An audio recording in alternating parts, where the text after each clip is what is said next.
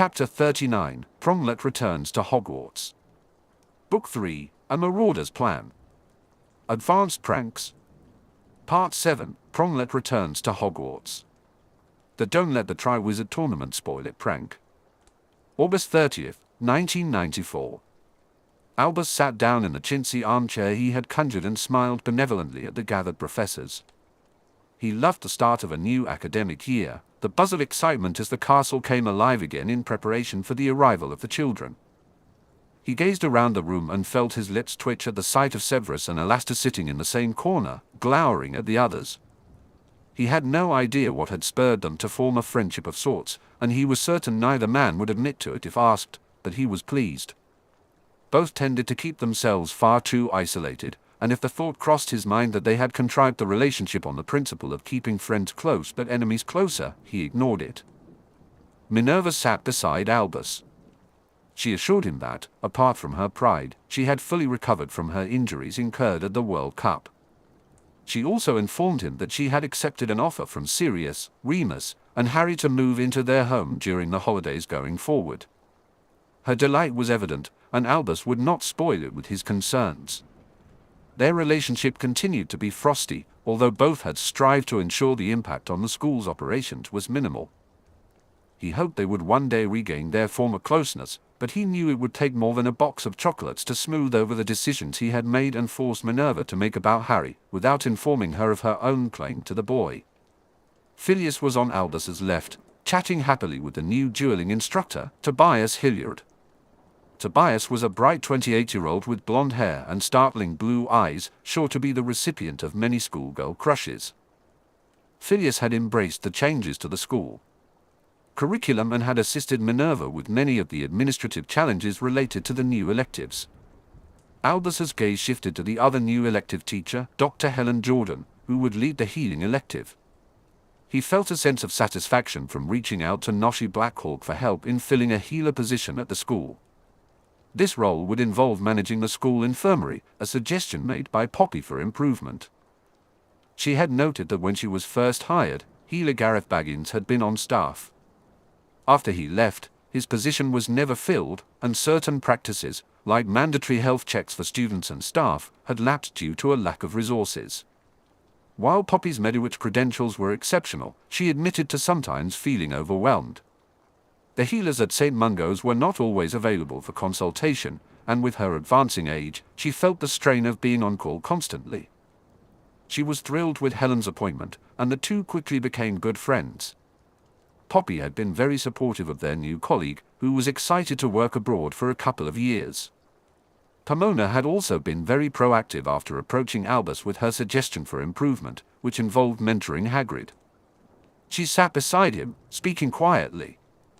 Pomona ensured that the animals he showcased in his classes were appropriate for the students' ages and monitored Hagrid's enthusiasm. Albus suspected they had avoided a safety issue regarding some breeding plans Hagrid had devised, as Pomona had quickly put a stop to those. Hagrid himself was delighted with Pomona's mentorship and eager to enhance his teaching so he could share the wonders of the animals he loved. Indeed, Albus reflected with delight, his existing staff had been wonderful in embracing these improvements. Even Sybil, who had arrived last in a whirlwind of brightly colored scarves, had agreed to withdraw divination as a standard elective. She fervently supported the idea, believing it would allow her to spend quality time with those who had a real gift. The current 6th and 7th year students would continue with their newts, while the 4th and 5th years would focus on their owls. However, the current 3rd years who had opted for divination would need to pass a test before being allowed to take the subject. If they failed to demonstrate a gift, they would be required to select another elective. The basic theoretical aspects of divination would be taught in a foundation class that all second-year students would attend from then on. It was hoped that this class would help identify potentially gifted students. Albus had arranged for a different teacher for the foundation year, the Centaur Ferenz. Albus considered this a significant achievement, although it was puzzling since Ferenz had approached him, stating he had been instructed by the herd stallion to teach now that the raven had been found. Albus resolved to contemplate the implications of that message. Sybil was pleased with the arrangement, believing the foundation class was beneath her. Albus thought Ferenc would likely compete with Hilliard for the students' attention. Aurora Sinistra had warmly welcomed the centaur, and Albus was glad to see the usually aloof creature respond positively to the astronomy professor's friendly gestures.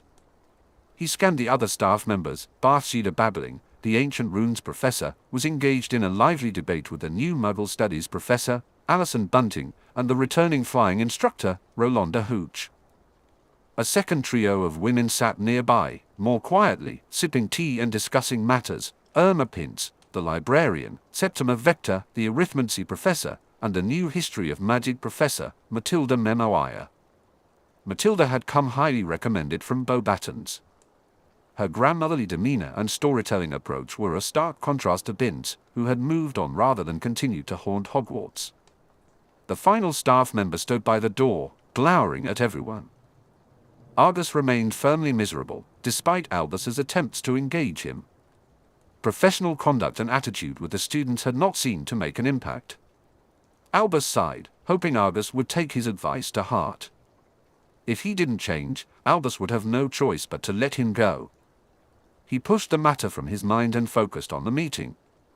He raised his wand, pleased when the entire staff fell silent. "Thank you," Albus said warmly. "Welcome to all. This is our first full staff meeting of the year. In a change from previous years, we will meet twice a term. May I ask how often you met previously?" Matilda interrupted.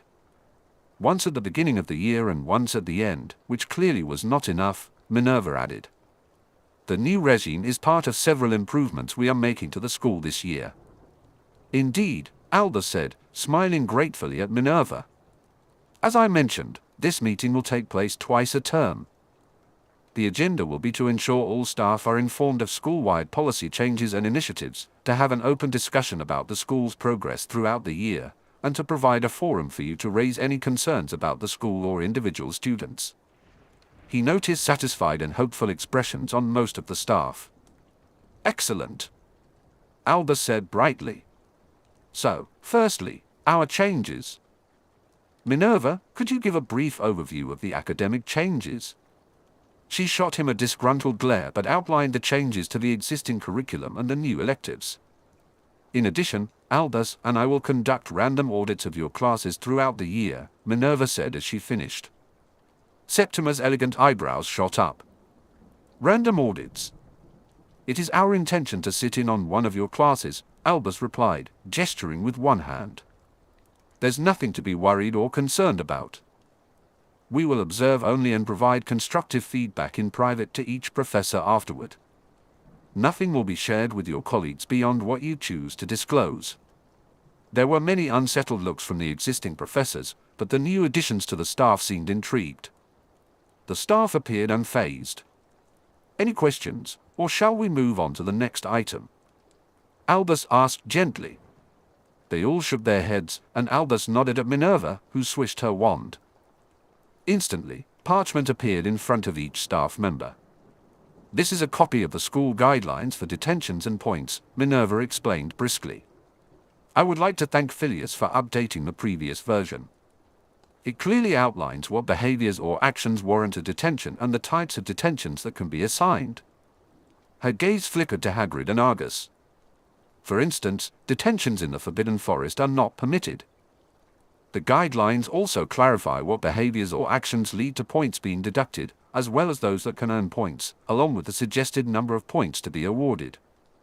I will be monitoring detentions and the points system daily and will reverse any decisions that do not align with these guidelines. Phileas will serve as my check in this matter and will oversee my performance." A stunned silence filled the staff room. "You cannot be serious about enforcing this strictly," Severus said, raising his parchment in disgust. "We are," Albus confirmed. "It has been noted by our Board of Governors that our disciplinary policies have deteriorated recently. The staff's interpretations have not been fair, leading to some students being punished for behaviors while others are not, and some rewarded while others are not. I expect all of you to comply. These are not new guidelines, as Minerva stated, they are simply a revision of our existing policies." "Well, as someone new to teaching, I appreciate the guidance," Hilliard said cheerfully. "This will be very useful. He waved his parchment enthusiastically, ignoring Severus's sneer. A copy of these guidelines will be posted in each common room, Phileas added. The students will have full access and can appeal to their head of house regarding any unfair detentions or points deductions. They could before. However, they will run the risk of having the punishment doubled for any appeal found to be malicious or mischievous in nature. If there are no further questions, Albus asked gently. He didn't wait for nods before smiling and swishing his wand. A second piece of parchment appeared. This is our new anti-bullying policy. I would like to thank Poppy for her input here. Poppy beamed proudly. As per the discipline policy, all bullying behavior is strictly prohibited, from name-calling to physical intimidation. Students may confide in any member of staff with the assurance of anonymity, and any medical treatment will also be provided under the same assurance. All reports should be forwarded to Dr. Jordan, who will lead a weekly review meeting with the heads of houses to determine the best way forward for the victim and the bully. Albus personally thought it was overkill, but Sirius's admonishment still rang in his ears. Further, Albus continued gravely, any reports of staff bullying students will be dealt with most harshly. You will receive one verbal warning for a first offense, a written warning for a second, and a third will lead to automatic dismissal. Any physical harm to a student will bypass the warning system and lead to automatic dismissal. There are obviously caveats for classes where injury may occur in the course of teaching. If any of you have concerns, please discuss them with me. You should also note, Minerva added, that the warning system will also be used with students who are bullying. A student causing deliberate physical harm to another, outside of the dueling club or a class where minimal injury may have been expected, such as Dada, will automatically be expelled. The Muggles, I believe, call this a zero-tolerance policy. Again, the anti-bullying policy will be posted in the common rooms and outside the Great Hall to ensure the students' awareness, Albus added. I would encourage the house heads to explain it in face-to-face meetings within the first week of school. Minerva jumped in. This way, none of the students can claim that they missed being informed. Informed? There will be some leeway during the first week as older students adjust to the new policy, but there will be none afterward. Phileas nodded happily. An excellent idea, Minerva, he said. Excellent, Severus echoed, but Albus knew the head of Slytherin would keep his house informed. Although Severus might not enjoy teaching, he took his responsibilities as head of house seriously. We have one last policy change to cover. Alastair, if you would, Albus said, nodding at his old friend. Alastair sighed and swished his wand, revealing a third parchment. New security policy, Alastair stated succinctly. We patched some weak points around the forest and various passageways in and out of the castle. The wards have been updated to notify the headmaster if an animagus is on the grounds, in addition to Minnie. About time, Septimus said briskly. Additional security wards have been added to the infirmary stores and the potion stores. These can only be accessed by identified staff members. An automatic recall ward has been set in the library for overdue books or books restricted to the library, Alastair continued gruffly. The wards on the broom store and Quidditch pitch are acceptable. Rolanda looked vindicated while Irma smiled pleasantly at Alastair, pleased with the addition of the new ward. Students will not be allowed out of the castle between the hours of 9 in the evening and 7 in the morning. Curfew for 1st through 3rd years is set to 9 o'clock, curfew for 4th through 5th years is set to 10 o'clock, 6th and 7th years to 11 o'clock. 5th year prefects will perform bed checks at 10 o'clock for the lower years. All missing students will be reported to the head of house. 4th through 7th years will not have a bedtime or a bed check as a privilege. Albus's lips twitched at Alastair's disgusted expression and Minerva's satisfied one. 6th and 7th year prefects will patrol the main corridors and areas between 8 and 10, Alastair said. This should enable them to be within reach of any issues. Their houses for curfew with plenty of time to spare. Additional prefect duties will involve patrolling on the Hogwarts Express, monitoring their own year and one of the lower years at the house table during meals, providing assistance to any student during Hogsmeade weekends outside of school grounds, and helping their head of house as needed with administrative or tutoring tasks. the prefect's bath remains a privilege, and we have established an inter-house prefect's common room near the library. The head boy and head girl. This year's head boy is Robert Ogden and the head girl is Natalie Warren, Minerva announced, interrupting. Mr. Ogden is a Hufflepuff and Miss Warren is a Ravenclaw. As I was saying, Alastair gave Minerva a chiding look. They will have their own rooms and baths within their respective houses as a privilege. They will also have a study just down from the prefect common room. One of them will be expected to be present in that study between 7 and 8 in the evening to assist students with tutoring or listen to student concerns. Their old duties remain, including assigning the prefect rota and managing the prefects, providing student feedback to the deputy headmistress, performing duties for the deputy headmistress as required, and representing the school when needed. They have received copies of the disciplinary guidelines, the anti-bullying policy, and this, he waved his parchment, they are expected to brief the prefects at a pre-journey meeting at 10:30 before the Hogwarts Express leaves King's Cross. The prefects have been notified of their earlier rendezvous time, Minerva added. Alastair's magical eye whirled in her direction. Finally, staff have no curfew, although one was suggested.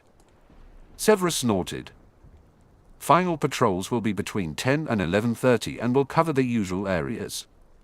A chorus of approval broke out at hearing that news. The old patrols had lasted until after midnight.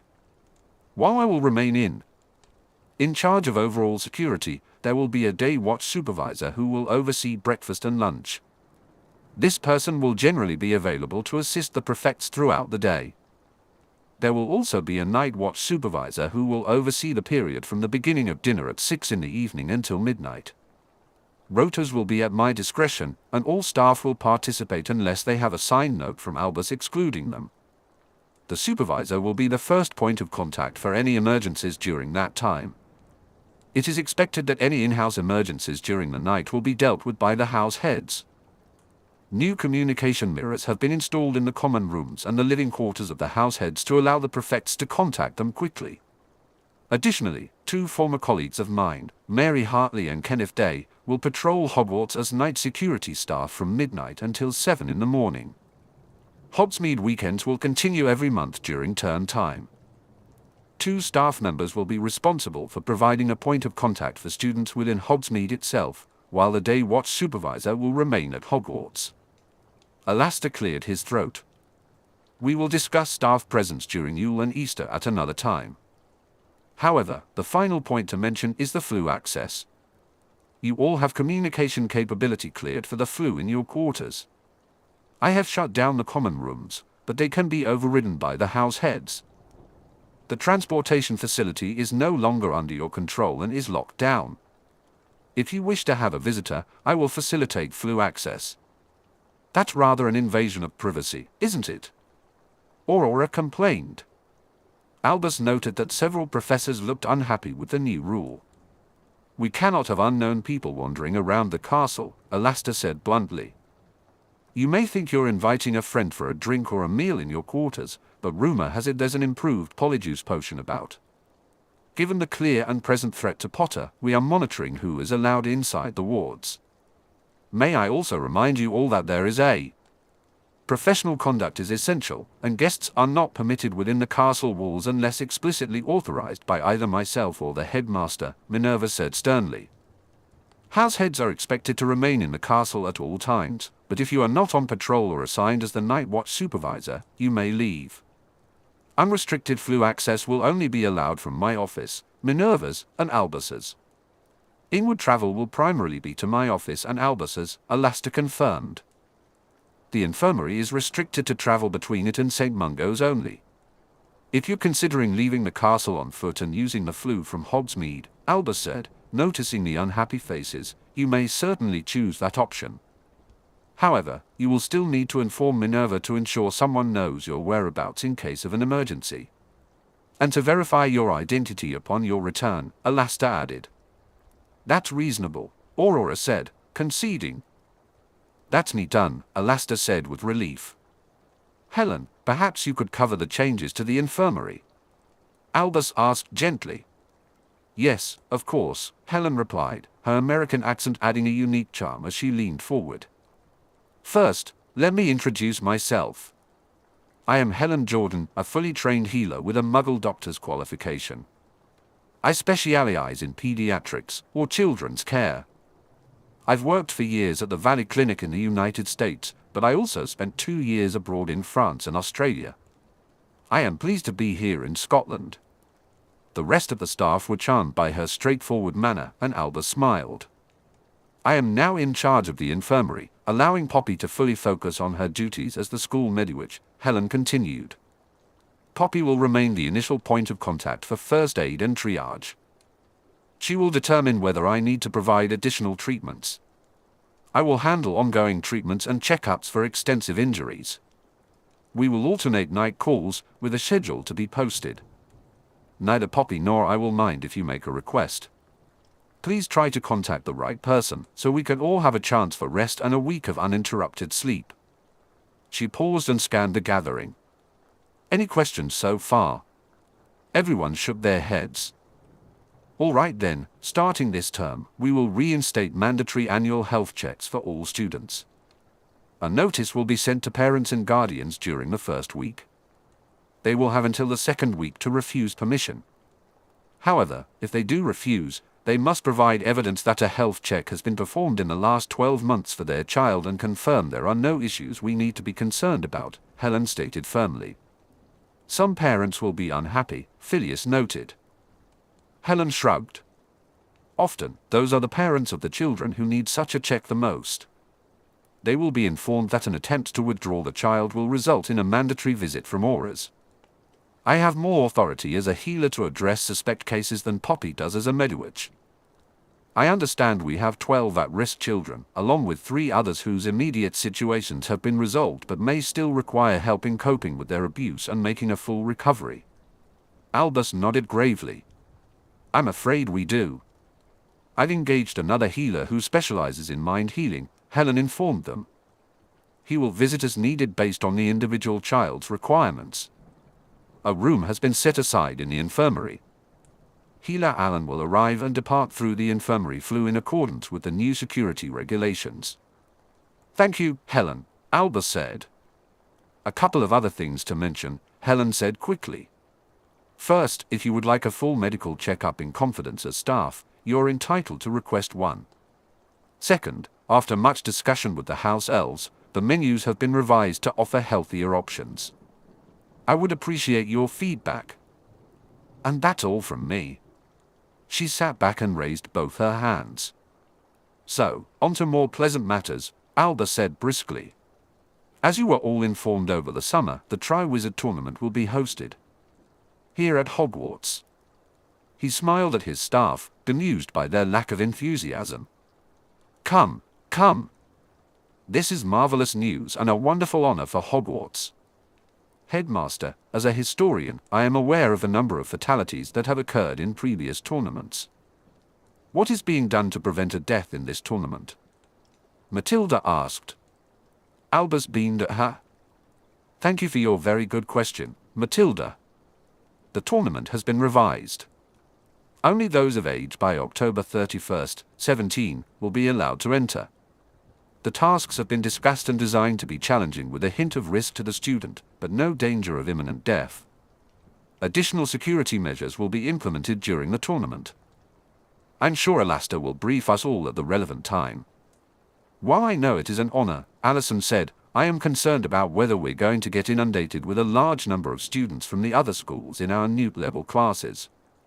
The delegations from Beauxbatons and Durmstrang will each number 30, along with 2 staff members in attendance, including the headmistress or headmaster. Madame Maxine has informed me that her students will not participate in Hogwarts classes, as at least 5 of her likely students will be Veela or part Veela. Headmaster Karkaroff has also indicated a preference to school his own students, Albus explained. They will take meals with us and will have access to our infirmary and library. I believe we're also setting aside a communal common room where all the schools can congregate. It will not be available to those below 6th year. Otherwise, I don't believe we will be that inconvenienced. Rolanda huffed. No, you're only growing a maze over the Quidditch pitch from the Easter holiday. The room erupted in laughter. Albus rapped the table sharply to restore order. Everyone, please. He glared at Rolanda, who returned his gaze unapologetically. Some sacrifices will be made, and once the tournament is over, the pitch will.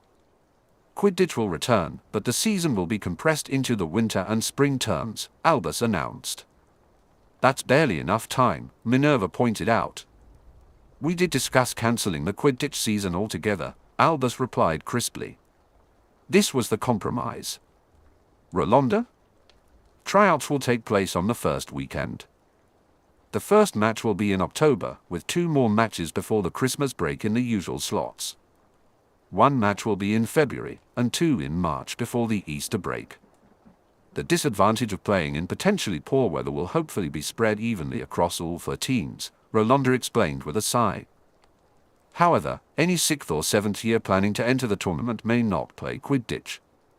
Albus added, if they are chosen by the Goblet of Fire, the demands of the tournament would likely be too much for them to continue playing effectively for their team. Are there any other questions about Quidditch? Not about Quidditch, but about Yule and the ball mentioned in your announcement, Allison said. Is it mandatory? 4th years and up are invited to attend. It will be mandatory for the champions and for the delegations from our visiting schools, Albus explained. From a staff perspective, the house heads have generously agreed to give up their holidays to remain within the castle. Minerva let out a small harumph beside him, and Albus knew it was because he hadn't actually given them a choice in the matter. Any other staff member is welcome to stay for the ball or to volunteer as a day or night watch supervisor during that time. I ask that you let Minerva know your individual plans by October 31st, Albus said briskly. Would anyone else like to ask something? Albus, in light of the sanctioning of the dueling club, Professor Hilliard and I thought we might suggest a tri-school dueling competition. It would only involve those not chosen as champions and be limited to 6th and 7th years. Perhaps the Quidditch rule would also apply, Phileas suggested. Hilliard leaned forward eagerly. We're thinking a team of 4 from each school would take part. 3 rounds with the winner awarded a small cup or trophy. Oh, what an excellent idea! Albus said brightly. Please write up the proposal, and I will give it to the other heads immediately for consideration. There seems to be a lot focused on 6th and 7th years with this tournament, Headmaster. Although admittedly the ball will include 4th years and up, Bathsheba spoke up for the first time. However, I wonder, what about our younger years? An excellent point, Albus admitted. Perhaps I can prevail upon you all to think of some way we can make the tournament inclusive for our younger years, apart from their obvious role as spectators. Please bring me some ideas. The staff exchanged looks among themselves. Well, I believe we are now on the agenda item where I listen to any concerns you may have and open this up for discussion, Albus said. I suggest we simply go around the room. Alastair, why don't you start?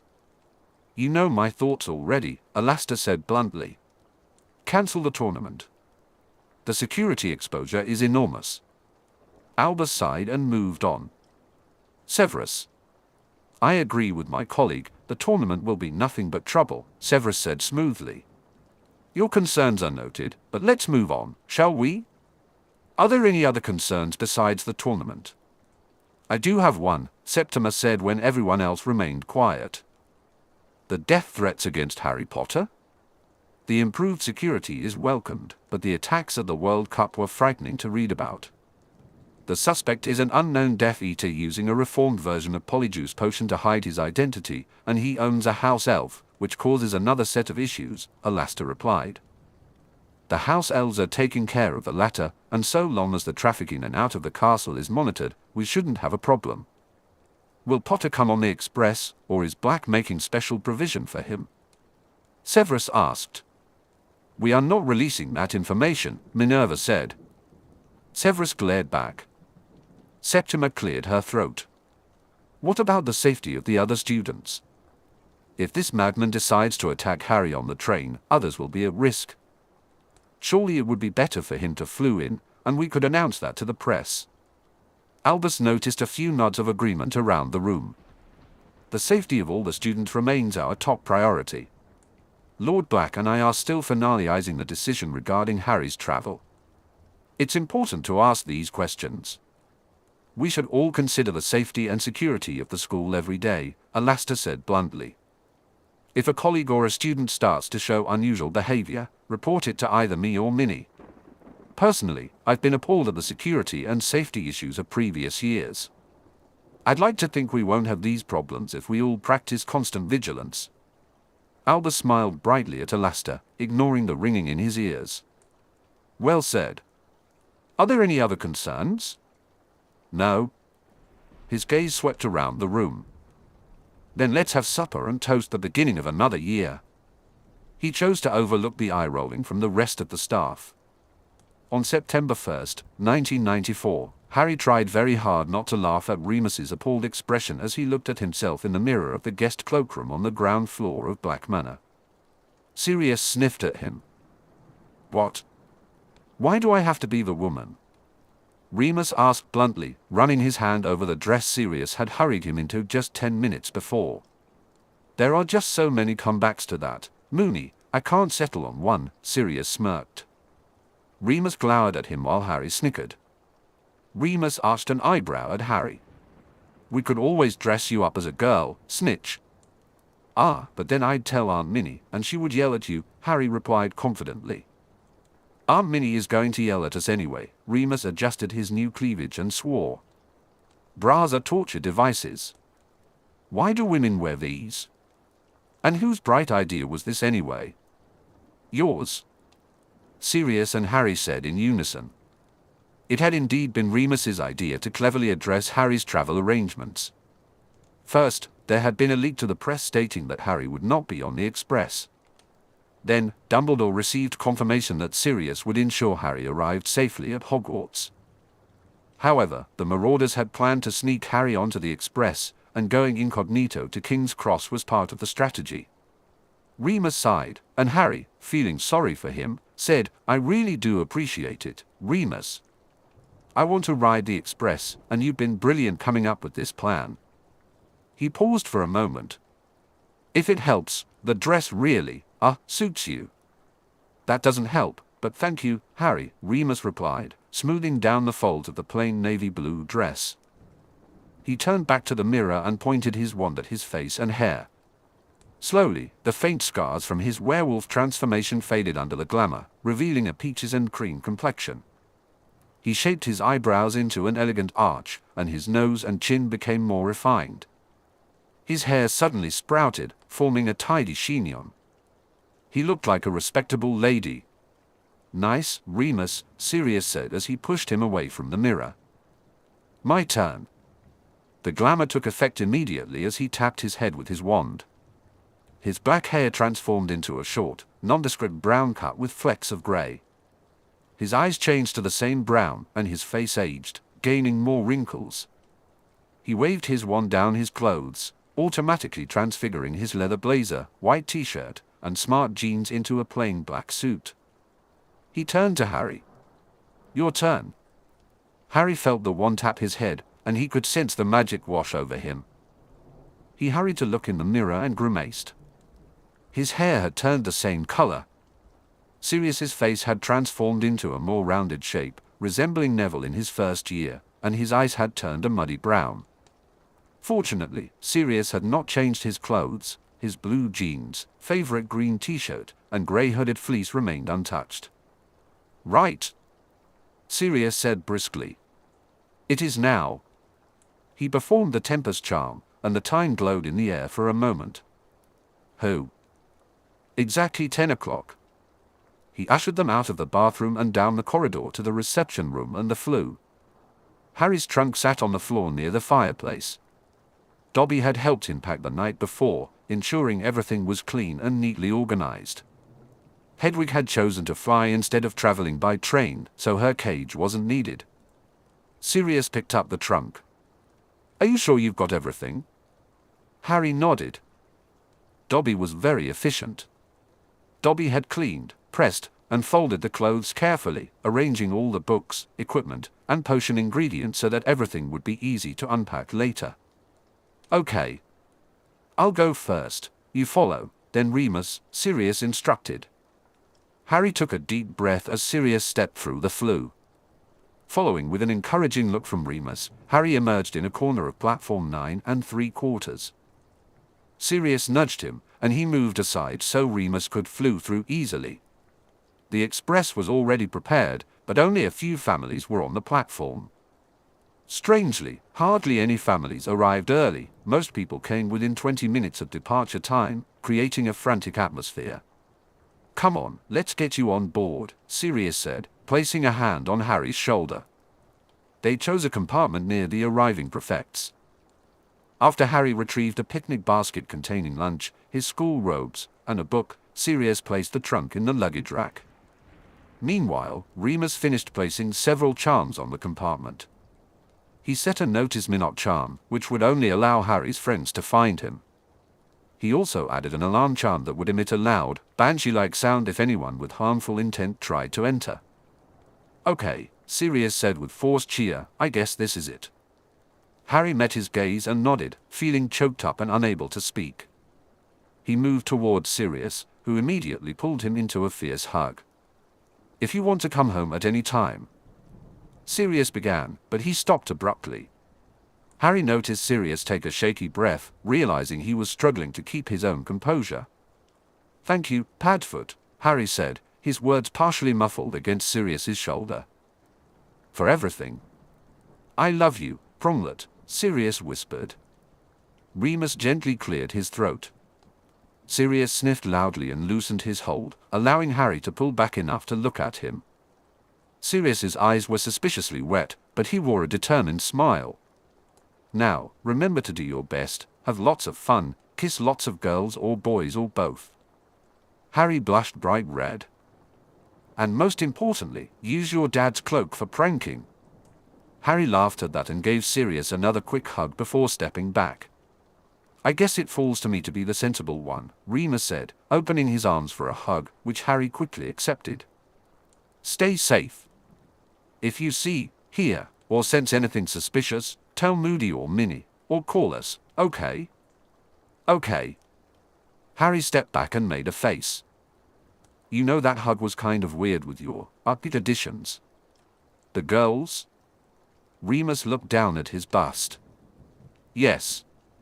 I can see how it might be a little disconcerting.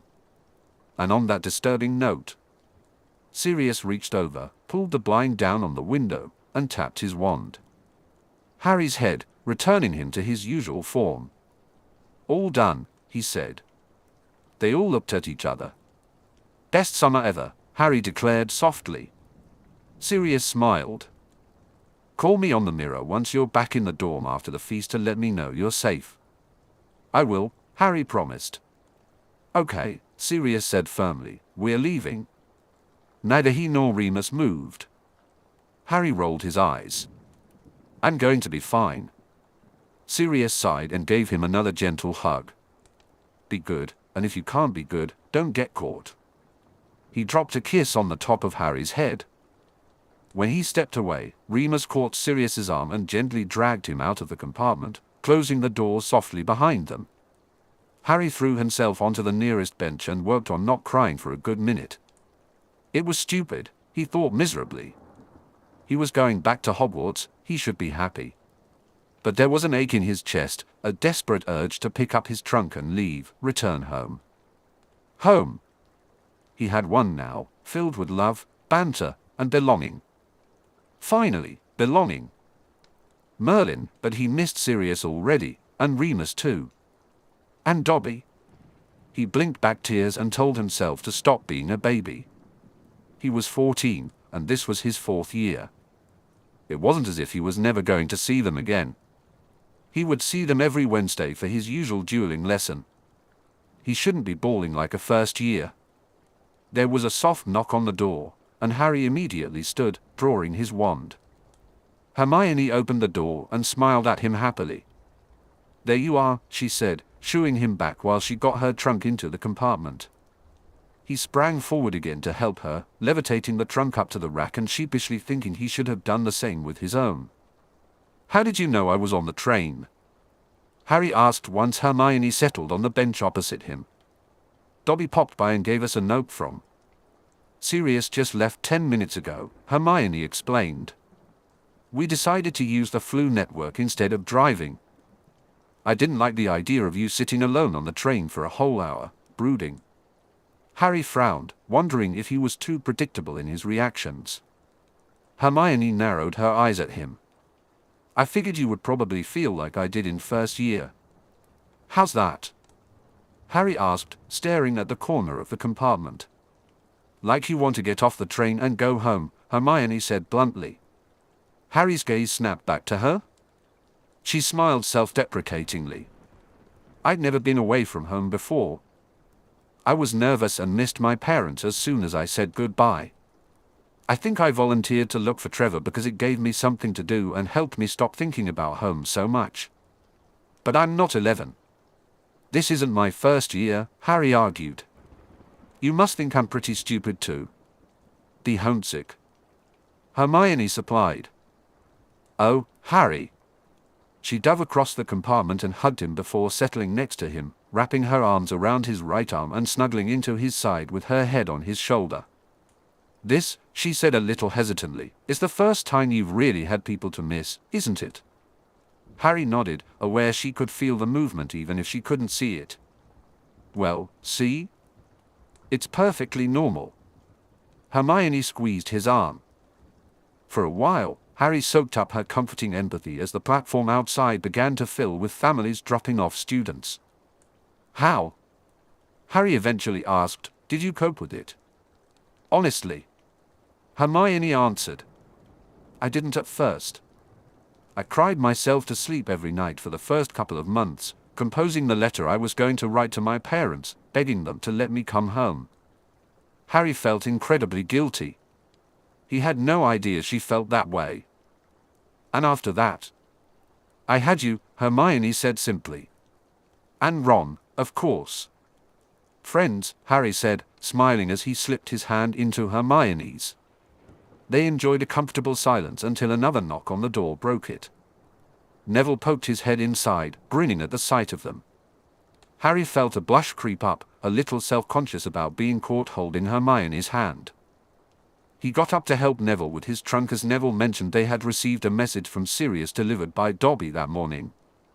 Neville took the seat Hermione had just vacated, and Harry returned to his own chair, though now there was a gap between him and Hermione that hadn't been there before. I have to admit, Neville said brightly, I'm looking forward to going back this year. Yeah? Harry replied, pleased for his friend. Neville waved his new wand. After all the tutoring and everything, I might even keep up in class. I'm sure you will, Neville, Harry assured him sincerely. Neville wasn't a bad spellcaster, he just needed more practice. Maybe we can help each other outside of class? I could use help in herbology. You're on. Neville grinned. That's a wonderful idea. Hermione said. I have to admit, I just don't have a talent for the practical side of herbology. Hermione, you get straight O's, so I think you might have some talent. Harry said dryly. Hermione blushed but laughed along with Neville and Harry. Where is Ron? Harry wondered. He was sure that if Sirius had sent Dobby to Hermione and Neville, he would have sent him to the Weasleys too. You know the Weasleys, Hermione said with a smile. They'll probably arrive at the last minute. Another gentle knock on the door had Neville motioning for Harry to sit back down as he went to see who it was. Harry's face lit up when he spotted the blonde girl in the doorway. Luna. Come in, he said, unaware that Hermione was gaping in surprise. Hello, Harry. Did you know you have EBBs guarding your door? Remus put up sun charms, Harry explained as he stood up to help Neville with Luna's trunk. Do you know Neville? And Hermione? We've never been formally introduced, Luna said, settling down next to Neville, across from Hermione. I'm Luna Lovegood. Neville Longbottom, Neville said with a warm smile. Hermione Granger, Hermione added, giving her a small wave. I thought your dad's article about Harry was the best of the three published, Luna remarked, her face lighting up with delight. Thank you. He'll be pleased to hear that, Hermione replied. Did you get a note delivered by Dobby telling you Harry was on the train too? Hermione asked, curious about how Luna had found them. Oh no, Luna said, shaking her head with wide eyes. I was just looking for somewhere to sit, and I saw the EBBs and knew Harry must be inside. Hermione frowned at her. You mean you sense the charms? If we all looked at the world the same way, it would be very boring, wouldn't it? Luna replied, deepening Hermione's frown. Harry smiled widely and decided it was time to change the subject before Hermione started to question Luna's worldview too much. You really helped me the last time we talked. I got your thank you note, Luna said, suddenly a little shy. It's the first letter I've ever received. It was almost like having a friend. More than almost, I hope, Harry said impulsively. I'd like to be your friend. I'd like that too, Luna said simply. Hermione's expression softened with sympathy, as if she was recalling their conversation about Luna at Longbottom Manor during Simeon's introduction party. Harry was my first real friend, she said. Mine too, Neville agreed. Harry felt his cheeks heat up, but he held Luna's gaze. Ron Weasley was mine. I met him on the Hogwarts Express in my first year. Ginny and I used to have play dates when I was small, Luna added. But when we started lessons, my mum and Mrs. Weasley didn't agree on what we should learn, so we stopped, Luna said. That's a shame, Hermione replied, shifting slightly on the bench. I guess it doesn't help that you're separated by the houses at Hogwarts. Otherwise, you could have renewed your acquaintance. That's part of it, Luna agreed softly. My gran said there's going to be an inter-house common room for the upper years, Neville informed them, for the thing we're not supposed to know about. You mean the Triwizard Tournament? Luna asked with a knowing smile. Harry's eyes widened. Your dad showed you the press release. Luna nodded, kicking her feet out to stare at her toes. He's very excited. We know about the tournament but have been told not to say anything, Hermione said, also staring at Luna's toes as though trying to figure out what was so fascinating. The headmaster wants to surprise everyone at the feast tonight. But never mind that. What does the tournament have to do with the lower years not getting a common room? The other schools aren't bringing anyone below 6th year, Harry explained. The common room is supposed to encourage international sharing and bonding. I think we should request one common room for 1st through 3rd years, and another for the 4th and 5th years, Hermione suggested, taking out her organizer and making a note.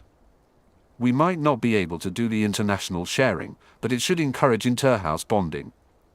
But all feet need a big toe, Luna said suddenly. For a moment, they all stared at her. You mean someone to make it work? Right. Robert will see to the upper years, Harry proposed. He's head boy this year. You'll manage the 4th and 5th years, Hermione said. As much as Harry wanted to argue, he knew it would be expected. What about you for the lower years, Luna? Neville asked gently. Luna looked surprised and shook her head, sending her blonde hair flying. Oh, nobody follows something they can't see. Harry felt his anger rise again at the thought of how Luna must have been treated to make such a comment. Who would you suggest? He asked instead. Matthew Ingleby, Luna replied simply. Lydia's twin, Harry mused. Matthew was a good-humored and likable guy with an easygoing personality. He had been sorted into Hufflepuff, but he was smart and ambitious, even if he was a bit overshadowed by his more talkative and expressive Gryffindor twin sister. Harry enjoyed talking with him when Lydia wasn't around. Harry nodded. Matt would be a good choice. I think so too, Neville said. He's very popular in his own year. Hermione agreed. I've seen him helping the younger years out in the library. So, Neville and I can talk with him when we get to Hogwarts, Harry said. We still need to get permission, Hermione cautioned, but her brown eyes were shining with enthusiasm. A petition maybe. Sounds good, Harry said. We should talk with the prefects too. If they support it and offer to spend some time in the common room supervising, we'll probably get permission for it. If we organize that in the next couple of days before school starts on Monday, maybe we can have the common rooms up and running by this time next week, Neville said enthusiastically. It's ambitious, Hermione tapped her chin with her quill, but doable. Let me see, we'll need. She bent her head over her organizer, scribbling notes, and Neville shot Harry a smirk as they both looked at her. Are you looking forward to the tournament, Harry? Luna asked, sitting back and folding her hands over her stomach. Harry lifted a shoulder in a half-hearted shrug. It might have been nice to meet some foreign students, but since the ones who are coming are all older than we are, I doubt they'll socialize with us much. I'm with Harry, Neville said. I'll go along to watch the tasks and cheer on the Hogwarts champion, but I'm not really that fussed about it. Hermione sniffed. Personally, I think the tournament's aims are good, but its record is very spotty. 2 of the champions died in the 3rd task last time. My daddy thinks it's a very bad idea, Luna said, agreeing. One of the champions that died was his friend. Oh, how horrible! Hermione exclaimed, looking up. She frowned. Your dad went to Hogwarts, didn't he? I thought the 2 who died were from the other schools. Francine was friends with my mummy. She went to Beauxbatons instead of Hogwarts because Grandmere was French, Luna explained. Daddy lived next door to Mummy growing up, so he got to know her friends from school, Hermione finished. How awful that your dad and Mum had to go through something like that. Her gaze drifted to Harry, and he gave her a reassuring smile. Don't worry, Hermione, Harry said firmly. I have no intention of entering the tournament. Sirius says they're putting a whole heap of protections around the artifact, so it'll be impossible for someone underage to enter. It won't stop some people from trying, Neville commented, raising his voice to be heard over the clamor of people shouting on the platform outside. Triwizard champions used to be able to write their own futures after winning. They had the pick of the available mastery slots and the open job positions. Then there's the fame and the money. Harry shrugged. I don't need any more fame, and I'm comfortable. I'm quite happy for someone else to go ahead and get the glory while I have a quiet year for once. He sighed. You know how I was thinking of Quidditch after school? Neville and Hermione nodded while Luna looked on curiously. Terry started with his team, and he was saying that there's a lot of publicity and talking with the fans, and Harry gave a mock shudder. I just want to play Quidditch. So maybe a Quidditch playing career isn't for you, Hermione said, practical as ever. You have a lot of other options. She motioned at Luna across the compartment. What about you, Luna? What are you thinking of doing? After school, are you going to follow your father into journalism? Luna seemed surprised that someone had asked her a serious question. Well, I was thinking of writing books about rare magical creatures, perhaps a travelogue where I would write about my adventures trying to find them, she confessed with an easy smile. That sounds like a very good plan, Hermione said briskly. I want to go into healing, combining Muggle and magical techniques like the Valley Clinic in the States. Luna's silvery eyes became unfocused for a moment, and she spoke as if she didn't realize she was talking. Yes, the most successful plants are always well-rooted so their flowers can reach for the sun. It was a strange comment, and Luna smiled dreamily at their bemused expressions. Harry realized she was covering her self-consciousness about her gift with a mask of oddity. So, Hermione will be successful if she remains well-rooted in both worlds. Harry interpreted her words. Luna beamed at him. Hermione arched an eyebrow at Harry but then turned back to Luna with a warm smile. That's a lovely insightful thought, Luna. Thank you. She gestured at Luna. I have to admit I'd had some doubts about divination, but how long have you had your gift? For as long as I can remember, Luna admitted. Grandma was a full seer. Compared to her, I only see glimpses. Her silver eyes blinked in surprise at having her words recognized as seer insight rather than craziness. I don't have a lot of control over it. Most people find it disturbing. Harry mused sadly that most people found Luna disturbing. He was glad he had welcomed her into the compartment and resolved again to be her friend. I think that's because most people hate hearing the truth, Hermione said firmly. So, if you come from a line of seers, maybe you can answer my questions about divination. Harry and Neville exchanged a knowing look as Hermione and Luna settled into a lively discussion about the subject Hermione had walked out on the year before. The boys contributed when they could but mostly watched. Get a move on, Ronald. The shout from outside silenced all conversation in the compartment. Was that?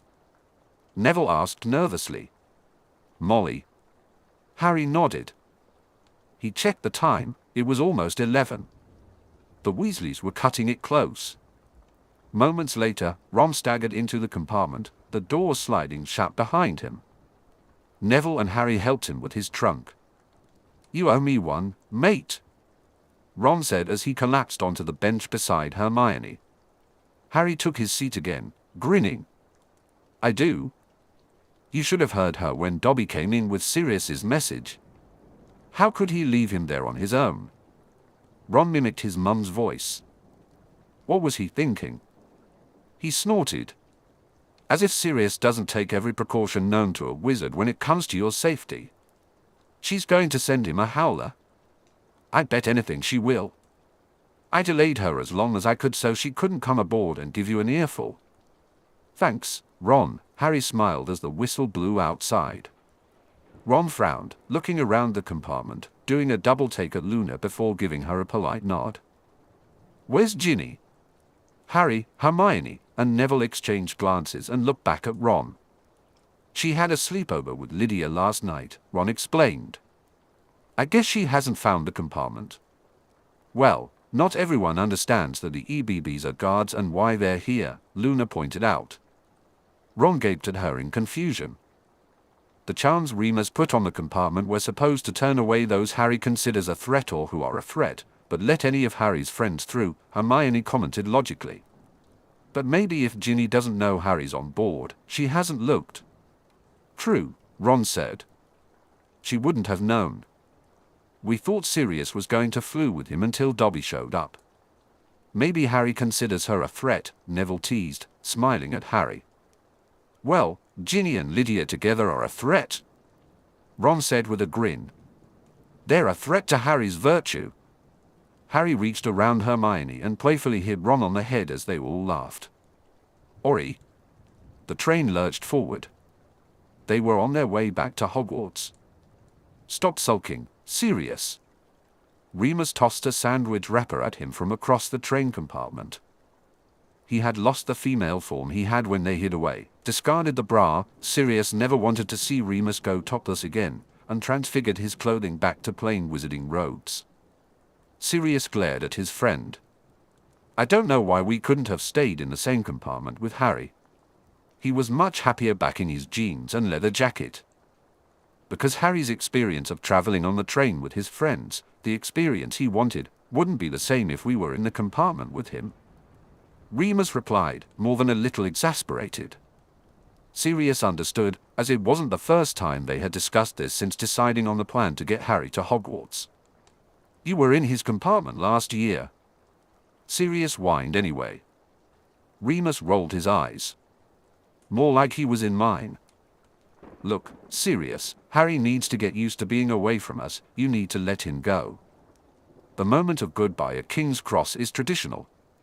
Harry's subconscious and your subconscious will acknowledge it as such and recognize it as a parting of ways for parents and children.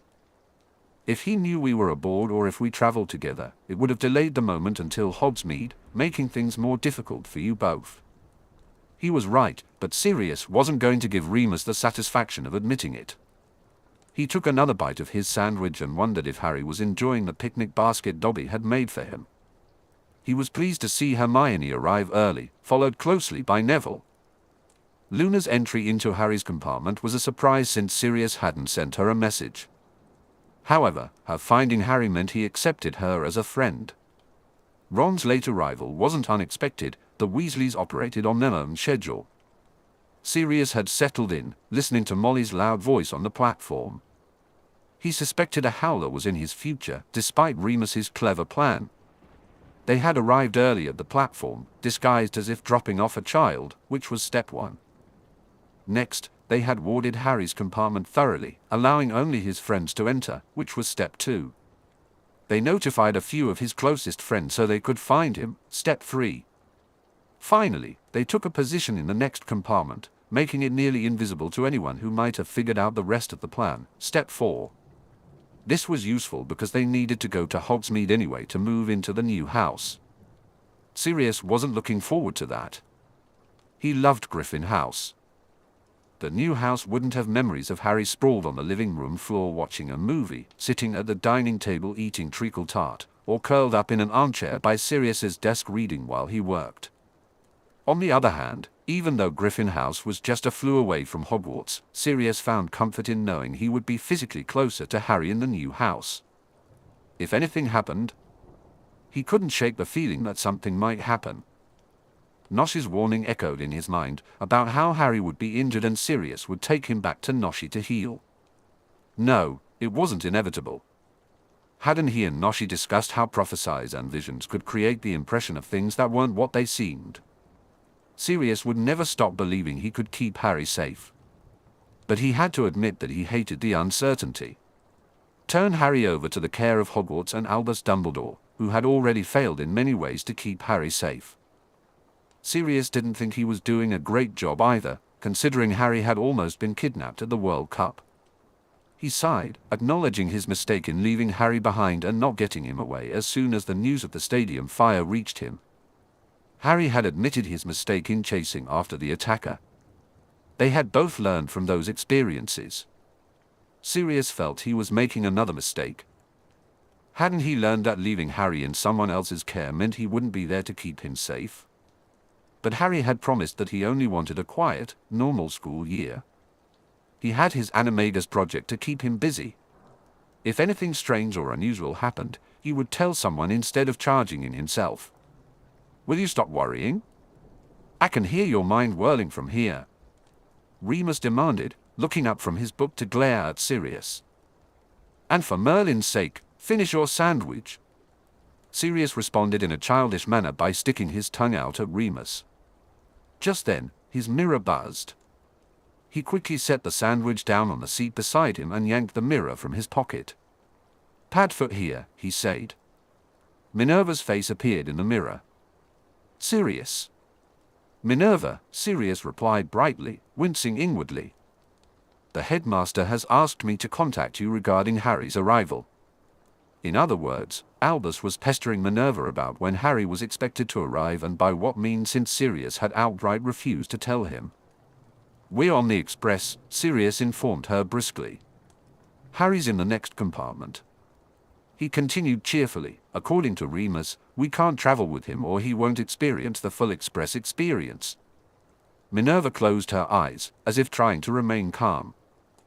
When she opened them again, Sirius glared at him. Then he'll arrive with the other students. Yes, that's the plan. Remus and I will disillusion ourselves, see him onto a carriage, and follow it up to the gates, Sirius said firmly. You do know the press is going to have a connection fit, Minerva sighed. Serves them right for printing rumors and leaked information. Sirius retorted, feeling anger rise within him. It was part of the plan, but it still annoyed him. Minerva nodded. I'll be at the doors to make sure he gets inside safely. Sirius nodded back, his eyes scanning her tired features. How are you, Minnie? She sighed. I'm all recovered. Her expression softened slightly, the stern lines easing.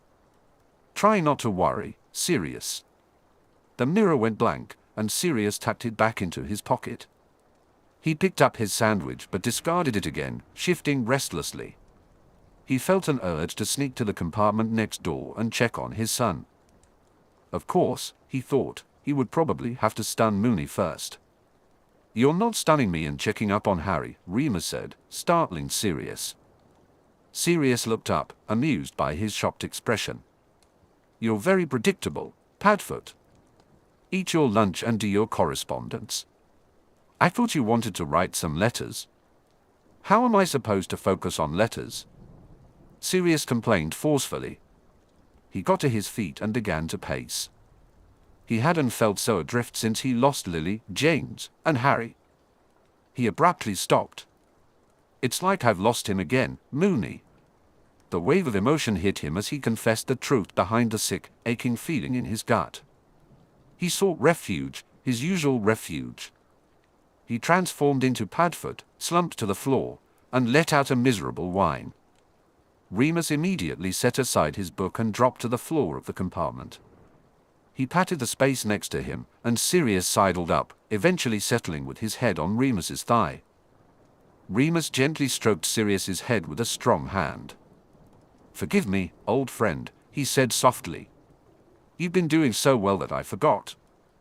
You've hardly done this since you came back from the States." Sirius remembered being Padfoot a lot at the beginning of the summer. He had faced too many painful emotions and wanted to be there for Harry. But once he had Harry and the healing began, he needed to be Padfoot much less. In fact, he didn't want to be Padfoot. Yet, at that moment, being Padfoot felt safe.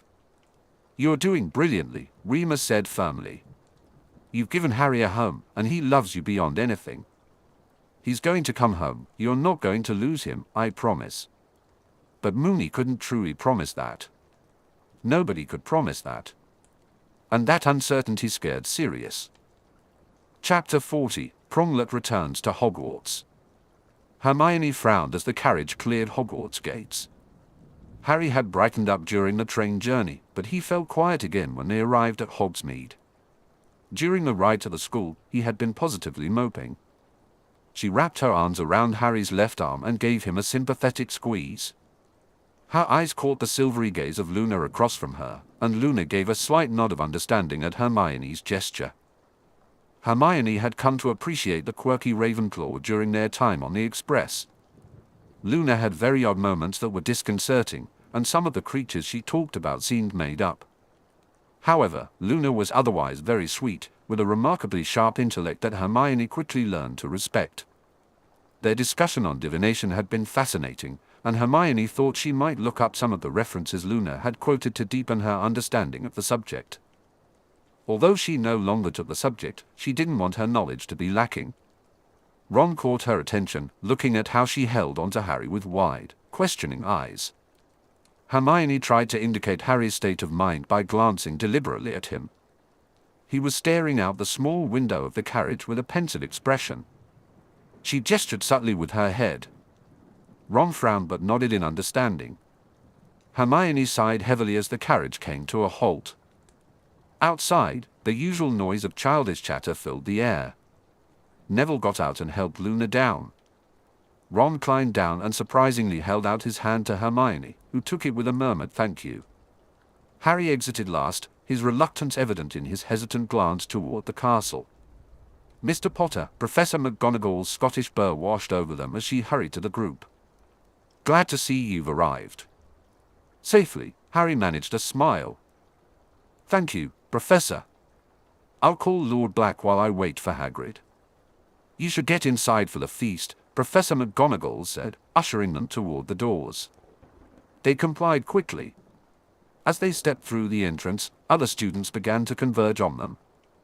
Malfoy reached them first, flanked by his minions, Crabbe and Goyle. "Weasley, Longbottom, Granger," Malfoy said, his gaze landing on Luna, who earned a small frown from him. "Lovegood." He turned to Harry. "My father said you would arrive with everyone else," he proclaimed grandly. "I thought it best not to seek you out beforehand." "Thank you, Draco," Harry replied dryly. "Did you have a good journey?" "Entertaining for the rest of us," Nott chimed in, stepping alongside Malfoy as Goyle fell back. "Parkinson has a plan to get her arrangement with Malfoy reinstated," he said in a stage whisper. Malfoy turned bright red. "Thank you for sharing that with the world, Nott," he said. Nott grinned and his dark eyes shifted to Luna, who stood between Harry and Neville. He raised an eyebrow. "Protected?" Harry followed his gaze and nodded. The Slytherins dispersed as they crossed the threshold to the Great Hall. "Harry!" A girlish shriek made them all wince. They turned to see Lydia and Ginny barreling toward them, accompanied by another third-year girl, Jessica, who was Lydia's best friend. Save me," Harry whispered urgently. Hermione stifled a giggle and nodded at Harry. "Harry," she raised her voice slightly, "why don't you and Neville escort Luna over to the Ravenclaw table? Ron and I will save us some seats." Harry shot her a grateful smile. Neville immediately offered his arm to Luna, and Harry hurried to follow his example. The young blonde girl gave a delighted smile. Hermione smiled at Harry as they led her away. She noticed Harry was aiming for Michael and Anthony, likely leaving Luna in their care. Hermione pushed Ron toward the benches, but their progress halted when Ron's sister and 2 other girls arrived. Hermione felt a surge of irritation toward the youngest Weasley. She understood Ginny's need for friendship. After all, she knew what it was like to be without close friends. Still, it made Ginny's claim of wanting a genuine friendship with Harry seem insincere when she hung around girls who clearly wanted the boy who lived, not Harry. "Who is that with Harry?" Lydia demanded. "Luna," Ginny replied absently, tucking a strand of red hair behind her ear. "We used to play together when we were small." "Luna who?" Lydia frowned. "Lovegood," Hermione supplied. "Is there something you wanted, Ginny?" "Because we'd like to sit down." Ginny flushed. "When did Harry arrive?" "He was on the train," Ron said, pushing past his sister to slide onto the end of the bench near the door. Hermione sat down next to him as he moved up a space, exchanging a quick look that confirmed Harry would take the seat between them when he returned. "What do you mean he was on the train?" Ginny asked, sitting down opposite her brother while her new friend quickly took the spots next to her. "Sirius put him on the train this morning and sent Dobby with a note to let us know so we could find him," Ron explained succinctly. "You could have found me on the train and told me," Ginny argued fiercely. Ron shrugged. "Couldn't give Harry's position away, could I? It wouldn't have been safe, and Sirius would have had my head, not to mention Mum's." Ginny opened her mouth but snapped it shut again, realizing the validity of Ron's words. "Why's Looney with him?" Lydia asked snootily, casting a look back over her shoulder at Harry and Neville, who were standing by the Ravenclaw table. Hermione pursed her lips in disapproval. "Luna," she emphasized, "is Harry's friend." She shot a glance at Ginny, who understood immediately, as indicated by her bright red blush. Hermione tried to ignore her own twinge of jealousy at the thought that Luna might meet Harry's criteria for a girlfriend. It was clear Luna saw him for who he was, not just for his titles. "Ron," Lavender explained as she took the seat next to him, smiling at him flirtatiously, while Parvati settled beside her. Hermione blinked, surprised. Had Lavender just batted her eyelashes at Ron? Lavender ran her hand over Ron's arm. "I love your new robes. Very stylish. Where did you get them?" "This isn't Madame Malkin's work." Ron swallowed hard. Well, Bill has this mate Anne." "Oh, does he do women's clothing?" Hermione could barely contain her laughter at the horrified expression on Ron's face. "No," Ron replied quickly. "That's a shame, but he obviously does good work," Lavender said with a smile. "You look smashing." She then adopted a concerned expression. "I was really sorry to hear about your family getting attacked, Ron. It looked awful in the papers." Parvati added, adjusting her robes. "Awful," Lavender echoed. "But you were a real hero rushing into the tent to save your dad. And Neville and Harry are heroes too, of course," Parvati said, her lips forming a perfect pout. "Where are they?" "Over there at the Ravenclaw table," Lydia remarked sourly, pointing behind her. "Here, budge up, Ginny. Angelina wants to talk with the team over dinner." Fred slid onto the bench, followed closely by the Chaser girls and then George. They forced Ginny and the other third-year girl to move further up the bench, away from where Harry would be sitting. Fred grinned at Hermione, and she returned the smile. Hermione mouthed thanks at him. She craned her head to sneak a peek at Harry, who had been approached on his way back to the Gryffindor table by some of the Potter Alliance heirs, including the new head boy.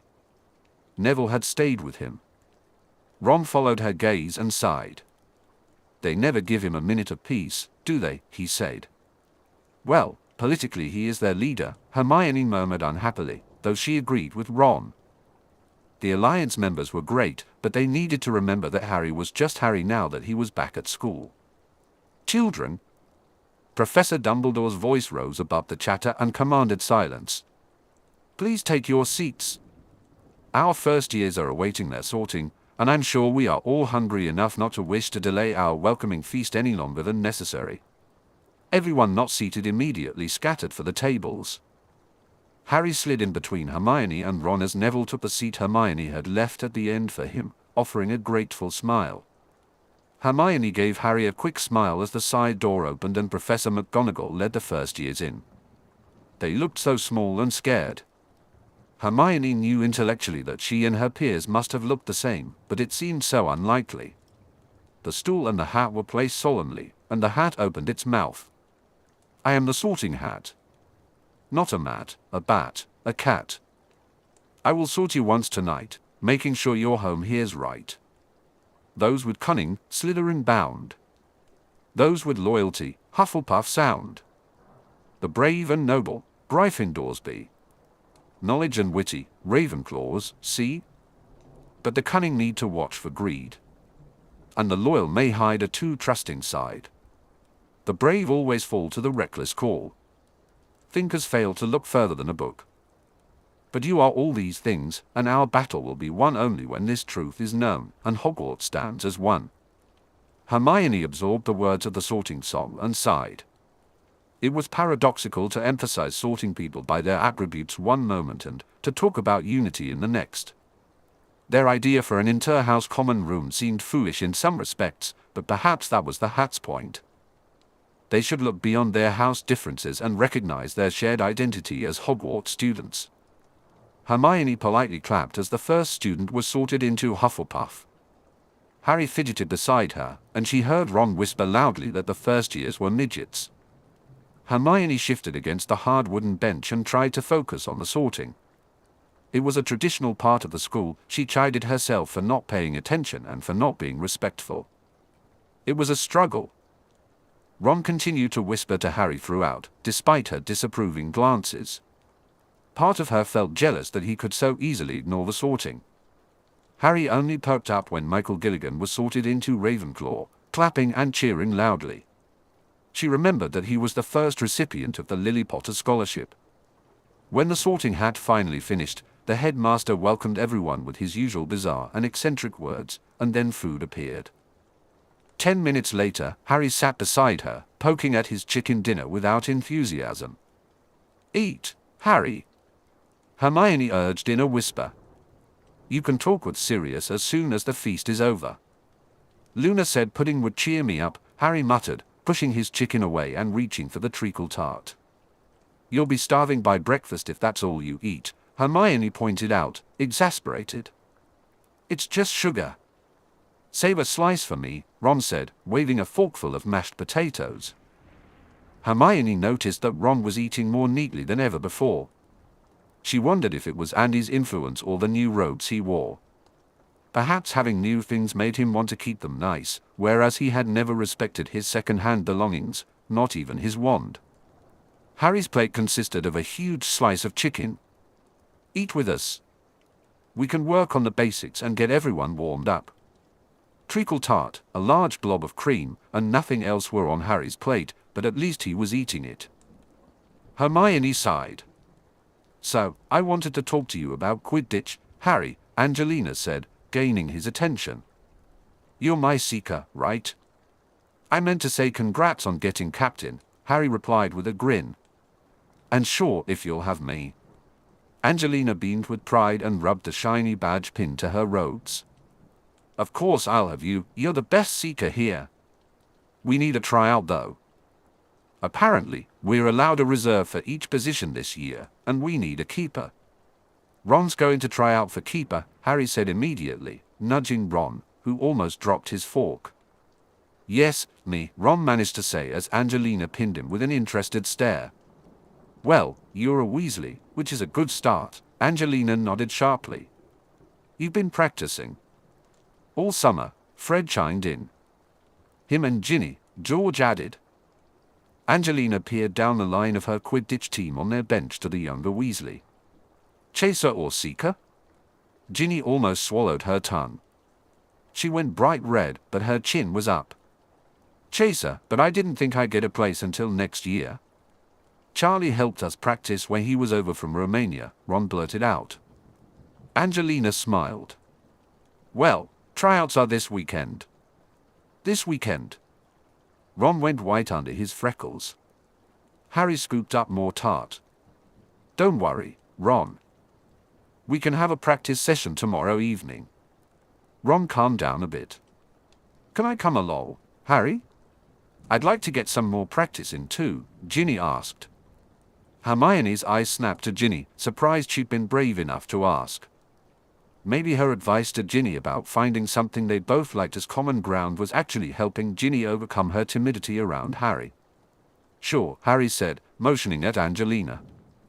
We could make it an official practice session for anyone wanting to join us. Try out, right? Hermione bent her head to hide her smile. Poor Ginny. Harry was either completely oblivious or too aware for him to have suggested that. Hermione thought he was oblivious. Sounds good to me. I'll get the pitch booked as soon as dinner is finished, Angelina said, grinning. I want that cup, Harry. As long as you don't drag me out of bed at 5 o'clock in the morning like Oliver, I'll do my best, Harry countered, grinning back at her. Angelina gave a very unladylike snort. No chance. And if you catch me making air-fairy speeches to motivate you, you have my permission to douse me with cold water. So, Fred asked, how are you going? To motivate us. George continued. Fred leered at her. I vote for. Kissing, the twins chorused. Harry went red and almost choked on his tart. Hermione patted his back and handed him some pumpkin juice. Angelina snickered. I'll consider it for Harry, she said with a wink at him, but definitely not for you too. She laughed at the over-the-top outraged expressions on the twins' faces. Hermione laughed along with the others and tried to ignore the sinking feeling in her stomach at the thought of Angelina kissing Harry. Angelina was very beautiful. This, Hermione reminded herself, was why she had originally decided that considering Harry as a potential boyfriend was a bad idea. A clinking sound from a goblet drew their attention toward the headmaster. Ah. Thank you for letting me interrupt the end of your splendid meals. Professor Dumbledore smiled benevolently around the Great Hall. I have some announcements. He presented the new members of staff, and everyone politely clapped. Hermione spotted Harry's wide smile at the announcement of the new healer. Do you know her? She whispered. She was one of my healers at the Valley Clinic, Harry replied. Hermione brightened. Perhaps she could go and talk to Dr. Jordan. It would be useful to get an idea of what she needed to do from someone who knew. Had already attained both a healing mastery and a doctor's qualification. Yells of approval erupted for Tobias Hilliard, and Hermione rolled her eyes at Parvati and Lavender's excited squeals. Great, she thought. No doubt she would have to endure endless discussions about Hilliard's eyes, his hair, and his perfect dueling body, not that she paid attention to that kind of thing. Lockhart flashed through her mind. She mentally stuck her fingers in her ears at the memory of having liked that insufferable, obliviating brat. She sighed as Professor Dumbledore regained her attention. Now, some serious notices, he intoned.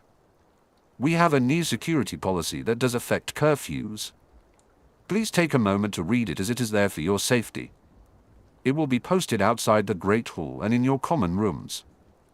There is also a new anti-bullying policy, again posted in areas where you can read it, but the gist of it states that we will not tolerate any kind of bullying behavior. His surprisingly stern gaze swept over the student body. Associated with this, the policy on detentions and points has been updated and republished. Please give it your full consideration. Your heads of houses will hold a house meeting within the next few days to cover the necessary details. Hermione glanced over toward the Slytherin table and bit her lip as she observed the disgusted looks.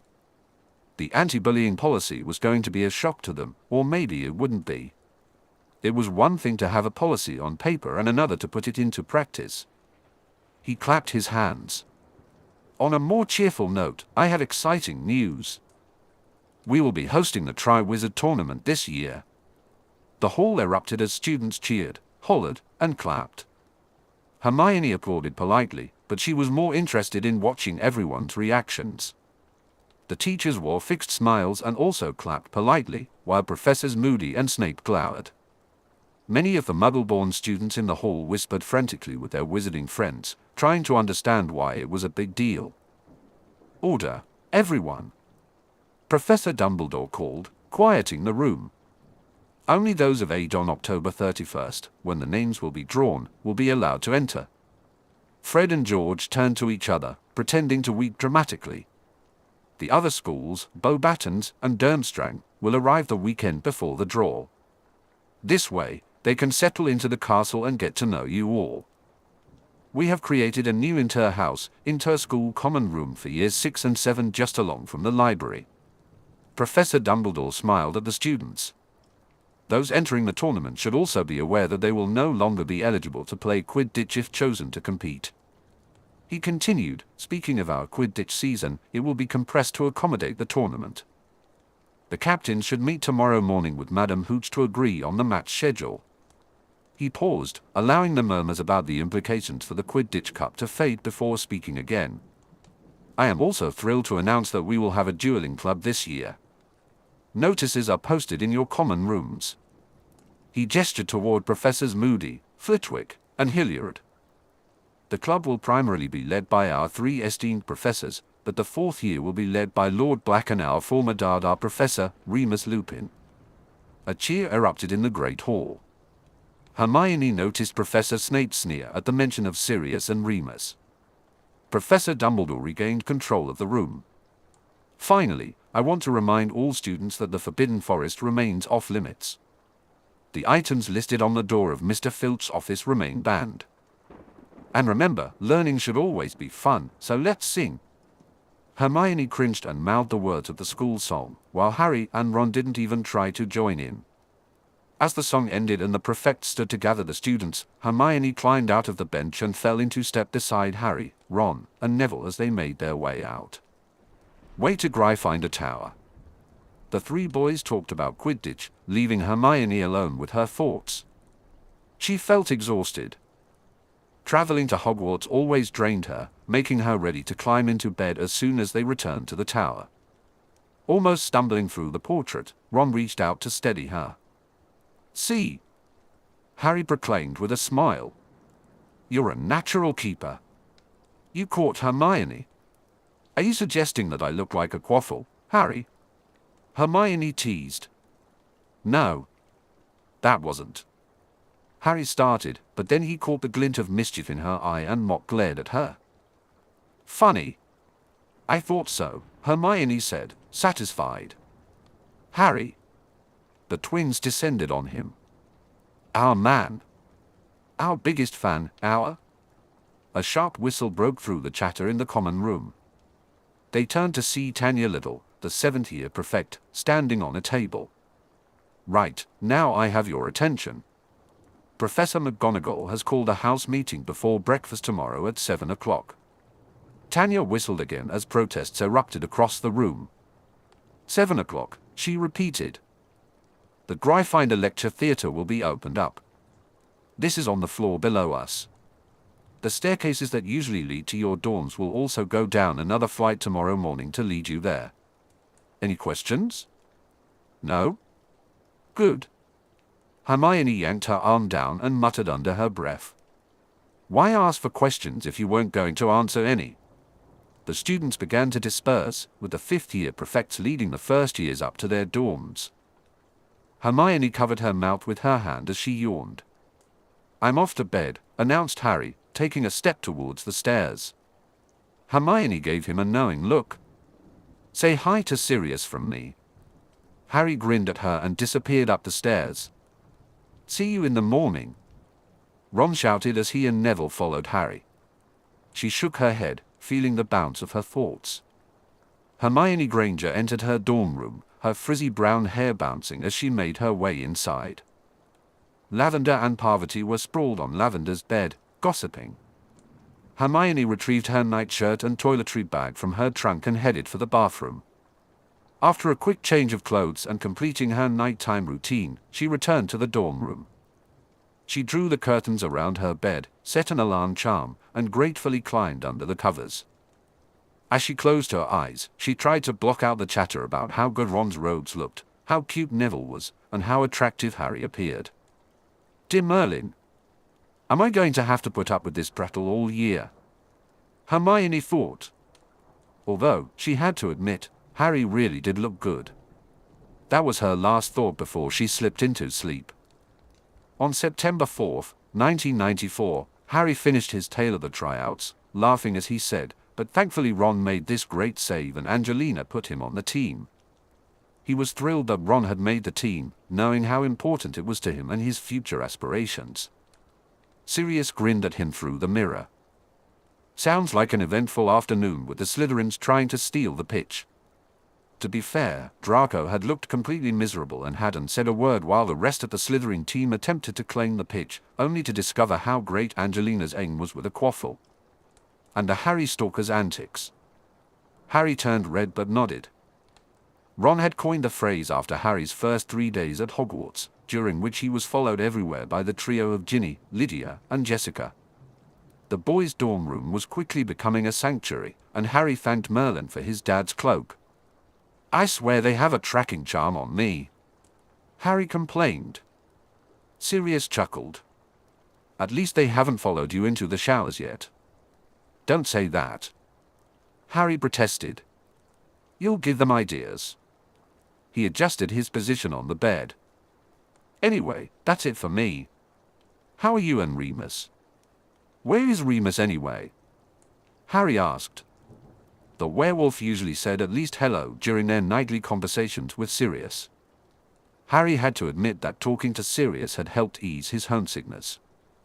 He felt guilty that his classmates didn't have the same chance to communicate with their parents. We had an issue in Russia, which led us to think we need to review the overseas properties. He's in Moscow for the rest of the week, Sirius explained.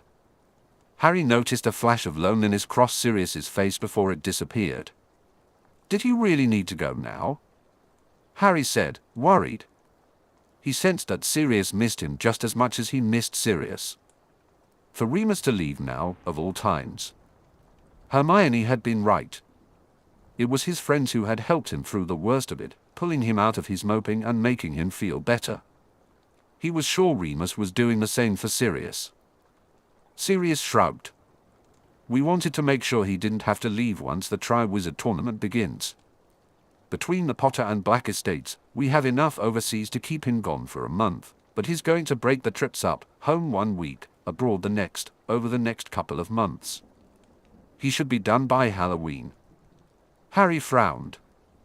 It made sense, but he didn't like the idea of Sirius being alone so much. Why can't he go after the tournament starts? He could see Sirius debating his answer and wondered why. Because we're concerned someone will try to include you in the tournament, Sirius confessed. Oh. Harry's eyes widened. Look, it's a concern, but a small one. As I've said before, there will be plenty of security around the artifact used to decide the champions for each school, but do you think someone will try to make it choose me anyway? Harry sighed.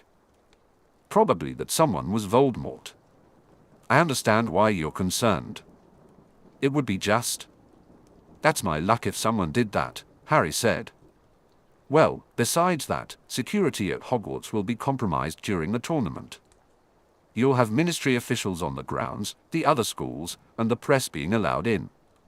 Not to mention, on the days of the tasks, there will be spectators around. Sirius ranted, his familiar tone making Harry miss him even more. We want to make sure both of us are available if you need us. So, Remus is going now, and then he'll be back for the tournament and won't have to go again until next summer. Harry nodded, but his lingering concern must have shown on his face. Hey, don't worry about me, Sirius reassured him. Penny has me booked up with so many meetings, lunches, and dinners that I'm barely going to be home myself. And you're okay? Harry pressed. I'm okay, Sirius said firmly. I miss you lots, but like you, I'm continuing to see Healer Alan. As long as I can talk to you and see with my own eyes that you're okay, I'm okay. Okay? Okay, Harry replied, shifting against his pillows. I mean, I miss you lots too. He felt his cheeks flush. Talking to Sirius helped him, although admitting that was embarrassing enough. Sirius's grey eyes lit up, making the effort of telling him worthwhile. We'll see each other on Wednesday for your first dueling club session, he promised. Harry nodded enthusiastically, having almost forgotten about that. Go get some sleep, Pronglet. You have classes tomorrow, and Minnie will yell at me if you're too tired for them. Good night, Padfoot. Harry carefully ended the call once Sirius wished him good night in return. He gently placed the mirror under his pillow and snuggled down into the comfortable covers to sleep. In some respects, he knew the mirror was a crutch. It kept both him and Sirius from having to deal with the reality of their separation too much. Harry understood that apart from the first night when Sirius had asked him to confirm he was safely at Hogwarts, there was no real reason or expectation for him to call every night. It was just a nagging instinct that he should. On the other hand, Healer Alan had thought using the mirror was a good idea while they adjusted. He planned to continue seeing the mind healer in the new therapy room in the infirmary early on Sunday mornings. Harry figured he would eventually have to tell Ron or Neville about it. His excuse that he had gotten up early and didn't want to wake them would only work a few times. He chewed on his lip, hesitant to share details about the mind healing. It raised questions about why he needed healing, and he didn't want to discuss the Dursleys. And he couldn't reveal anything about the prophecy. Except he already hadn't he? He had told Neville, who would understand the need for discretion about mind healing more than most. Harry winced at the thought. Ron would go crazy if he found out Harry was confiding in Neville and not him. He sighed and rolled over, knowing he would have to deal with the fallout if it happened. Maybe Ron would understand, maybe. It wasn't a question of trust but safety. The more people who knew about the prophecy, the greater the danger of it getting out. If Voldemort thought Harry's friends knew the prophecy, it would put them in immense danger. It was already bad enough that he had told Neville, but Harry felt deep down that Neville needed to know. He deserved to understand why Voldemort's supporters had targeted his family. He fell asleep still turning the problem over in his head with no resolution. The first Monday dawned bright and early. Harry got out of bed at 6. He did his yoga and Tai Chi by his bedside while his dorm mate snored. It was strangely relaxing. He woke Ron and Neville before diving into the shower. Half an hour later, he was dressed and waiting in the common room. Common room. Hermione hurried down the girls' staircase, looking slightly flustered. Morning, Harry. Have you been up long? Are you worried about the results of the runes exam we had yesterday? I think I am. I don't think I really answered the essay question at all, Anne. You probably aced it, Hermione, Harry reassured her, pulling her down to sit on the sofa while they waited for Ron. Her brown eyes narrowed at him. Why aren't you worried? I did my best, Harry said simply. He wasn't particularly concerned about whether he would skip ahead to the 5th year runes class or stay with the 4th year. It would be an achievement, but if it didn't happen, he was content to remain with his own year group. He just hoped that whatever happened, he and Hermione would stay together. That probably meant he should be rooting for good marks and progression, because there was no way Hermione hadn't made it to the 5th year class. He poked her playfully. I know you did your best, so we'll find out this morning, and we'll get the reissued schedules if they're needed, yes. Hermione nodded, her hair cascading over her shoulders. Ron and Neville joined them, and they all headed out to breakfast.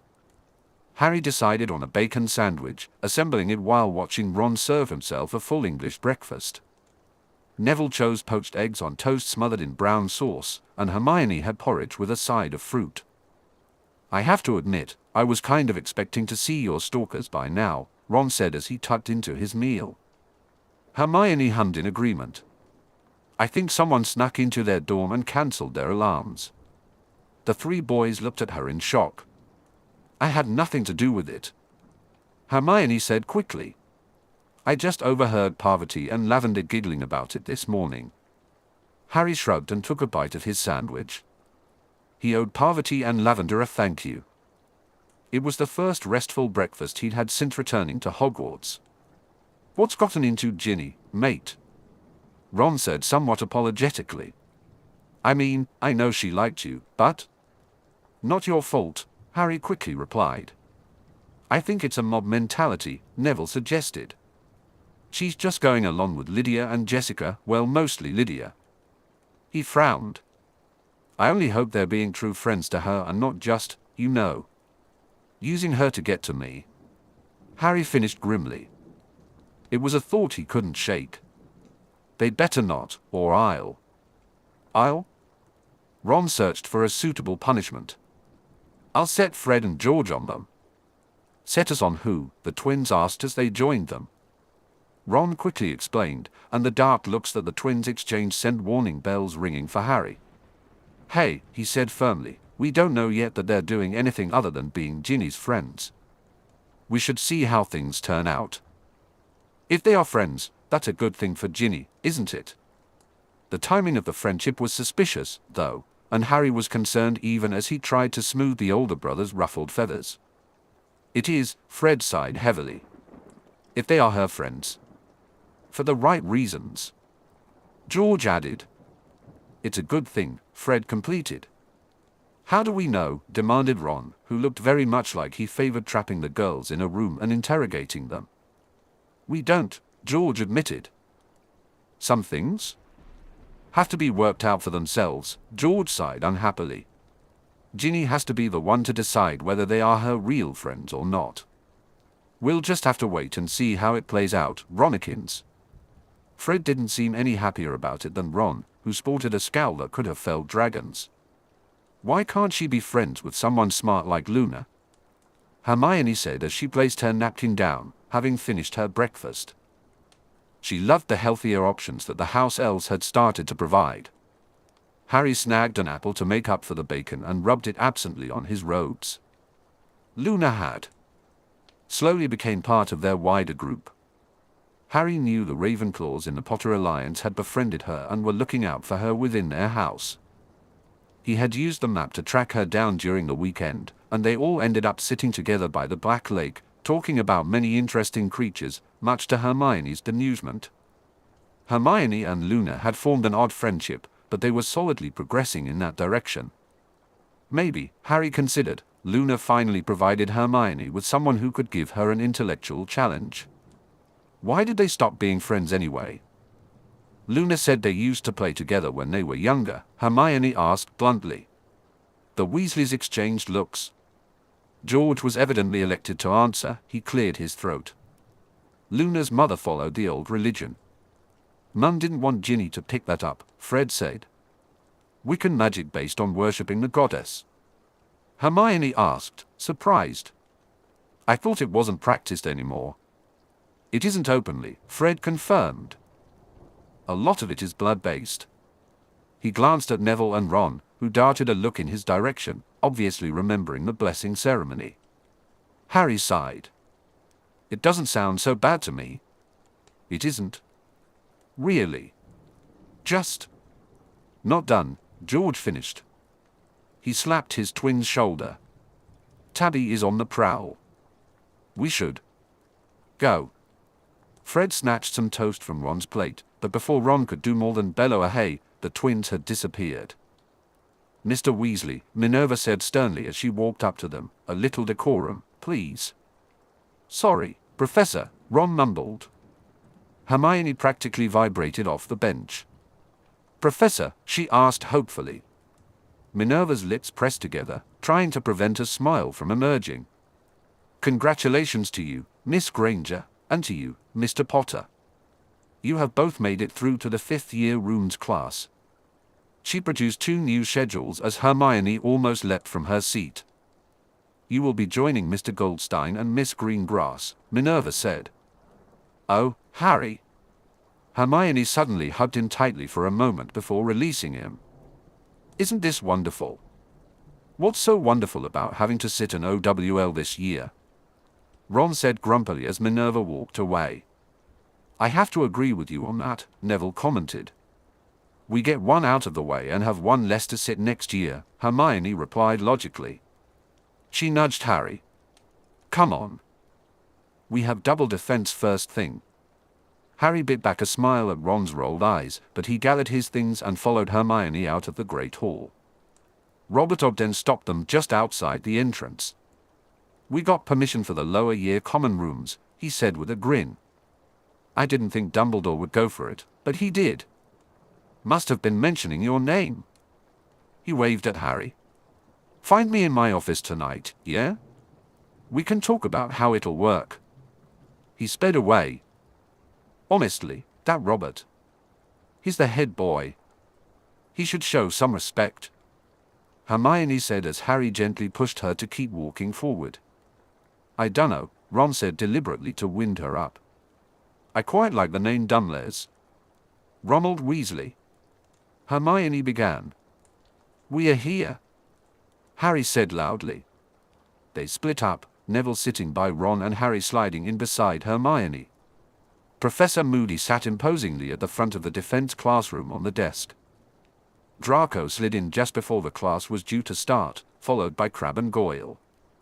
He gave a respectful nod to Harry before finding his seat. Moody closed the door with a swish of his wand, and it slammed shut with a bang that startled Lavender into a shriek. Constant vigilance. Harry tried to hide a smile and failed. Moody's magical eye whirled in his direction. Professor Lupin informs me that you lot have potential, Moody said gruffly. But you've got a lot of catching up to do. He motioned at the blackboard behind him and the chalk sprang to life. Situational awareness, it wrote elegantly across the blackboard.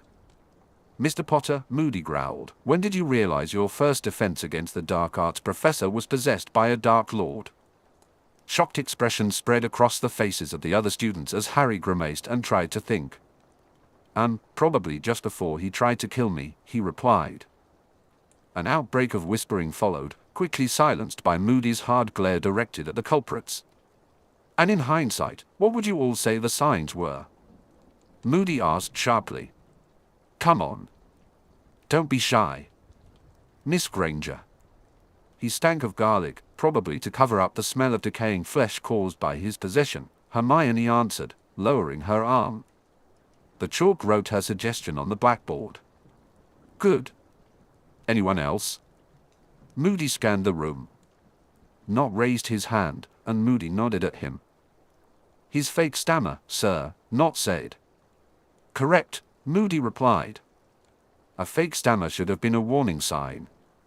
Lavender raised her hand nervously. The turban, Professor. Moody's good eye blinked, and the magical eye snapped to Crabbe, who was snickering. You think that's funny, lad? The girl's got a sharp eye. Odd dress accessories or just odd dressing might be a cause for concern. Does that mean the headmaster's possessed then? Seamus asked loudly. Good question, lad, Moody said, motioning at Lavender. Why don't we ask the expert here? Lavender squirmed in her chair and nervously flicked her hair back. Professor Dumbledore has a unique style. He likes clashing colors and abstract patterns, often featuring cute creatures and beautiful flowers. So, I would say he was possessed if he suddenly began to wear something different, Professor. A more sedate wardrobe or an even more over-the-top one. Excellent observations and deductions, lass. Take 10 points for Gryffindor. Moody said firmly. His wand pointed at the chalk, and the item continued to write. The topic of change of dress and odd styling out to the class. Anything else?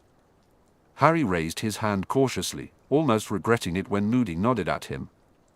My scar hurt in his presence, Professor. He tried to ignore the stares directed at his forehead. Curse scars caused by dark magic often hurt in the presence of more dark magic, or certainly from the one who gave you the scar in the first place, Moody said, jotting it down on the board. Of course, not everyone has useful scars like ours, Potter. A few chuckles rippled through the classroom. Let's move on, Moody continued. Weasley, when did you realize that Lockhart was an obliviating fraud? Ron gaped for a moment before snapping his mouth shut.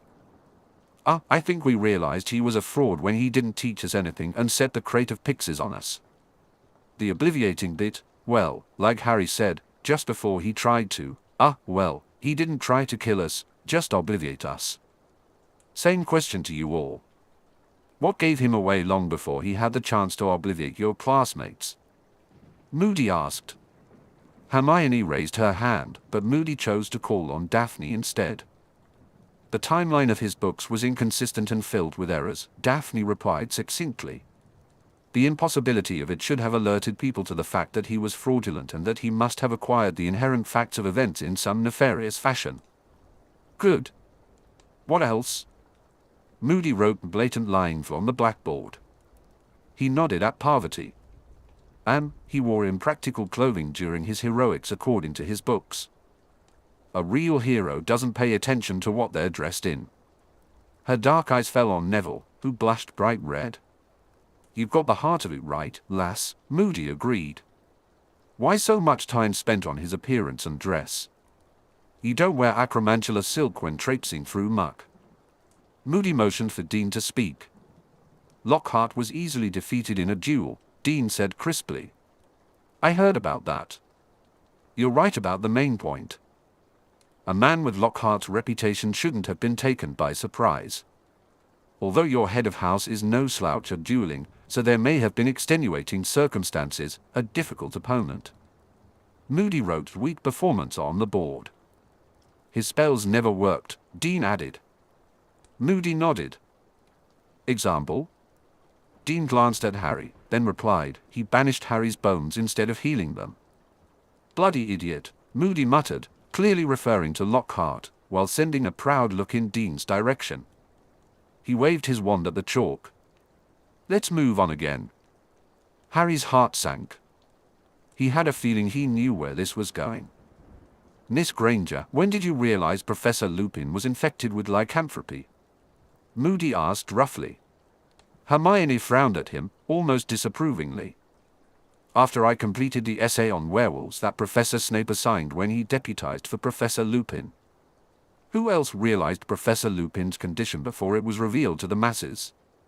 Moody inquired. Greengrass, Nott, and Zabini raised their hands. What gave him away for you, Greengrass? Moody pressed. Like Granger, it was the essay that prompted it. I did an analysis of the times he was absent with the occurrence of the full moon, Daphne answered crisply. Moody huffed. Anyone have a different reason? Zabini shot an apologetic look toward Harry, understanding that Harry was uncomfortable with the discussion about someone he cared about.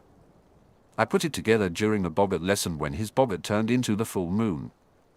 That, coupled with his distinctive scars, made me conclude he was likely a werewolf or had been marked by one.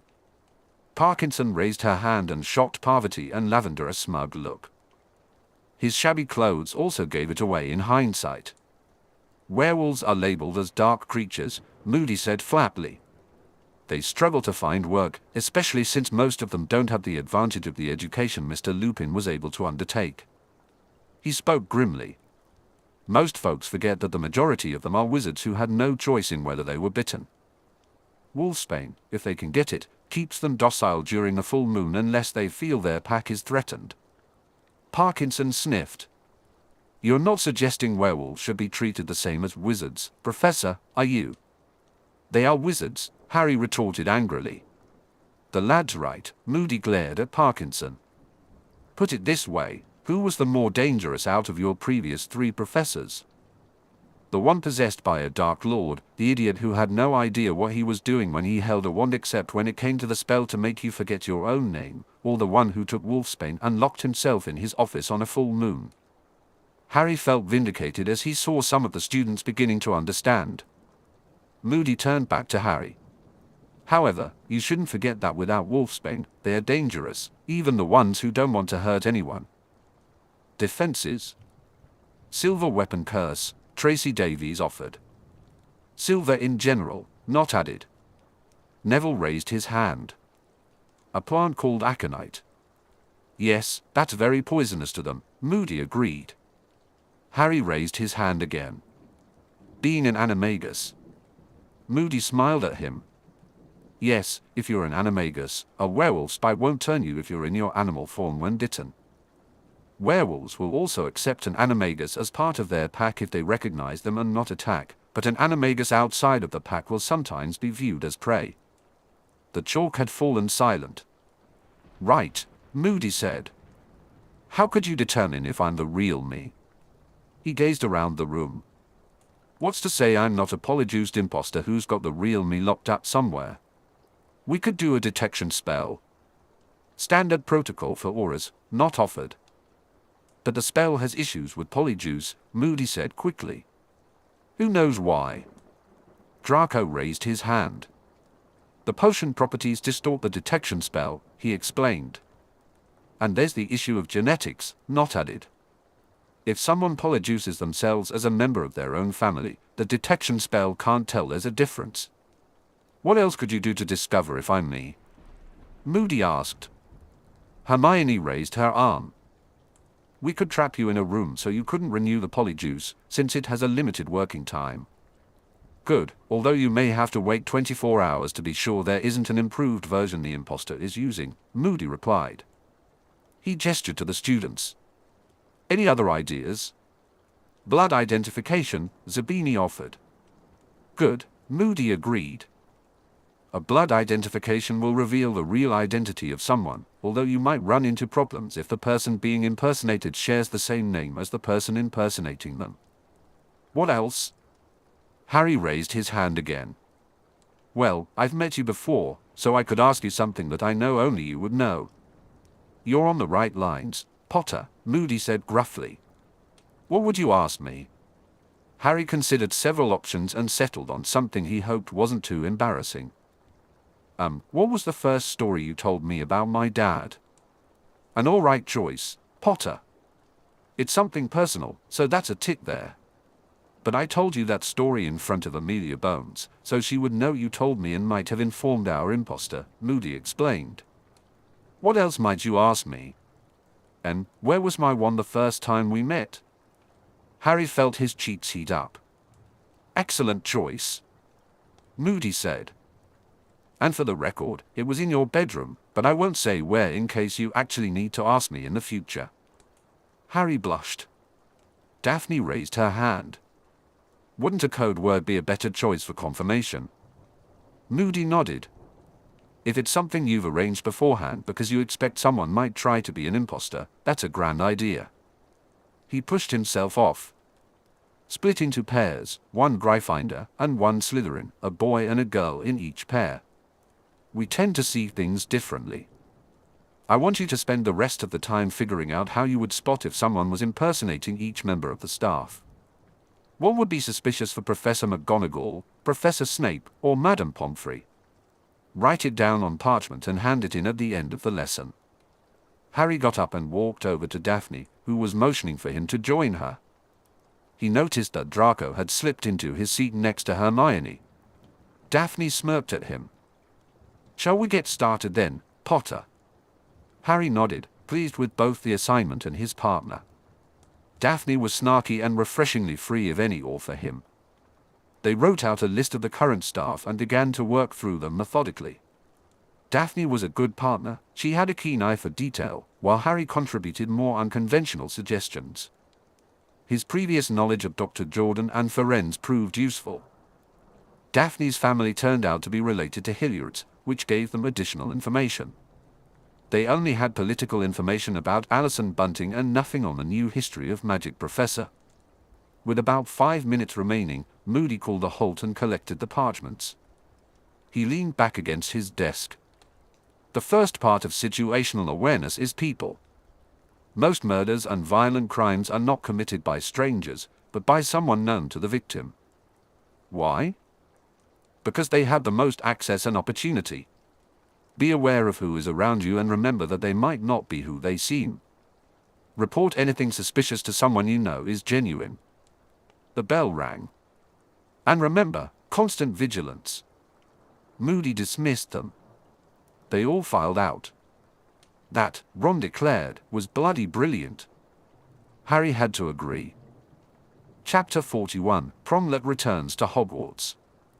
Padfoot, Harry's farm in Russia, is in lovely condition. The house elf here, Glumpy, reminds me a bit of Dobby. He is keen and enthusiastic. He makes his hot chocolate with a splash of vodka. It's good to hear that Harry has settled back into Hogwarts. Remember not to panic if he doesn't call you on the mirror every night. You'll see him every Wednesday night for your dueling lessons. Stay safe, Moony. Bloody Moony, Sirius thought morosely. He sighed. It wasn't Moony's fault that the estates needed visiting, and Sirius had agreed for Moony to go so it would all be done before Halloween. They had already put it off during the summer so Remus could properly get to know Harry. But he knew from the daily messages Remus was sending him that his friend was concerned, especially after Sirius's very minor, breakdown on the train. A man couldn't turn into a dog for a couple of hours without it becoming a big deal, mused Sirius grumpily. Healer Allen had been more understanding about the whole affair, noting that some backsliding was to be expected now that Sirius's primary motivation for healing and keeping his emotions in check was removed from his immediate vicinity. In other words, Harry was back at Hogwarts. Some of his malaise was simply due to missing his son. The feelings of grief and loss reminded him of Azkaban. But Healer Allen had pointed out that Sirius had never had a chance to fully grieve for James and Lily and for the absence of Harry in his life for 11 long years. Without having to be a full-time father figure for Harry, Sirius's mind and body were pushing him to finally acknowledge his pain. But beneath that lay his fear about not being able to keep Harry safe now that his son wasn't living with him every day. He knew some of that fear was rooted in his guilt over James and Lily and how he believed he had failed them.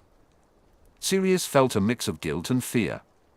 Part of his guilt stemmed from Harry's life with the Dursleys, a situation that would never have occurred if he hadn't chased after Peter. Much of his fear was rooted in the belief that, regardless of his efforts, the prophecy would inevitably come true. He took a deep breath, acknowledging that his concern for Harry's safety was rational. However, allowing that fear to paralyze him and prevent him from executing his plan to protect Harry was neither helpful nor productive. He maintained regular contact with Harry, feeling relieved that Harry used the mirror each night, even if he suspected it was more for his own sake than for Harry's. He would see Harry in person every week during his dueling lesson. Setting aside Remus's note, he focused on the reports he needed to review before the Wizengamot session the next day. He only looked up when Penny knocked on the door, realizing his next meeting had likely arrived. He muttered under his breath for forgetting to set an alarm, especially considering who had requested the meeting. Rising from his seat, he welcomed Nott as Penny ushered him in. Sirius exchanged formal greetings, called for Creature to bring refreshments, and gestured toward the seating area. "Lord Nott," he said. His inner voice growled, "Death Eater." He countered silently, "A Death Eater with whom I have a pact of neutrality." He then sheepishly acknowledged he was arguing with himself. He signaled for Penny to leave, sensing that Nott wouldn't want the meeting recorded. After a moment, Creature arrived with drinks and cake. The elf shot Sirius a knowing look, implying he expected the cake to be eaten, which suggested he and Dobby were conspiring about Sirius's loss of appetite. Sirius suppressed a sigh and sat down with a languid elegance that masked his tension. "Your request was unexpected, Benjamin. I thought we had covered the main points of this month's Wizengamot session at the meeting with Lucius. Stuart and Norman met on Monday. Apart from the agreements made, the others had decided to abstain from voting on the Muggle Affairs report, which recommended establishing the Department of Muggle Affairs." Nott smiled and took a sip of his coffee. "So we did. This isn't about the Wizengamot session, but rather the events that took place at the World Cup," he said. Sirius arched an eyebrow. "I wasn't aware there was anything for us to discuss." "Your heir protected mine," Nott replied simply. "Ah. Bugger." Sirius had hoped Nott wouldn't bring up the issue of a life debt between their houses. Yet, he noted with wry amusement that Nott recognized a life debt existed between the heir of the House of Black and the House of Nott, not between the head of the House of Potter and the House of Nott. That subtle difference highlighted Nott's political maneuvering. I can understand that the Potter Alliance does not wish to debate this matter, not continued smoothly, and given the oaths between those houses of support and protection, one could argue that a life debt between them does not exist. I would guess the House of Zabini shares a similar view, especially since I'm certain an alliance of mutual aid and support will be announced tomorrow. Years of pranking helped Sirius maintain a neutral expression. The alliances with the neutral houses would indeed be announced at the session, but he was determined not to confirm it to Nott ahead of time. Nott's lips twitched into a semblance of a smile. No such oaths exist between our houses, Sirius stated. Your son was there as a guest of the House of Black, Sirius began, albeit through the Malfoy family line. It was my heir's duty to ensure his safety. And I would argue that no such responsibility existed for the head of the House of Potter, not counted. Sirius was surprised Nott had responded that way. He had hoped Nott's. Sirius's refusal to acknowledge Harry's status as the head of the House of Potter was a clear indication that he would not be coerced. The head of the House of Potter was the target of the attack, Sirius said firmly. He was the reason your heir was endangered. Nott interrupted, it is hardly the fault of the House of Potter that my heir was endangered because someone attempted to kidnap Lord Potter. The only one who endangered my heir is the one who decided to attack. Lord Potter did nothing but defend my son. Regardless of your son's power, the shield he established and maintained could have caused magical exhaustion at risk to his life if the attack had lasted long enough, we both know it. Sirius stared at Nott intently. Nott was determined to have the life debt acknowledged, that much was clear. The question was why. He sipped his coffee, inhaling the rich aroma and letting its familiarity soothe him. Let's say for a moment that as the regent of the House of Potter, I was inclined to accept that a debt exists between our houses. What would you propose as settlement? Nott leaned back and brushed imaginary lint from his robes. The Weasley heir is in service to repay the life debt incurred in saving the Weasley girl. I would not consider a lesser proposition since I am certain that I value my only son as much as the Weasleys value their only daughter. It was extremely difficult for Sirius to keep his shock from showing. You wish to swear your heir into the service of the House of Potter. Why would Nott want to do that? I'd prefer to swear him to the service of the House of Black, but you made a valid point about the duty of a host, Nott said, casting a sly look over his cup. Oh Merlin, Nott was good. Sirius had to admire the man's Slytherin talents. If questioned by his pureblood allies, Nott could legitimately claim he had been pushed by Sirius into accepting that the debt was between Potter and Nott. Sirius wanted to pace but Sirius felt his unease rising, so he reached for the Battenberg cake that Creature had left. He took a bite while considering Nott's insistence and proposal. Nott had declared a position of neutrality between the houses of Black and Nott, which could argue with Voldemort when he returned. It meant that neither he nor his son could raise a wand against Harry or Sirius. However, it wouldn't stop Voldemort from demanding that Nott's son be marked, just as Nott had been. Voldemort would expect the House of Nott to side with him in all other respects. True neutrality was something Voldemort would not tolerate from someone branded as his follower. But if Nott Jr. was sworn to service in the House of Potter, he could not also be sworn to Voldemort. Theodore Nott would then be firmly placed on the side of the light. And done under the guise of a life debt and honor, it would be difficult for anyone to dispute. Was Nott protecting his son from Voldemort? It seemed unlikely, yet Sirius couldn't shake the feeling that he understood Nott's motives correctly. Still, he couldn't dismiss the possibility that Nott was using this opportunity to position his son as a spy close to Harry. Answer me something truthfully, Benjamin, and I might consider taking you seriously, Sirius said slowly, noticing how Nott stiffened almost imperceptibly at the challenge. Why do you want this life debt acknowledged so much? It's what Theodore wants, Nott replied simply. Sirius raised his eyebrows in surprise. Nott picked up his cup. Theodore's politics are much more closely aligned to Lord Potter's than mine. Most heads would be encouraging their heirs to follow their agenda, not a rival one, Sirius said carefully. For a long moment, Nott remained silent, regarding Sirius intently. Do you remember Sebastian? Nott asked eventually. My brother's son? When Christian and his wife died of dragon pox, I took Sebastian. Sebastian was a wonderful heir. He was perfect in every way, a devoted supporter of the heir of Slytherin. When Riddle needed a sacrifice for a dreadful ritual, Sebastian offered himself. 18 years old, he died for the cause I had indoctrinated him into believing. Not's dark eyes met Sirius's, leaving him at a loss for how to respond. Riddle arranged my marriage to my ill-fated Sophia to compensate for my loss, Not continued. He treated it as though he had sacrificed a puppy, not a person, as if one human life could simply be replaced by another. His tone remained measured, lacking the bitterness Sirius had expected. I cannot even regret his pitiful and monstrous thinking, because otherwise, I would not have Theo. This son I raised to think for himself, to question and challenge, and to come to his own conclusions. I will not sacrifice another son to Thomas Marvolo Riddle, especially one who wants nothing to do with him. I'm almost surprised you still want anything to do with him yourself, Sirius murmured, absorbing Not's strikingly honest confession. Not harumphed. I know your grandfather taught you to take responsibility for your decisions. I made my choice, and I will live with the consequences. Tom was once a charismatic and powerful wizard. I was young and foolish, swayed to his side by promises of something new and revolutionary.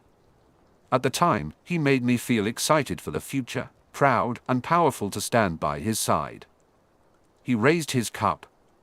I'm certain the heirs of the Potter Alliance might have felt something similar when they rashly declared their fealty to your son. Sirius shot him a fierce look. I think there's a substantial difference, he replied. Your son has a very different vision for our world, and given the circumstances, power at his disposal, one hopes of a very different nature, Not said calmly. He smirked at Sirius's questioning glance. He called upon the family magic of the entire Potter Alliance, he continued, raising a hand as Sirius opened his mouth to deny it. Please do not insult my intelligence. No alliance could have coordinated so perfectly, he did it alone. He adjusted his robes. You didn't really think it was just our date on that brought Wilkes and Selwyn to your door, did you? Or that Given and Adams are approaching you now? No, Sirius hadn't, but it was unsettling to realize that the other ancient and noble houses might be aware of Harry's affinity for family magic. A shiver of unease ran down his spine. We've drifted from the point, Sirius said evenly. Yes, we have, Not murmured, his dark gaze meeting Sirius's once more. Is it so hard to accept that you are not the only father who wants his son safe, Sirius? Sirius sighed inwardly, stuffing the remaining Battenberg into his mouth as he considered his response. He set the plate aside and swallowed the last of his coffee. As the regent of the House of Potter, I'll accept the service of the heir to the House of Not for 1 year, beginning at his graduation from Hogwarts. Until then, he will be considered in service to the house and will need to take an oath of loyalty as soon as it can be arranged.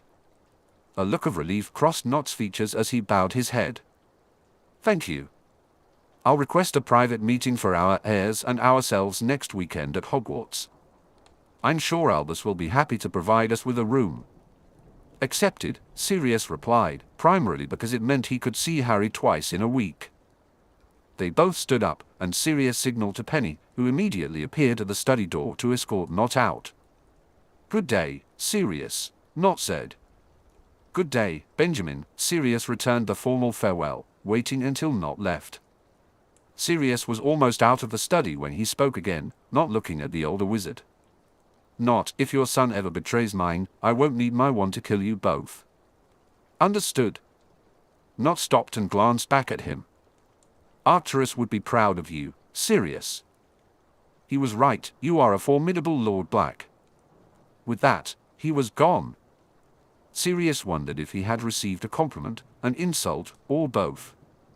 He grumbled to himself as he checked the time and settled back at his desk. He worked through the rest of the afternoon, shooing Penny away around 5 o'clock. He barely touched the meal Creature delivered, picking at it absently while reviewing his lesson plan for that evening. Finally, it was time to leave. Sirius headed to the ministry to pick up his replacement assistant for the night. He made it to Amelia Bone's office without encountering too many people. Her secretary, who seemed to have a problem with her fluttering eyelashes, showed him straight in. Amelia. Sirius smiled widely at the witch as he took her hand in the professional shake she preferred in the office. Sirius? Amelia grinned at him. You look well. Don't lie, Sirius responded. I look awful. Awful is relative, Sirius, Amelia said as she began to pack up. I assume the bags under your eyes are evidence of a few sleepless nights due to your first experience of empty nest syndrome. I miss Harry madly, Sirius admitted. And the new house doesn't feel right yet. How goes the tribunal preparation? He asked, deliberately changing the subject. Amelia gave a very unladylike snort. It goes. We have the nominations in for who should sit. Gideon Barron is nominated by a landslide, so he's definite. The other person is surprisingly Daniel Greengrass, although Malfoy came close. Travis continues to say nothing while the other three claim imperious every time a guard speaks to them.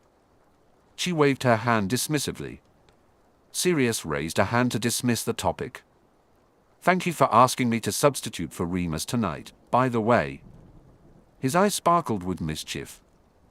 Brian's not upset I'm borrowing you, is he? Amelia shot him a warning look but replied, Brian thinks it's a splendid idea. I'm looking forward to dueling Harry. He grinned. He might surprise you. She laughed heartily and ushered him out of her office, ignoring the jealous glance from her secretary. I'm looking forward to surprising Susan, she said, a hint of mischief in her smile as they discussed the dueling lesson on their way to the flue. They arrived at Alastair Moody's flue. Moody was already there, wand poised as he cast detection spells on them. He grunted and pointed at a piece of parchment. Amelia rolled her eyes, pricked her thumb, and placed her blood on the parchment, which confirmed her identity. Sirius did the same before turning to Alastair. Your code word, Alastair? Sirius asked. Long John Silver, Moody replied gruffly, nodding in approval at Sirius's caution. Amelia sighed. I wish this wasn't necessary. Until we catch the Pratt with the improved polyjuice, everyone's going through it, Moody said firmly. Constant vigilance. We should get to the dueling training room, Sirius suggested, wanting to move on before Moody could ramble or Amelia got wound up by his paranoia. The dueling training room was already filled with excited, chattering 14-year-olds. Pausing at the threshold, Sirius grimaced, realizing that all of the fourth years had turned out, even though the dueling club wasn't mandatory. I thought you were a Gryffindor, Black, Amelia whispered in his ear, pushing him through the door. Harry spotted him immediately and hurried over to give a small bow. Andromeda's etiquette lessons had clearly made an impression. Sirius reached out too. Sirius took hold of Harry's shoulder, resisting the urge to hug him tightly with a promise to do so at the end of the lesson, once the audience had dispersed.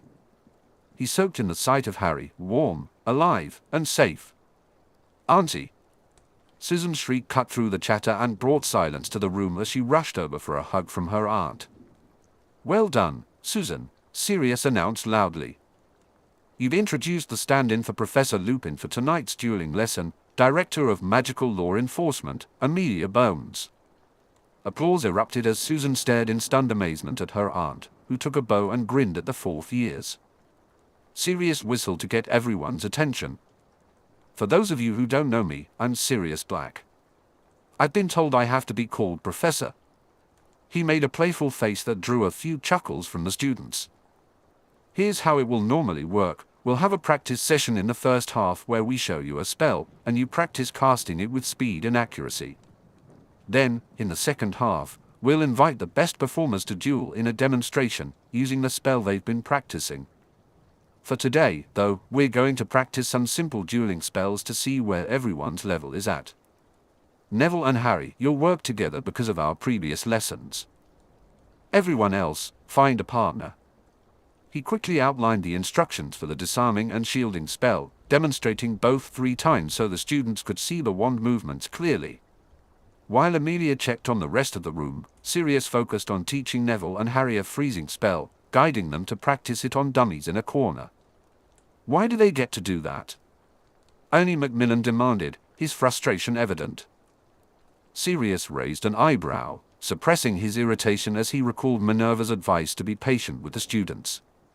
Because I've been teaching them over the summer, and I know their capabilities, he explained. You're all well beyond disarming. Once I've assessed your skill levels, I'll determine who can move up. Why don't you show me how you're doing with the disarming? Ernie flushed but signaled his partner, Justin. The pair demonstrated, and Sirius corrected them, telling them to continue practicing. He moved on. Daphne Greengrass was soon paired with Neville and Harry, along with Millicent Bulstrode. Theodore Nott joined them with Draco Malfoy.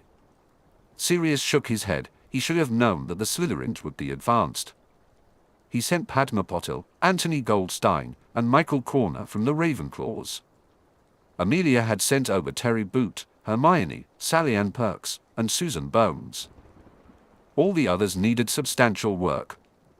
Sirius took a moment to check on the advanced group and watched as Harry carefully instructed them, with Neville helping him demonstrate. He thought with amusement as he observed the captivated students nodding at Harry. Clearly, he wasn't needed. Sirius moved back to the struggling students and was pleased to see their progress in a short time with some constructive feedback. Half an hour later, Sirius called a halt. He and Amelia quickly set up a dueling platform and seats for the spectators. Right. Sirius clapped his hands. Tonight's duel is between Daphne Greengrass and Hermione Granger. Both girls looked pleased at being chosen and took to the dais. Amelia set up the shield dome as Sirius instructed them to keep it to non-harmful spells. The girls bowed to each other. Sirius went to stand beside Harry and was surprised to overhear Neville teasingly placing a bet on Hermione with Blaise. He hid his smile and focused on the dueling students. Hermione shot off an impedimenti jinx, but Daphne spun away from it and retaliated with a disarming spell. The agile Harry.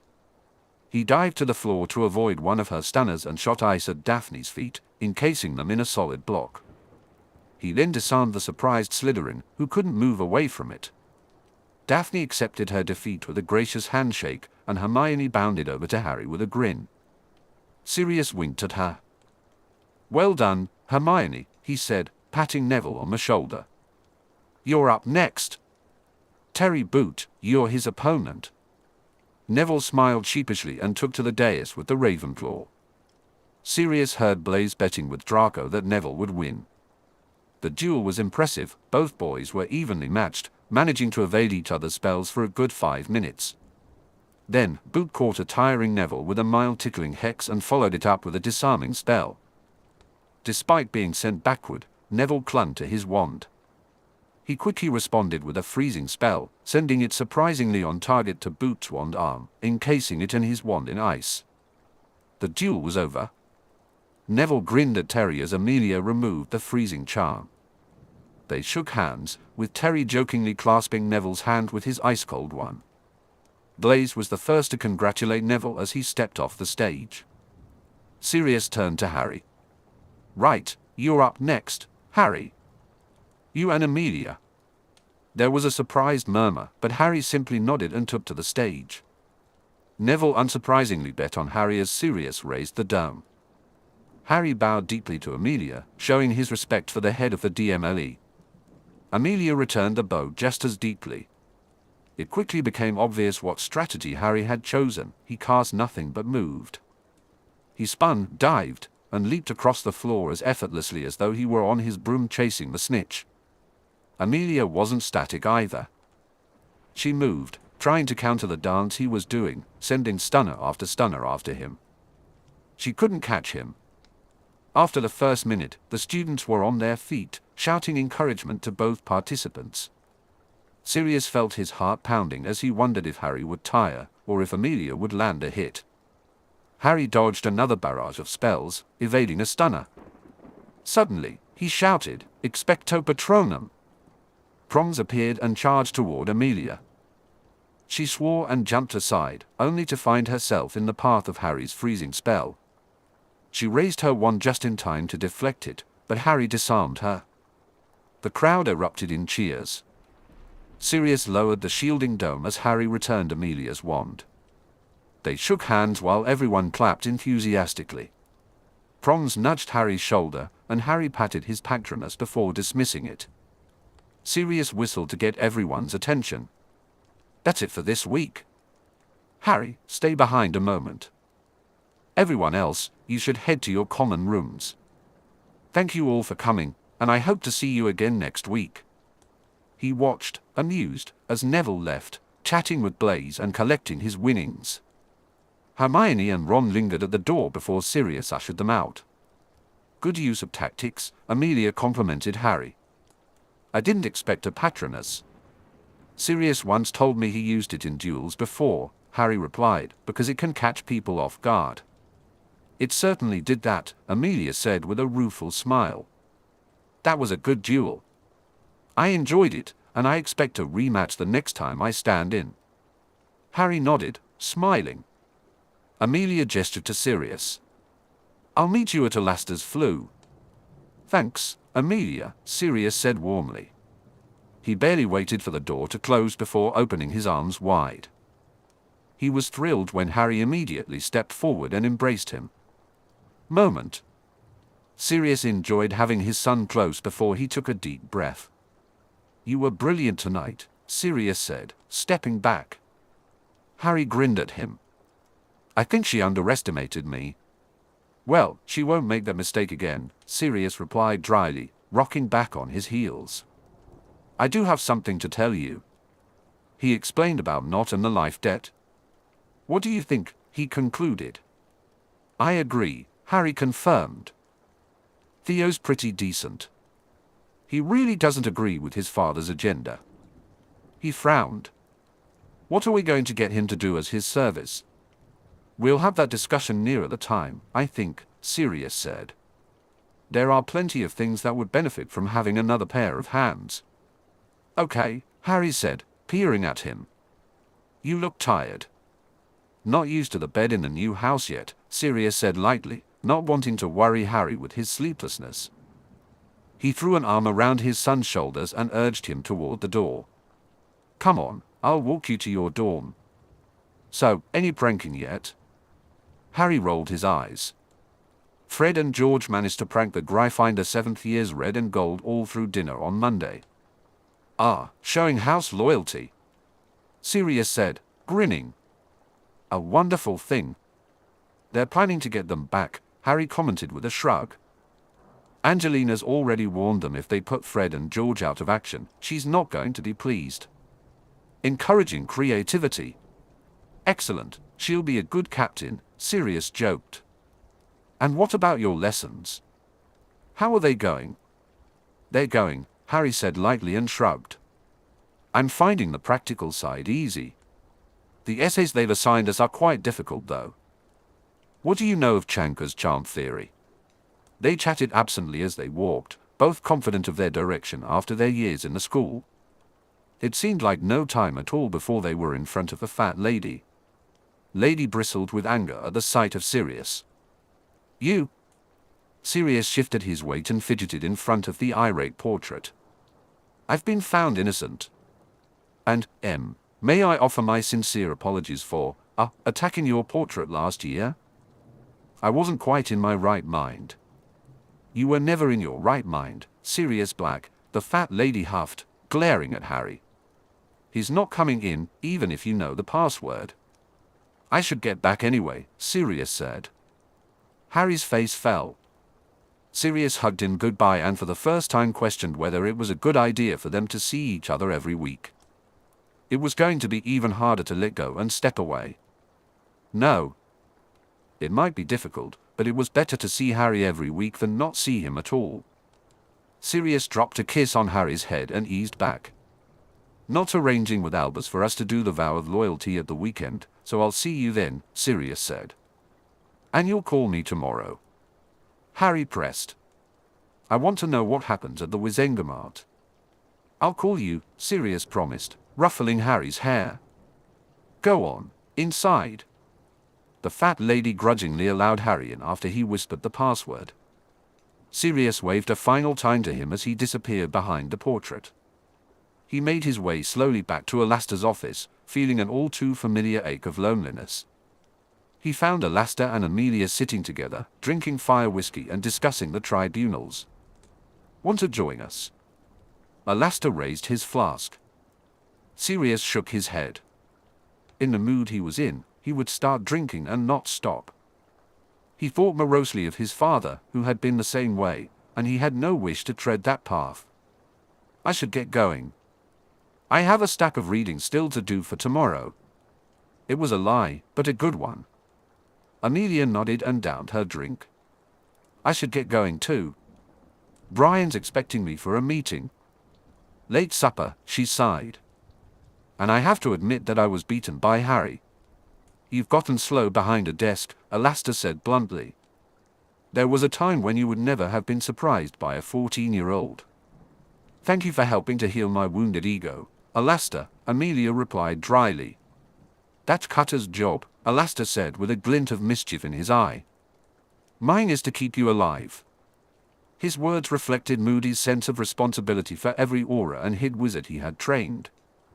Sirius felt comforted knowing Harry was under Moody's guidance. Suddenly, Amelia frowned and reached into her robes, pulling out a communication mirror. Bones, she said. Director, Rufus responded, looking like a lion that had just caught an antelope. Roll is singing like a songbird. You'd better call his solicitor on record, Amelia sighed heavily. I'm on my way. Sirius and Alastair said goodbye to her as she flew back to the ministry. Not wanting to linger, Sirius bid Alastair farewell and flew to the Hogsmeade home they called the schoolhouse, as they only used it when Harry was in school. Dobby popped in immediately. Dobby has Harry Potter's Paddy's supper waiting. I've eaten, Dobby, thank you.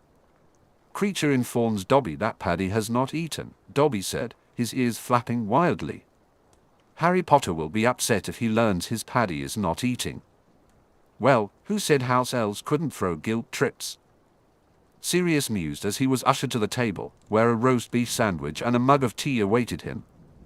You will eat and then go to bed, Dobby instructed fiercely. Sirius gave in and sat down. So, he said to the hovering house elf, do you want to hear about Master Harry Potter's fantastic dueling lesson? Dobby smiled widely and waggled his ears. Sirius sat down in an empty dining chair and looked expectantly at Dobby. As Sirius began talking between bites of his sandwich, the loneliness faded in the company of the cheerful elf. Amelia, however, was not happy. Janice Mickle had gone missing the day before. Mickle was an unmarried pureblood who had been reported missing by St. Mungo's after she failed to attend a prenatal checkup, and they had been unable to locate her. Her mother had been hysterical when they informed her, but Amelia felt her concern was more about Mickle's unknown pregnancy than about her daughter being missing. The pregnant woman had last been seen in the marketplace just off Diagon Alley around 2 o'clock, but there had been no sightings after that. The quick report of Mickle's absence was due to a cover story that Amelia and the War Council had devised. They had issued a warning through the healer community that a Muggle serial killer was targeting pregnant women, urging them to share the warning with all expectant parents and report any unusual absences immediately to the Auras. It was an attempt to protect pregnant witches from Riddle, but clearly, it had failed. Amelia sighed and set the report down. She looked up at Bertie and Rufus, who were sitting across the desk from her. What are your thoughts? She asked. In a normal scheme of things, I would think this is just a typical missing person case, given the girl's situation, pregnant by a Muggle, unmarried, and her family likely to react strongly when she confesses, Rufus said, grimacing. However, with the intelligence we have about this ritual Riddle could be performing, I think it's likely Mickle is dead by now. We can't assume that, Amelia replied sharply, taken aback by his bluntness. And her mother is certainly not going to accept that answer. Rufus nodded and gestured across her desk. I suggest we follow protocol as we normally would. Hand it over to an Aura team and have them investigate. We'll have to inform them that there is no Muggle serial killer, Amelia murmured.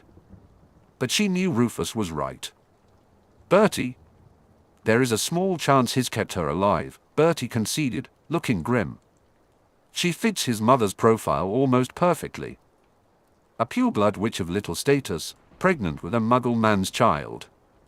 He clearly thinks it's important within the ritual enough that he targeted her specifically rather than any other witch. He needs the amniotic fluid.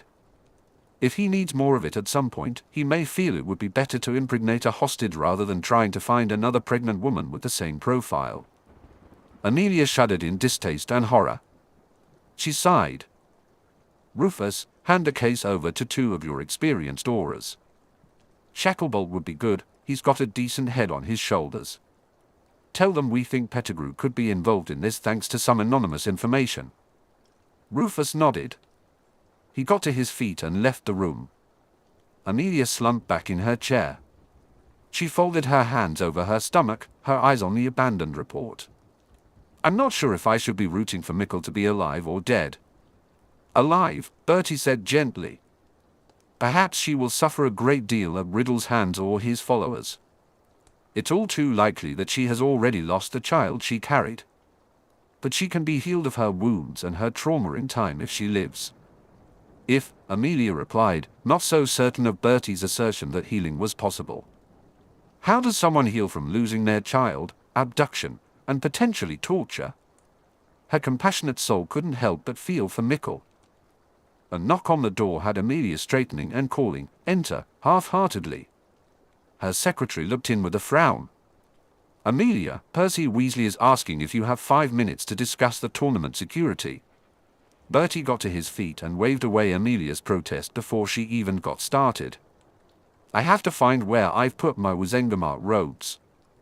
I'll see you at the session. Amelia nodded at her secretary. Send Weasley in. Percy Weasley walked in with. A layer of nerves was evident beneath his confident facade. He took the seat she offered, giving an insincere apology for interrupting her. She had heard from the office gossip that he was a diligent worker, but rumors suggested he was too eager to please Crouch and lacked Arthur's charm. His decision to work the day after the World Cup, instead of being with his injured family, hadn't helped his reputation. What's this about? She asked, taking the parchment he held out with a raised eyebrow.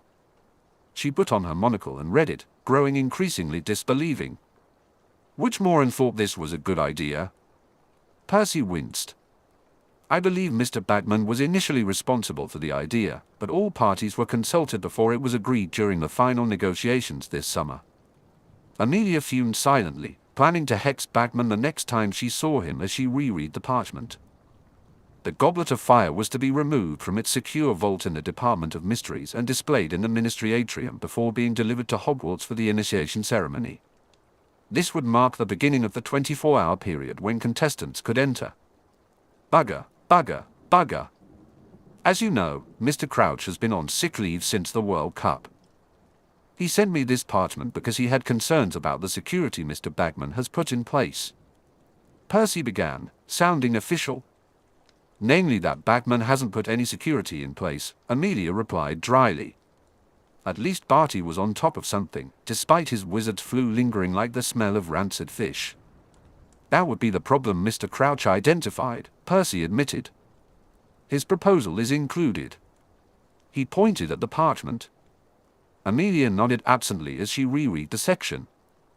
Barty's suggestions were solid, an escort of aurors at all times while the goblet was in the ministry, placing the goblet in a glass case for the display to prevent tampering, and Amelia decided it would be better for her to personally take the goblet to Hogwarts instead of Mr. Bagman.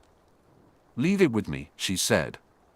She would need to consult with Rufus and likely the War Council for a broader perspective. To her, the entire situation seemed like a disaster waiting to happen. They were attempting to prevent any interference with the goblet, and a public display was the exact opposite of what they aimed to achieve. Percy, however, didn't seem to understand the gravity of the situation. He fidgeted in his chair. Mr. Crouch asked for an immediate response, he said. If Barty wants an immediate response, he can come back to work and arrange things himself, Amelia replied brusquely. I have a Wizengamot session and for tribunals to prepare for. Inform Barty that he will be notified of the security arrangements once I've had the chance to discuss them with the relevant parties. Understood, Mr. Weasley. Percy nodded quickly.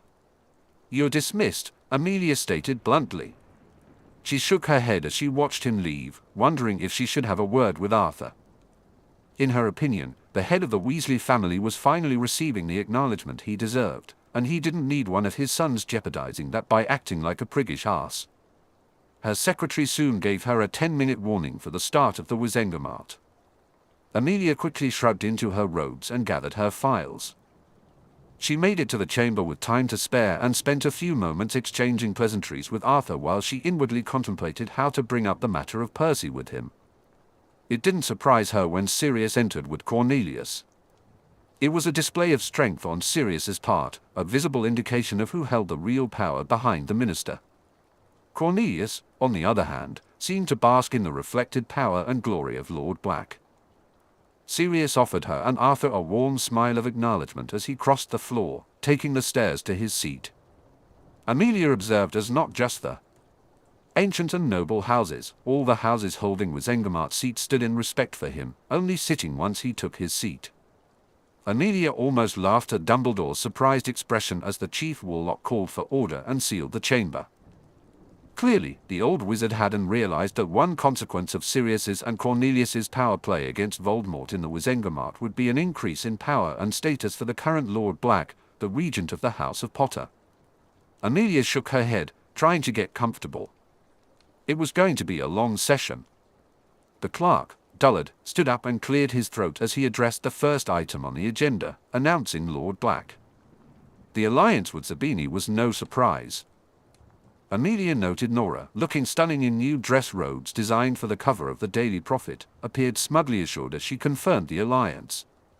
She likely saw it as a step toward getting Sirius into bed or into marriage, whichever came first.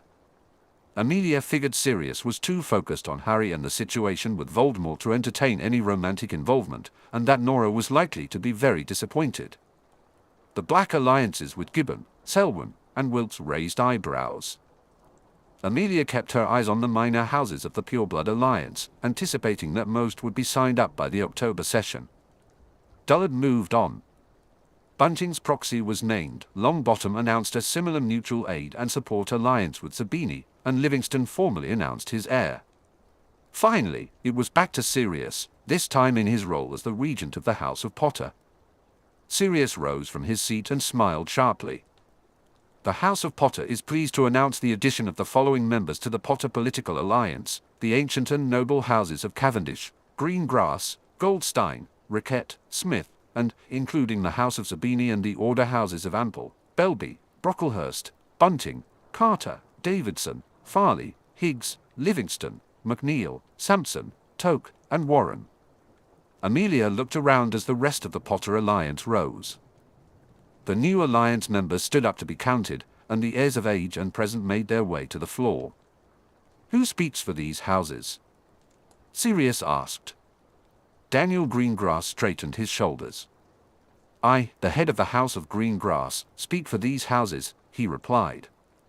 Who speaks for these heirs? Sirius asked. It was 22-year-old Simon Cavendish who stepped forward as the eldest of the heirs present. I, the heir of the House of Cavendish, speak for the heirs, he said. His blue eyes seemed calm and his voice was assured. The vows began, and once again, the magic stirring in the air disconcerted Amelia. She had assumed Harry's presence and the totems of his family magic had been the cause the last time. But as the vows progressed to Sirius's vow of acceptance, the air thickened with magic once more. I, Sirius Orion Black, regent and son of the House of Potter, head of the House of Black, accept your oath of allegiance on behalf of Harry James Potter, head of the House of Potter, heir of the House of Black, and offer to you the protection and sanctuary of the House of Potter, his wand and his magic in your defense, to lead you with fairness and honor. So have I sworn, so mote it be. A griffin's cry echoed through the air, and a rush of wind swept across the chamber, causing more than one member to shriek. Amelia wasn't entirely surprised to see the Potter Griffin and the Black Snake take form, sitting in the Potter chair as though they were both meant to be there. An instant later, the rest of the totems of the ancient and noble houses appeared. The alliance gathered next to the heads of the houses. Sirius appeared unbothered, even though Amelia believed she knew him well enough not to take his lack of reaction at face value. He continued on as if nothing significant was happening and turned to take the heir oaths. Amelia glanced at Cavendish and wondered if the heirs would also swear fealty. She did not have to wait long, as Cavendish flashed a cheeky grin but responded in the usual manner, unlike Neville Longbottom's reply. Sirius nodded gravely, not showing any visible disappointment, and made the vow of acceptance with solemnity. The totems reacted again with a fierce cry of approval and vanished, except for the griffin, which waited to exchange a mutual bow of heads with Sirius before dissipating like golden mist. Amelia was not surprised when the Wizengamot descended into chaos once more. She looked up at her younger brother, who gave a shaky nod. Their conversation after the August session echoed in Amelia's mind. Richard had said, it was the strangest feeling. Just this rush and a stream of power like nothing you've ever felt. And suddenly, Whiskers was just there. Whiskers was the affectionate name for the silver cat representing the Bones family magic. Their ancestor, Elijah Bones, had been an animagus. A cat animagus. Whiskers was thought to be a manifestation of Elijah's form. You didn't call him? Amelia asked, trying to understand what had occurred. I definitely didn't call him. And I know for a fact that Leonard didn't call the abbot's golden retriever, Richard replied, gesturing impatiently. It was Harry. They responded to him. And Amelia? His eyes met hers with a worry he could not hide. I couldn't have taken Whiskers back. There was a definite sense that he wouldn't have come if I tried. Amelia frowned heavily. That was concerning. It's almost. Richard murmured before shaking his head and attempting to laugh. Well, it's stupid really, but it felt almost like Whiskers was telling me he wasn't mine, ours I mean. I'm not sure I understand, Amelia said. Richard looked at her worriedly. It was like Whiskers was trying to tell me that the family magic isn't ours but Harry's. It all belongs to him. We can just borrow it because of the blood relationship of those wizards who created the magic in the first place. He sighed heavily and waved his hand dismissively. Ignore me. Maybe it's just that it should have been Edgar taking the vow. Maybe that's why Whiskers didn't feel like mine. Amelia placed an arm around her younger brother comfortingly. Edgar would have been proud of you, Richard. I know I am. Dullard called for order loudly, pulling Amelia back to the present, but it was the chief warlock who finally regained enough silence to formally acknowledge the additional alliance members. The Potter Alliance sat down, but Sirius remained standing. There is one other piece of business, he said. The House of Potter has agreed that the House of Not owes it a life debt for Harry James Potter, head of the House of Potter, protecting the life of Theodore Sebastian Not, heir of the House of Not, during the events following the Quidditch World Cup. He shifted his weight, his gaze sweeping around the chamber as a rustle of whispers spread over the public tier. Amelia noted that Benjamin Not was carefully ignoring the glares from other pureblood houses. While the majority of the houses involved in the attack on the Potter Alliance were covered by various oaths between them negating any life debt from being incurred, no such oath exists between the House of Potter and the House of Not, Sirius stated firmly. It has therefore been agreed that Theodore Sebastian Not, heir of the House of Not, will begin service to the House of Potter for 1 year following his graduation from Hogwarts, and until such time, he will be considered within service to the House of Potter and under its protection. Whispers turned into a loud babble as people began excitedly commenting to their neighbors. Not had just effectively allied his son to the light. Dumbledore called for order. His blue twinkling eyes searched for Not, who rose to his feet. You can confirm this, Benjamin? I can, Benjamin replied evenly. The heir of Not is now in service to the House of Potter to satisfy our honor in acknowledgement of the life debt incurred between us. Clever, clever Benjamin, Amelia thought with reluctant admiration. There was no way he could have allied with the House of Potter or Black without fully renouncing his position with Voldemort. But this was better, allowing him to continue professing his service to Riddle while his son remained protected. The service is so acknowledged by this Wizengamot, Dumbledore said cheerfully, in direct contrast to the grumpy faces of Wilkes and Selwyn. Sirius nodded sharply and sat down. The legislative session moved forward briskly. The allocation of the new budget was discussed again, and amendments were approved. Amelia breathed a sigh of relief as her request for additional auras was rubber-stamped. She still had the headache of recruitment and training ahead, but the extra bodies were a good thing. It seemed like no time at all before the Muggle Affairs report was being presented by Arthur. The red-headed patriarch of the Weasley house stood up, and Amelia sensed a new confidence about him. Being attacked at the World Cup had stirred his inner Gryffindor, she realized. "You've all seen the report, so I will not repeat it verbatim," Arthur began. "Rather, I will focus on the main findings." He cast a look around the chamber. Finding 1, the Muggles' technology is well advanced from our records. 3 technologies in particular are a threat to us. The first is this. He waved his wand, and a projected image filled the floor of the chamber. A small box with a lens appeared. Camera technology is something we share with the Muggles, but this has taken a different route to our own, Arthur said. This camera records events constantly, allowing them to be replayed in real time at a later date. Many of these cameras are affixed to Muggle streets, especially in shopping precincts. Imagine if a wizard performs magic on a Muggle in a Muggle street at night. A team of our Aurors appears out of nowhere to deal with the situation, obviate the Muggle, but they do not see or understand the threat of the hidden camera and leave it. Unfortunately, the entire incident is caught on camera and replayed, breaking the statute of secrecy. Whispers filled the chamber. Here is our second threat. Arthur presented a box with a thin board attached that had blocks with the alphabet written on them, resembling an old Muggle typewriter. Amelia frowned as she recalled the device from Arthur's report.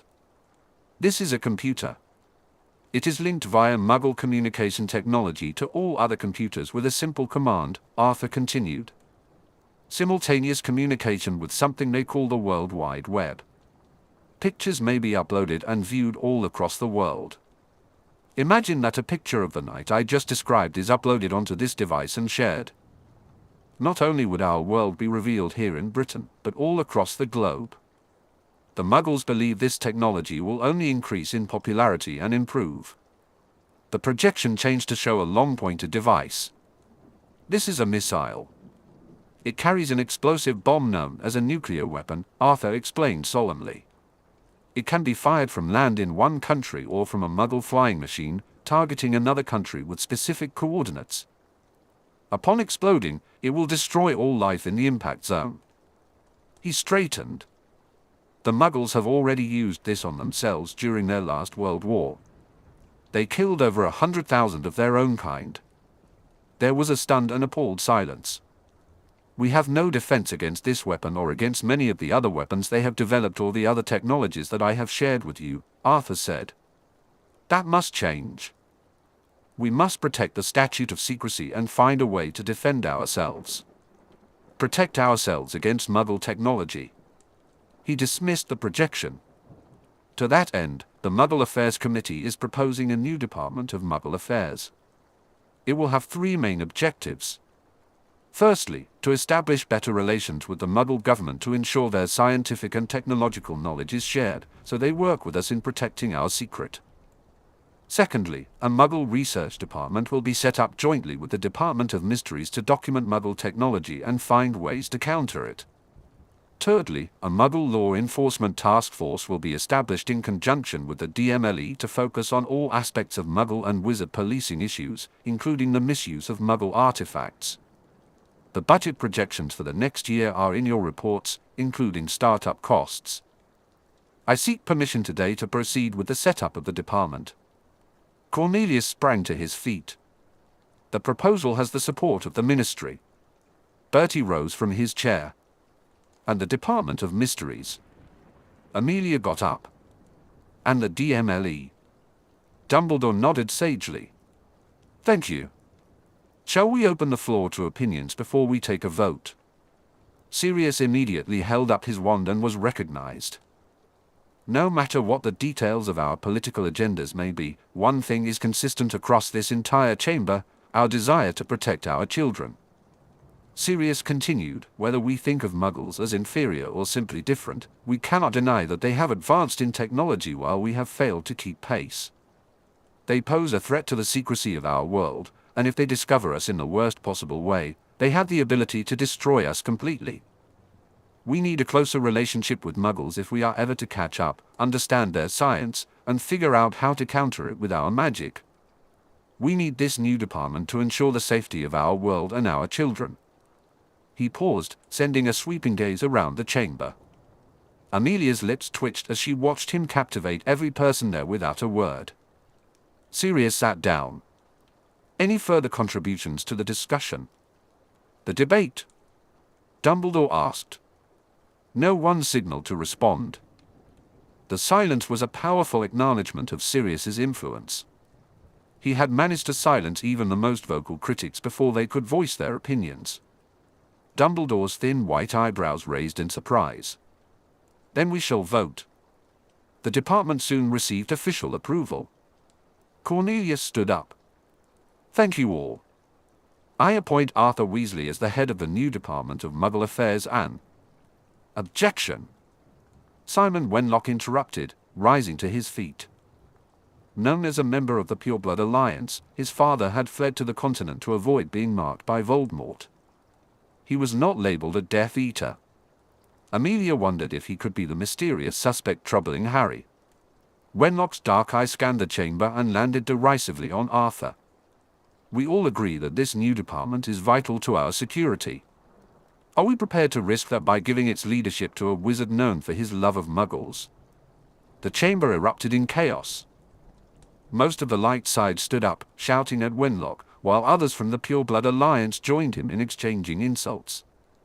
Amelia noted that Malfoy was carefully observing who revealed their allegiances during such a reckless outburst. Sirius remained seated and silent, watching the drama unfold with interest but not participating. Amelia thought to herself that he had truly matured. Stories of his time as a hit wizard often depicted him as hot-headed and reckless. Eventually, Dumbledore had to create a loud bang to regain order. Please, Dumbledore said forcefully. We are all adults here. I should not have to step in as though I were standing in the Great Hall at Hogwarts, faced with unruly children. His sharp words indicated his annoyance. It took a lot to irritate him. Arthur stood up. With the permission of the Chief Warlock, I believe I have the right to respond to Lord Wenlock's objection. Dumbledore nodded. Cornelius threw Wenlock a disgusted look. It is the Minister's prerogative to assign the heads of department. Arthur Weasley is one of the most honourable men I have had the pleasure to work with. He has led the committee that produced the recommendation for the department and has the most knowledge of the issues and concerns. He has also begun to build relationships with our Muggle counterparts and is well liked by them. He has remained steadfast despite being the target of hatred and violence. No one should question his integrity. You may trust him, but I do not. Wenlock argued back. His insistence on loving Muggles will doom us. If you show such poor judgment in your appointments, perhaps it is time the Wizengamot should choose the heads of department. Griselda Mulchbank sprang to her feet again. Pish and tosh nonsense. Lord Wenlock, you are a Moran of the highest order. Dullard jumped up. Lady Mulchbanks, I could declare a duel for your insult. Wenlock snarled across the chamber. And I could declare one for your insult to my honor. Arthur's quiet assertion silenced the rising chatter. Wenlock stared at Arthur, along with most of the rest of the Wizengamot. Arthur glared right back at him, his shoulders straight, chin up, and a glint in his suddenly steely blue eyes that would have had his family running for cover. He rarely lost his temper, but when he did... Do not mistake the fact that the seat I hold in this body is ministerial to mean that I do not know the traditions associated with my ancient and noble house, Wenlock. Arthur stated forcefully. You're right that I do like Muggles. I have a lot of respect for their intelligence and creativity. Rightly so, given what we have uncovered. And you're right that I would hope one day we could live in a world where we don't have to hide and we could live peacefully together. He raised a hand as Wenlock prepared to interrupt. Amelia watched with satisfaction as Arthur continued. But that day is not today. It may not happen in my lifetime. Right now, our focus is to build a foundation of trust and cooperation so that we may be safe and secure. So that our children may be safe and secure. He glared at Wenlock. I have 7 children. How dare you suggest that I would ever put their safety and security at risk? Frankly, I am tempted to challenge you for that insult. Sirius cleared his throat and spoke before Wenlock could respond. Perhaps an apology, Lord Wenlock? We all understand how emotions can run high, and I'm sure you didn't mean to offend Mr. Weasley. After all, as the Potter Regent, I would be honor-bound to stand as Arthur's second in a duel under our alliance of friendship, and I hope to keep these robes clean of blood. He flashed a sharp smile across the chamber at a furious but quickly paling Wenlock. Amelia thought that was a well-placed threat. The rest of the chamber looked expectantly at Wenlock. Wenlock bowed his head quickly. My apologies, Mr. Weasley. Arthur nodded stiffly. And we agree that Cornelius may continue to assign who he wishes, Sirius said smoothly.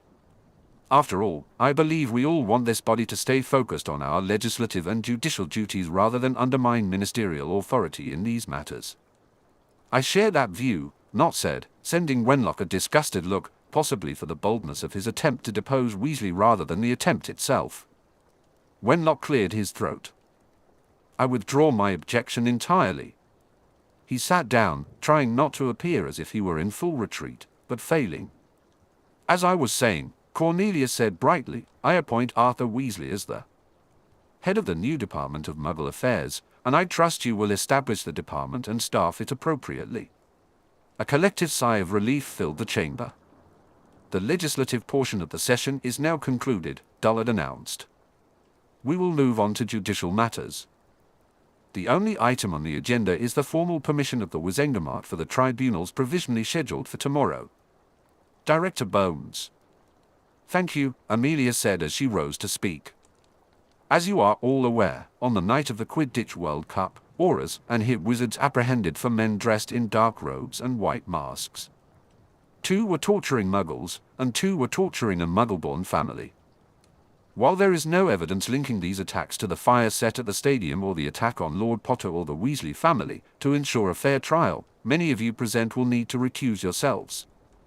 With that in mind, we propose to establish a tribunal. The Chief Warlock will serve as the principal judge, Mr. Barron has been nominated for the second seat, and Lord Greengrass is nominated for the final place. I seek formal ratification from the Wizengamot for the tribunal so we can proceed with the trials forthwith. Tiberius Ogden raised his wand. I have no issues with the formation of the tribunal, its powers, or those nominated to sit.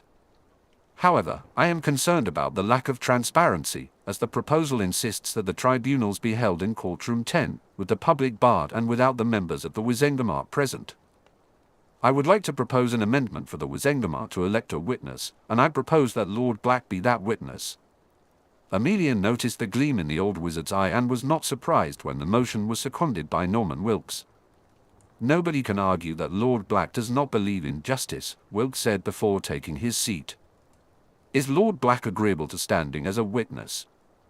Dumbledore asked, his eyes twinkling once more. Amelia glanced over at Sirius. He stood up and said, I will be happy to stand witness. The motion was approved, and the Wizengamot session concluded, granting the tribunals the legal authority they needed. Amelia smiled in satisfaction. It was time to confront the Death Eaters. Of ground to cover, Sirius said. He can't rely on the minor houses for support, and the ancient and noble houses he has ignored will not be inclined to help him. Richard nodded. Exactly. He'll need to change his approach if he wants to gain any traction. Right now, his views are too narrow, and he's made too many enemies. Sirius leaned back in his chair, contemplating the implications. If Wenlock tries to push his agenda without broader support, it could backfire on him. The last thing we need is another division among the purebloods. Richard looked thoughtful. True, but he might not see it that way. His arrogance could lead him to believe that he can go it alone. That arrogance might be his downfall, Sirius replied. We need to keep an eye on him.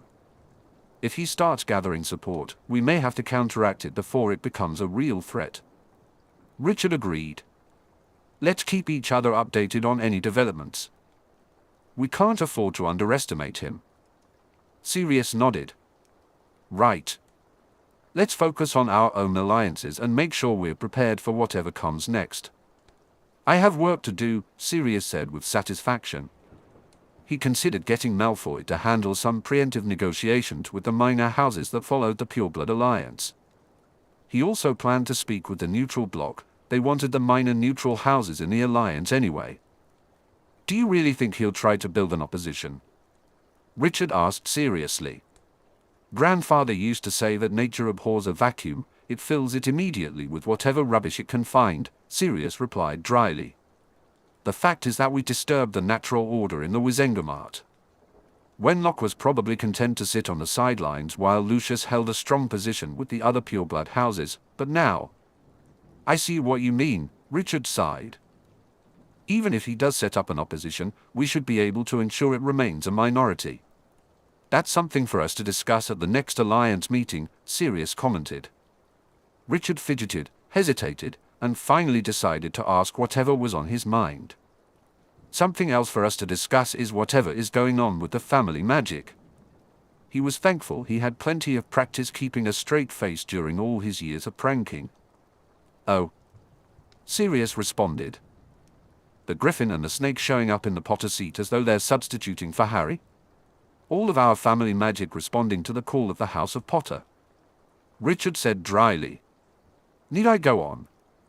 Sirius shook his head, his heart pounding in fear that they knew, that everyone knew about Harry's affinity with family magic. I realize there are secrets, Richard said hesitantly, but the ancient and noble houses of the Alliance deserve an explanation for why our family magic is suddenly responding to someone else. He gestured and looked away to watch the crowd slipping out of the doors. I thought it was me, you know. The last time, the magic took a long time to accept me when I did the ritual. I thought it might be because I was never supposed to sit in this chair. I never thought it would be me. Merlin knows. Edgar was twice as powerful as I am, and Amelia could easily defeat him in a duel. It wasn't until I spoke with Leonard and Augusta that I realized they felt the same way. They believed Harry had more of a right to the magic than any of us, that it wanted Harry more than any of us. He turned, and his honest brown gaze met Sirius's guarded grey eyes. We're allies, Sirius. Trust us. Sirius nodded slowly, his heartbeat calming as Richard's sincerity sank in. Richard was right. They needed to trust their allies, otherwise, they wouldn't remain allies for long. We'll arrange something, Sirius said. Richard nodded. It's probably safe to make a move now. He was right. There were very few left in the chamber, the press conference was likely over, and Sirius could sneak out around the crowds flowing through the atrium. They stood, and Sirius dispelled the privacy bubble with a small show of the wandless magic he could manage. By the way, Susan wrote to us about the duel Harry won against Amelia. Richard said cheerfully. Amelia underestimated Harry, Sirius replied with a smile as he remembered the duel. She won't make the same mistake again, but he'll be ready for it. He could easily be a dueling champion, Richard commented as they made their way out of the chamber. Is he planning to enter any tournaments? He's more focused on Quidditch, Sirius said. He takes after James that way. He doesn't really like dueling, despite being good at it. Amelia loved dueling, Richard remarked. It's just as well she was his opponent and not me. I would have lasted a minute if he managed to defeat her as easily as Susan made out. Maybe you underestimate yourself, Richard, Sirius said seriously. Whether you ever thought you'd be the head of house or not, the ring wouldn't have accepted you if it didn't find you worthy. He brought them to a gentle halt in the middle of the corridor. I never expected to sit in my seat.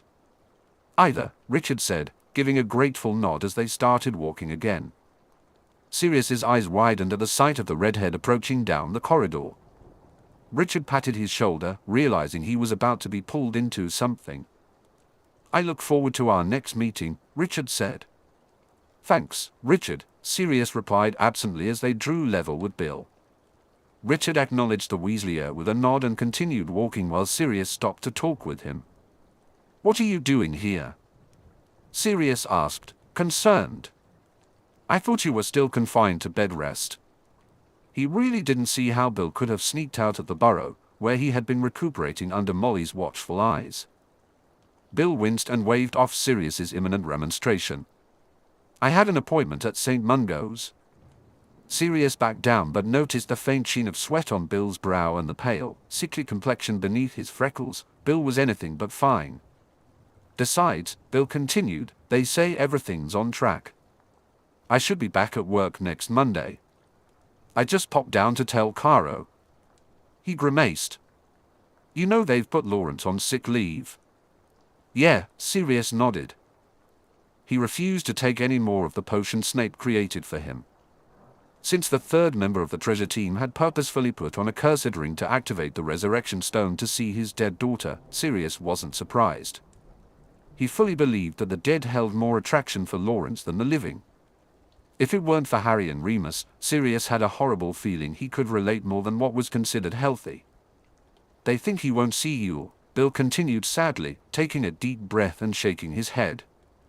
Sorry, I think the recent brush with death myself has gotten me maudlin. I think you've earned the right to be a little maudlin, Sirius said gratefully. Come on, let's go find your dad. How'd it go? Bill asked. I tried to make it over from the hospital in time to see him, but they closed the doors by the time I arrived, Sirius said eagerly.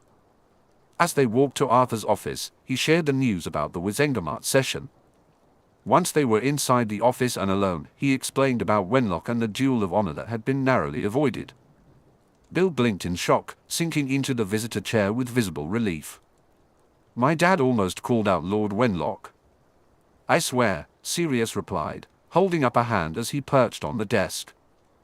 If the Morin had said one more thing, I think your dad would have done it. Just then, the door opened, and Arthur walked in. He paused upon seeing his guests and broke into a wide but worried smile at the sight of his son. Bill, what are you doing here? He asked, pulling his eldest in for a quick hug. Does your mother know? I had a check-up with the healers, Bill interrupted, raising his hand. Everything's fine. I'll go back to work on Monday. Arthur made a considering sound, peering at his son as if to verify that the healers were correct. I shouldn't think they said to do anything strenuous, though. You still look a little peaky. Bill squirmed under his father's intent gaze. Well, they did say to take it easy. Sirius thought this probably meant they had told Bill to sit behind a desk for at least a week. So you'll take it easy, he instructed. With that, his work was done. He had delivered Bill to Arthur intact. He slid off the desk. Arthur smiled at him, as though anticipating his departure. I haven't had a chance to thank you yet for your support with Wenlock. Thank you, it was appreciated. I was actually hoping he'd say something stupider, Sirius admitted with a smirk. Dealing with him in a duel would be quicker than having to do the political dance that's about to start. I know what you mean, Arthur replied, but he was. Sirius smiled and said, but I can wait. Those are nice roads, you should keep them blood-free. He recognized that he would have been the one dueling, not Arthur. Not for the first time, Sirius thought that Arthur was a good man. Sometimes my reputation as a mass murderer comes in handy, he joked. Wenlock was certainly quick to apologize. Arthur's face showed a hint of smug satisfaction. Well, I should get back before Dobby sends out a search party, Sirius said, keeping his voice upbeat. Arthur narrowed his eyes at him. You'll come home with us for dinner first. It's the least I can do to say thank you. There was an unspoken order in the offer, and Sirius knew it. His heart ached a little to realize that the look Arthur was giving him was not too far off from how Arthur had looked at Bill earlier, as if Sirius were a son and Arthur were a concerned father. Only Charles had ever looked at him like that before. I'd give in before he flew Cole's mum to argue about it until you give in anyway, Bill said cheerfully, breaking the moment. Sirius shot him a grateful look and nodded at Arthur. I would appreciate dinner, thank you. Within moments, they were back at the Burrow. Molly didn't bat an eyelid at Sirius's presence, she only checked with Arthur if they knew whether Percy was coming home. Arthur murmured something about Percy working late. She ushered Sirius into a seat at the table, handed a decent bottle of wine to Arthur to open, and asked after Harry and Remus.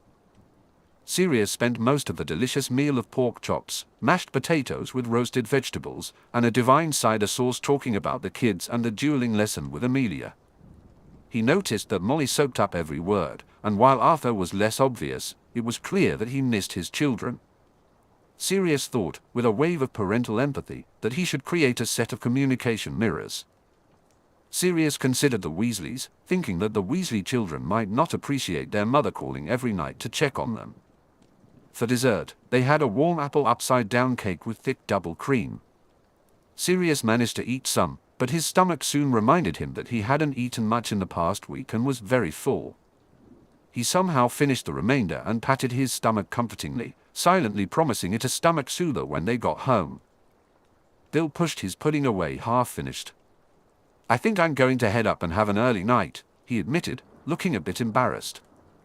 "Is Alicia not coming over tonight?" asked Molly, her innocent expression so exaggerated that Sirius had to hide his face in his wine goblet to conceal his amused smirk. "Not tonight," Bill replied, annoyance creeping into his voice at his mother's probing. He stood up from the table. "Good to see you, Sirius. Give Harry my best." "I will," Sirius promised. Harry would be pleased to hear that Bill was almost back on his feet. He suspected his son felt guilty about Bill's injury and long recovery, even though the only person to blame was the one who had attacked them. They all watched as Bill headed up the stairs, sharing concerned expressions mixed with relief that, although Bill was recovering slowly, he was recovering, which was what mattered. Molly bustled around the table, clearing plates and refusing help. Sirius felt warm and comfortable, reluctant to move even though he knew he should. "You know, we really should continue our weekly dinners," Arthur commented mildly. Sirius wondered what the older wizard had seen on his face to make the offer. "We did say at the start of the summer that we'd work on an alliance of friendship ourselves, beyond that which binds our children." "We should," Sirius replied, touched despite the lingering urge to refuse on the grounds that he didn't need any more connections. Arthur smiled, filled with the mischief typical of his twins. "Can you imagine the look on Wenlock's face if we announced an alliance of friendship between the House of Black and the House of Weasley?" They both burst out laughing. Molly scared at them. "I don't know what you were thinking, Arthur," almost calling someone out. Arthur hummed. "Although the invitation for a weekly dinner stands, Sirius," Molly said as she sat back down with a cup of tea. "We'd be pleased to have you." She looked genuinely pleased. "Thank you," Sirius replied, marveling at how much had changed since the start of the summer. "I'm afraid it's purely selfish," Molly admitted with a sheepish smile. "You'll be seeing the children every week, and well." It made Sirius feel better to know she wasn't being completely selfless. He acknowledged this, and Molly nodded in understanding. "We do understand, you know." Her smile turned motherly. "It's hard seeing them away at school." She sighed quietly, wrapping her hands around her mug. "I almost kept Ginny home her first year to avoid having an empty house." She grimaced. "Afterward, I really wished I had." Arthur's hand slid across the table, and Molly took it, their fingers intertwining in silent support. This made Sirius think of James and Lily, and he felt a slight wistfulness for the lack of his own love life. "How's the mind healing going?" Sirius asked instead. Arthur answered with a disappointed shake of his head. "We took her to the first one, and she was very..." He sighed. "Healer Allen said she needed to want to come if progress was going to be made." Sirius made a sympathetic noise. He remembered having a similar conversation with Healer Faye about Harry's treatment, specifically the discussion where she told him Harry would need to recognize the Dursleys' treatment of him as unacceptable before he could begin to heal. Frustration hadn't even begun to cover how he felt. Sirius summarized, "So no more mind healing until she asks." Molly nodded in agreement. "Maybe it'll be fine. She seems to have made some new friends this year, even if they are a bit boy-obsessed for my liking." He decided not to mention Harry's theory that Lydia and Jessica had befriended Ginny to get closer to the boy who lived. Sirius made a non-committal noise and smoothed a hand down the front of his robes. "Well, I should make a move. Thank you so much for your hospitality, Arthur and Molly." "Same day next week?" Arthur asked pointedly. Sirius nodded and got to his feet. The goodbyes were a blur, and before he knew it, he was back in the schoolhouse with a portion of pudding in a Tupperware box. Dobby sniffed at him, took the box from his hands before he could explain, and handed him a stomach soother. Dobby ushered him into his nighttime routine as if he were a stubborn child and Dobby was a frazzled nanny. In self-defense, Sirius called Harry. Their chat was more soothing than the potion, and he fell asleep with Harry's discussion about his first fifth-year runes class drifting through his mind. The next morning, after a breakfast that was gentle on his stomach, a surprisingly light oatmeal with wonderfully syrupy strawberries, and a concerning message from Amelia about needing to talk with him regarding a missing pregnant woman, Sirius set off to the tribunals. Courtroom 10 was quite imposing, as it was meant to be. There was a chair for the accused, stands for the prosecution and the defense, and tiers of seating that would normally be filled by the Wizengamot. Sirius was the first one there. He looked around the empty room and shrugged. He slid into the back seat and opened the Daily Prophet. The headline story featured the new Department of Muggle Affairs. There was a good picture of Cornelius and Arthur stood side by side on the podium, shaking hands and looking suitably serious. Sirius raised his eyebrows as he read the article. Rita's words were mostly positive about the new department and the direction of ministerial policy, but she was rather lukewarm about Arthur's appointment.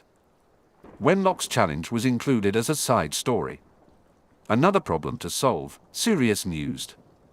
The publicity over the summer had been very positive for him and Harry, but he was all too aware that journalists, particularly Rita, would be circling like sharks. It wasn't quite as enjoyable to put someone on a pedestal if they didn't fall from it or if someone didn't pull them down. He watched as the prosecution team arrived. Amelia was accompanied by an old female aura with steel blue hair, looking like a contemporary of Moody's. Rufus hovered in the background. Cornelius wandered in and began talking with Amelia, probably making a last-minute plea to be the one to prosecute, but Amelia shook her head, looking determined. The defense advocate started to arrive. Rawls' advocate was first, Herman Gelding, a solicitor with dark, slicked-back hair and a bulbous nose that looked purple from Sirius's vantage point. Jugson's and McNair's advocates arrived together, Giles Dotts and Clements Carlingworth of Dotts and Carlingworth. They were a small firm but represented many of the pureblood minor houses. Both were brown-haired and indistinguishable. Travers's advocate arrived last, Barry Bootle. He was polished in appearance, with perfect blonde hair, classically handsome features, and a good physique adorned in quality robes. He had been one of Regulus's friends. Sirius clenched the newspaper in his hand, smoothing it flat again. Regulus had come to his senses and done the right thing in the end, even if there had been a moment when he had tried to kill Sirius with Barry Bootle standing right beside him, both of them trying to earn their Death Eater stripes. One day, Sirius would take Creature and go back to where Regulus had found the locket and his brother's body. He would bury him. Suddenly, he felt cold, and the world began to blur the edges as his mind slipped into a memory. James lay dead on the floor. Lily was dead in front of the crib. Harry was crying, covered in blood. Hagrid was holding Harry, telling Sirius he had his orders. Peter was defiant, yelling something. Then came the blast, the shock shuddering through him. "I said get those Dementors out of here now." Amelia's voice cut through the fog, and Sirius abruptly returned to the present. He was curled up, hands over his head, rocking. He stopped and took a deep breath, shivering violently. "Sirius?" Amelia was suddenly beside him. She held out something, and he took it automatically, recognizing the scent of chocolate. He stuffed it into his mouth. "They're gone," Amelia said, as if Sirius regaining his senses hadn't already told him that. "I'm so sorry," Cornelius said, wringing his hands together. I thought it was best to have extra security, and I didn't think." "That's right," Amelia snarled at him before catching herself. "But we will talk about this later, Minister." Her eyes pointedly glanced at the gawking defense advocates. Cornelius nodded unhappily. "Sirius?" "I'm fine, Cornelius," Sirius replied briskly. "I just wasn't prepared for them." He attempted a smile. "A cup of hot chocolate wouldn't go amiss, though." Cornelius's assistant left immediately to get it. "My sincere apologies, Sirius," Cornelius said again. Amelia handed Sirius another chunk of chocolate, and he let it melt on his tongue before swallowing. He motioned back at her table. "You should get back to what you were doing," Sirius said firmly. "I'm fine." He wasn't fine, he felt too cold, and the ache in his limbs reached all the way to the bone, but he wasn't going to give Bootle any more ammunition. He was already betting that the fact that he had reacted poorly to the Dementors would likely make the headlines of the Daily Prophet the next day. However, Amelia's eyes were filled with understanding. She handed him the rest of her chocolate and returned to her work, with Cornelius following after Sirius reassured him that everything was fine. 5 minutes later, Cornelius's bright-eyed assistant, whose name Sirius struggled to recall, brought him hot chocolate. He held it close, inhaling the warmth and scent, fighting the urge to transform into Padfoot. The arrival of the judges, Albus, Gideon, and Daniel, helped ease his discomfort. Albus hurried over and said, "My dear boy, I heard what happened. Are you all right?" "Fine," Sirius lied, feeling more uncomfortable about the fact that his reaction would fuel gossip within the ministry. He thought about how he would confront Monty later. "I just could have done without the trip down memory lane." He pressed his lips together. "Ignore me, Albus. I'll be fine. Just get this done." "Drink your chocolate, Sirius," Albus said gently before moving away. Almost reluctantly, Sirius followed the instruction. The hot chocolate was still warm. Murphy had clearly given him a charmed mug when he got it, and the news of Sirius's unfortunate reaction to the Dementors had spread through the building.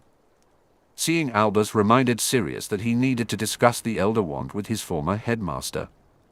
The Hallows had to be the power mentioned, because he would never believe that Harry needed to sacrifice his own life to defeat Voldemort. Didn't the phrase "neither can live while the other survives" imply that the survivor would live once it was all over? He slurped down the rest of the chocolate and watched as the mug automatically refilled. Sirius thought, bemused, that perhaps he would hold off on confronting Murray. Suddenly, everything came to order as the courtroom door banged shut. A rather subdued atmosphere settled over the room. Cornelius took a seat beside Amelia. The scribe, a young and harried-looking administrator with bright yellow hair likely due to a potion, settled into position. Albus asked if everyone was ready. Amelia stood, exuding authority in her formal robes. "The prosecution is ready," she stated. "And the defense for our 4 defendants." Albus's gaze shifted to the 4 advocates. A chorus of confirmations followed. Then, Bootle stepped forward. "I would like to make an objection on the record regarding the presence of Lord Black." Sirius was not surprised. Albus blinked. "He is here to observe and bear witness that justice is served, as directed by the ruling of the Wizengamot," Albus explained. "Unfortunately, the Lestrange can no longer bear witness to what Lord Black considers justice," Bootle retorted snidely. Amelia stood in response. "Objection! Mr. Bootle is so far out of line that he's in a different country. Lord Black's family business is just that, family business." She fixed Bootle with a fierce gaze across the courtroom. "Chief Warlock, as you are aware, the Wizengamot made Lord Black's inclusion mandatory for this tribunal to proceed. Lord Black is here to bear witness, nothing more. There are no grounds to object to his presence unless he attempts to interfere in the judicial process." "I agree," Albus said firmly. "Let's move on. I believe each defendant will be tried separately." "Yes, Chief Warlock," Amelia replied politely. "The first defendant is Thorfinn Roll." "Bring in the accused," Albus ordered. Roll had been a few years behind Sirius at Hogwarts. He vaguely remembered a skinny blonde boy who seemed half scared of his own shadow and couldn't aim a curse to save his life. How old had Roll been when he joined the Death Eaters? Sirius mused it was probably around 15 or 16. Roll was escorted to the accused's chair, where he crumpled like a wet tissue, sobbing as he confirmed his identity and current address. Amelia began. "Thorfinn Roll, you are accused of being part of a terrorist organization known as the Death Eaters, also called the Knights of Walpurgis. You are charged with conspiring to commit a terrorist act on August 25th of this year. You would also have been charged with committing a terrorist act and using violent spells with intent to harm, except for the fact that you were found under an imperious curse on the night in question. She paused and lifted her head. How do you plead? Guilty, Rowling sobbed. Guilty.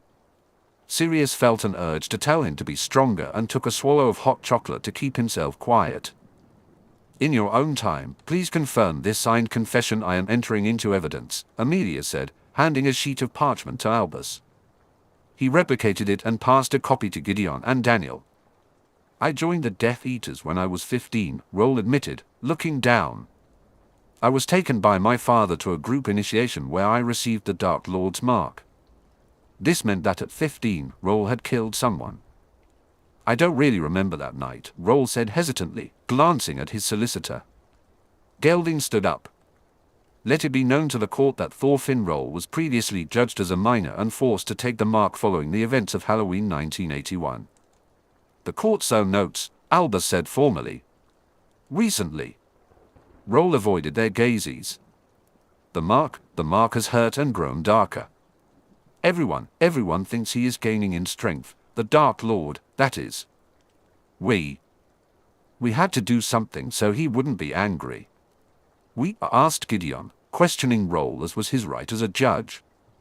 Gelding was on his feet again. Please note that my client cannot answer that question beyond the other 3 men who were arrested at the same time without violating an unbreakable vow. Sirius raised his eyebrows, wondering if Rowling was lying. Lucius had never indicated that his. Very well, Albus said, let us continue. Eventually, 5 of us volunteered to do something at the Quidditch World Cup, Rowling admitted. We planned to split up. 1 pair would target the Muggles, and 1 would target a Muggle-born family. We discussed torture and killing them. Dennis would then put up the dark mark in the sky to show. The Dennis you refer to as Dennis Travers, who was arrested the same night as yourself. Amelia interjected. Yes, Rowling said. We paired up together that night. But he was talking, and I had never done anything before. I couldn't do it. I don't remember much until the aura was suddenly there. Amelia produced another parchment, the aura's report, and handed it to Albus. Please note that Mr. Rowling was found at the scene of a crime. His wand had evidence of several dark curses, including the Cruciatus. He was, however, under the imperious curse himself, which was broken when Mr. Travers was stunned by me. Objection! Bootle stood up. My client is not here to defend himself from such a charge.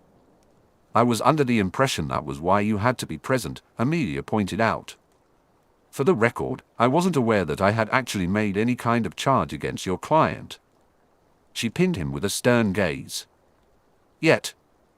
Sirius hid his snort in his mug of chocolate. You implied. Bootle began. I merely related a fact. Mr. Rowling regained his senses at the point where Mr. Travers was stunned, Amelia said dryly. And I? Mr. Bootle, Gideon interrupted, your point is made.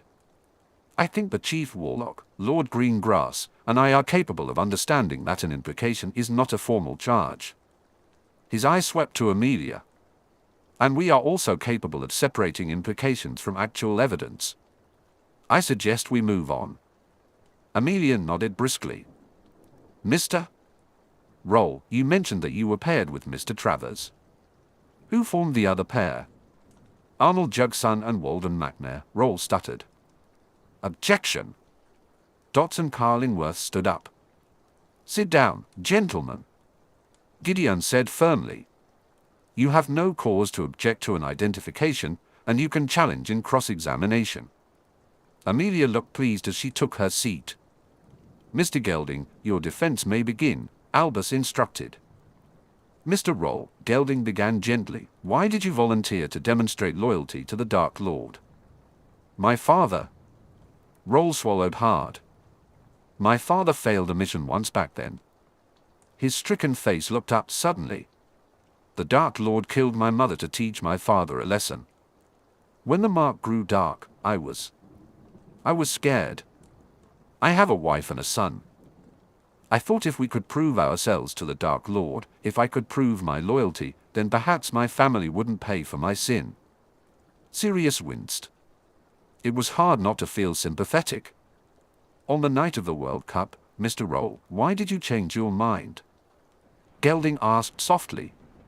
The family that Dennis picked out. Roll blinked hard against another wave of tears.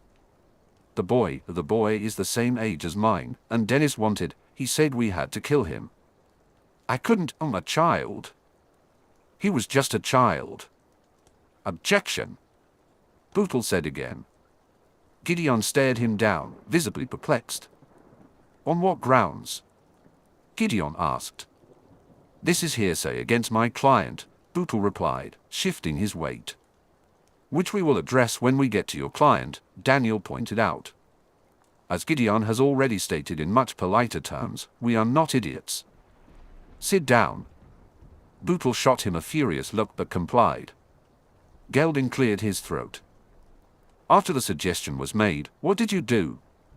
I refused to go through with it, Roll said clearly. But then? I don't understand what. I was suddenly standing in front of the tent, and the boy. Roll choked, taking a breath. The boy was on the ground in front of me, and my wand was pointing at him. The auras were there, yelling at me to drop my wand. Gelding nodded and produced a parchment for the 3 judges. You will see from this independent healer's report of the night my client was arrested that he was suffering from the after effects of the Imperious curse. He turned back to Roll. Do you regret your actions? Yes, Roll stated plainly. I regret ever agreeing to take part in it. I should have. I should have stayed out of it. Gelding tapped the table in front of him. The defense rests, gentlemen. Albus thanked him. Mr. Dots, do you wish to cross-examine regarding your client? Dots leaped to his feet. Without wishing to strain the vow you took, how can you be sure that those who volunteered on the same day you did, Mr. Roll, continued to be the same individuals involved in the unfortunate events on the night of the 25th of August? Roll looked at him, confused. You mean apart from them getting arrested? Sirius found amusement in Dot's walking into that one. Exactly, Dot said, brazening it out. Did you speak to Mr. Jugson at all between the meeting where there was an agreement for something to take place and the World Cup?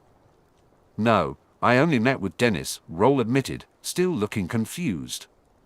And on the night of the World Cup, did you speak to Mr. Jugson then? Dots persisted. I think so. Roll's uncertainty was palpable. Why only think so, Mr. Roll? Shouldn't you know who you spoke to? Dots asked. We were all wearing masks, Roll said defensively. Dots grinned in satisfaction. Thank you, Mr. Roll. Carlingworth asked the same questions, and Sirius decided their examination was far from over. The defense was going to be weak if they were relying on a they didn't really do it strategy after being caught red-handed. Sirius shifted in his seat as Bootle stood up, sneering at the quivering figure in the defendant's chair and choosing not to question Roll. Albus nodded and asked, do either of my fellow judges have anything they would like to ask the defendant? Gideon and Daniel shook their heads.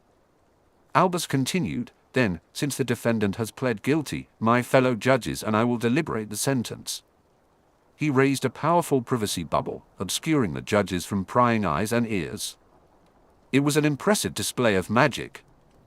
Sirius felt a gaze upon him and turned to see Bootle glaring. He glared back, pleased to see Bootle look away. The deliberation didn't take long. Albus lowered the privacy bubble and turned to Roll with a compassionate, grandfatherly expression. Mr. Roll, you have pled guilty and confessed to conspiring to commit a terrorist act and being part of a terrorist organization. The last war took many lives, and we cannot allow this terrorism to take hold again. As a society, we cannot tolerate such outright attacks on our government and the peace that so many fought hard to achieve. However, your defense has offered some mitigation for both charges, and you have expressed regret. Keeping this in mind, this tribunal sentences you to 10 years of imprisonment in Azkaban's minimum security wing, Albus stated gravely. Roll burst into noisy tears as the Aurors were ordered to take him from the courtroom. Sirius knew he might have been tempted to impose a harsher sentence, but he felt satisfied that the judicial process had been followed. The next prisoner was brought in. Arnold Jugson showed none of Roll's hysterics. He remained stoically grim-faced during the confirmation of identity. Amelia's prosecution was swift. She called Wood to testify that he had arrested both Jugson and McNair at the World Cup. The World Cup. He submitted the forensic tests of both Wants and the Muggle victims, which supported the written statements from Harry and Ron. They had described encountering two robed and masked figures torturing Muggles. At that moment, Dot stood up and objected to the absence of Harry and Ron. Sirius noticed the furtive glance Dot shot his way and understood that he was expected to jump up and protest loudly against the idea of having Harry testify, which would void the trial due to his unsanctioned interference. Instead, he smiled at Dot and allowed Amelia to dismantle Dot's argument, as everyone had been informed of the decision not to call Harry and Ron as witnesses. All solicitors had been offered the chance to interview the boys before they left for Hogwarts and had declined. Defeated, Dot sat back down. It was the beginning of the end. Dot attempted to get the conspiracy charge dropped due to lack of evidence, but Amelia produced surveillance photos of Jugson meeting with Dennis Travers. These photos were the reason the tribunals were sealed, as they revealed that they had been monitoring the former Death Eaters. A ministry healer countered the Imperious Curse defense with his testimony. Sirius felt a sense of satisfaction as Jugson was found guilty on all charges and sentenced to 10 years in the maximum security section of Azkaban, where Sirius had once been held. Jugson remained silent as he was led away. Albus called for a recess, which was welcome. The ever-full mug of hot chocolate had created a natural consequence, prompting Sirius to find the nearest bathroom as soon as the courtroom doors opened. He decided to get some fresh air and made his way through the corridors of the ministry to a little-known balcony on the top level, wrapping around a corner of the building and completely invisible to Muggle eyes. He and James had discovered it during their second week of training as hit wizards and had used it as a hideaway to talk occasionally. Sirius closed the balcony door and walked outside. Sirius moved around the corner to what he considered his usual spot. He often lounged against the building while James perched on the metal railing. If he closed his eyes, he could almost feel the warmth of the sun. He took a deep breath and tried to ignore that his shivering wasn't just from the icy wind that stung his cheeks and sent his hair flying. Bloody Dementors, he thought wearily. The sound of a door opening on the other side of the building caused Sirius to straighten up, squaring his shoulders to be polite to whoever was about to disturb him. "Damn it, Amos! What has gotten into you?" Leonard Abbott's voice echoed around the corner, making Sirius shrink back against the side of the building. He quickly cast a disillusionment charm. He needn't have worried. Neither Leonard nor Amos Diggory walked around to his side of the balcony. "Are you trying to get arrested?" Leonard continued harshly. "I just wanted to talk to Walden." Amos replied heatedly. "He's about to go to Azkaban," Leonard stated bluntly. "He's a Death Eater, for Merlin's sake." "What were you thinking?" "I've worked with him for years, Leonard.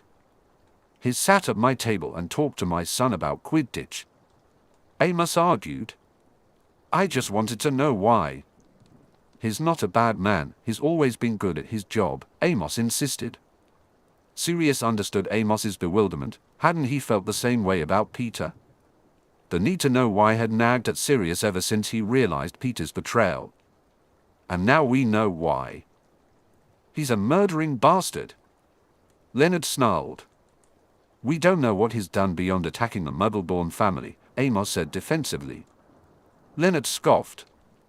"You must be kidding me, Amos. You forget I've seen some of the creature executions McNair has carried out. I saw him put down a 16-year-old wizard without pause." "A 16-year-old werewolf," Amos replied. Sirius shuddered, unable to shake the image of a 16-year-old Remus in place of the unnamed boy who had been executed. "I will never agree with your agenda there, Amos," Leonard said firmly. Amos snorted. "Well, of course not. Not now that Black and his pet werewolf have your balls in the palm of their hands." "Amos!" Leonard snapped. We have been friends for too many years to count, but you go too far. A tense silence followed. I apologize, Leonard, Amos said gruffly. Leonard's sigh was heavy and loud enough for Sirius to hear. What is going on with you, Amos? You haven't been right since you didn't get the Wizengamot seat. I was the best candidate, Leonard. The only reason I didn't get it was because of Black. You can't solely blame him for that, Amos, Leonard retorted. Most of the houses that voted for someone else prefer Yaxley's view of the world or don't share your views on werewolves and other magical creatures. They don't like the legislation you and that awful Umbridge woman forced through. Werewolves are dangerous. Amos began heatedly. Amos, stop! Leonard ordered. Look, what happened with Thaddeus was a tragedy, but not all werewolves are as feral as Fenrir Greyback. Sirius frowned at the mention of Amos's younger brother. They had been school contemporaries.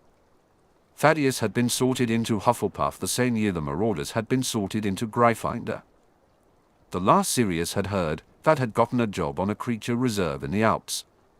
If you're about to mention Lupin, don't, Amos snarled. Sirius stiffened.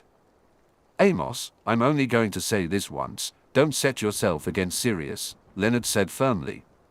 He's every bit as powerful as his grandfather used to be. Maybe even more so. Don't go up against him. Thank you for the advice, Leonard, Amos replied. Now some of us have jobs to do, he said, dripping with sarcasm. The creak and slam of the door echoed around the corner. Sirius heard Leonard swearing under his breath before the door opened and closed again, signaling his departure. Sirius remained invisible until he was halfway back to the courtroom. He sneaked in and sat down in his chair, noticing that the Everfull mug had disappeared. He sighed. He should have gotten some more chocolate or tea, but it was too late. The doors were shutting, and Albus was calling everyone to attention as the docket moved on to Walden McNay. It was a hopeless repeat of Jugson's trial. All the same arguments, except for the one about Harry and Ron, and all the same counter-arguments, with the same result at the end. But Sirius understood it had to be that way. McNair's solicitor had to tread the same ground as Jugson's, or McNair could claim a mistrial. Sirius felt a surge of excitement when McNair was sentenced and Albus called for the last prisoner. The Dennis Travers who walked in didn't quite fit the description of the surly prisoner holding his silence that Amelia had painted. Sirius figured maybe the trial had knocked some reality into Travers's head finally. He was going to Azkaban, probably for much longer than his associates since he had been the ringleader. Travers sat in the chair, sweat lining his brow. Sirius mused speculatively that Travers was beginning to understand just what was going to happen. Amelia stood up, her expression the very definition of grim determination. As the accused has eschewed all attempts to get him to speak since his arrest, I would ask the court to allow the use of veritaserum. Bootle was on his feet immediately. Absolutely not. Amelia shot him an annoyed look. We discussed this yesterday. We did not. Bootle snapped. If this is an attempt to cause a mistrial, Bootle, it isn't funny. Amelia replied sharply. I have the notification document. What's this with your seal on it? What are you playing at? Bootle's face turned red. I don't know what you're playing at either. But I know you're trying to falsify evidence. We didn't discuss anything like this in our meeting yesterday morning. Amelia rolled her eyes. Not in the morning meeting, no, but we did discuss it in the afternoon before you visited your client. I didn't visit my client in the afternoon. I was sick as a dog, throwing up in my flat's bathroom. Bootle shot back. The entire courtroom froze. If Bootle was telling the truth, if someone had impersonated him, then why? Just to see Travers? And if someone had impersonated Bootle, they had to know the truth would come out when they signed a document Bootle himself wouldn't know about. Bootle suddenly turned and stared at Travers before glancing back at Amelia. I don't know what's going on here, but my objection stands. I have received no notification, sealed no such document, and do not agree to my client being given veritaserum. Albus motioned to Amelia. May we see the notification document? Amelia handed it to him. Albus waved his wand over it several times. This seems to be in order. The magical seal is verified as belonging to the office of Bootle, Appleforth, and Crackton. Albus briefly looked at Gideon and Daniel. We will allow the use of Veritaserum and record Mr. Bootle's objection. Bootle bristled, but the ruling had been made. Travers cringed in the chair. The Veritaserum vial was presented for authenticity, and the aura moved to give it to Travers. Unsurprisingly, Travers had to be restrained before they could get the 3 drops into him. They all waited with bated breath for the few moments needed for it to take effect. Amelia moved into position. What is your name? No, no, no. Travers squirmed in his seat, tears streaming down his face as he struggled against the truth serum. No. What is your name? Amelia asked again. Colin Basil Summers, he said more insistently, the words coming out stiffly. Dear Merlin, Sirius thought wildly, it wasn't Travers. The prisoner wasn't Travers. What the? Bootle exclaimed, rising to his feet. Where is my client? They have him, Colin sobbed, answering automatically. The 3 other solicitors looked torn between excitement, curiosity, and outrage. The aura guards appeared disturbed, while the scribe looked bewildered. Amelia raised her hand and silenced everyone with a look. Why are you impersonating Dennis Travers? Amelia asked sharply. They have my sister. Colin sobbed. I was supposed to go to Azkaban in his place. Please, please, they have my sister and she's pregnant. If I don't do this, they'll kill her. Please. Sirius's heart leaped into his throat as his frantic gaze met Amelia's. Voldemort had freed Dennis Travers, another loyal servant, but Sirius didn't care about that. Another pregnant woman was missing, which meant there was no doubt that Voldemort was going ahead with the ritual. It was long past time for Sirius to tell Harry. Chapter 43, Pronglet returns to Hogwarts. The Golden Potter Griffin led the Golden Knot Jackalbow to it before nodding imperiously. The jackal turned to look at Harry before it dissolved into mist and disappeared completely. Harry let out the breath he had been holding. Too many odd things had happened with him and family magic for him to feel comfortable using it anymore. Across Minerva's office, Sirius smiled at him reassuringly, and Harry sensed the matching relief in Sirius's grey eyes that nothing had gone wrong. Finally, Harry glanced at Theo, who nodded at him. Guess I'm truly in service to the House of Potter now, Theo said with enough satisfaction that it was obvious even to Harry, who sometimes had trouble reading Theo. Well, welcome. Harry replied with a small smile. Theo's father interrupted before Theo could respond. I know you'll take good care of my son, Lord Potter. Harry stiffened but nodded sharply. Of course, Lord Knot. He kept his tone polite. Sirius, if I may have a word in private before I leave? Lord Knot asked, turning away from Harry. Sirius frowned but accepted, gesturing for Harry. Can you wait outside the room? I'll be with you in a minute. Sure, Harry said. He was eager to be alone with Sirius. He had so much to ask him since Sirius had refused to tell him about the tribunals until they were face to face. I'll write to you soon, Theo. Lord Knot placed a hand on his son's shoulder. Be good. Of course, father, Theo replied warmly. Harry led the way out of the room, shutting the door behind Theo once he stepped out. Theo lingered, and Harry motioned toward the nearby stairs. You don't have to wait with me. Theo shrugged and leaned against the wall. It's Sunday. It was enough of an explanation. Nothing much happened on Sundays. They were supposed to be homework days. Harry wistfully thought back to the father-son Sundays he had spent with his dad. Sirius had been around during the summer, and Harry felt a pang of disappointment knowing Sirius would leave soon after they discussed the tribunals and caught up. Besides, if I go back, all I have to look forward to is Malfoy sulking about me being in service to the House of Potter and Greengrass debating whether she should ask you to Hogsmeade next weekend, Theo continued cheerfully. Harry's eyes snapped to the Slytherin in alarm. What? Theo smirked at him. You do realize everybody is discussing who you're planning to go with? Are you planning to ask someone? I'm not, Harry replied automatically. Great, Theo said with genuine cheer. Zabini owes me a galleon. Harry glared at him and folded his arms. I'm going to see Sirius. He paused. Actually, a bunch of us are going if you want to come along. Theo blinked at him. You want me to come along? You're part of my house now, Theo, Harry shrugged. Ron, Hermione, and Neville are all coming too. Theo nodded slowly. Thanks, but I have. He shifted as though suddenly uncertain. I'm going to Hogsmeade with Jeremy. Harry's eyes widened momentarily in surprise before he realized it might be rude to act shocked. Theo looked as though he expected something bad. Jeremy's a nice guy, Harry said. Theo's expression smoothed, and he nodded again. He is. He bit his lip. I would bet money Daphne is going to ask you. Her dad is keen for her to make a good match, and you're the one they all want to date. I don't. I'm not. Harry stumbled over his words.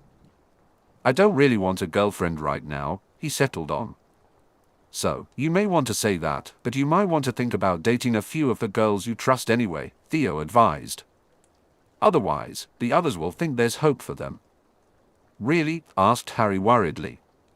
Theo looked at him. You're kind of clueless.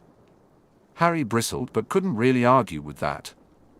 Theo said, I just don't understand why they're so interested in me. His eyebrows shot up. Potter, setting aside the whole boy who lived thing, and I know you don't think like this, but you're head of your house and the heir to another powerful house. If that wasn't enough, you're a genuinely nice guy, the hero to the rescue type. He waved a hand. And you're not a totally bad seeker either, although if anyone in Slytherin ever hears that I said that, I will deny it. Harry felt heat rise in his cheeks and wished the ground would swallow him up. Look, my advice? Just ask Granger, Lovegood, maybe Bones to go on pretend dates with you so people think you're dating. Greengrass probably would do it too if you asked. I don't think she's interested in you so much as she's interested in keeping her dad off her back about making an appropriate match, Theo suggested. Harry frowned. He disliked the idea, but he guessed it might work to deflect attention from his lack of dating experience. He talked to his friends about Theo's idea. Maybe it wouldn't hurt to go on pretend dates, or they could call them practice dates so he wouldn't be totally horrible on a real date. Suddenly, the door behind Harry opened. Sirius poked his head out. He paused where he saw Theo but nodded in acknowledgement before motioning for Harry to enter the office again. Harry waved goodbye to Theo and headed straight into the room. Sirius shut the door, perched on the desk, and put up a privacy bubble as Harry made his way to one of the comfy chairs. Sorry about that, Sirius said as Harry settled in. Benjamin wanted to give me a heads up that Wenlock is beginning to organize an opposition, as though I couldn't work that out for myself. Harry nodded, remembering that Sirius had already talked with him about Wenlock and the likely political shift. So what happened at the tribunal that you couldn't tell me over the mirror? Sirius grimaced and shifted to look at Harry fully. Do you remember just before the World Cup? Remember when I told you there had been a sighting of the Rat and Voldemort at Little Hangleton? Harry wondered why Sirius was bringing that up.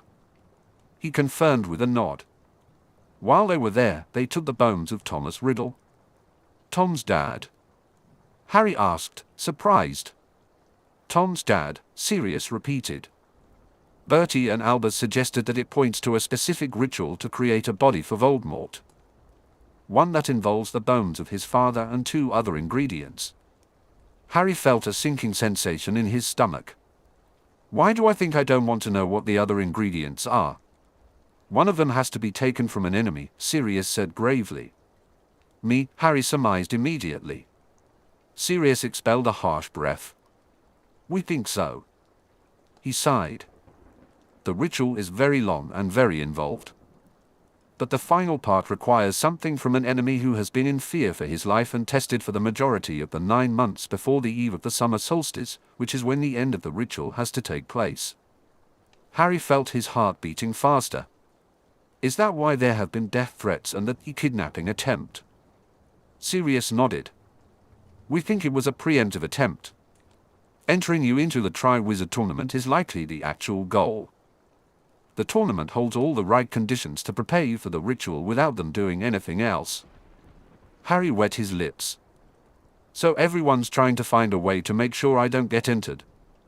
It's one of the reasons there's going to be a lot of security around the artifact, the Goblet of Fire, which is used to determine the champions for each school competing, Sirius agreed. But security wasn't a guarantee of success, Harry thought worriedly. Albus assures me that it won't happen, that Hogwarts is safe, especially with all the security that Moody's put in place. Sirius sighed wearily. But, well, we all know how safe you've been here at Hogwarts in the last few years. Harry bit his lip. Harry bit his lip at Sirius's scathing tone. He knew it wasn't really directed at him, but he felt guilty anyway. Then another thought intruded, and he frowned. Wait, you said Peter and Voldemort picked up the bones when they went to Little Hangleton. This meant that Sirius had known about the ritual and everything, but had not told him. Hurt shot through Harry like a knife. Sirius met his eyes without hesitation. Yes, I made the decision not to tell you about the ritual back then. Harry surged to his feet, unsure of what he wanted to do but not content to sit any longer. Sirius slid off the desk to stand in front of him. Are you willing to listen to my reasons? Harry folded his arms over his chest and nodded jerkily. We didn't know if the ritual was going to happen, or whether Bertie's and Albus's suspicion about what the bones meant was actually true. There are a number of rituals that use the bones of forefathers, not just this one. Yes, it was the most probable, but it wasn't certain. Sirius began. I didn't want to tell you something that wasn't certain, especially since you'd received the death threat on your birthday and had enough to worry about between that and the prophecy. And now? Harry asked sharply. The bones need to seep in amniotic fluid, that's the fluid that's... I know, Harry said, blushing. Right, Sirius said hastily. So, Amelia had the DMLE put out an alert to healers, requesting they warn all pregnant women that there could be a threat to them. But Amelia found out one pregnant woman was missing on Thursday, and at the tribunal, we discovered a second pregnant woman had gone missing. He paused. The brother of one of the missing women was discovered impersonating Dennis Travers at the tribunal. Travers is missing. Oh. Harry lowered his gaze as he absorbed what Sirius had told him. He understood in some ways why Sirius hadn't told him before and why he was being informed now, since it was certain that the ritual was going to happen. Happen? But... I could have handled it, Harry said out loud. I'm not a kid. And you're not an adult either, Sirius shot back. He raised a hand to stop Harry from arguing. There is a reason why you're called a teenager, Harry. He shifted and took a breath. Admittedly, you've been through a lot more than most teenagers, and you have more responsibility than the vast majority of your peers, all of which you handled brilliantly most of the time. He met Harry's gaze again. But I am not going to apologize for acting like a parent and deciding that my 14-year-old son doesn't need to worry about something that I know will only stress him out until it's absolutely necessary to tell him. Harry shifted a little under Sirius's understanding but unapologetic gaze. He sighed. I already have Professor Dumbledore keeping secrets, and now it feels like you're keeping secrets too. He shrugged, unable to articulate what he meant. Sirius stepped forward and pulled Harry into a hug. Harry went a bit stiffly, but he wasn't immune to Sirius's care. He slowly wrapped his arms around his father and sank into the comfort. I know it feels like people are keeping secrets from you. Well, Albus is, at least until he and I have our little chat about the matter. But my intention here, and every time I make a similar decision, isn't to keep something secret so much as to protect you from the craziness as much as I can, Sirius murmured. You have to know I debate everything a million times before I decide to tell you or not. It drives Moony bonkers. Harry gave a muffled huff of laughter as he imagined Remus's face after being subjected to Sirius's debates. I thought about telling you when we got the second death threat, but... Sirius sighed heavily. Everyone still thought getting you into the tournament was the goal, and I wanted you to enjoy the rest of your holiday and have some fun without something else to worry about. And truthfully, would it have helped? Would it have changed anything you did at the World Cup? Harry wanted to say yes.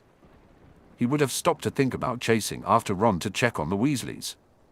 He definitely wouldn't have charged after the man who targeted them. But his conscience wouldn't let him lie. Even if he had known, he probably would have acted the same way. I'm not always going to get it right, Harry, Sirius admitted. Sometimes I will decide something and get it wrong. But I just hope I get enough right that one day we both might not need to keep seeing a mind healer. Harry let out a small laugh at Sirius's dry tone. That's why you moved my appointment with Healer Alan. He had disliked changing his early morning appointment to a later time when he might be spotted going to the infirmary. Sirius rubbed Harry's back. You've just been told that rather than a vague threat of Voldemort trying to get you into the tournament, there is an actual threat with a nasty ritual involved. He has already kidnapped pregnant women and dug up the bones of his father. So yes, I moved your appointment so you can talk to Healer Alan about it if you want. Do we know more about the ritual? Harry asked, easing back to look at Sirius. We do, but... Sirius sighed and placed his hands on Harry's shoulders.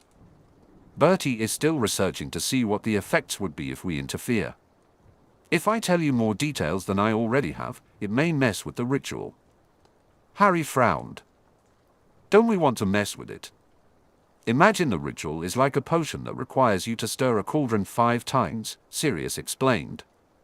You know you need to stir 5 times, but if you think you can mess up Voldemort's plans by stirring only 3 or 2 times, it could backfire. Stirring 3 times means the potion explodes and takes you with it. Stirring 2 times means the potion works and gives the user superpowers. Do you understand? Do you think it was wise to stir less times now? Nope, not at all. Harry sighed and decided to change the subject. What's happening about Travers? He asked. It certainly hasn't been reported in the press. The Prophet had published an article about the tribunals the day after, stating that all 4 had gone to Azkaban. Sirius dropped his hands and nudged Harry back into the chair. The Rat Squad has been tasked with chasing down Travers. We know he was switched the day before by someone pretending to be his solicitor. Identification checks haven't been performed on Ministry visitors yet, only on Ministry employees. That will change tomorrow. We had everyone in the courtroom swear a vow of secrecy and released a cover story to the press because the guy who was switched said he was told they would kill his sister if he didn't pretend to be Travers. He's actually staying in a safe house now. They? Harry asked, concern creeping up his spine. Our mystery attacker, Pettigrew, and Voldemort, Sirius listed. Harry nodded, rubbing his upper arms as he felt suddenly chilled. We know the Polyjuice Man is clearly in and out of London. Both pregnant women were taken from the marketplace, and he knows what's going on in the Ministry, so he's still getting in and out somehow. Although the identification checks on visitors should hopefully eliminate that. He picked Travers because he is the only one who didn't denounce Voldemort or say something to the Aurors. We think Voldemort and Pettigrew are hiding out in the countryside somewhere remote where they can keep the women locked up.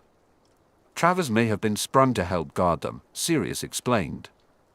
Harry shivered. It didn't sound very positive. Amelia is doing all she can, Sirius said. But was it going to be enough? That thought lingered in Harry's mind as he walked Sirius out, knowing his father was stealing more time with him by walking to the gates instead of simply leaving through the flue like Lord Not had finished. By the time Sirius hugged him near the end of the path, it was almost time for his rescheduled healer appointment. Harry made his way to the infirmary as soon as he entered the castle. He managed to avoid being seen by taking a shortcut he had found on the Marauders map the previous year. The room set aside for mind healing was warm and cozy. It was a small office with comfortable chairs at one end next to a hearth and a table set up with therapy activities at the other. Harry greeted Healer Alan quietly as he entered and took a seat. He really didn't want to talk, he had barely had time to think about what Sirius had told him. The graying older wizard watched him with kind brown eyes. Would you like to draw this morning rather than talk? He asked gently. Harry poked the floor with the toe of his shoe and nodded. He made his way over to the table and picked up a sketch pad and pencil.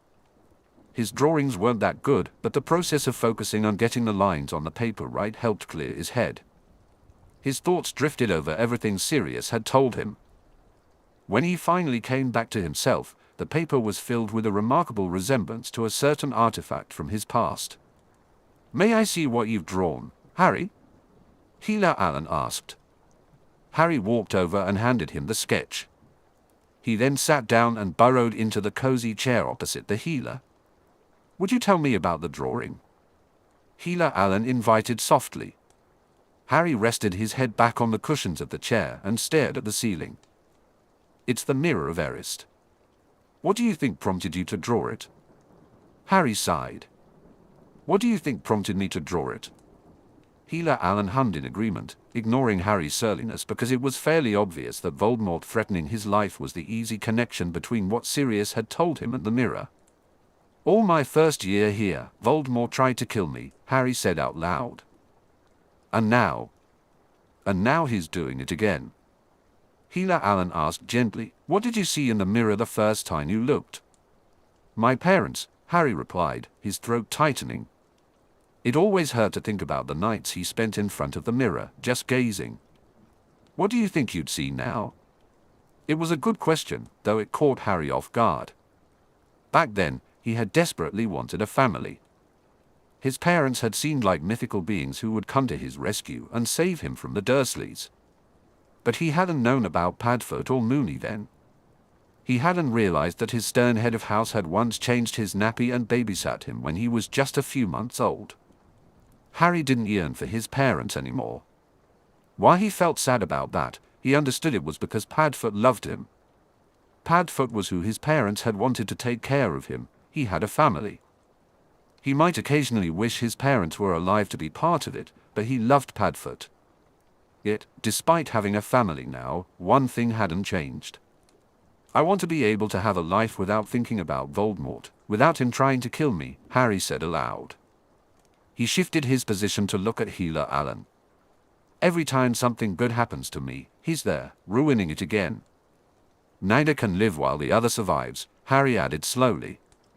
"The prophecy," Healer Allen prompted. "Like I can't stop it, and I can't get what I want until he vanquished Voldemort for good, with some power he didn't even know about. It might or might not be the Hallows, or it might or might not be the family magic." Everything had a price, Harry thought tiredly. The prophecy didn't actually say he would live in the aftermath. Wasn't that part of the reason he had drawn the mirror? Because in the end, the mirror had been destroyed? "And what you want is to live without Voldemort constantly threatening you," Healer Allen said, "and the people you love, because your parents died to protect you from him." Voldemort would do anything to protect Padfoot, and Harry couldn't bear the thought of losing him.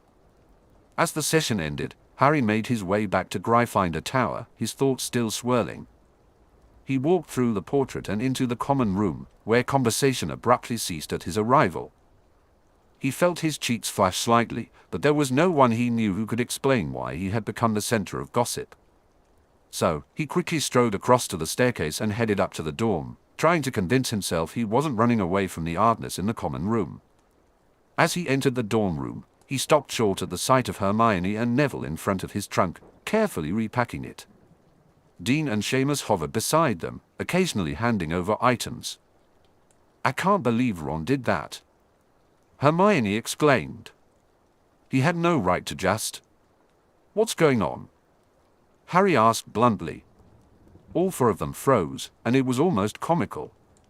Dean looked at Seamus, who looked at Neville, who then looked at Hermione, who sighed and closed her eyes. Dean nudged Seamus toward the door. We have that." Yes. "That thing," Seamus replied emphatically. He pushed the bundle he was holding, Harry's spare robes, into Hermione's arms and dragged Dean the rest of the way past Harry, out of the room and down the stairs. Harry folded his arms and stared at Hermione and Neville. "Okay," Hermione began, "but you have to promise me you won't freak out." "You know, saying that kind of makes me want to freak out," Harry said. Hermione shot him a glare. He waved a hand at her. So, Ron thought you'd come straight back to the tower after the loyalty vow with Not, Hermione explained. And when you didn't, he started to think maybe Lord Not had done something, or Theo had done something, or... She gestured. Someone had done something, Ron said weakly in Harry's direction. Harry walked over to them and sat down on the bed. It wasn't unusual for Ron to get worried. I guess he took my trunk apart trying to find the map then. Harry pointed at the parchment by Hermione's knee. So he could find me. Hermione and Neville nodded. And he realized I was in the infirmary, Harry continued, sighing as he fell back onto his bed with a groan. This was bad. Very bad. He, thought you'd been injured, offered Neville. Hermione explained why you were in the infirmary since the map showed you with Healer Alan, Hermione said gently. He tried to stop Ron from leaving the dorm, but... He wouldn't listen, Neville finished with a sigh. So I tried talking to him too, but I think I made everything worse, Hermione said in a small voice, making Harry sit back up and look at her. She looked chagrined, her bushy hair falling around her face to hide her embarrassment. Basically, Ron thought you'd told us about seeing your, healer but not him, and... Hermione continued. And he stormed out, Neville added. After hitting Neville and accusing him of trying to steal his best friend, Hermione said, outrage returning to her face. Neville flushed. He just kind of pushed me. I'm fine. Harry frowned at him, but he did seem okay. I fell on my bed, Neville said, pointing across to his bed. The thing is, Harry, Hermione began nervously, well, the thing is... Ron was kind of yelling, Neville said, wincing as he pointed at the open door. Harry quickly added up the strange looks he had received in the common room, the fight, and the yelling. He groaned, slumping back again. Everyone thinks I'm crazy. Yes. No, of course not. Harry peeked at his two friends as Neville and Hermione glared at each other. Hermione turned back to Harry, looking chagrined. It's not that people think you're crazy, Hermione said, giving Neville a stern look. But just... I'm nuttier than a fruitcake. Harry replied dryly. Neville snorted. There's nothing wrong with seeing a mind healer. Hermione spoke softly, brushing her hair back out of her face. Some people can't appreciate that it doesn't mean there's something wrong with you. They just don't understand why. There was a hint of curiosity in her voice, indicating she wanted to know why Harry was seeing the mind healer. Irritation flickered through Harry. You'd think the fact that I've received death threats would be some clue as to why, Hermione. She grimaced and lowered her gaze. Bugger. Harry sat up again and rubbed a hand over his face. What was he supposed to do? He wanted to close the curtains on his bed, hide, and hope the whole thing would go away. But he knew that wasn't going to happen. He needed to deal with Ron too. Ron was as stubborn as a mule when he got something in his head.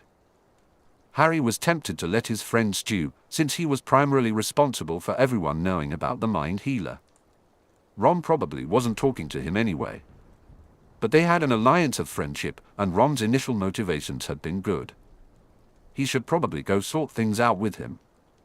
He also needed to call Sirius on the mirror and warn him that the Prophet was likely going to run the headline "A Boy Who Lives Is Nuts" the next day. He gestured at the Marauders map, and it flew into his hand. He didn't notice Hermione and Neville's or at his wandless magic as he unconsciously released his wand to tap the parchment and enter the password. He quickly spotted Ron down by the Quidditch pitch. Harry sighed, shutting the parchment and tossing it back into his trunk. You guys don't need to keep repacking my trunk. I'll do it when I get back from talking with Ron.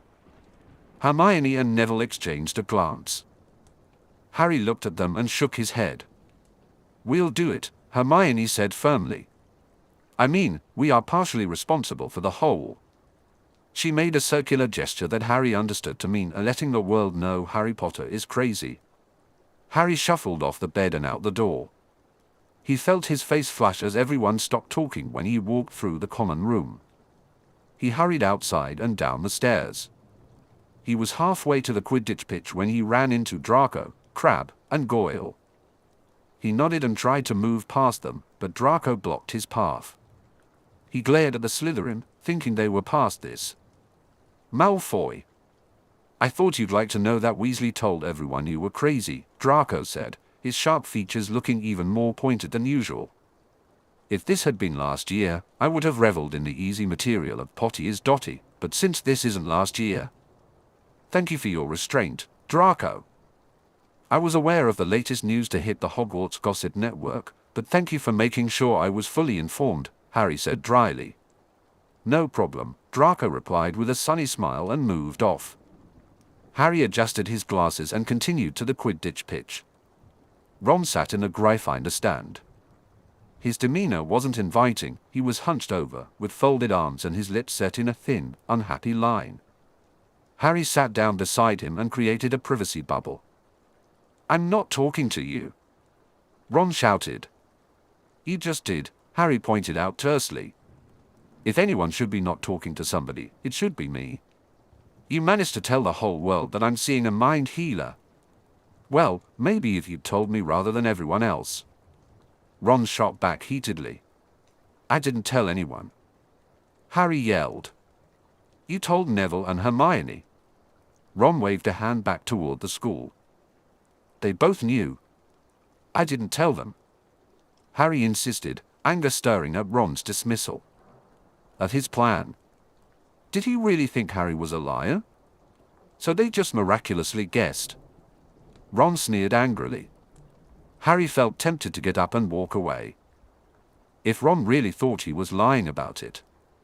Neville said he recognized the healer's name, and Hermione. Harry gestured vaguely. Well, she's Hermione. In hindsight, he realized he had probably given her enough information to figure it out when he talked to her about his time in the States. As if that's... Ron broke off suddenly and grimaced, swiping a hand over his face and leaving a streak of dirt on his forehead. Well, that probably does explain Hermione. He glanced at Harry quickly before looking away, shamefaced. You really didn't tell them? I'm not in the habit of lying, Ron, Harry snapped. Ron flinched but nodded. I know. I'm sorry, mate. He stared down at his trainers. I'm really sorry about the whole, telling the world. Harry shot back, feeling more than a little irked. Ron flushed and nodded. You didn't come back. And Moody said to watch for strange behavior, and Sirius is the closest person to you, so if you were going to be kidnapped by anyone. I get it, Ron. Harry sighed and pushed his glasses up his nose. I thought about telling you last week about, Healer Alan, because I knew I was going to need cover eventually, but I hadn't gotten around to deciding about it. I didn't really want to have to tell anyone. Then Sirius changed my appointment time today because he thought I would need to speak to Healer Alan afterwards and... He shrugged. Why did you need to, Ron trailed off at Harry's raised eyebrows and flushed brightly as he registered just how personal his question was. Sorry, he muttered. Harry relented with a sigh. They've got some credible information which they think means Voldemort is going to get me into the Triwizard Tournament as part of his plan. Of some ritual to give him a body. Ron grimaced and pulled at his laces. That's pretty crappy. Sorry, mate. He paused again. So, that's the reason then. It was hard for Harry to hold on to his desire to keep everything secret when he heard the concern in Ron's voice. His best friend wasn't asking just out of curiosity, he was genuinely worried about Harry. Thinking about it, Hermione had probably asked for the same reason. Harry kept his eyes on the opposite stand and shrugged, trying to convey that it didn't matter. I guess now, yeah. I mean, at the start it was mostly the Dursleys. Oh. And, what happened with Quirrell and the Basilisk, Harry continued, making a weak hand gesture. Then this summer, just other stuff, and now this. Ginny refused to see the mind healer, Ron replied. Harry knew it wasn't as much of a non sequitur as others might think. Ron usually had a point to his tangents. Mum and Dad dragged her to one, but she didn't want to go. Ron sighed. I offered to go with her. I mean, sometimes I dream the Pratt actually obliviated us and Ginny died, so I thought maybe it wouldn't hurt for me to go too. Harry nudged Ron's shoulder, unable to speak because that was exactly why Ron was his best mate. Ron was the type of friend who would confide his own deeply hidden thoughts about needing a mind healer just to make Harry feel better about seeing one. She told me no. Ron shrugged as though it didn't matter, but Harry knew better. I was going to ask you to talk to her about it, see if you could change her mind about going, but then she turned all stalkerish and he blew out an exasperated breath. I don't know what's with her, but it wouldn't be fair to you to ask, so. I can still try, Harry offered, even though the idea of talking with Ginny was excruciatingly painful. Or maybe the fact that she knows I'm seeing one will get her to go to one too. Ron winced again. Yeah, I'm really sorry about that. Harry sighed. It probably would have gotten out anyway. It's not like people don't follow me around constantly. He shivered as a harsh gust of wind swept over the stands. Come on, let's go inside and see if we can get lunch from the kitchen. Yeah. Ron stood up eagerly. We can get Hermione to come along too. You're just hoping it'll get you out of her I told you so lecture, which it won't. Harry got to his feet and poked Ron, laughing as Ron chuckled in agreement. You owe Neville an apology too. The look on Ron's face was fleeting, a quick twist of lips and a glower that flickered through his expressive eyes for a moment, but Harry caught it. He grabbed hold of Ron and pulled him to a stop as he started to leave. Okay, what was that? Harry demanded. Ron shuffled his feet and avoided Harry's gaze. It's nothing. Harry rolled his eyes and pulled Ron back down so they were sitting again, glaring at him. Ron huffed out a breath and folded his arms across his chest. Why is Neville always hanging around with us now? Harry had known this discussion would happen at some point. He wrestled with his irritation at Ron's jealousy. Why is it a problem? He asked bluntly. Neville's a good guy and he's a good friend. I know, but... Ron frowned heavily and averted his gaze from Harry's hard glare. Look, I know it's stupid, but I liked it when it was just you, me, and Hermione. Now there are all these other people, including Neville and... He shrugged again. Harry guessed at what Ron didn't say. He didn't want to share Harry and maybe even Hermione with others. Those other people are not going away, Ron. Harry pointed out crisply. I have alliances and responsibilities, and you're my best friend, and that's never going to change. Harry's face brightened. But I also like having more friends than just you, me, and Hermione. He noticed Ron's confusion. At the beginning of the summer, I was thinking about how we stopped talking to Hermione over the firebolt. You remember? Harry said. Ron nodded. I thought, if you and I had fallen out, who would I have spent time with? Hermione, sure, but who else? I realized I had kind of hidden behind you and Hermione because of all the boy who lived stuff. Harry admitted, so there wouldn't have been anybody else because I didn't know anyone else. Except Neville, Ron muttered. Not really, Harry replied simply. Neither of us have paid much attention to Neville these last couple of years. That was pretty bad of us when you think about it. We had each other, but who has Neville had? He's never said anything, but it can't have been great with us, Dean, and Seamus ignoring him all the time. Not all the time, Ron said defensively. Most of the time, Harry insisted. He looked away into the distant sky. I sometimes think it could so easily have been me who ended up without a close friend in our dorm. If you had sat with him instead of me. That's weird, mate, Ron commented. Since I sometimes think it could have been me, you know, not having a friend, if you and Neville had grown up together like you were supposed to. Harry nodded, sensing Ron was finally getting it. Right, but we didn't grow up together, and you sat with me. So it's Neville on his own, Anne. He sighed. Neville doesn't deserve that when we can all be friends. I understand, I guess, Ron sighed heavily. I hate the godbrother stuff you two go on about. You're my best friend. I am, Harry agreed fervently. But Neville's mum and my mum were best friends. His dad and my dad were like brothers. If Neville's parents hadn't been attacked, I would have grown up with Neville as my brother. So I'm not going to ignore that we were supposed to be family, Harry said, stopping Ron with a look when he began to argue. You have your family, Ron. You have your brothers and Ginny. I'm happy to share them with you, Ron replied quickly. I really appreciate the sentiment, but you can't, not really. They're yours, Harry pointed out. And you don't understand what it's like to not have them. You've never had to open presents at Christmas and know there isn't one from your parents. Seriously, I hope you never do. He paused for a moment. But Neville knows what that feels like. So if he and I can be family for each other, well, I think that's what our parents wanted. Ron nodded slowly and sighed again. I've been a bit of a prat, haven't I? Yeah, but you're my prat, Harry said with a small smile. Come on, it's lunchtime. I vote we eat in the kitchen to avoid the crowds and everyone thinking I'm crazy. On the plus side, I haven't seen any stalkers yet, Ron offered cheerfully as they began to climb down the stands. Harry brightened at that. It was true. Nobody had stalked him at all when he left the tower. Maybe his craziness would deter the horde of girls wondering if he was going to date them. Who? Maybe every cloud did have a silver lining. As they stepped into Albus's office at Hogwarts, Sirius considered whether he should have had Albus stay back in Black Manor after the War Council for their discussion. It might have been better to address the problematic issue of Albus keeping secrets on Sirius's home ground, especially with the officialdom of the War Council providing a backdrop.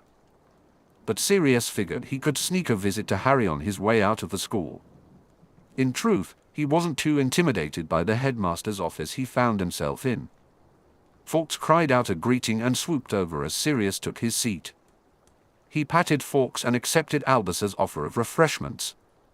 A house elf popped in immediately with a pot of tea and some English muffins. Albus played the role of host and poured the tea, handing over a delicate china cup with an openly curious expression. I have to admit that I thought you might want to talk to me about the fallout from the discovery of Harry's mind healing. I was impressed that you managed to keep it out of the Prophet except for some minor hints in Miss Skeeter's article, Albus said. I, or rather Brian, reminded the editor that Harry is a minor. Any details about his medical treatment appearing in a newspaper would definitely result in legal action, Sirius replied. When Harry alerted me to the potential problem yesterday, he mentioned that everyone was staring at him. Ah, well, it is not the first time he has been the center of attention, Albus allowed. Although in this instance, I believe our new bullying policy has made it difficult for anyone to be deliberately cruel to him. He smiled briefly, his eyes twinkling. That, and the fact that Mr. Malfoy, and possibly much of the student body, is attempting to remain in Harry's good graces thanks to the political power he now knows he wields. Sirius hummed in agreement. On a positive note, Dr. Jordan reports that 5 other students have requested mind healing since the news leaked about Harry's treatment, Albus commented. How many of them require it? Asked Sirius dryly. Albus beamed at him. 3 of the 5. Sirius nodded slowly. Well, at least some good had come of it. On a serious note, Harry has quietly let it be known that the mind healing is primarily due to the death threats, Albus continued. I believe that has been accepted as an understandable reason why a caring parent has insisted he see a mind healer. Clever little raven, Sirius thought admiringly. Harry had indicated he had come up with a plan when they talked. Blaming his treatment on Sirius was a good way to go. I have to admit I continue to have my doubts that his knowing about the ritual is a good thing, Albus said. The comment caught Sirius's attention, and the implicit criticism tightened his stomach. He picked up his tea and took a sip to calm himself. According to Harry, I should have told him much sooner, he began. He pointed out he wasn't a child. Do you feel you should have told him sooner? Albus asked. Sirius felt his lips twitch. He suspected Albus thought he was comforting him or guiding him. He shook his head. I'm comfortable that I told him soon enough. He looked across the desk at Albus. But this conversation does lead nicely into what I actually wanted to discuss with you in the first place. Oh. It was rare to see Albus Dumbledore confused, and the marauder side of Sirius took pride in this moment. However, the adult part of his mind, which sounded a lot like Remus, reminded him to focus. He reviewed the strategy he and Remus had discussed, confident it would work to get through to Albus. Sirius sipped his tea and set it aside. "Why haven't you offered to tell me the details of the prophecy yet, Albus?" Albus paused mid-bite of his English muffin, quickly finishing and patting his mouth with a bright green napkin that matched his robes. "Do you really need to know the details of the prophecy?" "I'm not sure," Sirius replied lightly. "Do I?" The older wizard picked up his tea and sipped it, clearly unsettled by Sirius's request and stalling for time. "After all, Albus," Sirius pointed out dryly, "it's rather hard to make the determination when I don't know the details." "Sirius, did you tell James?" Sirius asked sharply. "How about Lily?" His grey eyes darkened at the sight of Albus's chagrined expression. Did they know the details of why their son was targeted? Why they were in danger? Albus paled. His gaze shifted away from Sirius. Fawkes gave a mournful trill. "I did not tell them the specifics," Albus admitted when Sirius remained silent. "I informed them that there was a prophecy related to Harry or Neville. Either boy could be the one to vanquish Voldemort. There was more, but what I told them was as much as Voldemort himself knew." He raised his eyes. "It was a war, and I could not risk them knowing more than that." Sirius sighed heavily and clasped his hands in his lap. "And now? The risk of Voldemort finding out." Albus began. "Do you honestly believe I would tell Voldemort anything if he captured me?" Sirius asked incredulously. "He is a master legilimens," Albus countered. "And my mind is protected," Sirius shot back. "It is not an acceptable risk." "That isn't your decision to make this time, Albus," Sirius snorted. "It's arguable whether it was your decision alone to make back then." They both looked at each other. The fire crackled, breaking the tense silence. Albus sat back, defeated. "I can show you the memory of the prophecy in a pensive. Will that be acceptable?" Sirius sighed. "The one with the power to vanquish the Dark Lord approaches, born to those who have thrice defied him, born as the seventh month dies." Albus's eyes widened comically fast. "And the Dark Lord will mark him as his equal, but he will have power the Dark Lord knows not, and either must die at the hand of the other, for neither can live while the other survives." Sirius completed the prophecy. "How did?" Albus began before stopping and closing his eyes. "There is only one way that you could have listened to the prophecy." "Yes," Sirius said simply. "Harry knows." Albus's eyes reopened, looking sorrowfully at Sirius. "He knows," Sirius confirmed. "Voldemort. Harry is trained in. Occlumency offers additional protection, thanks to his family rings. Besides, if Voldemort is close enough to Harry to read the entire prophecy from his mind, it would likely mean the prophecy is coming to fruition one way or another," Sirius argued. "The only other people who know are Remus and Bertie, both of whom also have mental protection." Albus drew in a sharp breath and exhaled loudly. "I still cannot agree with your decision to allow Harry to hear the prophecy, Sirius. He should not have to bear such a burden at his age." Sirius raised an eyebrow. "You don't have to agree since it was my decision to make," he said firmly. "But let me ask you this. Before my escape from Azkaban, when were you intending to tell him, Albus?" He leaned forward as Albus's gaze fell once again to his desk. "I know he asked you why Voldemort was after him at the end of his first year. You had a second opportunity to tell him at the end of his second year when he fought the basilisk. You could have even explained it during his third year, had you taken the time to clarify why everyone thought Sirius Black wanted to kill him. He was too young." Albus protested. "At 11, I might have agreed with you. At 12, having faced Voldemort twice in as many years, he deserved to know at least the general reasons. Certainly at 13, with the knowledge that a mass murderer was supposedly after him, he definitely deserved to know why, even if you didn't tell him the exact words of the prophecy," Sirius argued. Albus shook his head stubbornly. "Harry's right. Albus, Sirius continued. He's not a child, and the events of his time in the wizarding world have eroded any sense of a normal childhood. He stared down Albus. He saw a man burn and die under his hand. He killed a monster and almost died himself in the effort. He confronted the man who handed him and his parents to Voldemort. Voldemort. As much as I hate that these things happened to him, they did, and because of that, he is not a child. He is not an adult either, Albus countered, gripping the edge of his desk tightly. No, he isn't, Sirius agreed, recalling his own argument with Harry. Accepting that it was your decision to make before I was officially awarded guardianship, what Harry should and should not know is my decision now.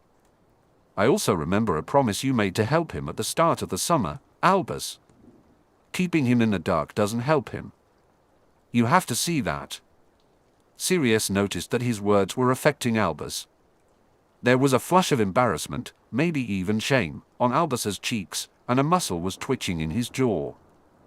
He seemed tense as he absorbed Sirius's point. Setting Harry aside, Sirius continued, I am an adult. It is certainly not your place to decide what I should know when it concerns my son, and given my position, what I should or should not know about the war effort.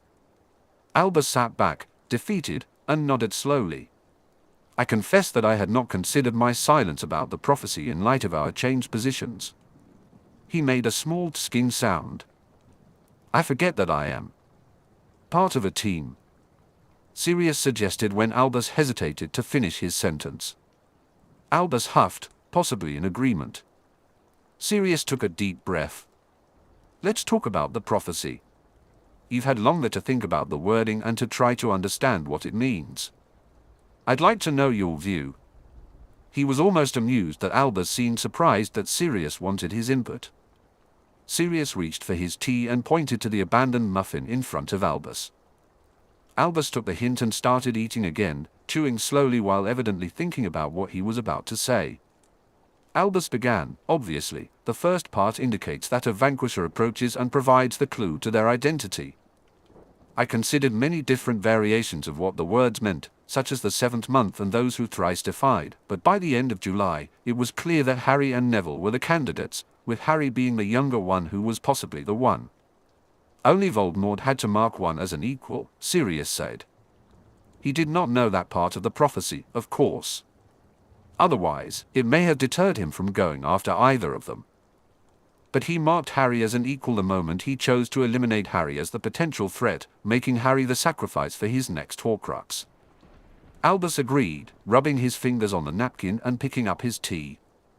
And he chose not the pureblood child but the one who shared Muggle heritage, even if for Harry it was once removed. So he chose the one who most closely resembled him, the half-blood, because he believed they were the more likely threat, Sirius mused aloud. Exactly, Albus confirmed, wrapping his hands around the teacup. I suppose others might point to the literal scar that Harry received, but for me, it was the moment the choice was made that marked Harry. His life would never be the same, regardless of the outcome of that night. No. I also believe that night at Godric's Hollow was never meant to be the moment of prophecy or vanquishing but the moment of marking, Albus continued. Tom stood in front of Harry that night, believing he would eliminate his prophesied vanquisher, and instead, he created him, literally making Harry his equal in the accidental transference of a shard of his soul. And you believe the vanquishing that day wasn't the prophesied vanquishing? Oh no, Albus shook his head. Tom wasn't vanquished that night, he was merely reduced to a true equal state with his nemesis.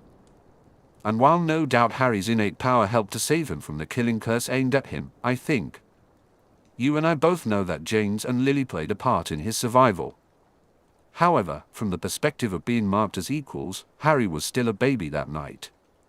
The event resulted in Tom assuming a similar helpless condition. After that night, they were equal in every way. And as Harry grows in strength and ability, so too does Voldemort, Sirius said thoughtfully. It wasn't something he and Remus had explicitly debated. Yes, Albus agreed. As Harry returns to the wizarding world, so does Tom. This year, Harry gains allies and support, and so does Tom. Destiny has kept a balance between them.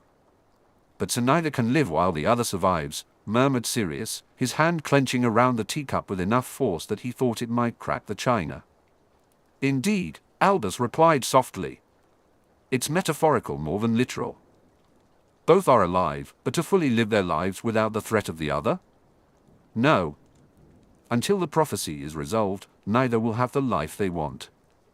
They will merely survive, eking out an existence. He frowned. Unfortunately, the prophecy is also open-ended regarding who will be the victor. Harry has the power to defeat Tom, but either may die at the hand of the other, and thus the outcome is uncertain. It was the part of the prophecy that Sirius hated.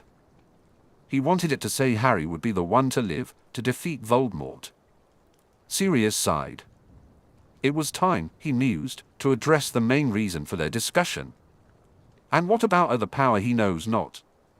Ah, well, I rather thought it had something to do with the ancient magic Lily invoked, Albus admitted ruefully, stroking his beard. But I had forgotten the Potter family magic. He raised his eyes to meet Sirius's. Harry seems to have an affinity for using it and the other family magics allied to him. Sirius nodded, unable to deny it after the Wizengamot sessions.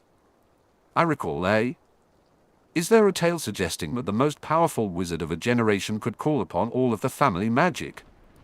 Albus asked tentatively. We've heard the same tale, and Harry thinks it's a possibility that he could, in dire circumstances, call all the family magic to him, Sirius admitted bluntly.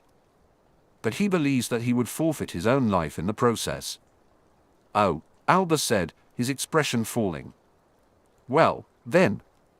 As you can imagine, both Remus and I have discouraged Harry from thinking that the family magic is the power Voldemort knows not, Sirius stated briskly. Albus looked at him with understanding. Do you think there is another option? It was the perfect opening. What about the Hallows? Sirius prompted. Harry is the last of the Peverells. The Hallows are also a power that Voldemort wouldn't know or have personal experience with. I thought we had agreed that the Resurrection Stone should be locked away. Albus replied, a sharpness in his tone revealing his concern about the subject. Did you know my grandfather spent his final days searching for a way for Harry to ultimately defeat Voldemort? Sirius asked idly. Albus's eyes widened. Arcturus. Yes, Sirius said, placing his teacup down. Lily and he were friends. She confided in him before they went into hiding. The blood wart around Privet Drive came from a book my grandfather gave her.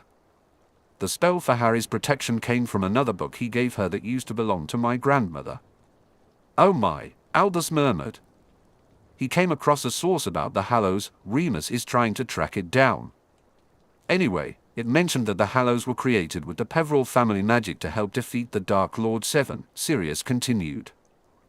All three items acting in concert. Albus remained silent. Sirius stared him down. I'm certain your studies into the Hallows must have revealed something similar. Uniting the Hallows, Albus began, his frown deepening, is meant to convey the wizard holding all three with. The power of death is why the child's tale says the wizard becomes master of death. However, there is no evidence to support that. Apart from the source my grandfather found, Sirius replied, deciding that Albus didn't need to know that the information came from Ollivander. It apparently made it very clear that all three Hallows enable the defeat of this Dark Lord. His gaze settled on Albus. We know where the cloak and the stone are, Albus said. And the wand's location is best kept secret to ensure Tom does not attempt to procure it, Albus interrupted. You agreed with me that it was for the best when we found the stone. I didn't agree, I just didn't pursue the topic. That was before I had information that the Hallows could be the power he knows not but that Harry needs to defeat Voldemort, Sirius countered calmly. Sirius. Secrets, Albus, Sirius said pointedly. Haven't we just had this conversation? If you know where the wand is, as the person leading the war effort, where that wand could make the difference between winning and losing, and beyond that, as the father of Harry, the last of the Peverells to whom the wand arguably truly belongs, shouldn't I be told? Fawkes flew over to comfort Albus, who stroked the phoenix on his lap for a long moment. Albus finally raised his eyes and met Sirius's relentless gaze again. I assume this is where you inform me that you already know. My grandfather had a theory, Sirius offered, trying to lighten the moment. Albus let out a soft snort. He slowly drew his wand out of a large sleeve as Fawkes abandoned him and flew back to his perch. The elder wand was placed on the desk, and Sirius made no move toward it. Harry is comfortable that you should have the wand for the time being. Albus breathed in sharply. He knows. Yes, Sirius said bluntly. But then? We understood why you were keeping it secret, Albus.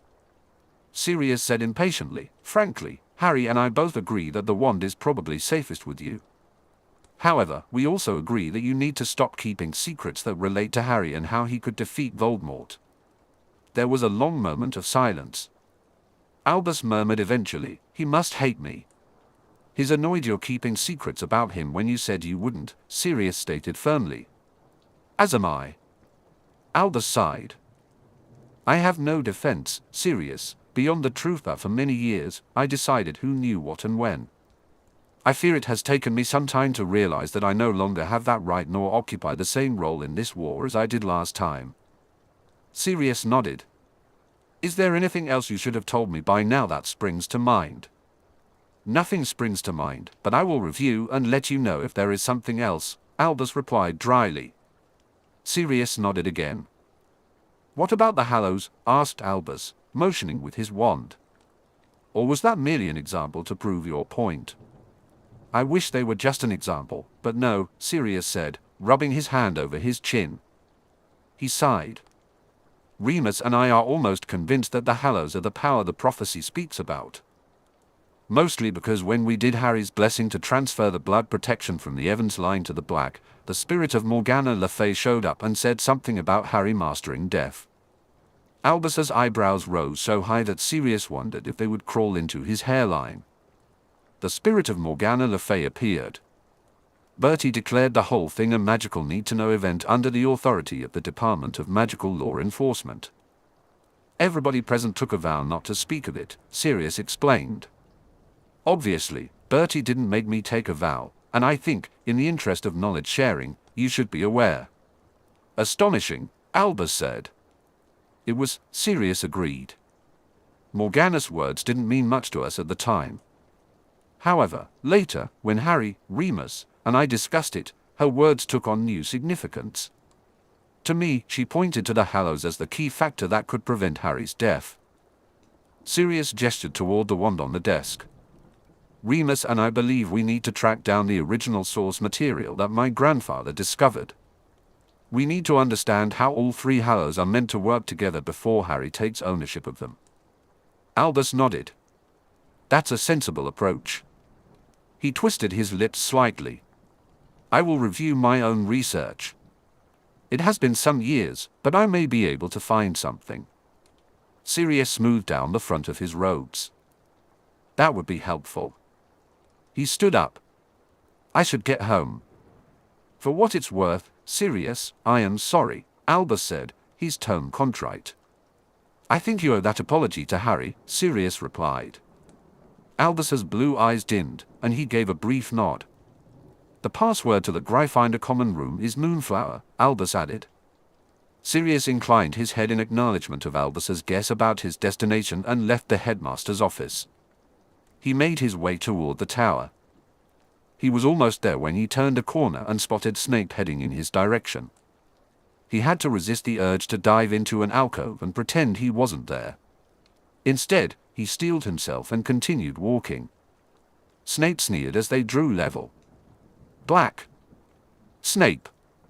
Sirius considered it amusing that it was an almost civil exchange. He kept walking. If you're looking for Potter, he's in the new middle years common room next to the library, Snape called after him. Sirius paused and glanced over his shoulder, finding Snape gazing back at him darkly. Thank you, he said mildly, then changed direction. Black, Snape called, stopping him again. Snape closed the distance between them and drew his wand. Sirius immediately released his own wand into the palm of his hand. Snape arched an eyebrow. I merely wish to create a privacy bubble, he said formally. Sirius looked at him, wondering why, but but he complied and holstered his wand. "Yes," he asked as soon as the privacy bubble formed. "You are aware that Potter's medical treatment is now common knowledge?" Snape asked brusquely. "I am," Sirius replied, trying to suppress any defensive feelings about changing the time of Harry's appointment. "Is he?" Snape hesitated, fidgeting with the buttons on his robes. He appeared unexpectedly nervous in Sirius's opinion. "The rumor is that the sessions are addressing the death threats," Snape continued. Sirius's surprise at the question was evident on his face.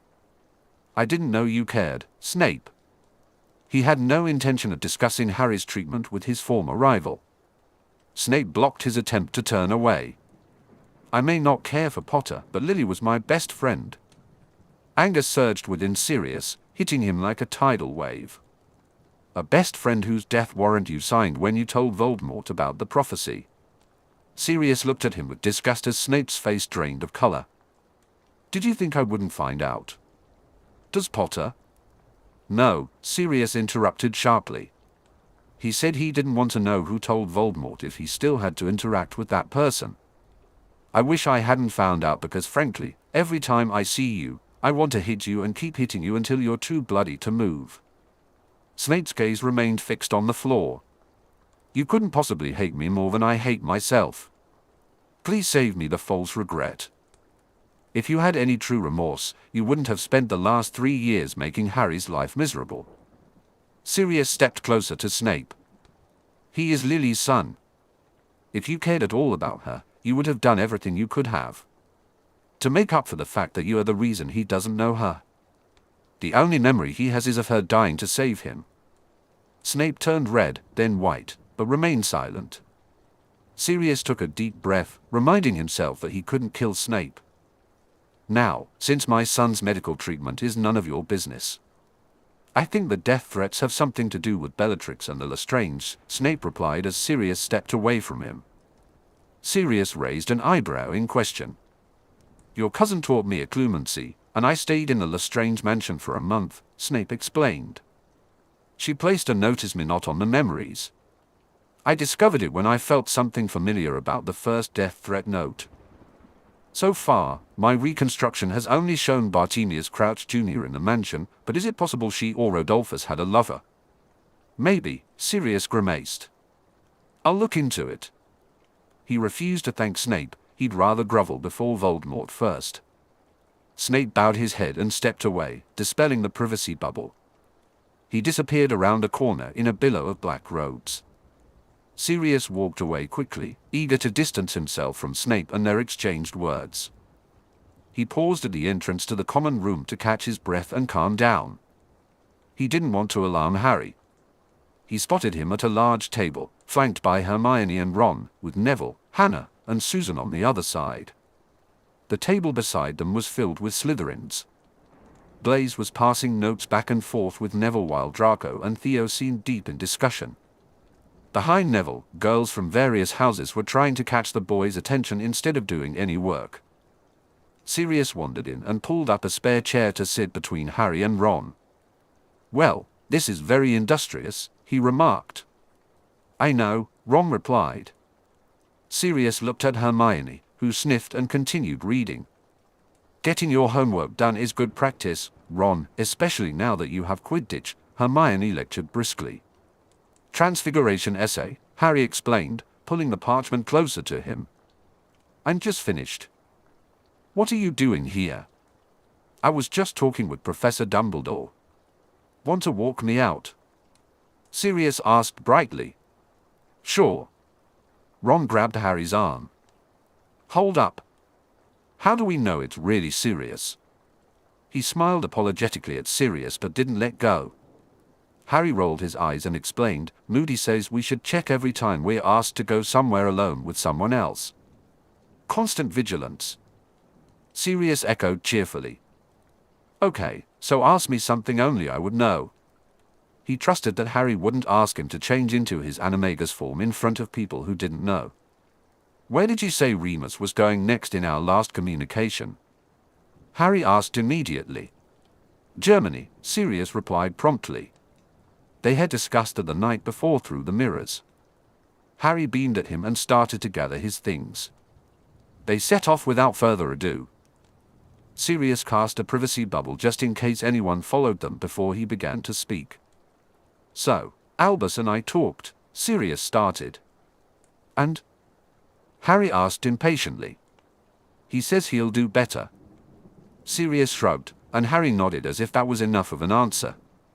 Maybe it was. Albus had promised to do better before and had failed. He was on his last chance with them. "He thought I wanted to talk to him about the fallout from your treatment going public," Sirius said, nudging Harry as they stepped outside and were met by the brisk Scottish wind. "I understand you blamed it on me." "Worked like a charm," Harry grinned before his expression fell. "Apparently, it hasn't deterred the stalkers much. Hermione says my being crazy is attractive." Sirius chuckled at Harry's bemused expression and poked his son. "Wounded birds are to be cooed over. I've had my fair share of that since we came back from the States." Nora Zabini was still intent on making him her next husband. "Brilliant," Harry muttered despondently. "I guess I should rethink Theo's suggestion." "What suggestion was that?" Sirius asked. "He thinks I should pretend date a few of the girls I trust, like Hermione and Susan, maybe Luna and Daphne. If the girls agreed to it, I mean." Sirius hummed as he considered the idea. "It's not a bad suggestion. I'm not sure it would put off the more tenacious of your stalkers, though. It could be good practice, right?" Harry replied. "If I'm pretending to date, then I'd have to go on dates, so, practice." "You make it sound like Quidditch," Sirius teased. Harry grimaced. "Quidditch is a lot easier than girls." "That's true enough." Sirius slung an arm around him. "I think if the girls know up front and agree, then I say go for it. Practice never hurt anyone. But I don't think it'll solve the stalker issue entirely. If they haven't been put off by your apparent craziness, I don't think competition will do it." "I know," Harry said morosely. He sighed deeply and pushed his hands into his pockets. "You managed to stop the Prophet from printing anything." "Well, Brian did," Sirius admitted. Skeeter still managed to get a few comments into her latest article about the continuing lack of progress on the death threats, mentioning what a toll it must take on you, so we'll keep an eye on her. Harry nodded. "There's no news at all about the death threats." "No, although..." Sirius made a face. "I encountered Snape in the corridor on my way to find you, and he mentioned something he remembered which might give Amelia another avenue to explore." "Wow," said Harry. "I'm impressed. You and Snape talked and nobody was hexed." Sirius laughed. "It was a close-run thing. Your potions lessons going okay?" Harry shrugged. "He hasn't taken any points or put us in detention for breathing, so mostly. I preferred Madame Longley, and thanks to her, I understand why things need to be stirred or crushed, so he hasn't marked me lower than an acceptable this year." He bit his lip. Sirius frowned. "But something is up with the lessons. Not potions, so much as transfiguration, charms, and dada," Harry confessed with a sigh. The practical stuff is too easy. I mean, with all the practice I did for controlling my power during the summer, I get whatever exercise is set on the first go, and..." He colored a little. "I usually help the others. The professors have started to give me more advanced stuff, but it's awkward and boring for Harry to feel unchallenged," Sirius concluded. "What about the theory side?" "Some of it's difficult, stuff I haven't covered before, but some of it is easier," Harry said. "I know it's early days, but I've gotten outstanding on all my essays so far." He looked embarrassed. "That's wonderful, Harry." Sirius stopped their progress toward the gates. "I'm very proud of you." He pulled Harry in for a quick hug before easing back, setting his hands on Harry's shoulders and watching amused as Harry rolled his eyes. But he could see how Harry glowed with his praise, and it warmed Sirius from the inside out. "Do you want me to speak to Minnie about your classes?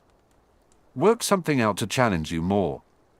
Harry stilled under Sirius's hands as he considered the idea before shaking his head. "Maybe it'll get better?"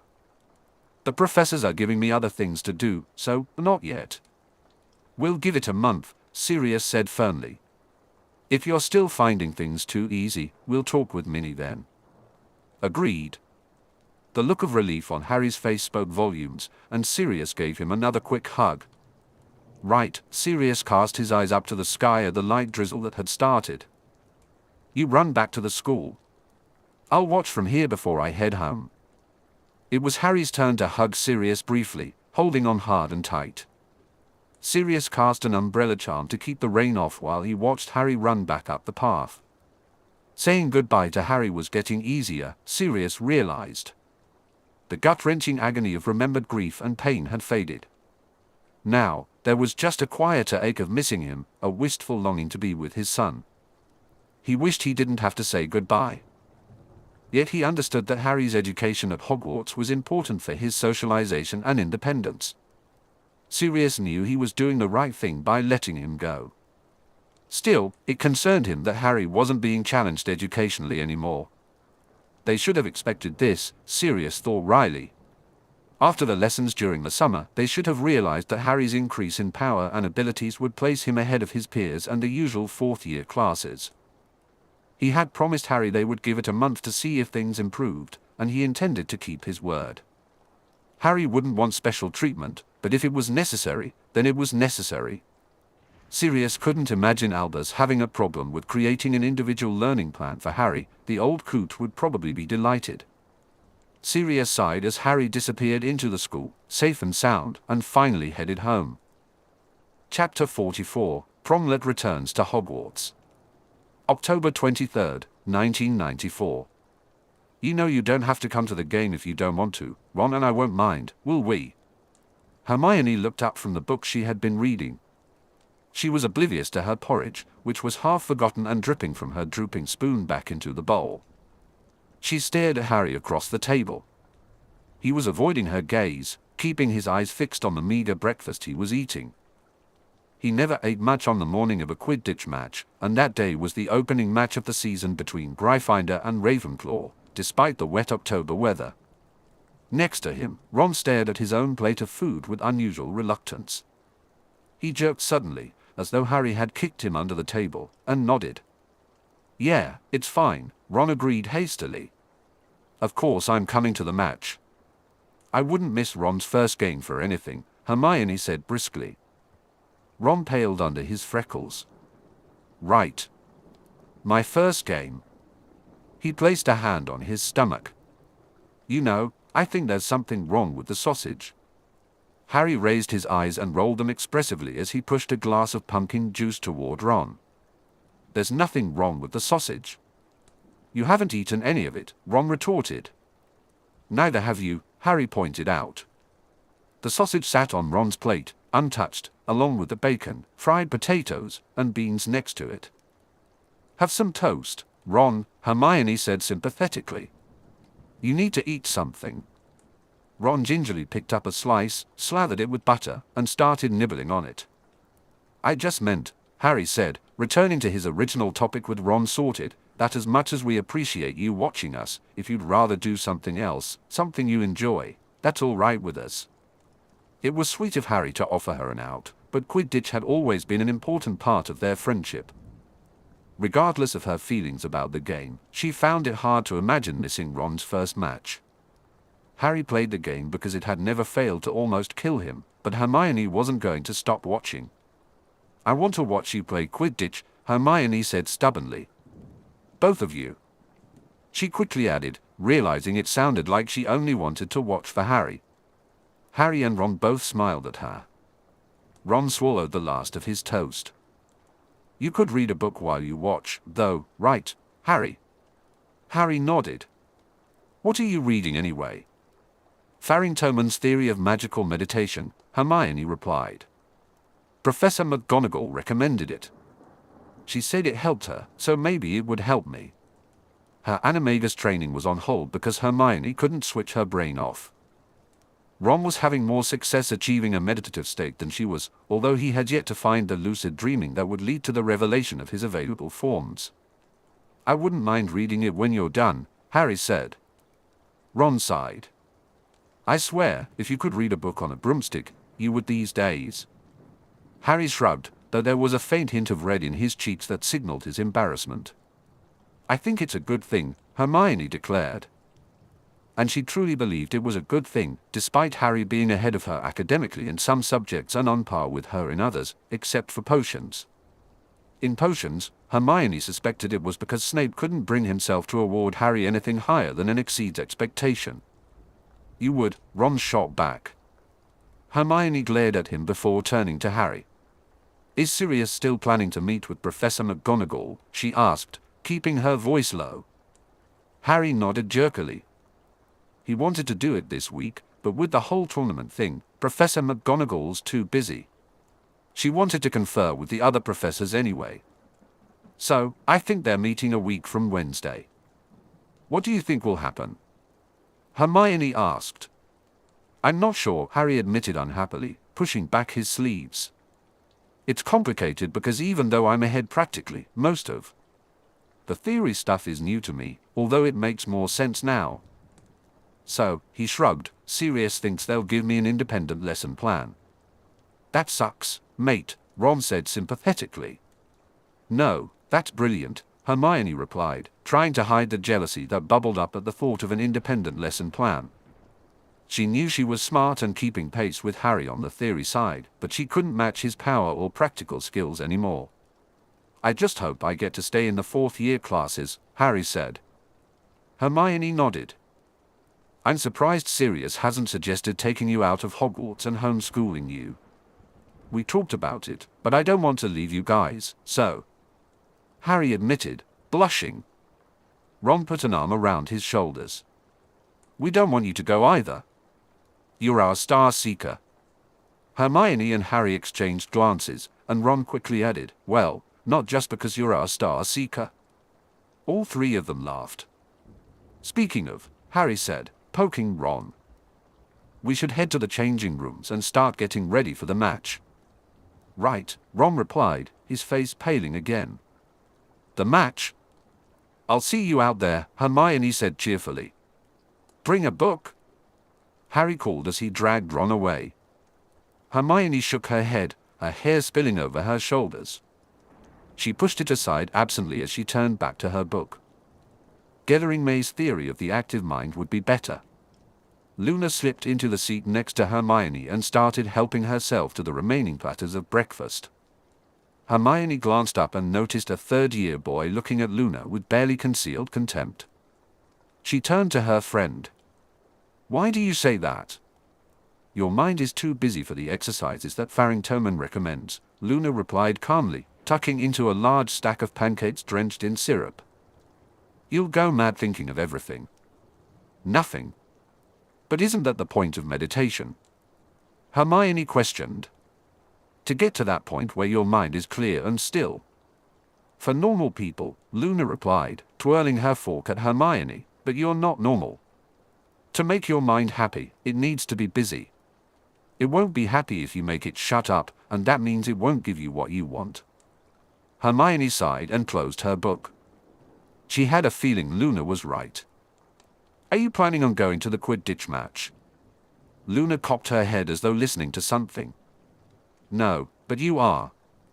I am, Hermione agreed morosely, because she was a good friend who would support her friends even if they said she didn't have to be there. Where's Neville? Luna asked brightly. He and Hannah are on a practice breakfast date, Hermione explained with a small grimace. She had actually been in favor of the idea when Harry had raised it.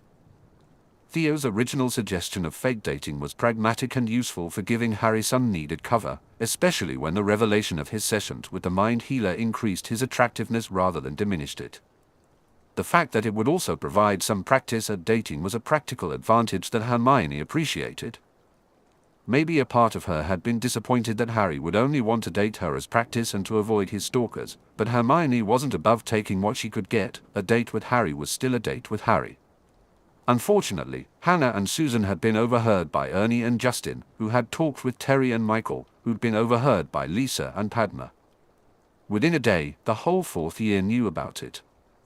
A day later, the whole school knew about it. Practice dating was suddenly all the rage, except with the person it had originally been intended for, Harry. And, well, Hermione. Nobody had asked her to go on a practice date, especially not Harry. She tried hard not to feel discouraged by that. Other girls hadn't been asked out by anyone either, she reminded herself briskly. As far as she knew, Morag. Lisa hadn't shown up, and Harry wasn't the only boy avoiding the situation.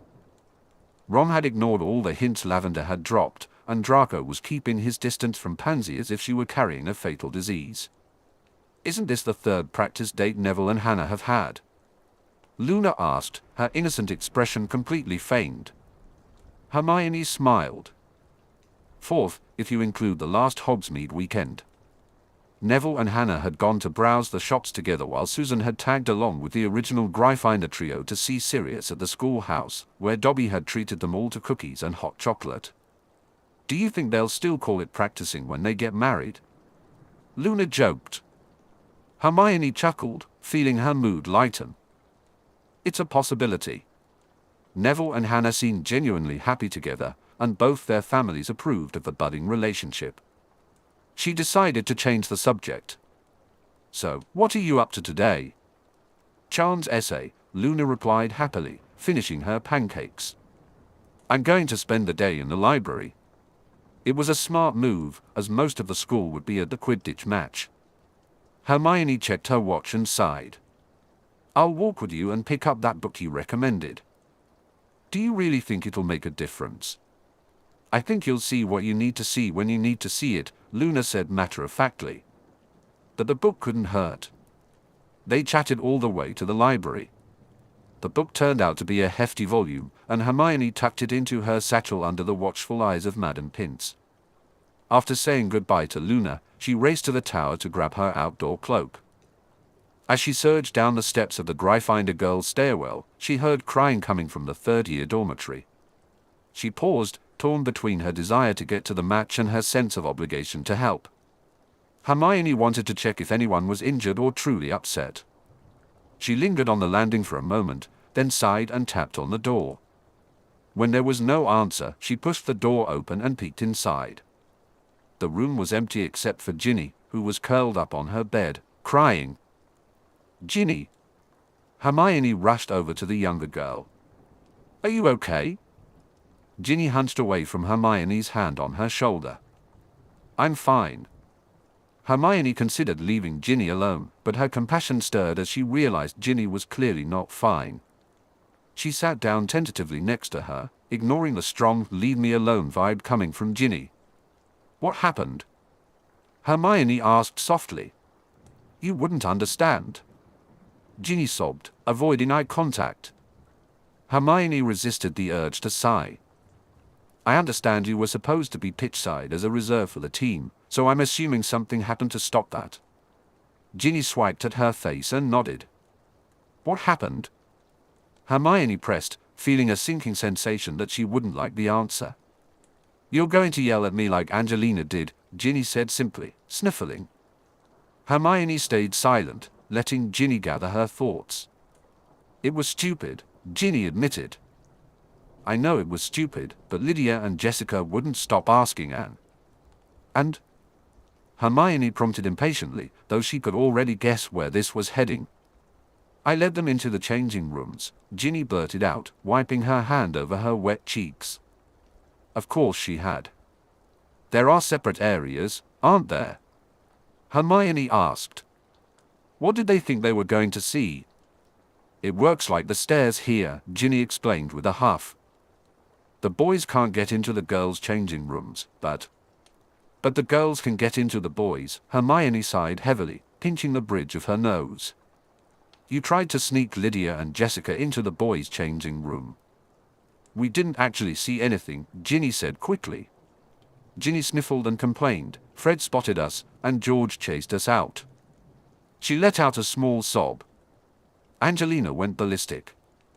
Hermione thought that was completely understandable. She would have reacted the same way if she were in Angelina's position. She told me I was banned from playing as a reserve today, and Ginny broke down again, crying, She's going to talk to me later about my place on the team. She's going to drop me. I know she is. Hermione wouldn't blame Angelina if she did. Ginny's disregard for the boy's privacy was appalling. She'll give you a second chance, Hermione said confidently. You made a mistake, but as long as you sincerely apologize and don't think about doing it again, it'll be fine. Hermione hoped Angelina would feel that way. If she knew that Ginny's interest in Quidditch was mainly to get closer to Harry, she might not be so forgiving. At least, Hermione reminded herself, Ginny hadn't followed Romilda Vane's example and sought out a mind healer just to have something in common with Harry. After the events in the Chamber of Secrets with the basilisk, everyone thought Ginny should see one, except for Ginny herself. But Ginny was genuinely interested in Quidditch beyond her feelings for Harry. Harry hates me. Ginny sobbed. Hermione rolled her eyes. Harry doesn't hate you. He barely talks to me. Ginny argued angrily. He avoids me. You and your friends are basically stalking him everywhere. Hermione retorted. Ginny turned over and glared at her. We do not stalk him. Ginny, you just try to get you and your friends into the boys' changing rooms to spy on him. Hermione pointed out. You're hardly in a position to argue. She held up a hand. Do you remember our conversation at the end of last school year? If you want to be Harry's friend, then you need to start acting like he's friend and not some obsessed girl who doesn't realize he wouldn't appreciate being stared at in the changing rooms. You don't understand. Ginny snapped, her eyes flashing angrily at Hermione. It's easy for you. You share classes with him and you're always around him. That's an exaggeration, Anne. And you're the one he's most likely to ask on a practice date. Ginny wiped away more angry tears. Or a real date. Everyone says so. Hermione's heart began to race at that. What did Ginny mean? Did everyone know Hermione liked Harry? Why was everyone so sure Harry would date her? Did they think he liked her? A flicker of hope sprang up before Hermione could stop it, but she quickly suppressed it. Well, if everyone thinks that, Hermione said officially, it's only because Harry and I are friends. Ginny turned away, crossing her arms over her chest, her chin sticking up stubbornly like Ron. And I believe I told you that being Harry's friend is the most important thing, Hermione added. I am his friend. Do you really think sneaking Lydia and Jessica into the changing rooms to spy on Harry is an act of friendship? Hermione shot back. Lydia and Jessica asked me to help them. What was I supposed to say? They're my friends. That was more evidence that the two girls who had befriended Ginny hadn't truly been her friends at all. Hermione felt for the younger girl. No would have been a start, Hermione said sternly. If that's the kind of thing they ask you to do, maybe they aren't your friends. She glanced around the empty dorm. Where are Lydia and Jessica anyway? At the game, Ginny replied. That just proved Hermione's point. I'm going to head there now, Hermione stated firmly. Would you like to come with me? Ginny shot her a disbelieving look before hurriedly getting off her bed and storming off to the bathroom, slamming the door behind her. Take that as a no then, Hermione said to the empty room. She put on her cloak and headed for the pitch. The stands were already packed with people. The game had begun by the time Hermione reached Neville, who was waving at her. He made Parvati scoot over so Hermione could sit next to him in the seat he had saved for her. She waved at Sirius, who was sitting next to Professor McGonagall in the teachers' section, and he waved back. Where have you been? Neville asked, blowing on his hands to warm them. Ginny, Hermione replied, shaking her head. I'll tell you later. What's the score? 60-all. Neville grimaced, waving toward the hoops where Ron was positioned as keeper. Ron's been unable to save any, and it's sheer luck that our chasers are good enough to keep up. He pointed to the other side of the pitch, where Harry was distracting the Ravenclaw chasers, closely followed by the Ravenclaw seeker, Cho Chang. We're pretty much hoping Harry gets the snitch at this point. Hermione settled in to watch as the game progressed. The Gryffindor chasers were good and maintaining possession of the quaffle. Fred and George had fallen back to help guard the hoops, and Harry was contributing more than just searching for the snitch. Hermione realized the team was working together to support Ron's faltering confidence. "I think if he could save one, then he'd have some confidence and be able to save others," Neville murmured. "He'll save one," Lavender said brightly from beside Parvati. "He's just warming up." "I'm sure you're right, Lavender," Hermione agreed. Even if Lavender was only saying it because she wanted to date Ron, Hermione was Ron's friend and was determined to join any effort to show him support. "Cho hasn't left Harry's side," Parvati complained. "I think they're hoping she'll distract him," Lavender said authoritatively. "It's a tactic the Holyhead Harpies use against male players all the time." "She is very pretty," Parvati added. Parvati nodded. Hermione tried to push aside her jealousy. Harry wasn't interested in Cho. He just wasn't. "Cho's going out on a practice date with Cedric Diggory," Neville said. All three girls turned to stare at him. "What?" Neville asked, his face turning bright red. "It's the talk of Hufflepuff," Lavender said with a wink. "Well, you should know, Neville, with the amount of time you spend practicing with the Hufflepuffs these days." Her smile was friendly and teasing, and Neville looked pleased. Harry suddenly flew across the pitch, distracting the Ravenclaws and allowing Katie Bell to score another goal. The Gryffindor stand erupted in cheers. Harry paused in front of Ron for a moment before flying off again. Then, there was a shift as Roger Davies, the Ravenclaw captain, intercepted the quaffle and charged toward the hoops. Hermione felt her heart racing. "Come on, Ron," she muttered. "You can do it." Roger was lining up to shoot. The Ravenclaw beaters sent bludgers toward the Gryffindor chasers to keep them at bay, while Cho followed Harry closely. Roger threw the quaffle. Ron moved. He swept across the hoop, extending his long arms, and he saved the quaffle, sending it down where Angelina picked it up. She yelled something at him, but it was lost in the noise as the Gryffindor stand whistled and cheered. "Weasley's our king!" Lee Jordan exclaimed, clearly delighted. The chant spread, and Hermione joined in, so happy for Ron that her face hurt from smiling. The game picked up speed after that, with Ron saving more than he let through. The Gryffindor chasers gradually added to their score, maintaining their lead. "Oh, Merlin!" Neville suddenly clutched Hermione and pointed. Harry was diving, racing toward the ground at high speed, with Cho on his heels, and the snitch was almost on the ground, darting around the blades of grass, before it took off sharply, shifting upwards. "Pull up, pull up, pull up," Hermione muttered. Harry changed direction as though he heard her, but he leveled out and reached Cho just behind him. The snitch was his. Harry raised his arm, the snitch fluttering in his clenched fist, and he flew back to the hoop level where his teammates gathered to congratulate him. Hermione hugged Neville before she turned back to the pitch and clapped along with everyone else. "Brilliant," Neville said. "Just brilliant." As the players started to descend, Hermione grabbed Neville and pushed her way through the crowd to get out of the stands and to the ground as quickly as possible. By the time she and Neville reached the Gryffindor team, Harry was shaking hands with Cho. Ron had been hoisted onto his brother's shoulders, laughing with glee as the rest of Gryffindor surrounded him. Hermione felt pleased when Harry immediately left Cho as soon as he spotted her.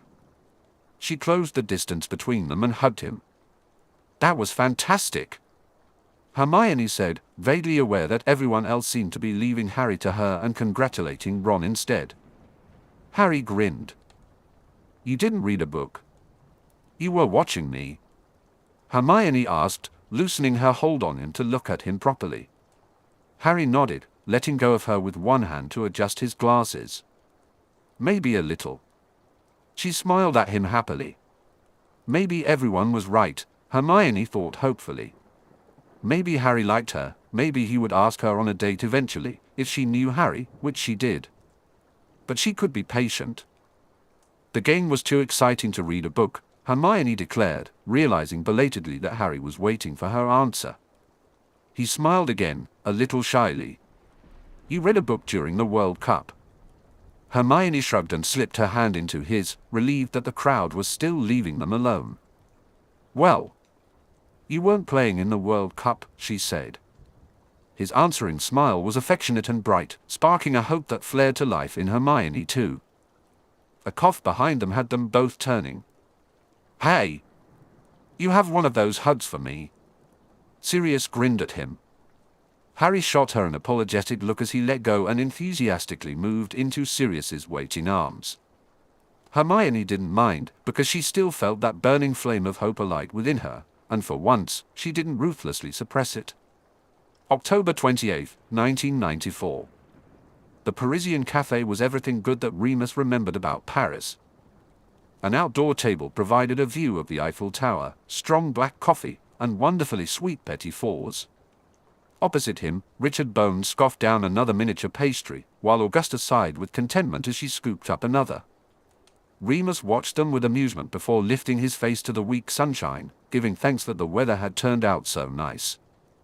It was a warm day for the end of October, but he was glad for the lycanthropy for once. His elevated body temperature kept off the worst of the chill, while his companions were bundled up in muggle tweed coats, thick woolly scarves, and leather gloves. Paris is more beautiful than I remember it, Augusta said quietly. Gerald and I came here on our honeymoon, and we would revisit every year on our anniversary. I haven't been back since he died. She shook her head. I should bring Neville. Gerald would have loved to show him the sights. I lived here for a number of years, Remus murmured. He had felt exiled, unable to find work in England and without anyone to care that he was absent from his homeland. It was nothing, he thought guiltily, compared to what Sirius and Harry had endured. Now I feel very boring, Richard commented wryly. We usually holiday at our place in Spain, so we've rarely gone anywhere else. It was the fashion. When I married, I dreamed of traveling through Europe, Augusta said, picking up her tea and grimacing at the taste. Not the grand tours that used to be, but the premise was similar. I didn't really have a choice in the matter, Remus gently pointed out.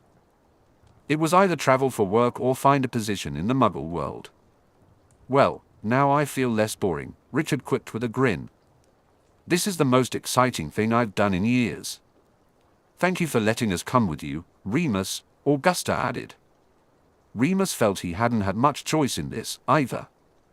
He recalled the Potter Alliance meeting with only the ancient and noble houses, where Sirius had revealed Harry's connection to the family magic. After discovering my grandfather's research, we believe the origin story he found probably explains why Harry can access your family magic.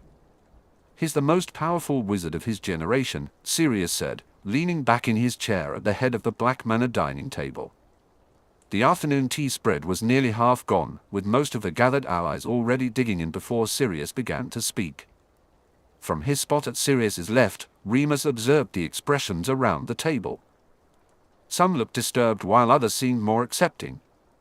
They had all taken an unbreakable vow not to discuss anything revealed at the meeting outside of it, despite their existing oaths to the House of Potter. Augusta, seated to Sirius's right, nodded sharply. I think I can speak for most of us here when I say we understand your hesitance to share this before now, she said. Daniel Greengrass cleared his throat, glancing at the half-eaten scone forgotten on his plate. How powerful is Harry? As powerful as Voldemort, Sirius stated simply. A few allies flinched at the mention of the Dark Wizard. Or Albus, if you would prefer that comparison. Sirius added smoothly. Daniel leaned forward. Everyone here knows that Voldemort is around in some form, thanks to you, Sirius, and the return of the Potter Alliance. He nodded in Augusta's direction, acknowledging her role in building the alliance. We also know there is a plan that you, the Ministry, the Department of Mysteries, and the Department of Magical Law Enforcement are pursuing to deal with him once and for all, although we don't know the details. Helping you create a strong Wizengamot politically is one of the reasons I agreed to the alliance. Me too, Albert Goldstein added. Everyone else around the table nodded in agreement. And, Daniel continued, I think many of us regret the last time we allowed Voldemort to gain the power he did. We became so complacent in the years since that we accepted his former cohorts and supporters gaining as much political ground as they did. I think these reasons are partly why we all joined the alliance, Griselda Marchbanks muttered. We feel we are at least doing something to defeat the bastard now. Importantly, Daniel stressed, his brown eyes gleaming with passion, we all feel that this time, even though it is Harry's banner we are gathering around, we are not leaving a child to deal with Voldemort. What I think Dan is trying to say, Albert interjected dryly, is that we understand why you haven't said anything about Harry's power until now, why you're keeping it quiet as much as possible.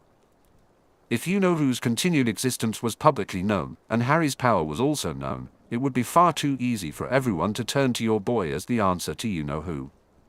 Sirius nodded gravely. While Remus couldn't see relief on Sirius's face, he knew his friend well enough to understand that Sirius felt relief at Albert's admission.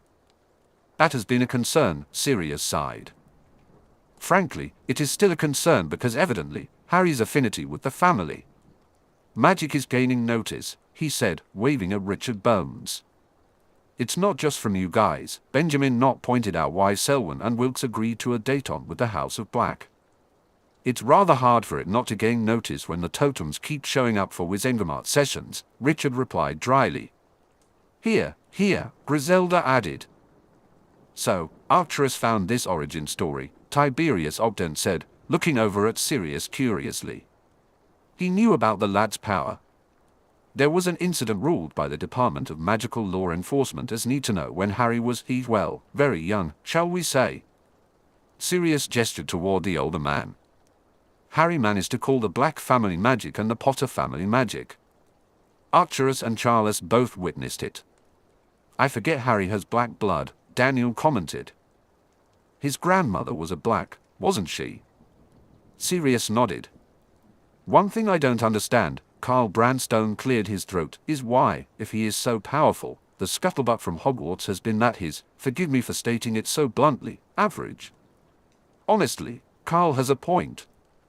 We all expected Harry to be powerful, Julian Sapworthy said. But after the general rumor mill said he was average academically, I think most of us thought the incident with Voldemort when he was a baby was some kind of accidental magic rather than real power. Sirius frowned. There are a number of reasons, but the main one is that after Halloween in 1981, Albus placed a binding on Harry's power because he was concerned about the nature of Harry's scar, the one he received when Voldemort cast the killing curse at him. He waved his hand at the collective gasp of horror. Placing a binding in such a way was very frowned upon. Albus had his reasons, and he's apologized to Harry. You resolved the concern and had the binding removed? Daniel inquired. Yes to both, Sirius agreed. As most of you already know, Harry and I spent some time at the Valley Clinic in the States at the beginning of the summer, Harry began. And rather than that time being primarily focused on your healing, as we've assumed, Harry received healing alongside you, Griselda concluded briskly. The majority of the time we spent there involved retraining Harry's control of his magic, Sirius conceded. What was Albus thinking? Elphias Doge exclaimed, banging his fist on the table. To restrict the lad's power that way. It's unthinkable. It didn't surprise me, Augustus said tartly. Albus always thinks he knows best. It also explains why my daughter wrote to me that Harry's academic performance has changed, Daniel added, reaching for his napkin. His power increase would be part of that, I assume.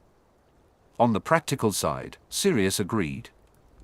And gaining a guardian who cares for him has done the rest. Augusta patted Sirius's arm. He smiled at her. He also understands more about his responsibilities and heritage now. Remus recognized this as a deflection from the implication that Harry's previous guardians hadn't cared for him. Some in the gathering noticed. Daniel's eyes sharpened perceptively. While I don't wish to suggest we let Harry deal with you-know-who, Joseph Smith spoke up quietly, my question is whether we actually believe the origin story that Arcturus uncovered, and if so, does Harry have the ability to defeat you-know-who using the family magic? Good questions, Albert stated, reaching for his tea. Remus cleared his throat before Sirius could reply. Let me take the first question, as I've been involved with the research, he said. Everyone turned to look at him. When we realized that Harry had an unusual relationship with his house totems, Bertie, Minerva McGonagall, and I all looked into this with Sirius's and Harry's permission, Remus explained. There are a multitude of origin stories, with only two things in common. Firstly, that Merlin played a role in the creation of family magic, and it was established to protect our world. Is Arcturus's origin story one of many? Richard asked eagerly. It is, and what has become increasingly clear to us during our research is that the truth has long been forgotten, Remus replied. However, Arcturus's origin story explains, in a way the others do not, why your house totems might have responded to Harry after the Oath of Alliance was made. It's also possible that the oath itself might have influenced that. Ah, Richard frowned. I hadn't thought of that. It's a valid point, Daniel said, gesturing with his teacup. I felt a tug on my family magic during the first Potter Alliance oath-taking, but it wasn't until the September session, when I participated in the oath, that my family magic shifted. Weasley is in an alliance with the House of Potter too, isn't he?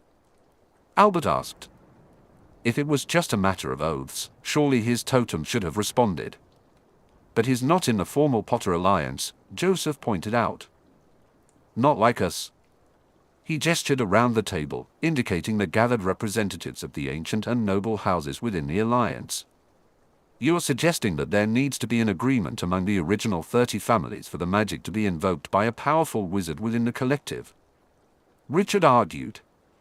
Because that's not going to happen. Not in any lifetime. Carl agreed wholeheartedly. 5 of those families are lost now. And the likes of Wenlock will never agree to anything. Griselda added. Remus exchanged a bemused glance with Sirius as the rest of the table began to debate the issue passionately. Bemusement turned to amusement when Griselda made her point by hitting the back of Albert's hand with a spoon. Sirius shifted in his seat and coughed, which immediately silenced everyone. Well, I think the debate has probably provided evidence for. Remus's initial response to the first question about the truth of the origin story was simply, "We don't know," Sirius said dryly. A few chuckles followed as everyone acknowledged the point. Has Harry used any of our family magic outside of the Wizengamot sessions, Sirius? Daniel asked. He used the Longbottom magic to save Neville from a curse at the World Cup, Sirius revealed, holding up his hand to the eager faces. But again, Neville swore his magic was Harry's in his fealty oath. We don't know if that connection relates to the origin story or not. What does the lad say? Tiberius asked bluntly. Remus noticed the tension in Sirius's face, indicating he was torn about whether to answer honestly. Sirius sighed heavily and reached for his abandoned coffee. Harry said that when he went to protect Neville using our family magic, the Longbottom Bear was just there waiting for him. He felt he could call it. And what does he say about calling the rest of the magic? Tiberius pressed. Sirius shifted in his seat. He has a sense that he could call it all if the situation was bad enough, but it would have to be very, very bad. His lips thinned. He also thinks that in such a case, he would pay for calling it with his own life and magic. He wouldn't survive it. The revelation sobered the group. And that answers the second question, Albert muttered quietly. But he could use it to defeat you-know-who. Carl said, sighing at Sirius's hard look. I'm sorry, Sirius, I'm not suggesting that we ask that of him, Carl added quickly. Good, because that will only happen over my dead body, Sirius snapped. I can't blame you, Sirius. After that ill-considered remark, it's even more understandable why you wanted to keep this quiet, Griselda said, glaring at Carl. Carl held up his hands. For the record, I don't believe asking a 14-year-old boy to. Self-sacrifice is not the solution to defeating Voldemort. I agree with Daniel's earlier comments that our apathy last time was disgraceful. One of the reasons I joined this alliance was to do my part in overcoming you-know-who, said Tiberius. He banged his fist sharply on the table to emphasize his point. I believe in the lad's understanding of his own abilities and the cost he feels he would pay for using them. Sirius glanced at Remus, who sighed. Unfortunately, we agree with you. Daniel gestured across the table. We all understand there are many details you can't share about the official plan beyond the political side. But I assume other methods of defeating Voldemort are being explored. Yes, Sirius confirmed briskly. So we know the situation with the family magic and that it probably isn't the answer, Albert stated clearly. We also trust that you are working on other strategies. Is there anything you need from us besides political support? Because I suddenly feel like I'm not doing enough. I echo Albert's sentiment, Richard added. Knowing that our families might have been chosen by Merlin to help defend the wizarding world. I'm not sure just sitting back and providing political support is enough anymore. Me either, Daniel sighed. I'm old, Elphias said bluntly, but I feel the same. A chorus of agreement followed. You know, I gave Jeremy a hard time about the fealty, but perhaps we should take an oath ourselves, Carl suggested. I don't think that's necessary, Sirius replied, raising his hands. While we appreciate the fealty of your heirs, we never asked for it. What we truly need from you is political support.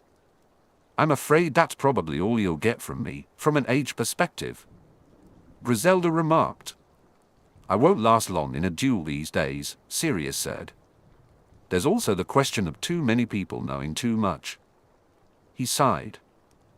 As much as I hate keeping secrets from allies and friends, there's a necessity, or rather a balance, to be kept between knowing too much or too little, especially when you have an evil wizard tormenting your son.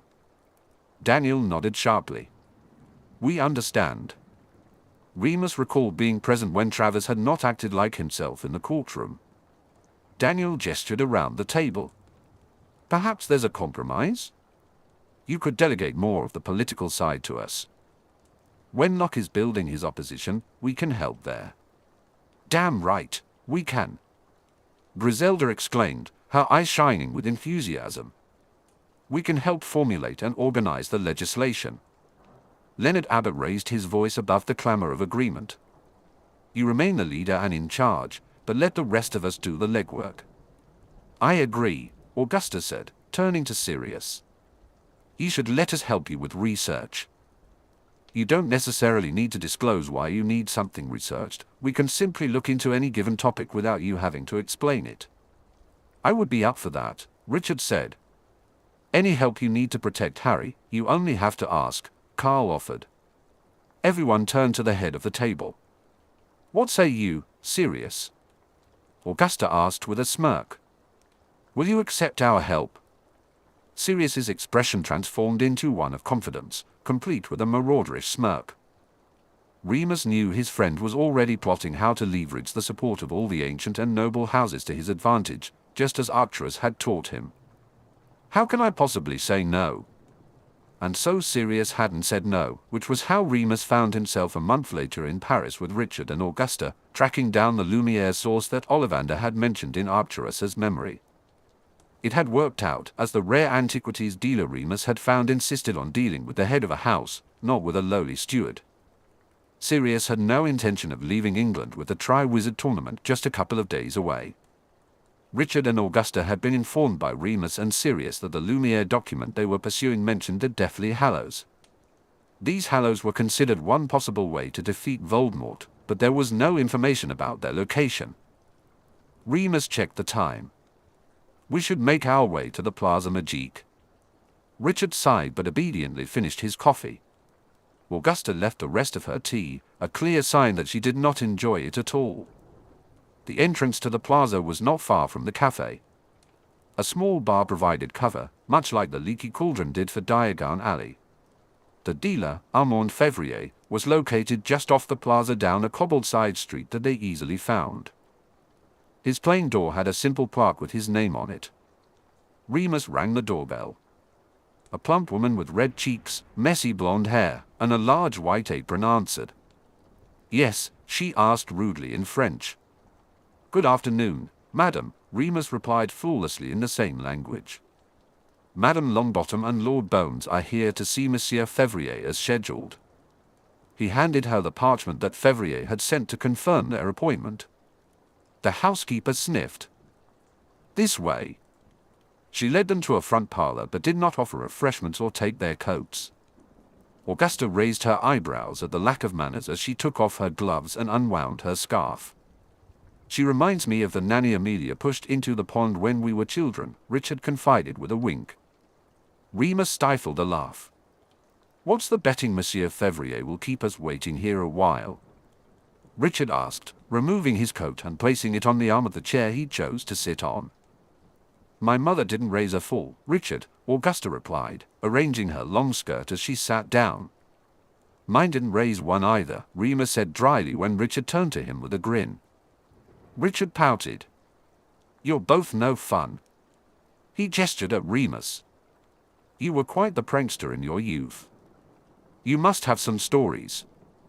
Remus grinned back and began to recount how the Marauders had turned the defense against the dark arts classroom into a tropical jungle during their 4th year. By the time Fevrier arrived, he had shifted to a slightly different story about pranking the professors during the leaving feast in their 5th year. The tall, thin man looked as though a stiff breeze would blow him over. His bald head was chalk white, matching the rest of his complexion, and his hooded black eyes revealed little.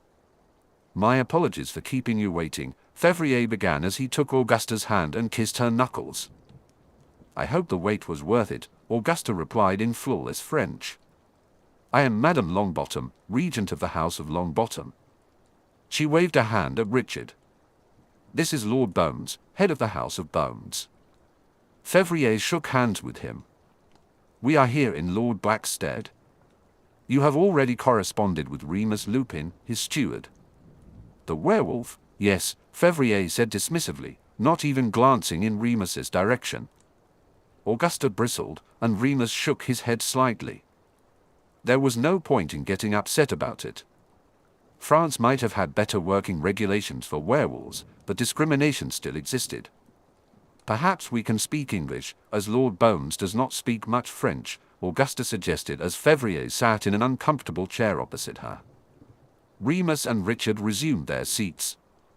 Of course, Fevrier replied in heavily accented English. My apologies, Lord Bones.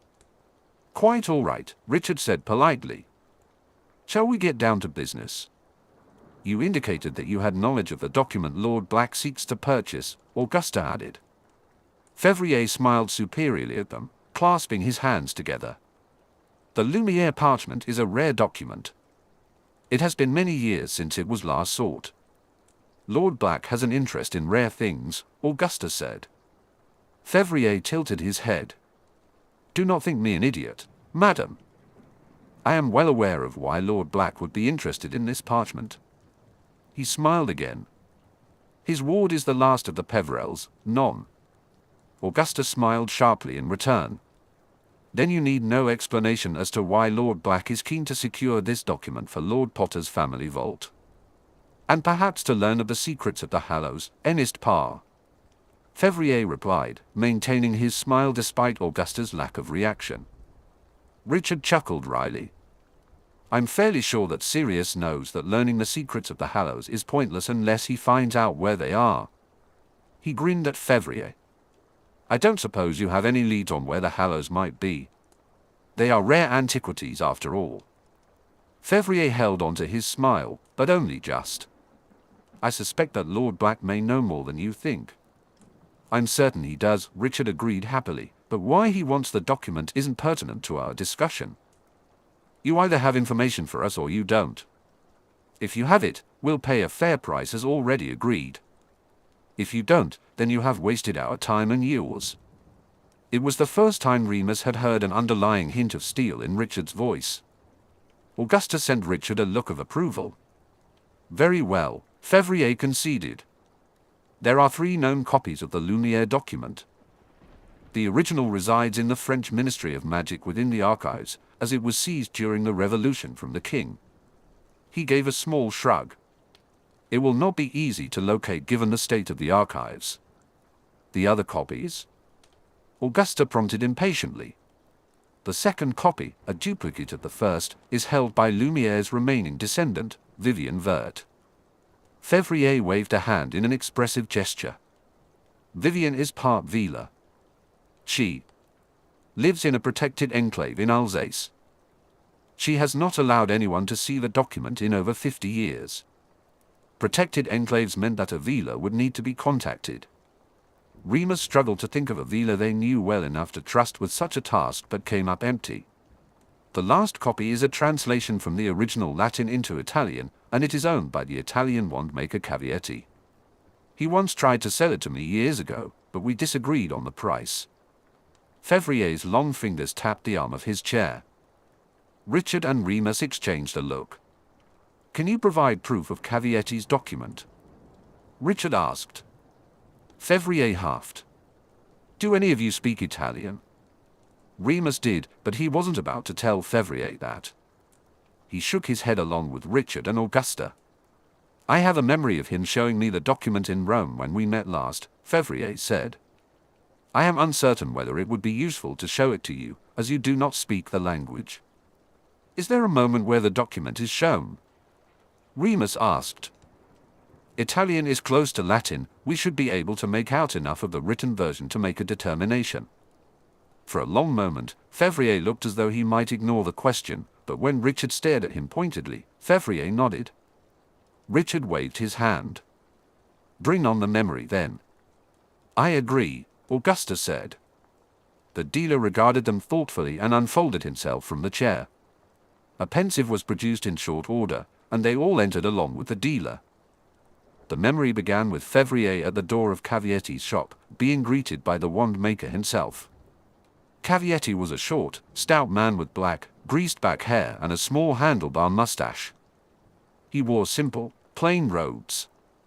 As he led Février through the shop, Remus noted it was surprisingly minimalistic, with only a small counter, a waiting area, and a room where matches between customers and wands were evidently made. The back room was equally tidy, featuring a large workbench.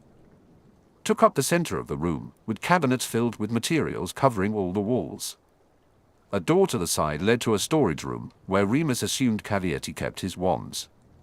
The memory showed a framed parchment covered with a cloth lying on the workbench. Cavietti stopped in front of it and said, "Here it is, in Italian." Memory Février nodded and replied, "Let me see it then." The cloth was removed, and Remus stared at the parchment eagerly. The seal at the bottom looked authentic. "This is very clever, no?" Février remarked. "Just enough of the original translated to be believable, but not enough to give away the secrets contained within that document. It is said that Albert Lumiere was wise to create this deception to divert attention from his ancestors' original parchment." "How much?" Cavietti asked. The memory ended, and Remus came back to himself with a start. He kept his expression blank but caught Richard's eye and gave a slight shake of his head. "I propose that you place me on retainer and allow me to make the initial approach to Cavietti," Février announced. "I am certain I can negotiate a good deal for Lord Black." Richard smiled and said, "I'm afraid any kind of retainer agreement will have to be discussed with Lord Black." "Indeed," Augusta replied. "The fee is agreed." Remus withdrew the bank draft from his pocket. "Very well," Février said, plucking the envelope from Remus's hands. "I would not wait too long before securing my services." "We'll take that under advisement," Augusta said dryly. They were ushered out quickly and spent a moment in front of the house slipping on coats, gloves, and scarves. Augusta sniffed heavily at the rudeness of not being allowed to dress properly for the outdoors before being shown the door. She led them back to the bar, ordered them all 5 whiskeys, and directed them to a booth at the back. Remus cast the privacy charm before he raised his glass in a silent toast and knocked it back. "Well, that's been useful after all," Remus replied. He mentioned that the translation is incomplete, which means there might be more to discover. "More secrets?" Augusta raised an eyebrow, intrigued. "Exactly," Remus said. "If we can find the rest of the translation, it could lead us to something significant." Richard leaned forward, his interest piqued. "So, we need to get our hands on the full parchment then?" "Yes," Remus confirmed. "We'll have to find a way to negotiate with Cavietti for the complete text." Augusta sighed. "I just hope this doesn't turn into another wild goose chase." "With our luck, it probably will," Richard chuckled. "But at least we have a lead." Right, Remus said, finishing his drink. Let's see what we can do about tracking down the Vila and finding Cavietti. That must have been the version told to Arcturus, Remus said. I'll need to review my memory of the memory. I might be able to translate more of it. What I did translate during my brief look suggests it could be Arcturus's original source. Well, that's not a waste of time then, Richard said, raising his glass. What do you plan to do with Fevrier? He's quite the character, isn't he? Remus murmured. A rude and untrustworthy one, Augusta said sharply. You can't be seriously considering further business with him. Putting him on retainer to get the Cavietti version for us might ensure his silence regarding Voldemort's supporters here, Remus explained. Besides, Sirius will probably want the Cavietti version just to remove it from the market for anyone else. Good point, Richard replied as he drained his drink. Shall we head back to the apartment? Sounds like a plan, Remus said. The three of them were staying in the black apartment near Notre Dame. They gathered their things as Remus dispelled the privacy bubble. They had just stepped away from the booth when Remus caught a whiff of perfume and froze. He turned immediately toward the scent. Colette Panier smiled back at him. Her strawberry blonde hair was tied back in a French plait. Her delicate features, sprinkled with freckles, bore the faint scars of her lycanthropy. Her blue-green eyes met his with amusement. Colette! Bonjour, Remus, my friend. Colette exclaimed as she sprang forward to embrace him, kissing both his cheeks with Gallic flair before stepping back to regard him properly. Colette had been the one bright spot during his spying days. If anyone had ever come close to convincing Remus that joining a formal pack had benefits, it was her. Colette had been 15 when she was bitten by a werewolf after getting lost in the forest on her way home after dark on the night of a full moon. Her mother had determination to ensure her daughter had every advantage despite her lycanthropy. The werewolf responsible for Colette's bite had sincerely apologized and taught her how to cope with her condition, even introducing her to his pack. Colette and Remus had been occasional lovers in their youth, with the understanding that it would never lead anywhere. Remus savored the sight of her. Augusta coughed gently. Forgive me, Remus said, quickly turning to introduce Colette to Augusta and Richard. Colette wrapped her arm around Remus's. You'll forgive me if I steal Remus from you for a few hours. We have so much to talk about. My brothers are eager to speak with you again. This stirred a wave of nerves in Remus's gut, as Colette's brothers were part of the pack she ran with. Richard seemed to sense Remus's concern from his sharp look. Remus? Remus took a breath. If the pack wanted to talk to him, he should at least hear them out. I'll meet you back at the apartment for dinner. If you're sure, Augusta pressed. Remus nodded. Augusta shocked Colette's stern look. We will be waiting for him, and I expect him to be returned in the same pristine condition as he is now, or there will be trouble. Colette inclined her head. Richard and Augusta said their goodbyes and left. Remus felt Colette squeeze his arm. You have good friends, Colette said with a sigh. You always did. I hope I can still count you among them, Remus replied bluntly. She smiled and nodded. You are safe, Remus, I promise. That was as much reassurance as he was likely to get, he realized. He fell into step beside her as she headed back to the plaza and an apparition point. They arrived in front of a rustic-looking bar on the other side of Paris. The run-down exterior screamed locals only, but Remus set aside his reservations. Remus felt a wave of unease as he followed Colette inside. The dark interior was cozy rather than threatening. One side of the room featured a long, scarred wooden bar, showcasing a treasure trove of alcoholic beverages and an old-fashioned coffee machine. Two elderly wizards, their hands gnarled with age, sat playing dominoes with glasses of fire whiskey in front of them. The opposite side of the room was filled with small wooden tables, their surfaces sticky, and mismatched chairs piled around them in odd numbers, all empty. Colette grinned at him and pulled him through to the back room. This small space contained a card table and more mismatched chairs. It was already occupied by 5 men and another woman. Remus recognized one of the men immediately. Thomas, he exclaimed. The Bulgarian aura stood and shook his hand. "Let me introduce you. This is Gregor, my pack alpha," Thomas said. Remus determined that Gregor was the alpha of the Slavic werewolves. He shook hands, trying to appear unaffected as his heart raced. Gregor took over the introductions as Thomas stepped back. "Giovanni Lippert," Gregor said, waving at the brown-haired man next to him. Giovanni had been the pack leader of the Italian pack for more years than Remus had been alive. Remus showed him respect as they shook hands. Otto Klein, Gregor continued around the table. Remus noted that the German werewolf alpha, a blonde Aryan, bowed his head in acknowledgement instead of offering his hand. "And you already know Robert Martin," Gregor said, gesturing to the man who had pulled Colette into a hug, "and Sean Kelly."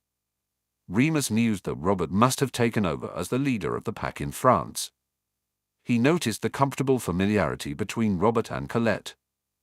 While he and Robert hadn't interacted much during Remus's time with the pack, he had a vague recollection of a fair and intelligent wizard who had been a fisherman before he was turned. Charm, with her dark hair and flashing blue eyes, smiled at him sharply. She was part of Fenrir's pack, which was ostensibly England, but she had a strong dislike for Fenrir. They had been friends of a sort when Remus had started his spying, but they clashed over his refusal to depose Fenrir and take control of the pack. "Please take a seat," Gregor said. Remus sat down and removed his coat. He felt unnerved, and he could admit that to himself. He had effectively been drawn into a meeting with the European werewolf leadership. This was the kind of meeting Albus had hoped he would attend during the First War. Remus had always insisted it would never happen.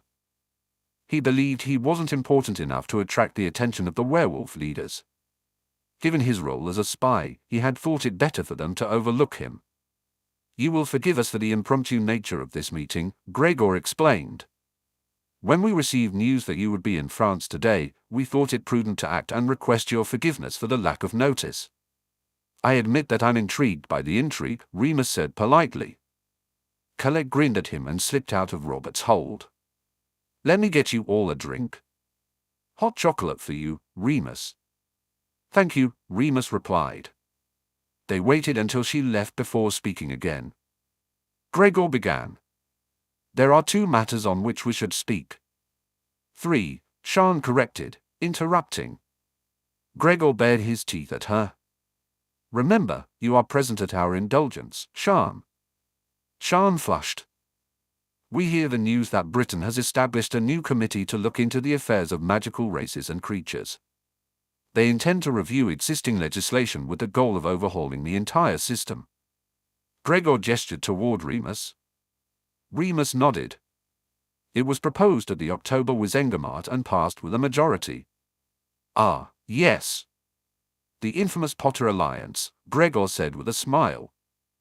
"Harry's agenda has gained a great deal of support across the political spectrum," Remus defended briskly. "An agenda wholly supported and promoted by—" Gesture to Otto. "But I believe we are wizards and witches first.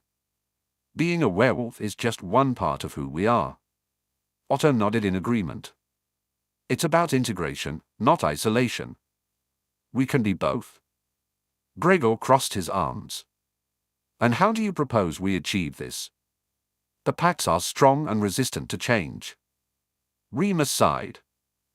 "It's not going to be easy, but with Harry's support, we can start opening dialogues. The goal is to create understanding and acceptance." Sean scoffed. "Acceptance from the packs? They won't take kindly to your ideas." "Then we must show them that change can benefit everyone," Remus replied firmly. "It's time to move past old grudges and find a way to coexist." Giovanni leaned forward.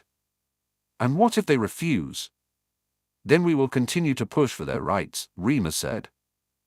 "We can't let fear dictate our future." A tense silence fell over the room. Each member of the council weighed his words. Remus could feel the weight of their scrutiny but stood his ground. He knew that the path ahead would be difficult, but it was a necessary journey. Remus paused. "I can appreciate why you and everyone within the packs feels that way, and why the packs evolved in the first place. The prejudice against us is harsh, even in countries like Bulgaria, where the laws are certainly fairer on paper than in many other countries. But? Giovanni prompted with interest. But, Remus replied, except for the true shifter communities in Africa and the Americas, werewolves are made, not born. We all start out as human. Some of us want to remain human. We want the same opportunities as other wizards and witches, the same lives we had before we were bitten. He shrugged. The only way for that to happen is if we tackle the prejudice within our society and work toward eradicating it. Harry wants that. He struggled to keep the tears out of his eyes and the emotion out of his voice. Harry wants that for me. And what does he think of the packs? Gregor asked, shooting Shana a look that told her to remain quiet. He knows they exist. We've talked about how most of them provide werewolves with a community and support system, Remus explained. We've also discussed why some of the packs sided with Voldemort in the last war and why most stayed neutral. He rubbed his chin. If Harry has any view, it's that as long as nobody sides with Voldemort the way Fenrir did in the past, he's fine with the packs. And your Lord Black? Otto pressed. Will he be fine with us on that basis also? Yes, Remus said with conviction. As long as you don't intend to hurt Harry in any way, Sirius is a live and let live kind of guy. If you plan to set yourself against Harry in any way, he shot Shana a look, then Sirius will tear down the entire world to eliminate you and every single member of your pack. He paused for a moment. And I would be right beside him. Gregor laughed, clearly pleased with the bluntness. And this is why we wish to speak with you. The moment was broken by Colette arriving back with the drinks. Espresso coffee was ordered for Otto, Giovanni, and Robert. Sean had a bottled beer, while Gregor received a glass filled with a clear liquid that Remus guessed was probably vodka. He chose hot chocolate for himself. Sean let out an exasperated huff and gestured with her beer at him. Sirius hated the packs. Sirius hated my spying on the packs and putting myself at risk, Remus corrected. He also hated that some werewolves sided with Voldemort and terrorized people. You could have stopped that if you'd challenged Fenrir for the pack, Sean declared. We are not getting into that argument again, Remus said firmly. I am not an alpha. The others around the table exchanged amused looks. My dear Remus, Gregor said, laughter coloring his words, you would not be sitting at this table if you were not an alpha. Oh. Remus was at a loss for words. Thomas informed me that you do not think as a wolf, Gregor continued, and thus you do not see that you are the most powerful wolf in your country. You occupy a place of authority within society, you can influence those who are reshaping the laws and public opinion. Within the pack you have created for yourself, you are the only true wolf and therefore the alpha. If you declared your pack open to others, others would flock to join you, Otto added. This actually is the second thing we wish to speak to you about. Remus felt breathless, wondering if it was shock or panic. He took a long sip of his comforting hot chocolate. And the third reason is why Sean is here. The majority of Fenrir's pack no longer wishes to follow him, Robert said. Sean glared at him but nodded as she turned to Remus. Fenrir has gone back to his master like a dog with a wagging tail. Remus stiffened. He's rejoined Voldemort. Over a month ago. Sean waved her bottle at him. We didn't know at first, he just disappeared for days without any word of where he had gone or what he was doing. Then he returned and delivered the news last week at a pack meeting before disappearing again. Damn it, Remus swore angrily. Voldemort was assembling a formidable inner circle. The missing Travers, the mysterious Polyjuice user, Peter, and now Fenrir all posed a threat to Harry. Remus decided he would kill Fenrir himself. He would not allow a rabid animal like Fenrir to harm Harry. You know, Remus, that most of us didn't participate last time, Sean said urgently.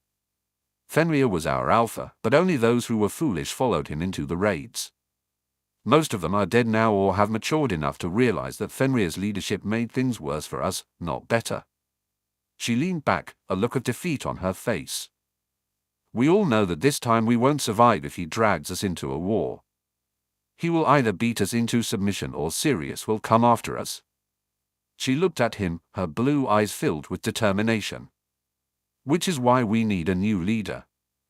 It was a variation of the same argument they had during the last war. But with the acknowledgement of his alpha status, Remus felt his wolf sense of responsibility awaken. He took another sip of chocolate to steady himself. Why don't we tackle this in order?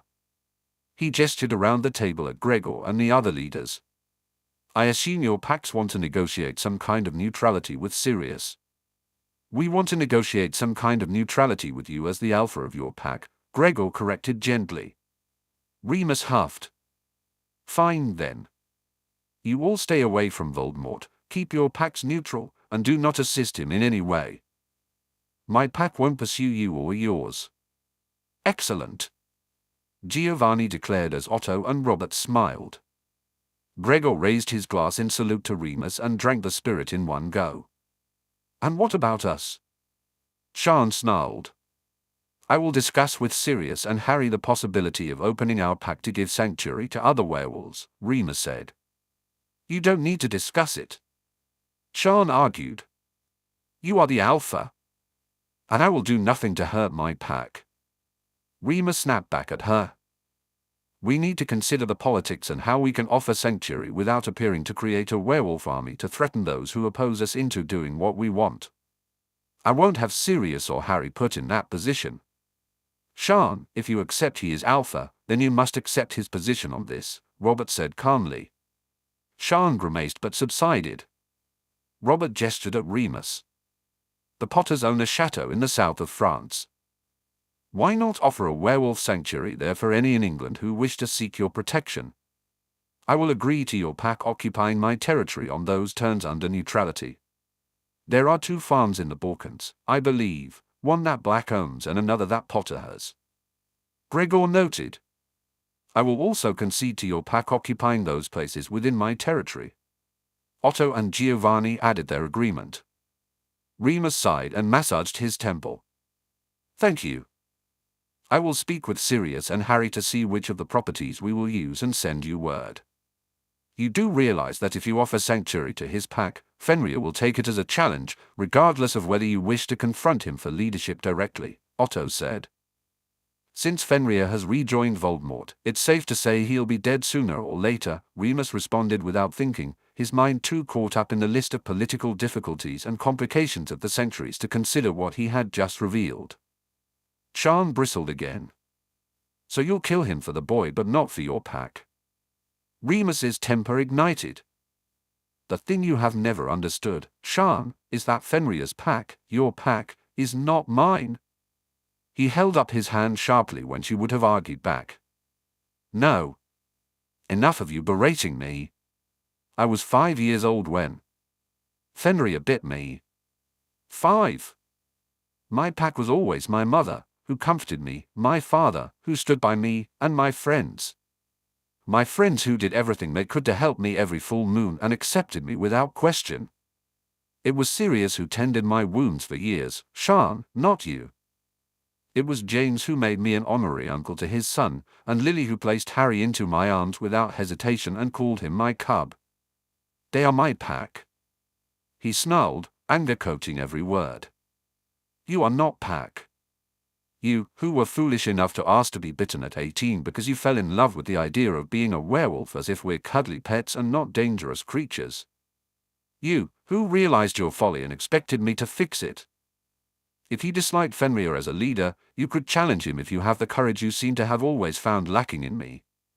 He pointed a finger in her direction. Know this, I will kill for my pack, and I will kill anyone who dares to harm my cub, but you are not pack. You want sanctuary with me and mine, fine, but you'll keep your opinions about my actions and my pack to yourself. Understood. Sean bowed her head in submission and scurried from the room.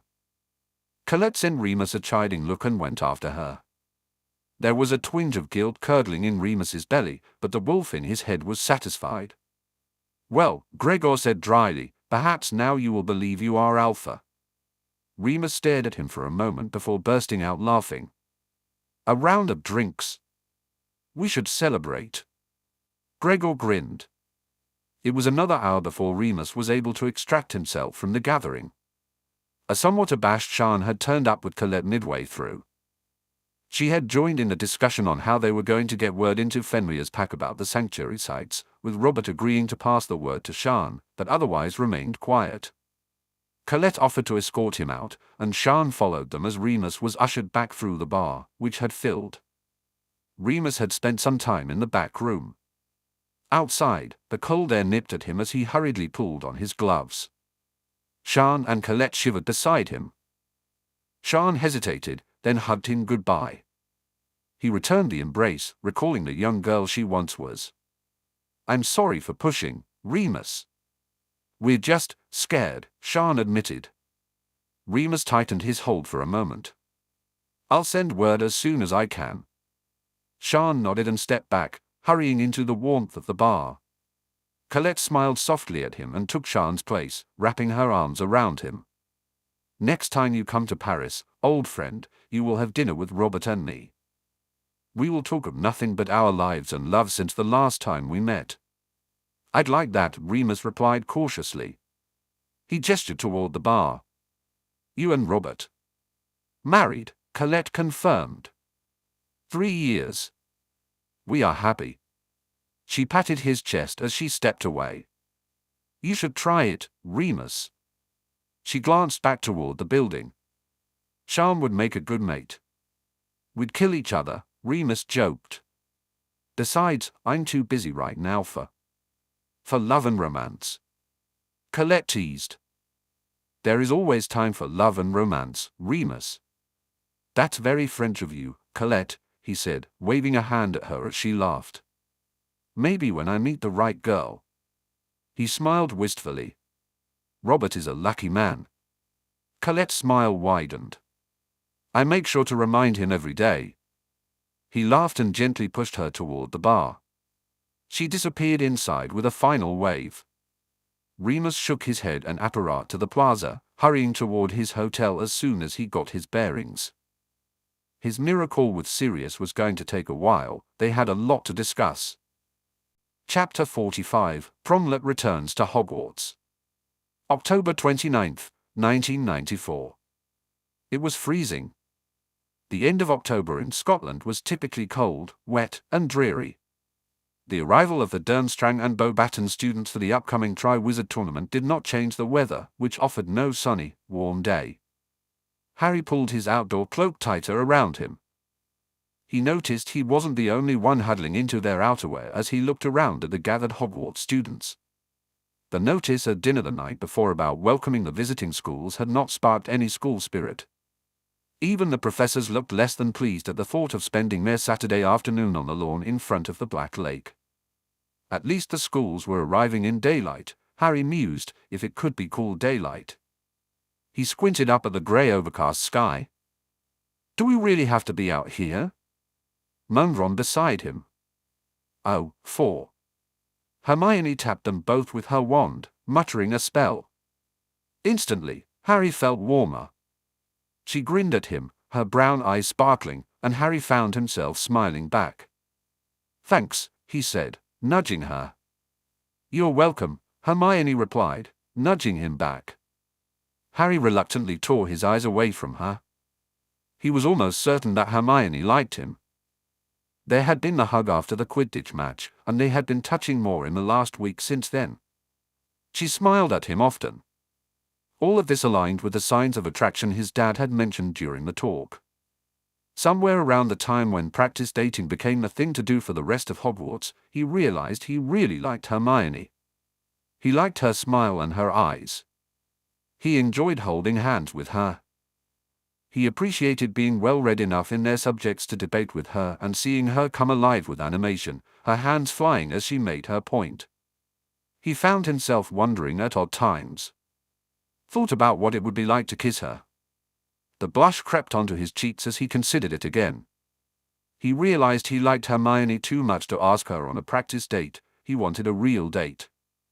However, 2 things held him back: the Triwizard Tournament and Ron. Harry glanced at his red-headed friend. Ron's jealousy over Neville joining their group had lessened since the start of school. Part of it was that Harry and Ron had time alone during Quidditch practice, which Ron clearly valued. Another part was that Blaise and Neville had formed a friendship, leading Neville to pair up with the Slytherin more often in class. Finally, Neville had thrown himself into practice dating with enthusiasm, spending a lot of time with Hannah. Harry quickly looked over at Neville, who was happily chatting with her. This meant Ron couldn't really complain about Neville monopolizing Harry's time. Ron had also started to be friendlier with Neville, even trying to invite him to chess matches. Watching them play was amusing because Neville turned out to be much better at chess than Harry. What worried Harry was whether Ron would be okay with him dating Hermione. He didn't think Ron saw Hermione that way or considered her a potential girlfriend, but he wanted to confirm that with Ron. He also wanted Ron's permission to change the dynamic of their friendship, knowing that if he and Hermione started dating, things would inevitably change. Harry wasn't naive. He understood that while neither he nor Hermione would abandon Ron, they would naturally spend more time together without him. He let himself dream about what that would be like. Harry had hoped Ron would ask Lavender on a date, as it was clear she was interested, which would give Harry the space to pursue Hermione. There was also the concern that if things didn't work out. Harry didn't want to think that way, but he knew it was something he and Hermione should discuss. Maybe, he mused, they could make a promise to stay friends. He felt he should talk to Sirius to confirm that the head of the House of Black was all right with his heir courting a daughter of the house. That thought made his head hurt and left him feeling a little nauseous. But he believed Sirius would be fine with it. In fact, he'd probably be delighted with Harry's choice. Harry determined that he would have those discussions after the tournament opening and the selection of the champions. His mind drifted to the main reason he hadn't asked Hermione on a date. If he somehow ended up in the tournament, he would be in danger. He didn't want to put Hermione in the position of being with someone who was already in danger. He just hoped the security measures would be enough. He glanced over at the professors, where a disgruntled Moody was glaring at Bartemius Crouch Sr. "What's up?" Ron asked, following Harry's gaze. "Just thinking about the security for the tournament," Harry murmured. Ron's eyes widened briefly before he nodded in understanding. "Moody doesn't look happy." Sirius said Crouch insisted that he do the identity checks for the incoming students and professors, Harry explained, rubbing his gloved hands together for extra warmth. Because of diplomatic regulations, the checks can only be performed once and can't be repeated after that. "I can't see Professor Moody being happy with that," Hermione commented. According to Sirius, he blew his top, Harry said, shaking his head. "I don't trust Crouch. I wish he was still at home with the flu." "Percy will be pleased he's back," Ron snorted. "Pompous us." "Ron," Hermione said, sounding disapproving. "What?" Ron argued. "You can't deny Percy is a pompous ass, and he's only gotten worse since he became chief suck-up to Crouch. You read his last letter to me, instructing me on proper etiquette because I was friends with a lord. Like Harry is ever going to insist I bow to him every day," Ron said. "I don't know, Ron," teased Harry. "It is quite tempting." "Ori." Ron poked him playfully. Hermione chided them both for their antics, but sighed and nodded. "Honestly, I don't know how Penny puts up with him." "Oh, look!"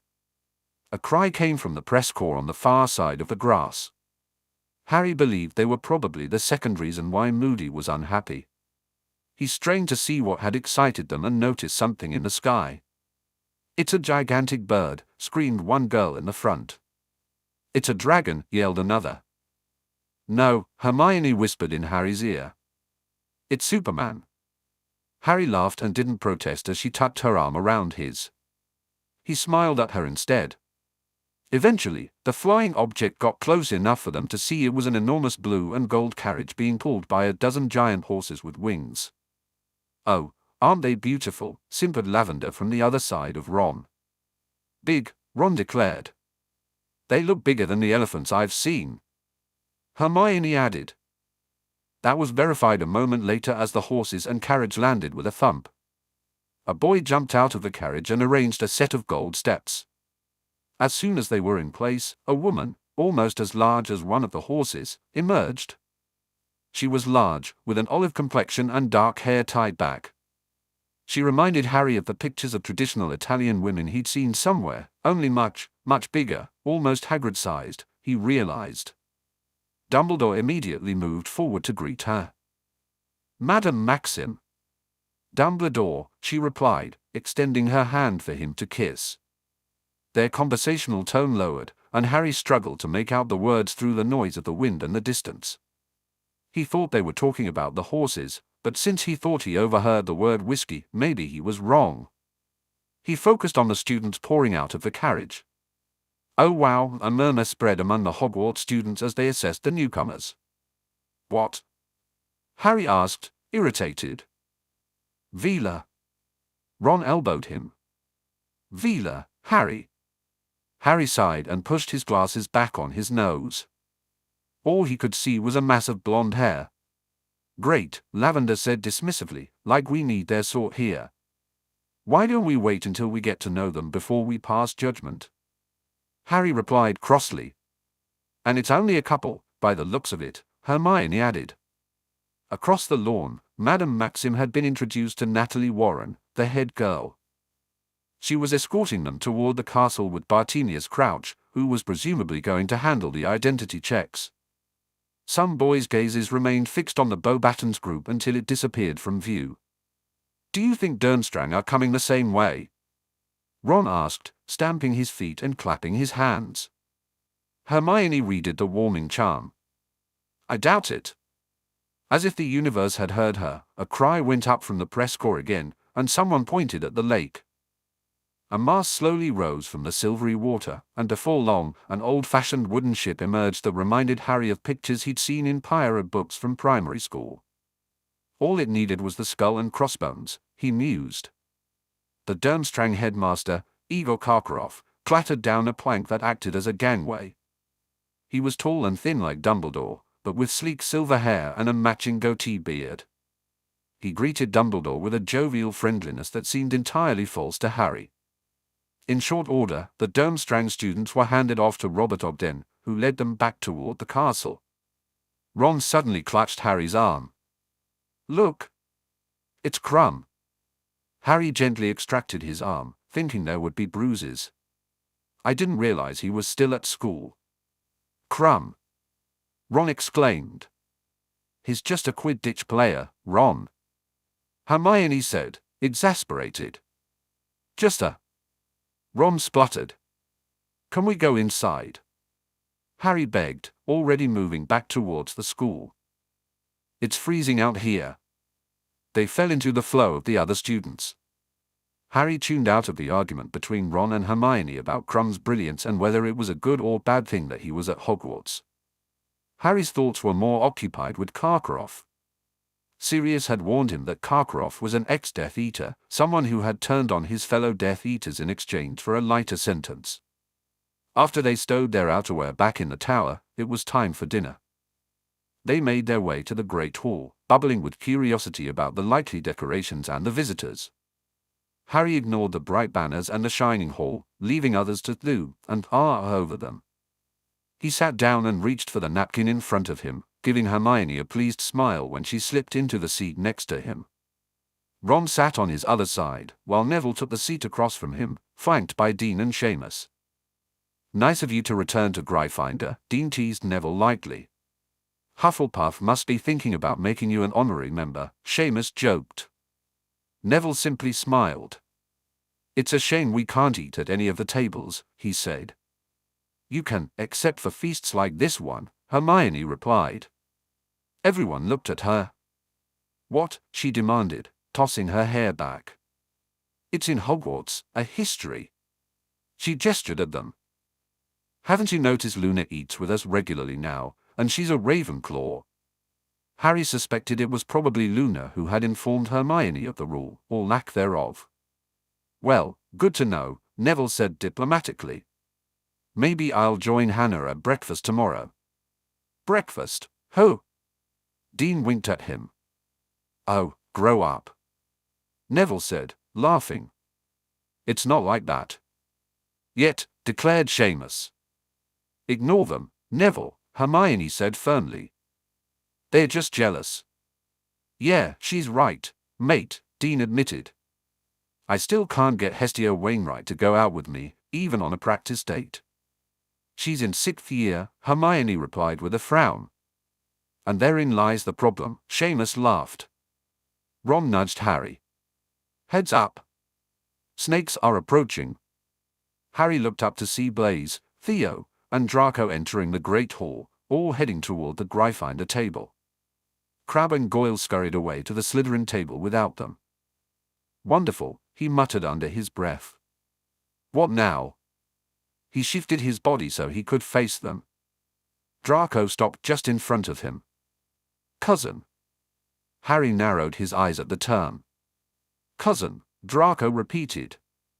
May not, Zabini, and I request an audience tonight after dinner. About? Harry asked bluntly, aware they were drawing attention. Draco smiled sharply. I don't think you want us to raise the matter in quite such a public forum.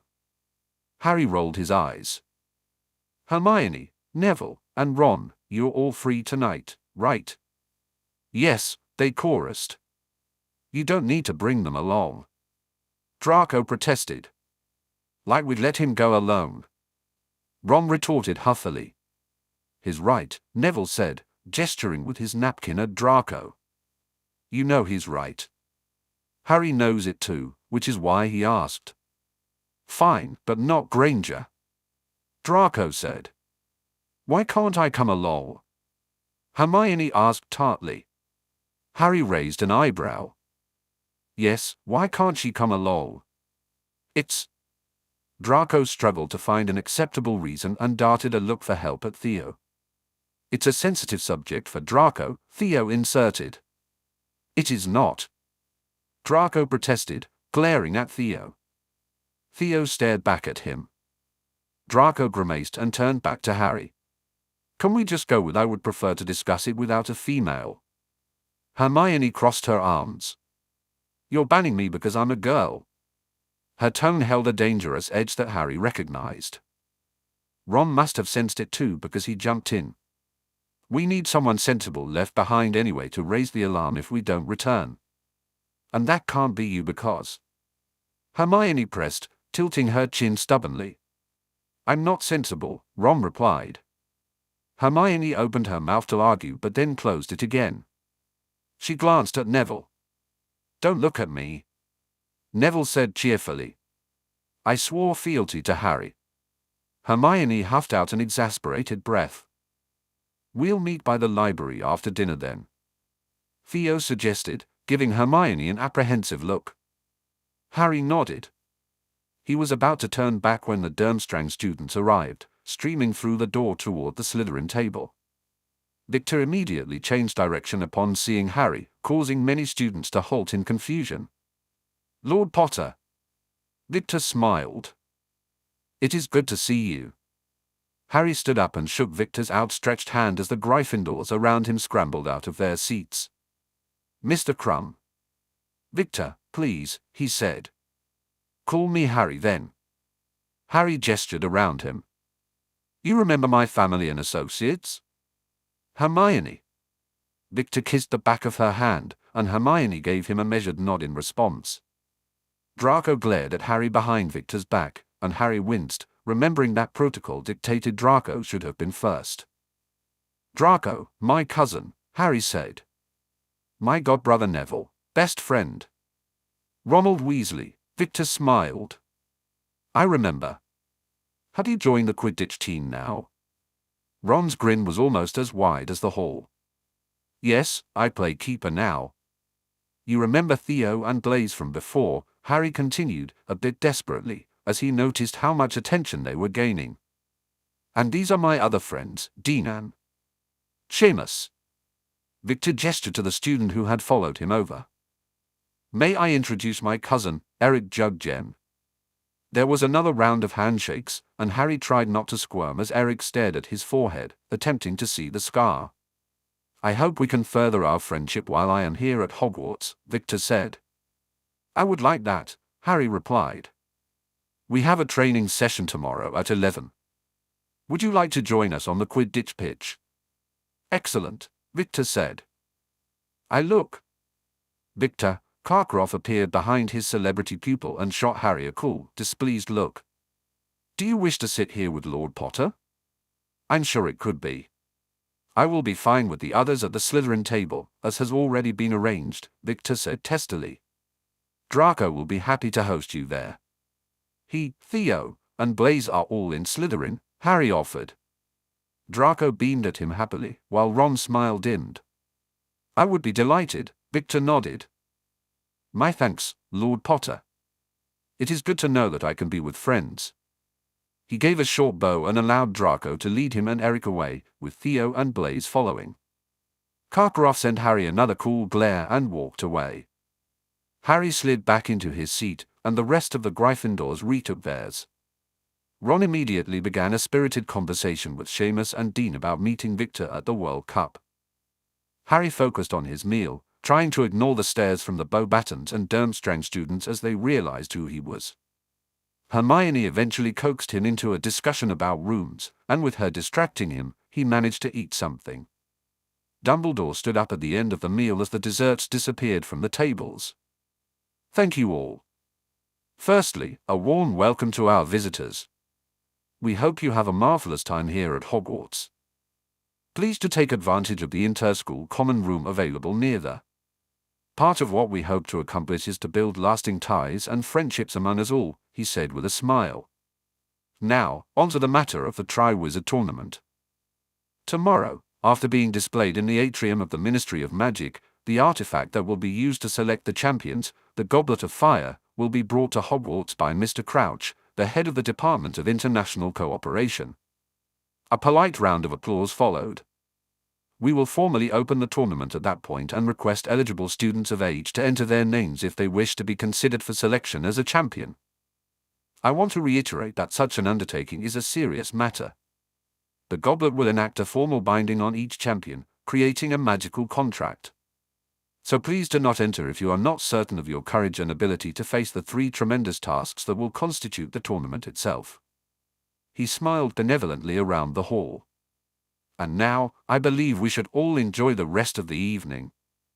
Harry remained seated until the Beauxbatons and Durmstrang students had left. He didn't see Draco but figured he would show up for the meeting. Hermione walked with them, claiming she wanted to spend time in the common room. She slowed as they approached, noticing the Slytherins already waiting for them. I don't understand why I can't come along, she said.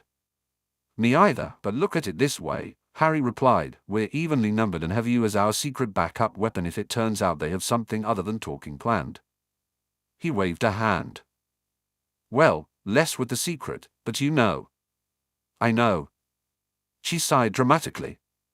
If you're not back in an hour, I will come look for you. Harry nodded, and they took the final steps that brought them level with Draco. Hermione waved and disappeared into the common room. Finally, Draco complained. Where are we doing this? Neville asked. There's an empty classroom up by the Dada room, Blaise suggested. Ron. Harry motioned for Draco to lead the way. 5 minutes later, Harry sat on the professor's desk at the front of the classroom, with Ron and Neville on either side of him. The Slytherins were across from him, perched on the first row of student desks. At Draco's request, Harry created a privacy bubble. So, what is this about? Harry asked impatiently. Draco cleared his throat. Due to current gossip in the school, it has come to our attention that you might be thinking of making a move that will not enhance our political alliances in the House of Black. Instead, it may hamper your ability to extend and grow the alliances we already have and possibly prevent us from cultivating new ones. Harry blinked at Draco, wondering if that made sense to anyone. He turned to Neville. He thinks you're about to do something that will be politically stupid. Neville translated, frowning. I think. I told him to use small words since you're all Gryffindors, but would he listen? Blaise winked at them. Draco pinched the bridge of his nose. Yes, you're about to do something politically stupid. Harry folded his arms and regarded Draco crossly. What am I about to do? If Draco thought he was going to enter himself into the tournament, Harry was ready to correct him. You're focusing on an existing relationship that is already deeply loyal and committed to the House of Black while ignoring other tentative and newer. Oh, for Merlin's sake! Theo interrupted sharply, gesturing at Harry. Everybody knows you're about to ask Granger out on a real date. Ron burst into laughter. Harry and Hermione? That's funny. Harry frowned and glared at Ron, ignoring how Neville had placed his head in his hands and how the Slytherins looked at Ron with astonishment. What? Ron asked. They've gone mental if they think you're seriously going to ask Hermione out on a real date. Maybe a practice one, yeah, but a real date. His expression invited Harry to share the joke. Harry laughed along with them. I mean, it's Hermione. He sighed and fidgeted with the edge of his robe. I was going to talk to you about it on Tuesday. Ron's blue eyes widened. It's just... Harry said quickly, wishing he and Ron were alone instead of in front of an audience. So, okay, I know this might change things between the three of us, but I like her. I think she genuinely likes me, and, they're right, I want to ask her out on a date. Hermione? Ron asked. Our Hermione. Yeah, Ron, Harry replied a bit tersely. Our Hermione. But why? Ron asked, sounding distressed. I mean, there are literally thousands of girls out there. Why her? I like Hermione. Harry shot back. She's smart, funny, and pretty. Why wouldn't I want to go out with her? But... Ron waved his hand toward the outside of the room. Thousands of girls. Harry felt his heart sink. Do you? I didn't think you liked her that way, but if... I don't. Ron declared immediately, shaking his head vigorously. But then... Harry began, confused. This is excruciating. Draco exclaimed. Oi. Ron scowled at the Slytherin. Theo shook his head. No, Malfoy's right, it is excruciating. He pointed at Harry. Look, Potter, Harry, Weasley doesn't like Granger that way because he hasn't noticed she's a girl. Oi.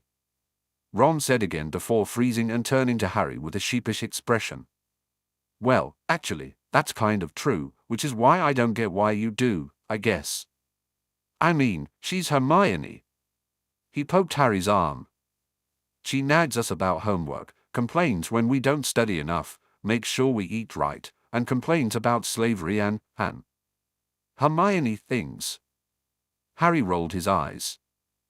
She's also brilliant, Ron. Yes, as a friend, Ron stated firmly. As, you know, a girl.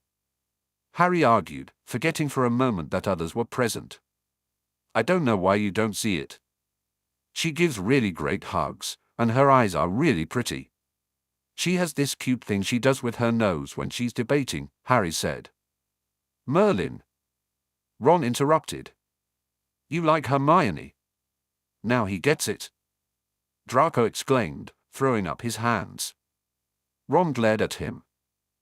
Shut it, Malfoy. So, are you okay with me asking her out? Harry asked nervously. I mean, you and I would still spend time together, and would still hang out as friends.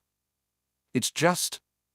You'd be dating Hermione, and she would be dating you, Ron said, a small frown on his face that told Harry he was unhappy. Well, she still has to say yes when I ask her, Harry replied, trying to hide his uncertainty about whether she would agree. Like she's going to say no. Draco scoffed. They all looked at him. What? Draco asked, flinging his hands out. It's perfectly obvious to anyone with eyes and a bit of sense, he shot a sneering look at Ron, that Granger is going to say yes. He made another flappy hand gesture. Which is why, getting back to the point of this meeting, you shouldn't ask her. Who? Ron said, looking just as bewildered as Harry felt. This isn't going to go well, Neville predicted with a sigh. Why shouldn't Harry ask Hermione out if he wants to? Ron snapped at the blonde Slytherin. He turned back to Harry. You go for it, mate. No, Draco said, standing up. He can't go for it. He waved a hand at the door. Not with Granger anyway. Harry felt his anger start to rise. Just where do you get off telling Harry who he can go for? Ron retorted furiously, always quicker to anger than Harry. I'm a member of the House of Black, Draco said snootily, just as he always proclaimed to be a Malfoy. I'm perfectly entitled to raise my concerns with the heir. But here's the heir, declared Ron. Ron said, he outranks you. Harry glanced at Neville, who gave him a look that said, I knew this was going to turn into a Ron and Draco shouting match. Harry sighed and stood up, which immediately stopped the shouting. Right, Harry said, irritated. Someone, not you, Malfoy, he added, silencing Draco with a glare, is going to explain why I shouldn't ask Hermione out. Politics, Blaise said succinctly, his tone overly cheerful. Look, Theo raised his hands in a placating gesture, you're the head of your house and the heir of another. Hermione is a member of the House of Black. She's already completely loyal to you and will always be an ally. And this is bad for Harry how? Ron demanded, crossing his arms. It takes him off the market, Blaise said bluntly. In trying to strengthen relationships with other important families, it would be beneficial if Harry were available, Theo continued. He met Harry's furious gaze. If he dated a few eligible girls, it would help foster goodwill and bring people into your corner. Keeping people thinking you're available is a good way to draw them in. Girlfriend opportunities, Potter, Draco drawled. Why is a mystery, but it presents an opportunity. Which is lost if you get involved with Granger, Blaise added. Everyone will think you're naive for focusing on your inner circle, and there'll be resentment and hurt feelings among the other girls. He caught Neville's disapproving glare and sighed. Don't look at me like that. You know I'm right. Harry cast a questioning glance at Neville. Neville grimaced and nodded. They have a point, he said, shooting the Slytherins another disapproving look. Although how they framed it isn't exactly brilliant and doesn't consider everything. Harry pressed his lips together. Well, he asked impatiently, knowing Neville would be honest with him. If you date Hermione, it takes you off the market, Neville explained. They're right about that. Even I get that, Harry muttered. He wasn't that dense. Right, Neville said quickly. What you're missing is that among your many admirers, there are girls who would like to date you for political reasons. They come from prestigious families, and an alliance would be beneficial for your houses, either Black or Potter. He paused, considering. I'm guessing, since this lot has raised the issue, it might be more advantageous to Black. Probably pureblood and traditional families. Theo nodded while Draco huffed and crossed his arms. Blaise grinned at him. A date with you, Neville said, raising his hand to prevent Harry from protesting. Just one date with any of these girls or boys will make them feel special. Their families will rethink their position on you. It will make you and your agenda more accessible. It gives them hope that if they agree to a political alliance, they might influence you with continued exposure. It also gives you and Sirius a chance to get closer to them and bring others over to us. Harry's jaw tightened with anger as he listened, especially seeing Theo nodding along in the background. Maybe, in hindsight, Theo had another motive for suggesting the practice dating thing. If you go out with Hermione, some of those families will probably think you've decided against them, especially since Hermione is Muggle-born. They'll resent you for not giving them the opportunity to court you, believing you're entrenched in your position and therefore not worthy of their time for any kind of alliance. Neville continued, and Harry slumped back against the desk, took off his glasses, and pressed the heels of his hands to his eyes. We're not saying you should never date Granger, Theo offered apologetically. Just give us the opportunity to take advantage of your bachelor status. Status first, Draco said almost soothingly. Harry frowned at that. Bollocks. Ron declared. You date who you want, mate. Like you're really all that happy if he dates Granger. Draco shot back, annoyance creeping into his tone again. I am. Ron protested, though Harry could tell he was lying. You so are not. Draco pointed at him victoriously. You're going to hate them being lovey-dovey around you, snogging all the time and making kissy faces. Ron flashed and glanced at Harry with a hint of regret. It's just... I know, Ron, it would probably be uncomfortable at first, Harry admitted. But can you honestly see Hermione and me snogging in front of you all the time? We wouldn't, you know that. He nudged Ron's shoulder. Besides, who's to say you don't go out with someone yourself? Like Lavender. Well, I guess, Ron conceded, glaring again at Draco. So I'm going to go with the notion that you still want to date Granger, Potter, Blaise commented, idly picking lint off his robes. Yes, I still want to date Hermione, Harry retorted. He folded his arms and tried to see past their attempts to annoy him. He could believe that of Draco, maybe of Blaise, but not really of Theo. Neville had pretty much confirmed that there was a real issue beneath the surface. Okay, so thank you for bringing this to my attention, Harry said formally. His words caused everyone to shift, realizing that the discussion part of the meeting was definitely over. I appreciate your concern. However, I think the head of the House of Black has already made his position on this quite clear when he declared that we can find our own life partners. He looked at Draco. If he wanted us to broker alliance deals in that way, you'd still be arranged with Pansy Parkinson instead of being free to choose who you wish. Draco winced. Interesting point, Blaise declared with a grin, ignoring the sneer Draco cast his way. An interesting point, Theo said suddenly, standing and staring at Draco with renewed energy. Why are you looking at me like that? Draco demanded. Neville's face brightened with realization. Of course. Draco snapped his head toward him. What?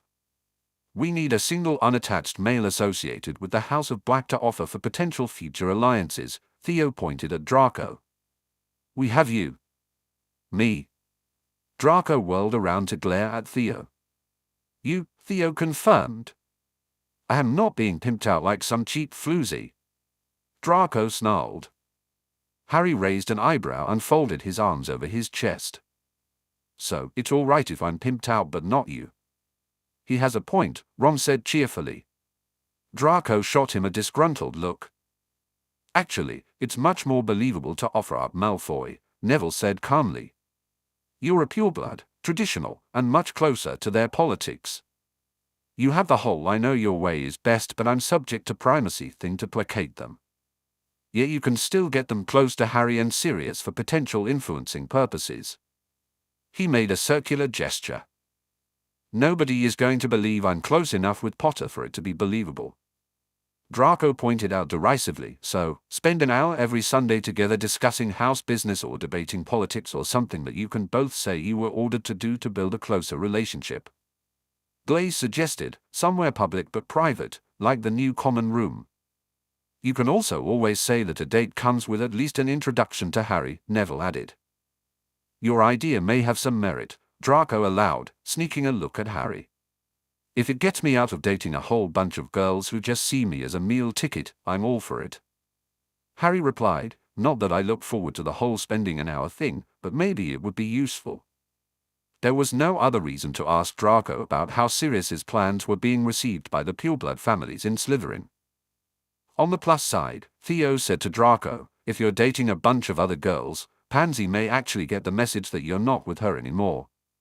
I was never with her to start with, Draco replied tersely. He took a moment to think it over, his jaw working as he considered the idea. You'll owe me, Potter. I don't owe you anything, Harry responded briskly. You're supposed to be a loyal and contributing member of the House of Black, we'll consider this your contribution. Draco's eyes blazed. Fine, but we do the first Sunday meet tomorrow. Well, it is Sunday, Harry sighed. He figured Draco had agreed because it benefited him rather than for the good of the House of Black or Harry, but that was fine.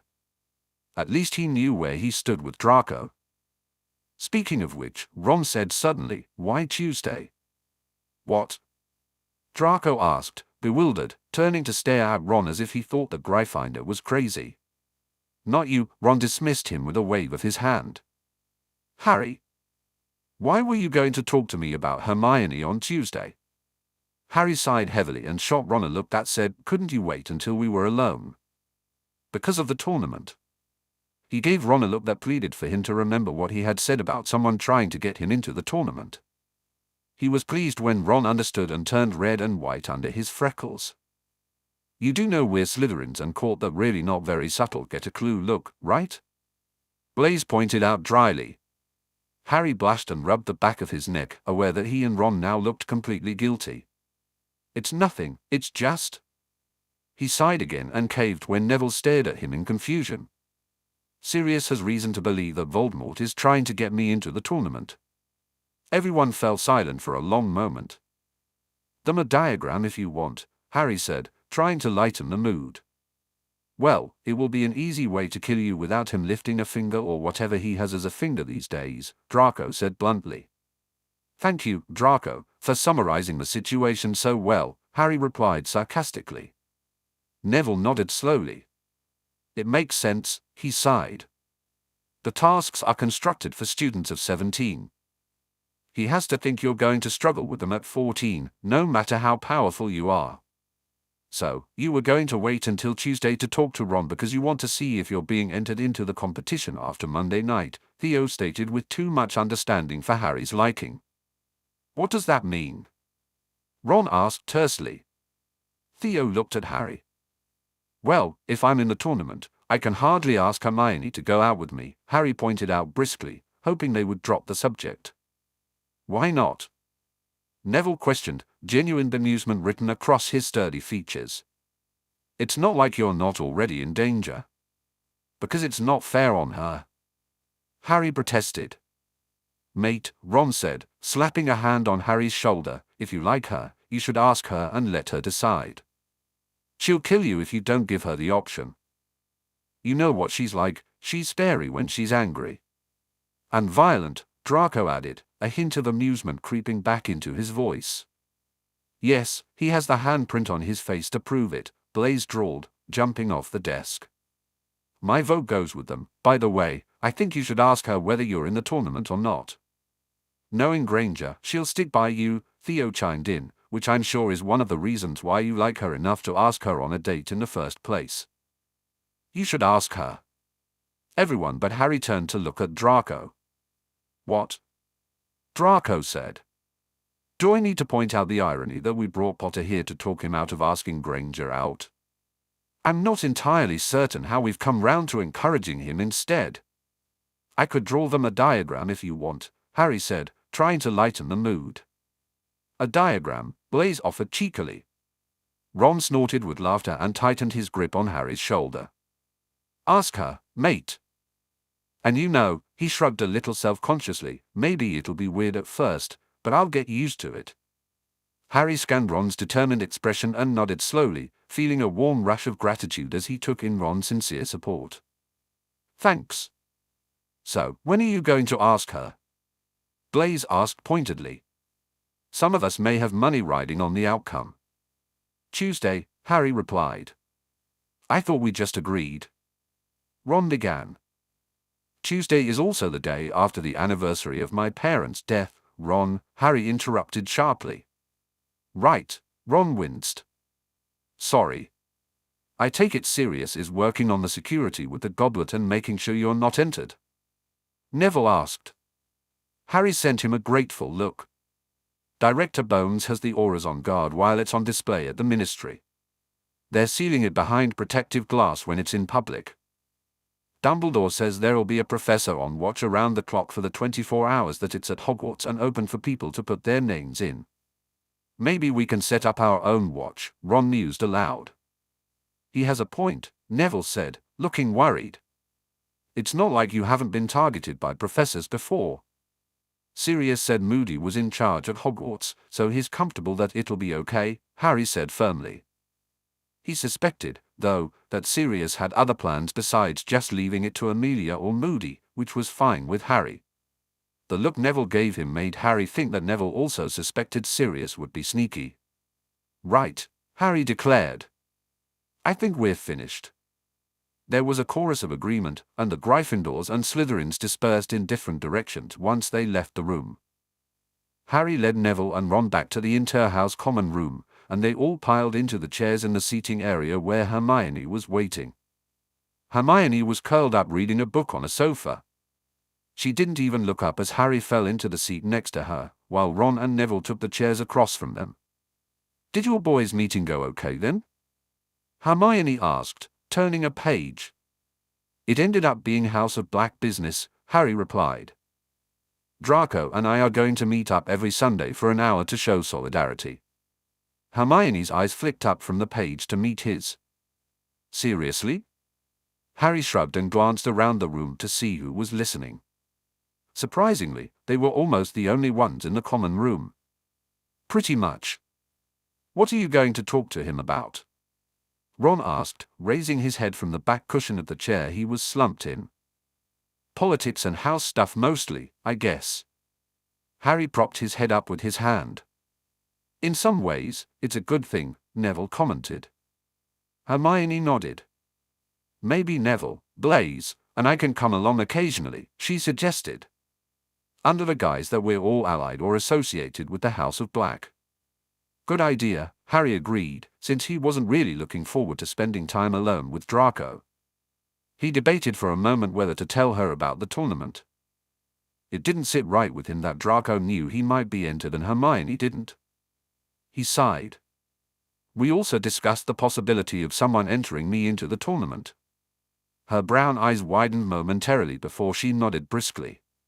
"Well, with the death threats, I guess it isn't a surprise that someone would attempt it." She flipped her book shut. "I assume Sirius is trying to make sure it doesn't happen?" Harry nodded. "But you're still worried?" Hermione guessed, scanning his face carefully. "The guy who attacked us at the World Cup is..." Harry searched for the right words. "Scarily nuts?" Ron offered bluntly. "Powerful," Neville suggested with a grimace. "And smart," Hermione mused, her nose scrunching up as she reached the same conclusion as Harry. "That's quite a dangerous combination."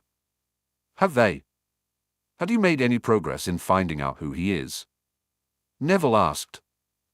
"The last time we talked about it, you said Sirius had a new lead.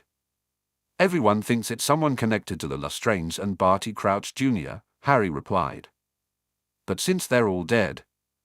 Hermione bit her lip. "We could look through the old-school e-books in the library. Maybe we can come up with a list of suspects based on his education and abilities." "That's a plan," Neville said. "I'm thinking we should keep an eye on the goblet," Ron added grumpily. "But we'll be in class most of the day," Harry pointed out. "So, we'll get the Alliance together and draw up a plan," Neville suggested. "Those with free periods can help." Harry opened his mouth to protest, but Ron said brightly, "Leave it with Neville and me. We'll sort it." Harry fell silent. He didn't think it would make a difference, as Moody would probably spot their watch and send them away, but he appreciated the gesture.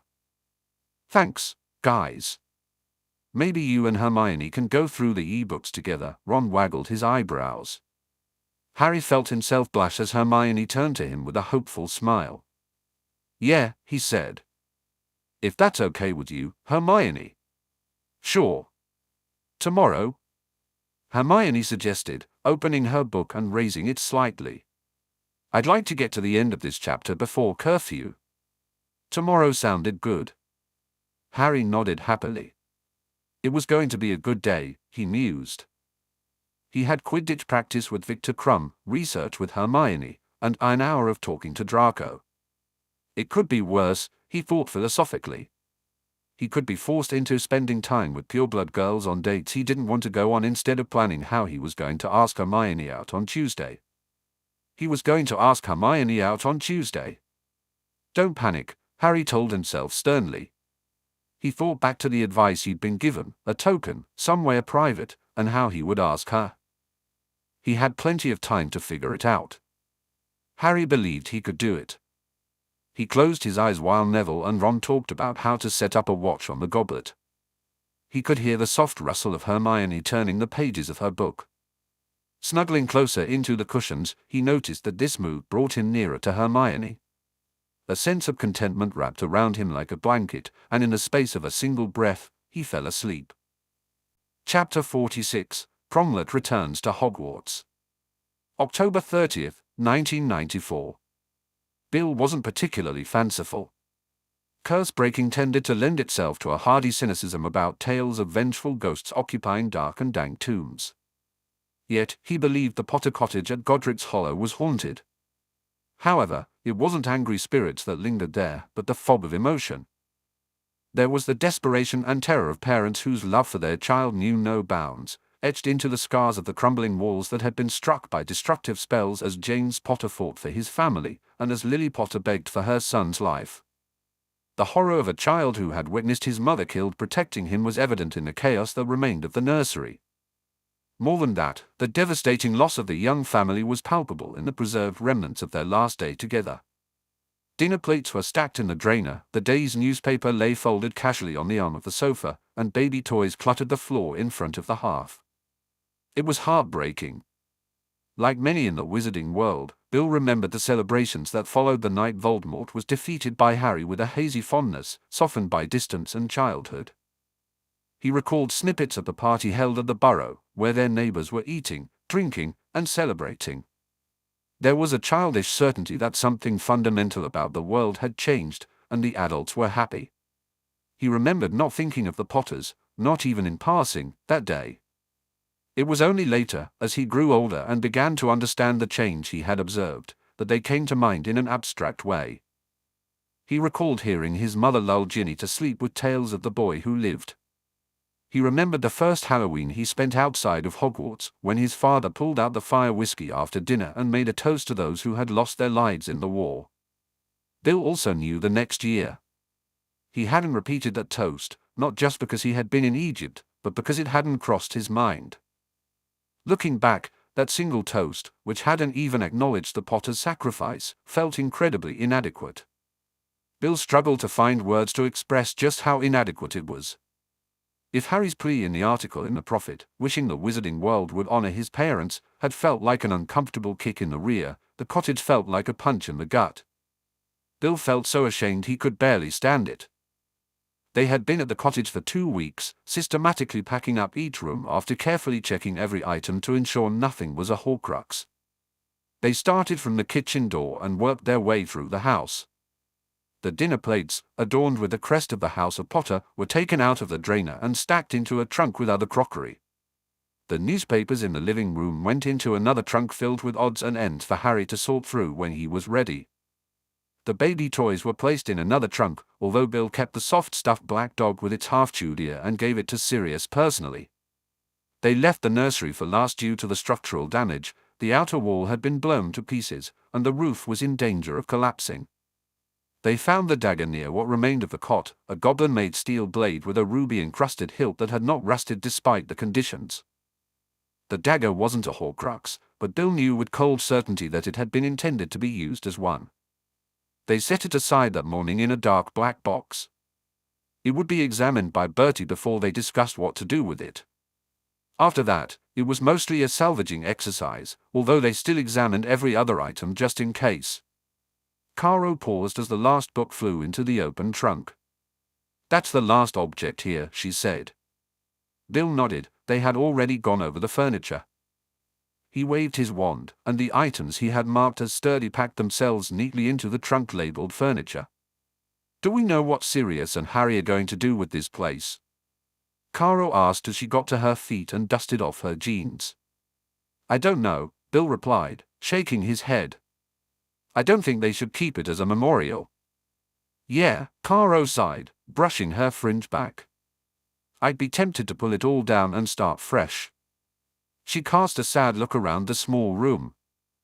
The faint outline of a mural of a forest on the far side of the nursery could just be seen under the dirt and spell damage.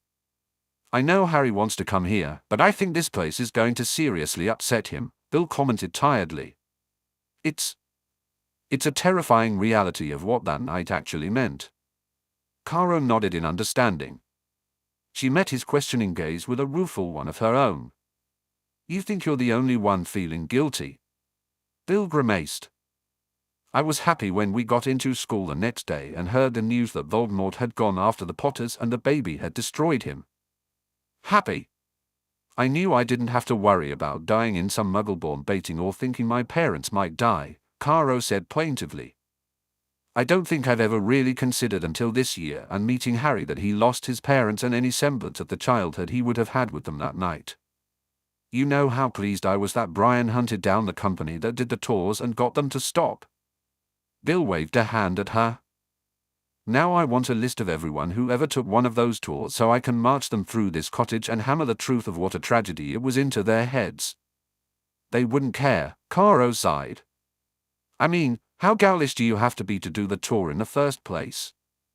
Point, Bill muttered. Merlin, this place is creepy. His side ached where he had been hit by the curse at the World Cup. He felt so tired. Hey, you all right? You've gone all pale again, Caro said, reaching out to place a hand on his arm. Bill gestured to his side. You do know that's not where your liver is. Caro replied dryly. Alicia would hug me, Bill complained teasingly, folding his arms and pouting. Alicia is your girlfriend, Caro pointed out, raising an eyebrow as Bill winced at the term. She has to hug you. She tilted her head, resembling her animagus form for a moment as she regarded him with interest.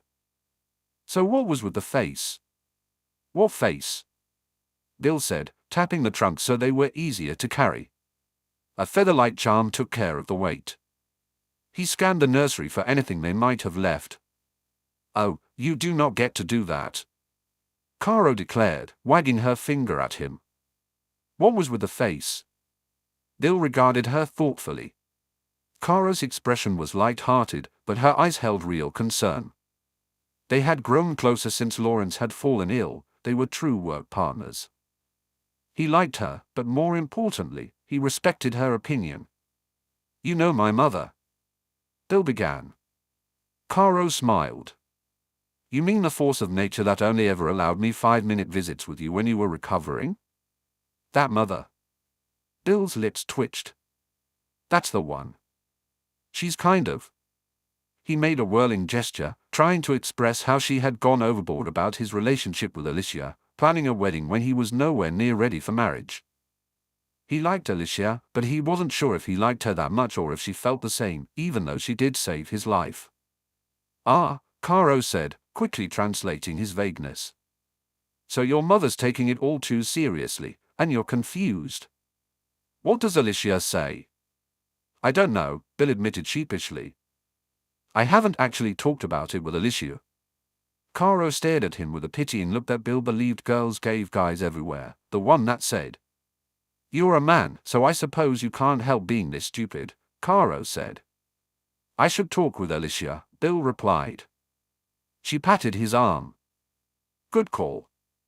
Come on. She started toward the door. We should pack it up and head home.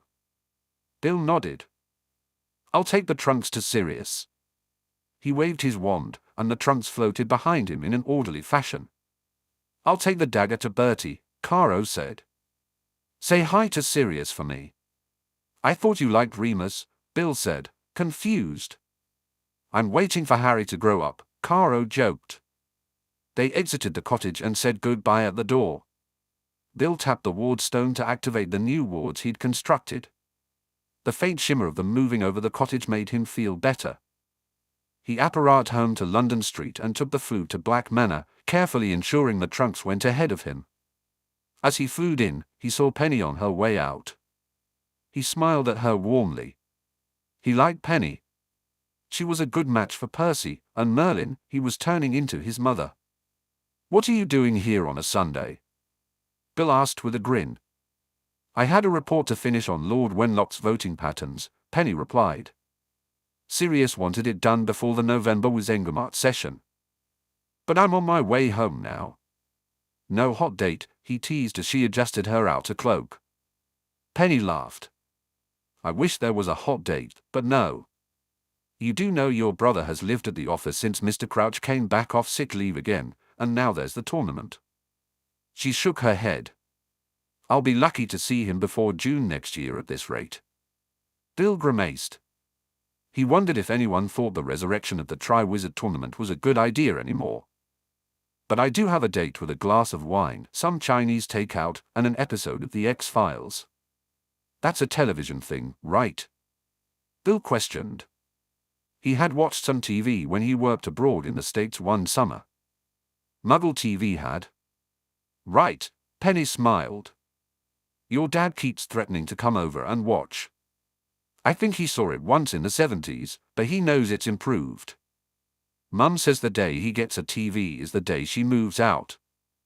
He keeps arguing he needs it for his new job, Bill said with a laugh. He felt proud of his dad's new status despite the dangers. I'd better let you go. I have these to drop off, he motioned to the trunks on the floor. Penny frowned. More stuff from the cottage. Bill nodded and glanced at her face. That bad, who? Sirius's face every time he takes ownership of these trunks. Penny shook her head.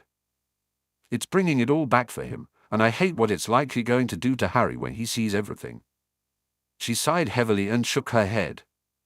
You should leave him in the library with the others. Sirius and Remus are not here. Bill asked. Remus is still in France, although Madame Longbottom and Lord Bones came back, Penny explained. Sirius said Remus had to check something out at the chateau in the south. He'll be back tomorrow morning. And Sirius?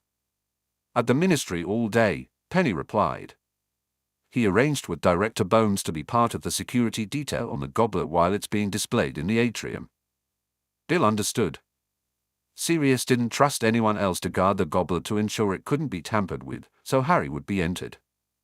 After what had happened at the World Cup, Bill didn't blame him. He felt a twinge of guilt over how he had failed to protect Harry. Sirius had told him it wasn't his fault, but it felt like it was. He lost the duel. Penny's hand on his shoulder yanked him out of his thoughts. Sorry, Bill muttered. You want to talk about it? Penny offered.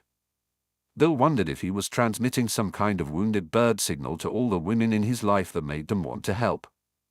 Counter. He took a deep breath, trying to gather his thoughts. I just feel overwhelmed, he admitted. His mum nodded, her expression understanding. It's been a lot for everyone lately. Moving things from the cottage, the memories, it's tough. Yeah, Bill replied, staring into his tea. I keep thinking about Sirius and how hard this must be for him. Have you talked to him? She asked gently. Not really, Bill said, shaking his head. He's busy at the ministry with the goblet.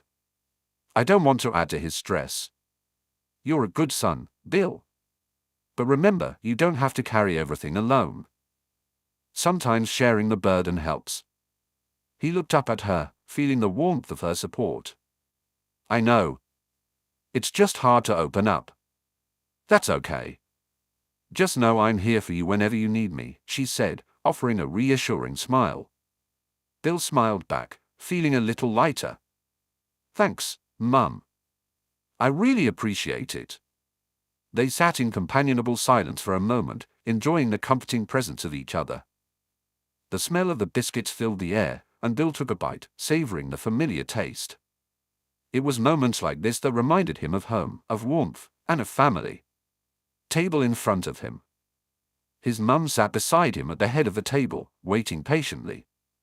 Where's Dad? Bill asked, stalling. He went to meet up with Leonard Abbott for a drink, his mum replied. He tapped the side of the heavy ceramic mug. Did you ever think about the Potters? His mum frowned. How do you mean? It's just... I vaguely remember the party the night after Halloween in 1981, and I don't recall any mention of the Potters. I know Dad made that toast the year I was here for Halloween, but he didn't mention the Potters by name. I understand what you're asking, his mum interrupted, sighing heavily. The answer is no, not really. Back then, I think part of it was because it felt right that they died protecting their child. Her eyes met his sadly. Any parent worth their salt would do the same. Bill knew she would do the same. If his mother had been in the Potter Alliance tent with him on the night of the World Cup, she would have stepped in front of him and taken every curse the attacker threw at him without hesitation. She wrapped her hands around her mug. So when the news came, it wasn't a surprise or a shock to me that they were dead. It was what was expected. Frankly, the fact that you know who was gone and baby Harry had survived swamped everything else. I think everybody reacted the same. And since? Bill prompted. His mum took a sip of tea. Your dad does the toast every year to remember the fallen, but it's your uncles that I think about. I think that's human nature. We remember the people we've lost who were close to us the most. I didn't really know the Potters. I'd met Lily a couple of times through various mother and baby groups, and James through Fabian and Gideon, but the Potters were very young and had their own friends. She grimaced. I thought about them a little when I met Harry, of course, mostly that it was such a shame they hadn't lived to see what a wonderful boy he'd become, but not in the same way. I mean, when I read Harry's words in The Prophet, I was stunned to realize that I had never acknowledged their part in what happened that night, their sacrifice. She raised her eyes and looked at Bill. What's this about, Bill? We spent the last couple of weeks at Godric's Hollow, Bill admitted. I can't say anything about why, but it got me thinking about them. I can understand that if you've been there, his mum said. There was something in her tone, and Bill's eye sharpened as he noticed her guilty expression. You went on one of those awful tours, didn't you? His mum bristled but then nodded unhappily. Years ago, as a present for Ginny. She wanted to see where the boy who lived, where it had happened. I told myself I was doing it as a way of paying tribute to him, but as soon as I saw the place, I knew it was wrong. Bill felt it was pointless to berate her since she had already come to the right conclusion. I don't think Harry should see it. Ever. I feel like razing the place to the ground and sowing the earth with salt. His mum reached out and laid a comforting hand on his. It really got to you. Yeah, Bill said. How about tomorrow you come over for dinner, and we do something special to honor the Potters? His mum suggested. Bill considered it and nodded slowly. I'd like that. Good, his mum said, patting his hand. Now, on to happier news.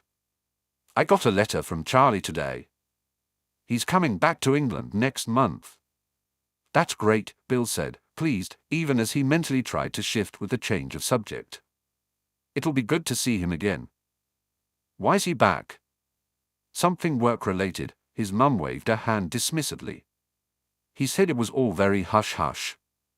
The clock chimed, his dad was on his way home. His mum got up. I should start dinner. She frowned heavily. I doubt Percy will make it back before 9. What's going on with Percy? Bill asked curiously. Penny said she's hardly seen him. Percy is working too hard. He's been out the door first thing in the morning and back last thing at night for weeks, including weekends, his mum said brusquely. If you ask me, Barty Crouch is taking advantage, but Percy won't listen to any of us. Not even Dad? Bill asked half-teasingly. He told your father that it wasn't any of his business. Bill stared at her, realizing his parents had clearly meant to keep that information from the rest of the family. He did what? His mum stopped bustling around the kitchen and looked at him, shamefaced. Your dad didn't want the rest of you knowing he and Percy are not getting along. She must have noticed his intent to head straight over to the ministry and yell at his brother, because her expression shifted to her, I am your mother and this is serious look. Your dad's decision, Bill, and you will abide by it. Bill squirmed in his chair, but she was right. He needed to respect his dad's decision. Percy's just going through a phase right now, Bill. His mum nodded, as though she was willing herself to believe it through sheer willpower. Are you staying for dinner? Sure, Bill replied. He might not be able to talk to Percy, but he could hang around and see if his dad wanted a friendly ear. His mum beamed at him, pausing beside him to drop a kiss on the top of his head. You're a good boy, Bill. Bill felt his cheeks heat and hid his face in his mug.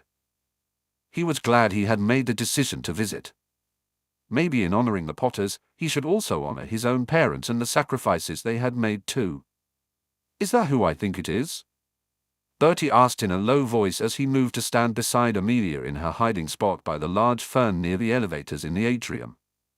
Amelia's lips twitched. I have no idea whom you are referring to, Bertie. She kept her eyes on the entrance where the goblet was displayed, encased in a glass box on a tall golden stand in front of the fountain of magical brethren. An aura guard stood on either side of the goblet. A team of 5 auras switched in and out irregularly. But in front of the goblet, lying on the ground with his head resting on his front paws, was Amelia's linchpin, a large black grim. Bertie huffed out a breath of laughter and shook his head. It's rather an ingenious way to guard the goblet. I thought so, Amelia said with satisfaction. The sight of the grim had been enough to deter most spectators from lingering too long throughout the day. There had been 3 fainting fits, 2 women and 1 man, but it was worth it. It was a shame that the Tri-Wizard Tournament Committee had rejected Moody's suggestion to repeat the security measure at Hogwarts. Amelia guessed Bagman had a point when he suggested it might deter some entrants from putting their names forth if they saw a grim by the goblet. However, she agreed with Moody's reply that if entrants had issues getting past a grim to put their names in the goblet, they were hardly likely to be champion material anyway. She also knew that Albus had warned Sirius against sneaking into Hogwarts to guard the goblet in human form. Unfortunately, his point that if Harry was entered, some might claim Sirius had entered Harry for the glory, was well made. Amelia knew Moody had taken Sirius through the planned security measures, and Sirius was comfortable with them. He just had a hard time letting go and allowing someone else to have the responsibility of protecting Harry. Amelia understood, and she knew Moody did too.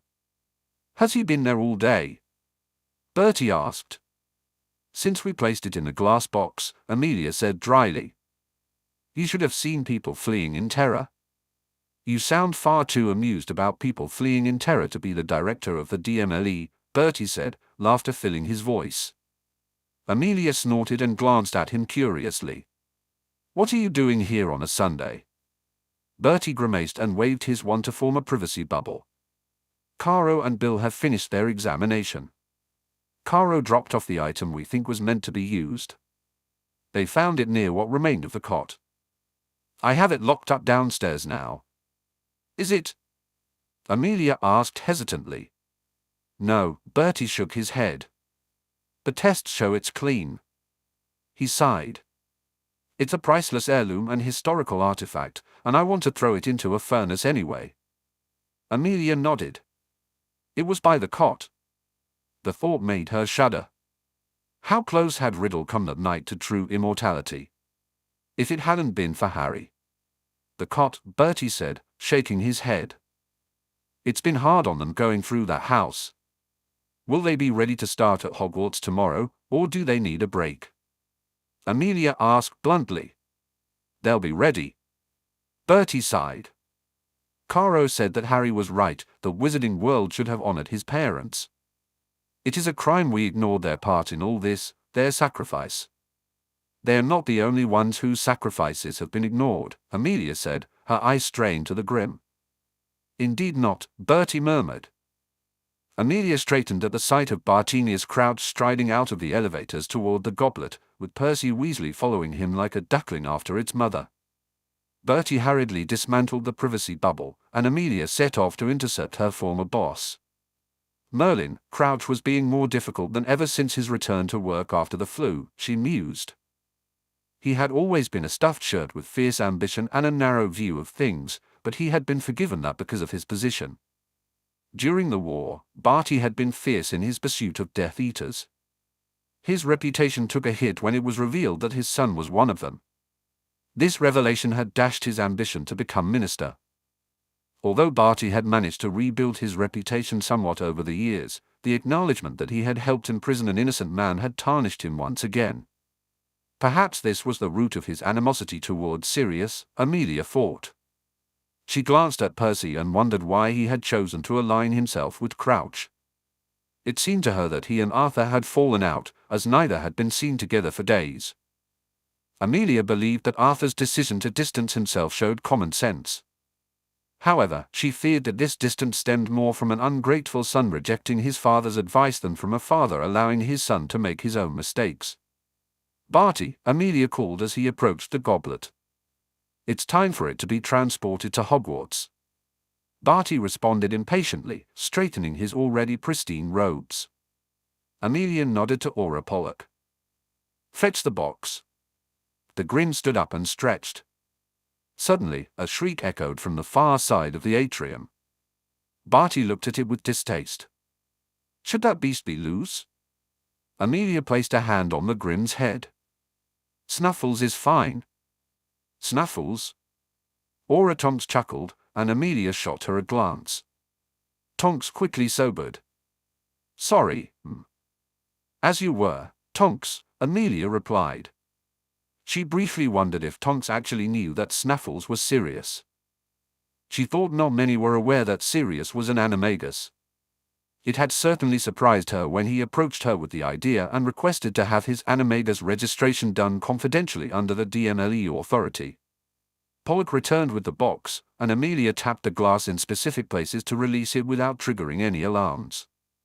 Amelia carefully picked up the goblet, its blue flames flickering, and placed it gently into the box that Aura Pollock held open.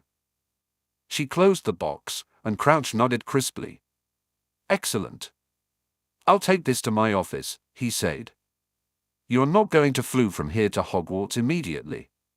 Amelia asked, pointing at the waiting fireplaces.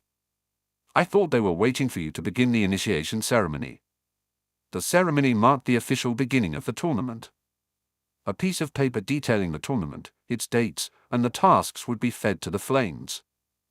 This would prepare the goblet to accept the names of the candidates and choose the champions. "I have a few things to finish up in my office, and I prefer to flew from there," Crouch stated authoritatively. "Why didn't you finish before you came for the goblet?" Amelia asked, irritated. Crouch raised his eyebrows. "I wasn't aware that I had to clear my work schedule with you, Amelia. The goblet was due to be transferred to my custody at 5 o'clock. It is now 5 o'clock. The goblet has been transferred to my custody. It will sit on my desk while I finish my work, and I will flew to Hogwarts shortly thereafter. If you need any help, Mr. Crouch, I would be honored to assist," Percy said, trying to ingratiate himself. Amelia refrained from rolling her eyes at him. "Barty, Hogwarts is expecting the goblet as soon as it is placed in your custody." Percy flew to Hogwarts and informed Dumbledore of the delay. "You may remain there until I arrive, and then you will flew back to inform Director Bones of my safe arrival," Crouch ordered.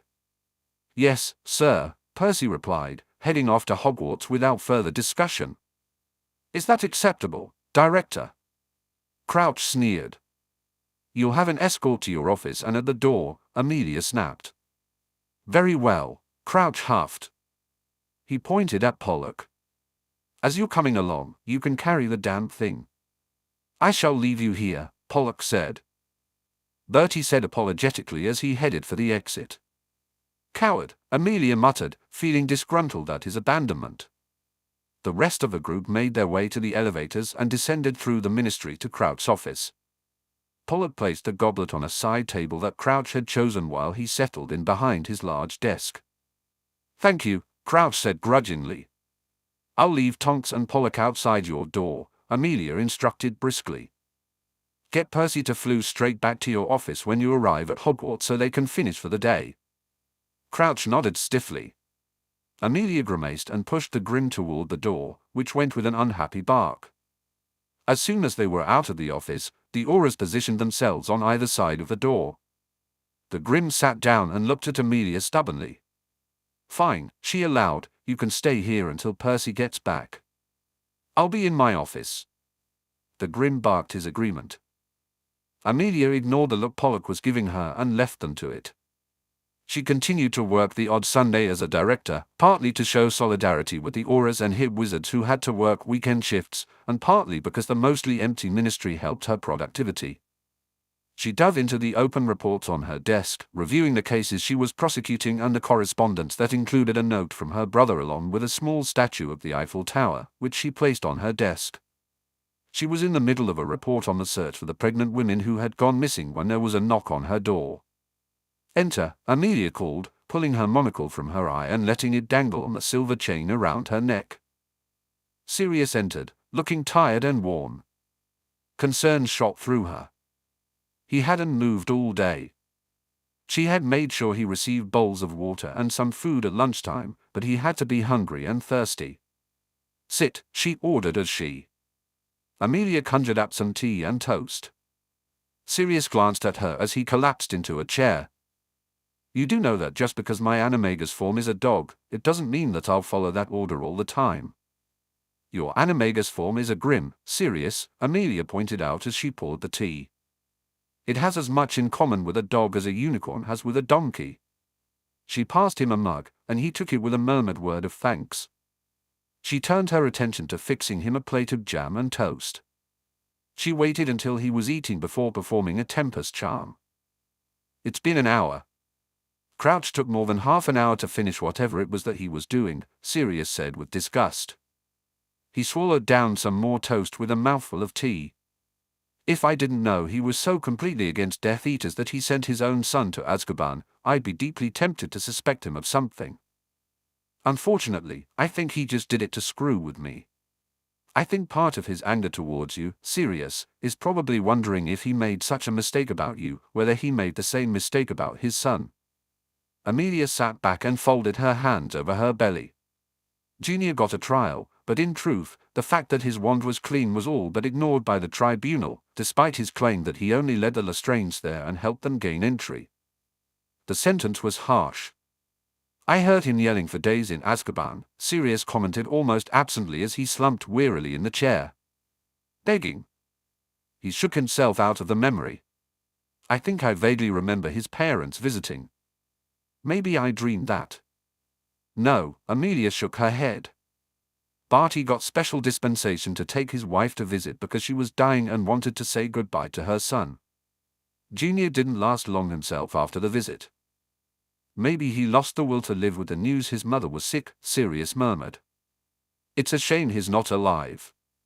He could have answered some questions. Have you had any luck trying to track down the Lestrange paramours?" Amelia asked dryly. Sirius shook his head. "Everyone agrees that Crouch Jr. and Rabaston were lovers, apparently devoted to each other, so no side dishes for either of them. Narcissa managed to recall that Bella had a torrid affair with Oliver Mulciber, but that ended when Voldemort took an interest in her. It can't be Mulciber who's the Polyjuice man because he's in Azkaban, and we've confirmed that it is him. Rodolphus preferred one-night stands with women he picked up in bars, muggles, witches, whatever, so that's pretty much a non-starter. Has Snape had any further luck sorting through his memories?" Amelia asked. "No. The last time I asked, he took great delight in telling me I only had myself to blame for the lack of information because I was the one who killed the Lestranges." Sirius gestured at Amelia's look of disgust. "He was right in one way. And totally wrong in a much more important way," Amelia retorted. "I hope you see that." "It's Snape," Sirius said simply, a ghost of his usual smirk appearing. "Of course I know he's wrong." Amelia smiled. "Bertie was here. Caro and Bill found the item they were looking for, but it wasn't one of the objects. It's locked away in the Department of Mysteries," Amelia explained. Sirius nodded slowly and took another sip of his tea. "It's been hard for them going through the cottage." "And harder on Sirius," Amelia would wager. "Bertie wants to throw the item in the furnace, regardless of the fact that it's not actually whatever it is that would bring Voldemort back to life," Amelia said. "Even if it is a priceless heirloom." "Well, we've already destroyed Hufflepuff's cup and Slytherin's locket," Sirius said dryly. "If we find Ravenclaw's diadem, that will be melted down too, so what's one more? Have counted on sentimentality about the founders of Hogwarts to stop anyone who would seek to destroy them," Amelia mused. "He forgot the truth that the living are more important than the dead, despite his obsession with immortality." Sirius agreed. Amelia felt a change of subject was necessary. "Speaking of antiquities, my brother tells me he's off to Paris next week once more." I'm putting Fevrier on retainer to get the caveat version of the Lumiere document, Sirius explained. Even if it's not the exact thing, I don't want it available to anyone else. Wise, Amelia said. Have you heard anything else from Remus? Nothing more about Greyback, no. Sirius guessed where her main concern lay, and Amelia blushed. I'm also concerned for Remus, Amelia said defensively. We know so little about the packs. I hate Remus getting involved with them again, Sirius sighed. And then there's the whole problem that apparently the packs see Remus's family, with myself and Harry, as a new pack. He waved a hand at her. We'll discuss it at the council tomorrow. Amelia nodded. It was late. She regarded Sirius critically. His color had improved, but there were shadows in his eyes. If Remus was away, all he had at home was a slightly crazy house elf. Why don't you come back to Brian's with me for supper, she said impulsively. I'm sure Brian won't mind. I'm sure Brian will mind, Sirius countered with a faint grin. I'll be fine. She saw the thought flit through his mind. Do not go to Hogwarts, Amelia instructed briskly. Go home, take a bath, and go to bed. Sirius glared at her without any heat. I wasn't thinking. Please. Amelia peered at him evenly. I'm not stupid. Sirius sighed heavily. Okay, so maybe I was contemplating that I'd sleep a whole lot easier if I just sneaked into Hogwarts and stole the damn goblet. That's something you should admit to the director of the DMLE, Sirius. It's not possible either, Sirius laughed weakly. I helped Moody close the gaps that I used in the security last year. See? Alastair has it covered, Amelia said gently. You have to trust that it's going to be okay. I thought that at the World Cup, and look what happened. Minnie was injured, Bill was almost killed, and Harry. I almost lost Harry, Sirius pointed out. You have to stop beating yourself up about it, Sirius, Amelia urged, waving at him. The majority of the decisions made by adults that day were well-intentioned and reasonable at the time. I'm also fairly certain that Harry has learned his own lesson about running off alone after formidable opponents. In the 2 duels I've had with him in his lessons since, he's never once underestimated me. Although she was pleased she had managed a victory in the second duel, it had been close. She had gotten him off balance and taken his wand. I should have sent Harry home after the Quidditch match. You're trying to do your best to give him a balanced life, and you thought any threat or danger would happen much later based on our intel, Amelia said softly. I'm not certain that I wouldn't have made the same decision if it had been Susan. Sirius nodded slowly and got to his feet. Home, bath, and bed. I think I'll follow your instructions, Amelia. And thanks. He gestured at her. For letting me guard the goblet today. Amelia watched him leave, worried. Sirius was under so much pressure, had so many responsibilities, and had so much to worry about given the very real threat to Harry's life. Her lips firmed. Well, she would do her part to make his life easier. She'd talk with the Rat Squad the next day. There had to be some way of finding Voldemort and his cronies, some way of tracking down the missing pregnant women, and she would find it. October 31st, 1994. I can't believe Moody treated it as an exercise for his guards. A lesson for us, Ron complained. I think it was ingenious, Hermione said. He knew you'd try to help Harry. Instead of stopping it cold, he turned it into something useful. Beside her, Harry scooped up some mashed potatoes and ate them absent-mindedly as Ron groaned about how quickly Connor Sapworthy had been found lurking near the goblet. Harry agreed with Hermione. Moody was ingenious. He had effectively made spotting the Potter Alliance kids a game for the professors watching the goblet in the entrance hall.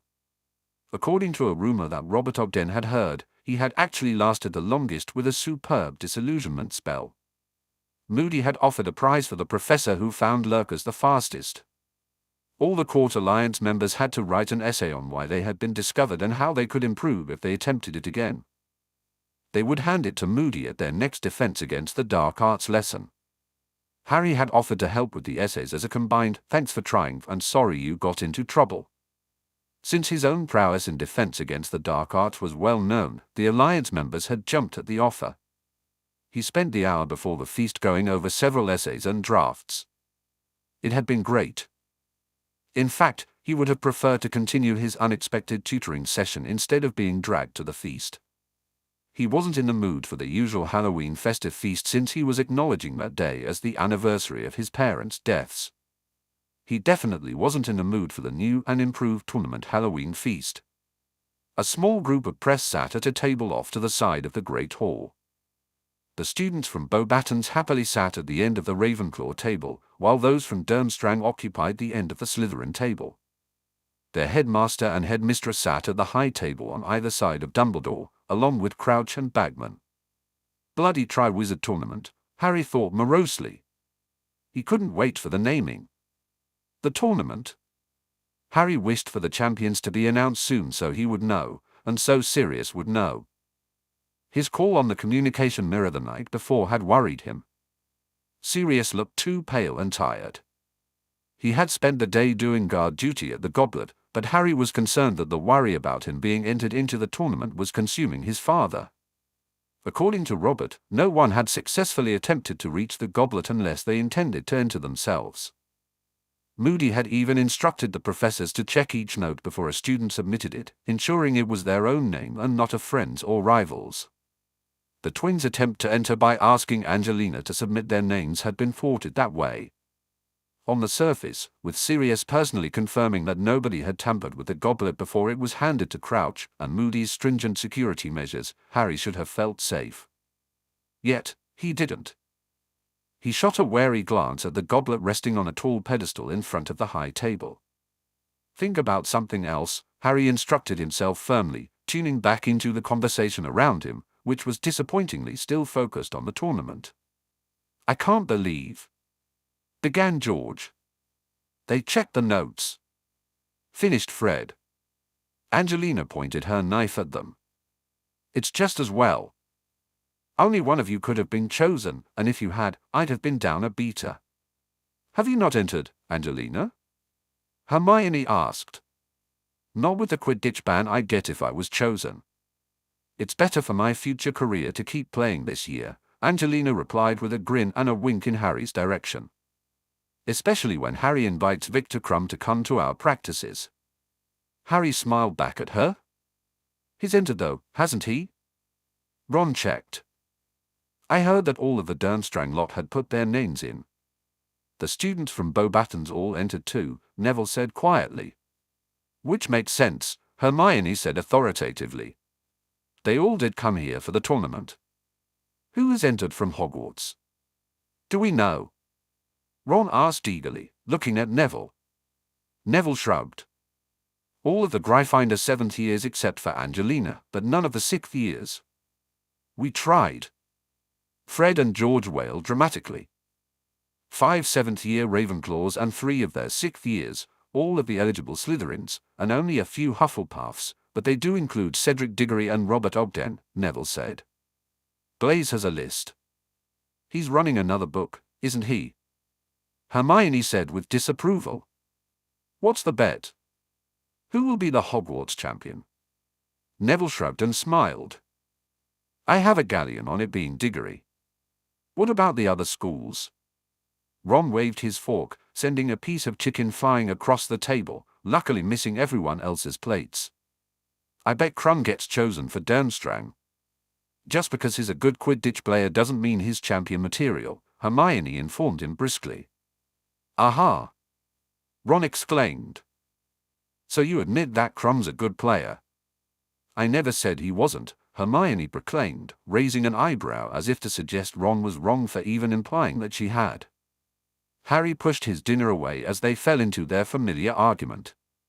He wasn't hungry. Looking around, he caught Ginny staring at him. She immediately turned bright red and looked down at her half-finished meal. Harry averted his eyes, focusing on his own plate. Ginny was on probation with the Quidditch team after trying to sneak Lydia and Jessica into the boys' changing rooms. Angelina had given all 3 girls a stern talking to and threatened to report them to Professor McGonagall if they tried anything similar again.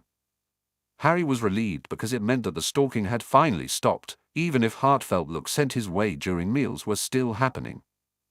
On the positive side, his plan to ask Hermione out was ready to be executed the next day. They had rooms just before lunch, and, thanks to the kitchen house elves, who were very helpful, Harry had arranged a private table in the kitchen. He planned to take Hermione there and ask if she would do him the honor of accompanying him to the November Hogsmeade weekend.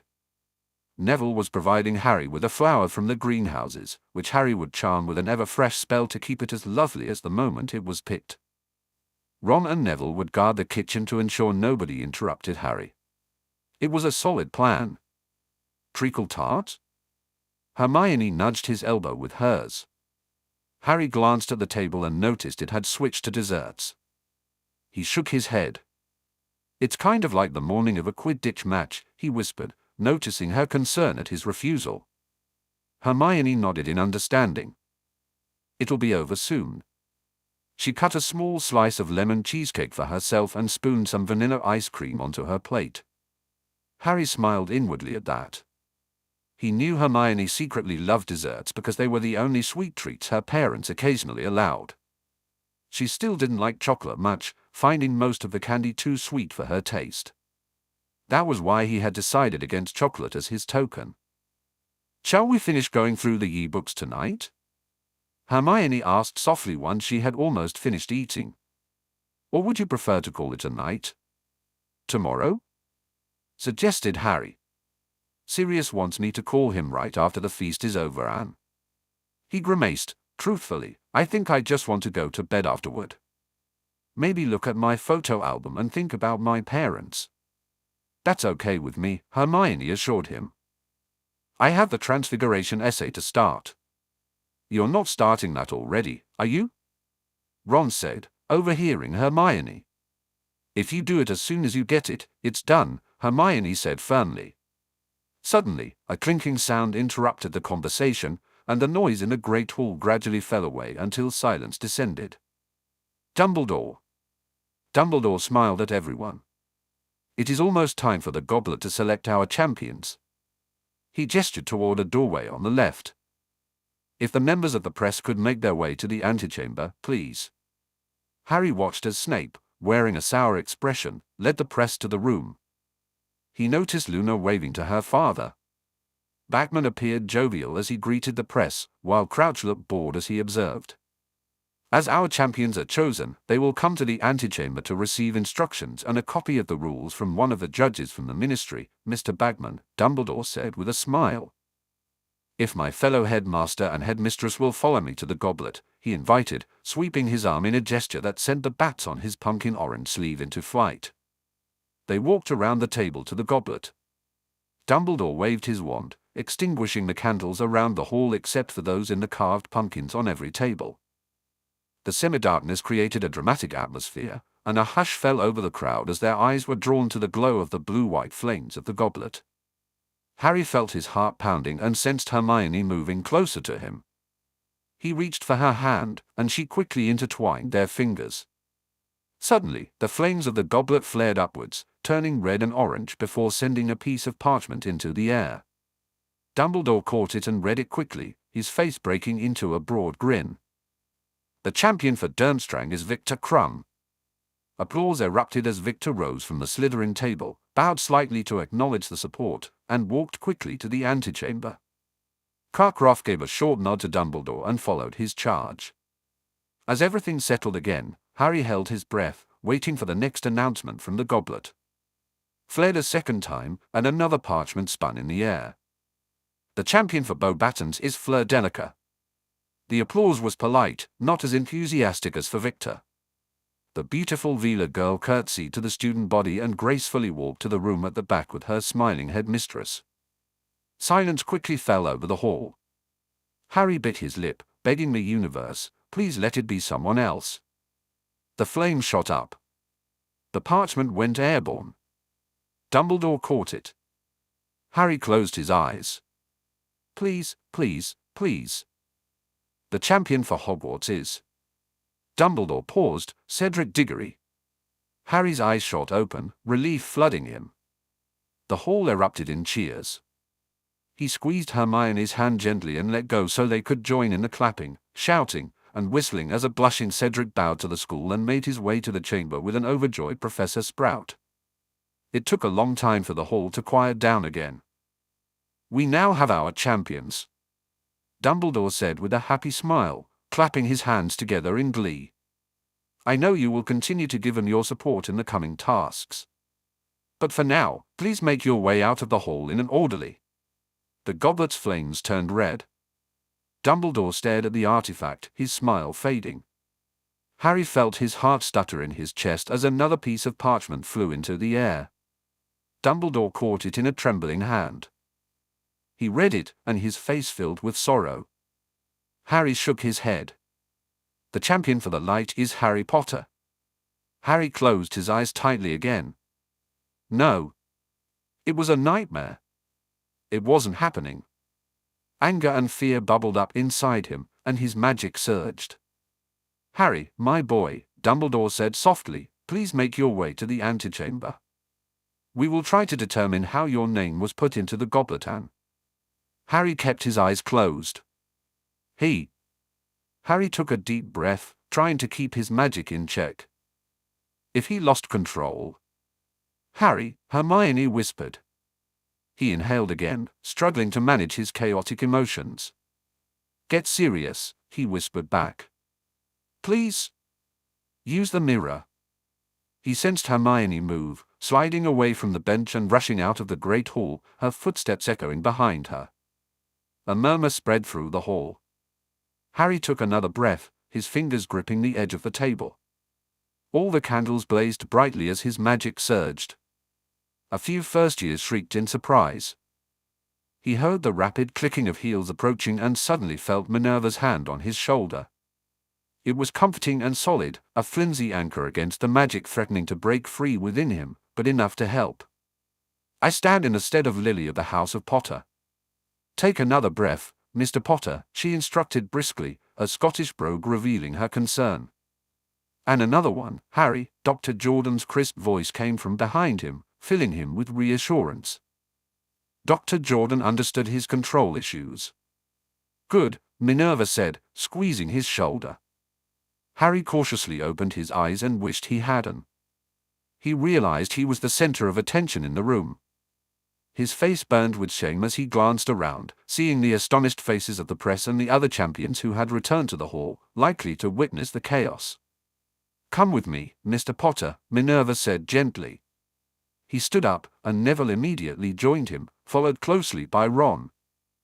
A moment later, the sons and daughters of the entire Potter Alliance present in the hall stood as well. Harry noted with amusement that Draco and Theo were also on their feet. "Mr. Longbottom, Mr. Weasley." "Professor McGonagall," Neville replied firmly. The Potter Alliance was well aware of the plot by Harry's enemies to enter him into the tournament. Clearly they have succeeded, and that means the House of Potter is now at war. His gaze met Harry's stunned eyes. "Lord Potter has our fealty and our trust, we stand with him." "We're here for you, mate," Ron said, placing his hand on Harry's other shoulder. Angelina suddenly stood. "I'm with you too, Harry." "And us," Fred and George chorused, rising to their feet. The entire Gryffindor table scrambled up as well. Cedric walked until he was just behind the high table. He looked at Hufflepuff and then turned back to Harry. "The Hogwarts champion stands with you." Hufflepuff got to its feet. Luna sprang up at the same time as Natalie Warren, the head girl, and the rest of Ravenclaw followed suit. Only the Slytherins remained seated, but one by one, they stood as well. Some appeared unwilling and miserable about it, but knowing it was in their best interest not to be the only ones left sitting, they eventually rose. Dumbledore sniffed audibly at the sight of Hogwarts united in appearance, if not entirely in spirit. The visiting schools regarded them with shock and curiosity. Harry's emotions surged again, this time filled with pride in the alliance and gratitude that the rest of the school accepted he was in the tournament against his will. He almost blacked out from the intensity. He wrestled his magic back under control, taking one shaky breath after another. He drew courage from Ron's determined expression, from Neville's steadfastness, from the sight of Draco nodding at him from the Slytherin table, and from 12-year-old Connor Sapworthy smiling brightly at him. Dumbledore cleared his throat. Everyone, I appreciate that there are political alliances in play here, but this matter needs to be resolved in a less public forum. He raised a hand and looked over at Harry. I assume Miss Granger has gone to request Lord Black's presence as your guardian. Harry nodded jerkily. Well then, if everyone else could retake their seats, Dumbledore continued. Dumbledore gestured for everyone to take their seats. Harry will go to the antechamber with Professor McGonagall, and we will await Lord Black's arrival. Everyone remained still, except for a first-year Slytherin who almost sank into his seat but froze halfway in an awkward position when he noticed nobody else had moved. As the regent apparent of the House of Potter, Minerva said firmly, I assure you all that I will stay with Lord Potter until Lord Black arrives. You may be seated. Neville glanced at Harry for confirmation. Harry nodded. Thank you. Reluctantly, Neville sat down, and the rest of the students followed his lead. Ron waited until everyone else was seated before giving Harry a look that questioned whether he was sure. Harry responded with a slight nod, and Ron let out a heavy sigh as he took his seat. As Harry climbed out from the bench, he stumbled slightly, but Minerva steadied him. He noticed Bagman ushering the eager press, including a practically vibrating Rita Skeeter, back into the antechamber. Professor Moody, Dumbledore said, if you could bring the goblet for examination. Moody limped over, reaching the goblet at the same time as Harry.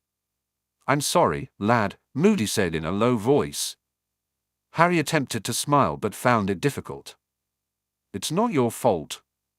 He felt the weight of everyone's gaze on them as he walked behind the high table and entered the antechamber. He faintly heard Dumbledore instructing everyone to return to their common rooms. Harry! Rita immediately moved to question him, but Minerva blocked her path. Mr. Bagman, she said briskly, perhaps you can show the esteemed members of the press to another room while we await Lord Black. Her icy glare seemed to have no effect on Rita. We have a right to ask questions, Rita argued. But not of a minor, Snape interjected with a sneer. Harry had barely noticed the Slytherin head leaning against the far wall. Professor Snape is quite correct, Ms. Skeeter, Minerva replied. Dumbledore entered the room and said, I am certain Lord Black will not be pleased should Harry be interrogated by the press in his absence. He waved at Bagman. Please escort them to the Charms classroom, Ludo. We will issue a statement after speaking with Lord Black. That's... Rita began to protest. Good enough for me, proclaimed a stout woman with black hair and a calculating gleam in her green eyes. The International Wizarding Herald is happy to wait for a statement and perhaps an opportunity to ask you questions, Headmaster. Dumbledore inclined his head. Very well, Ms. Goose. Esmeralda, please. She turned to Bagman. Well, lead the way, Ludo.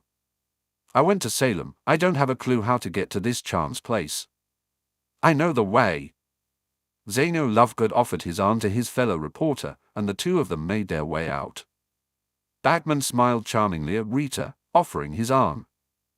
She gave a sickly smile, and they left.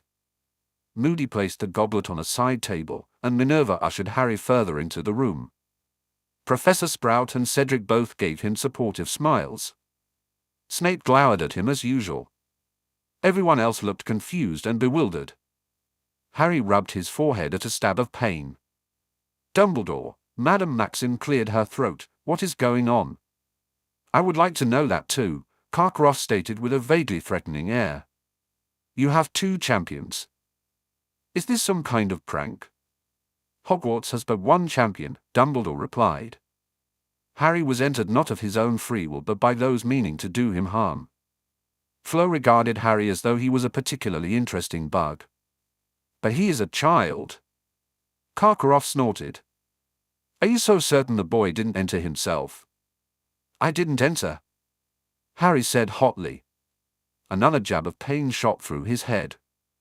He shook it, trying to dislodge the ache. Victor shifted, catching the attention of his headmaster. If Lord Potter? He says he did not enter, Headmaster Carcroft stated. He looked like he wanted to argue with his star pupil but eventually nodded in concession. What happens now with the competition? Dumbledore asked, frowning as he scanned the room. Where is Bartemius? He muttered something about alerting the DMLE, Snape replied, straightening to address Dumbledore. I've already sent a Patronus to Bones and Croaker, Moody added, his wand waving over the goblet. Harry realized he must have missed seeing it while his eyes were closed.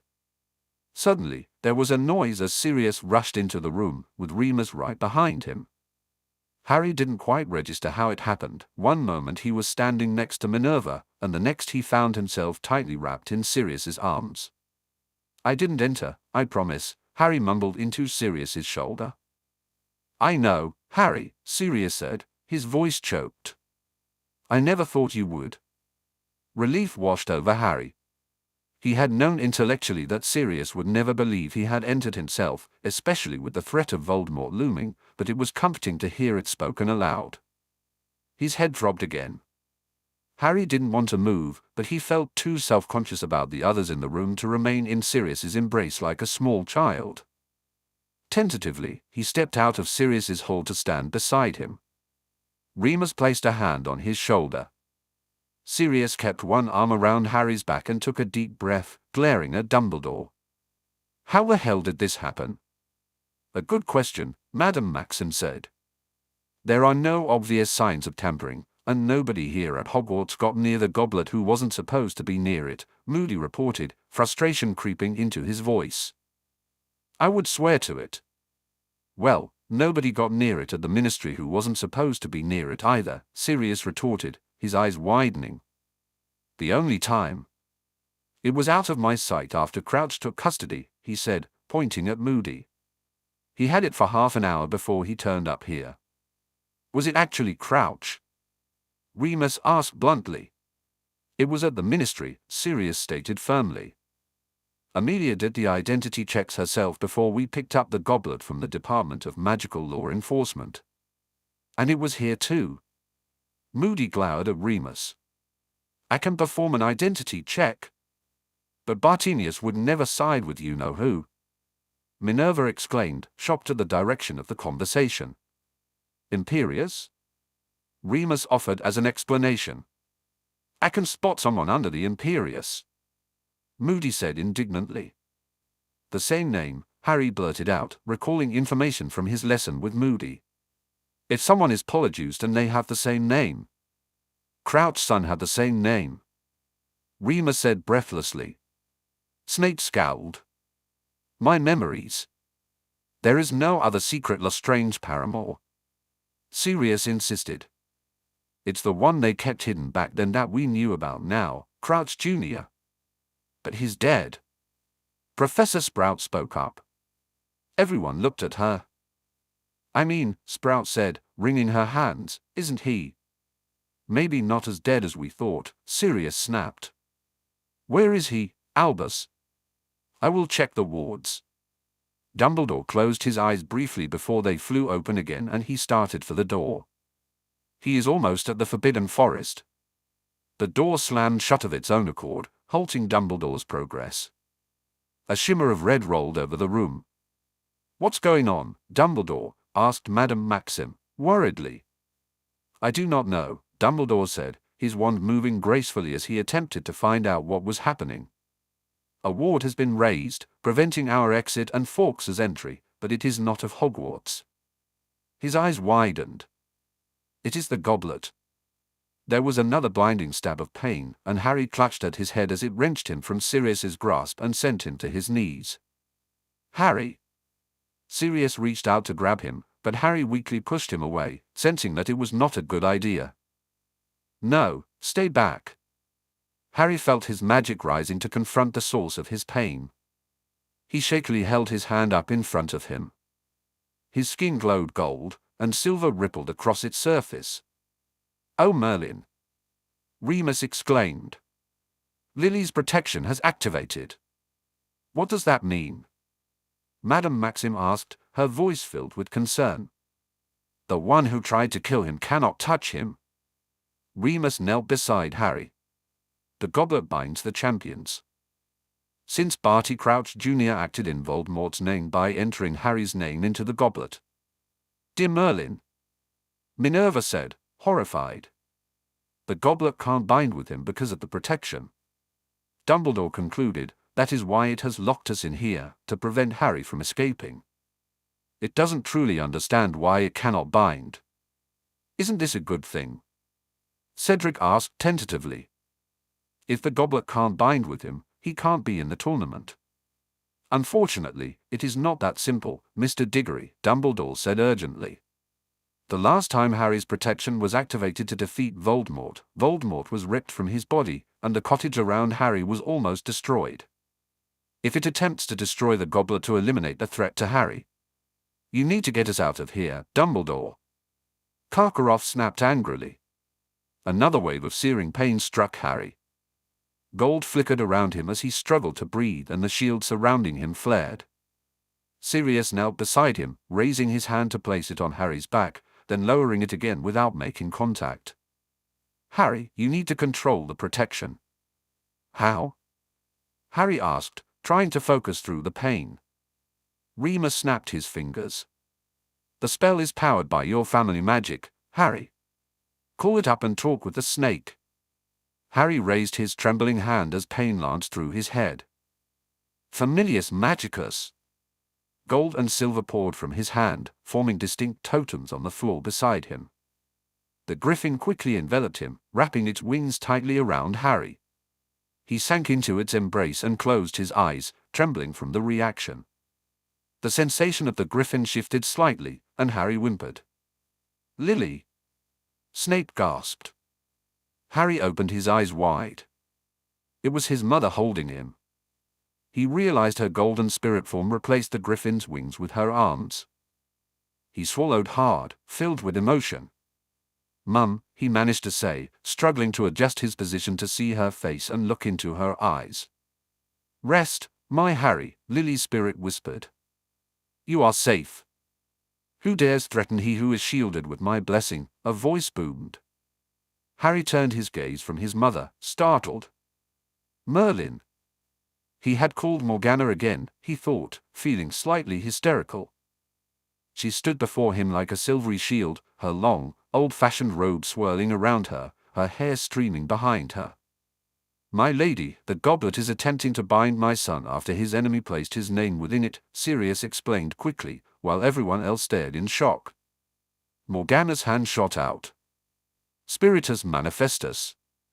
Instantly, Harry felt the pain dissipate, and he took a deep breath, absorbing the warmth of his mother's love surrounding him. The goblet glowed, and blue and white flames flared, shooting out to land on the floor in front of it. The flames rose and shifted until the form of an old woman took shape. Moody stumbled back in surprise. Madame Maxim pushed Fleur behind her, and Karkaroff moved to do the same with Victor. Professor Sprout pulled Cedric back. Minerva, Remus, and Sirius formed a loose circle around Harry. He tried to ignore how Snape's attention was fixed on his mother's spirit. You will explain yourself, Morgana commanded imperiously. I owe you no explanation, the spirit of the goblet proclaimed.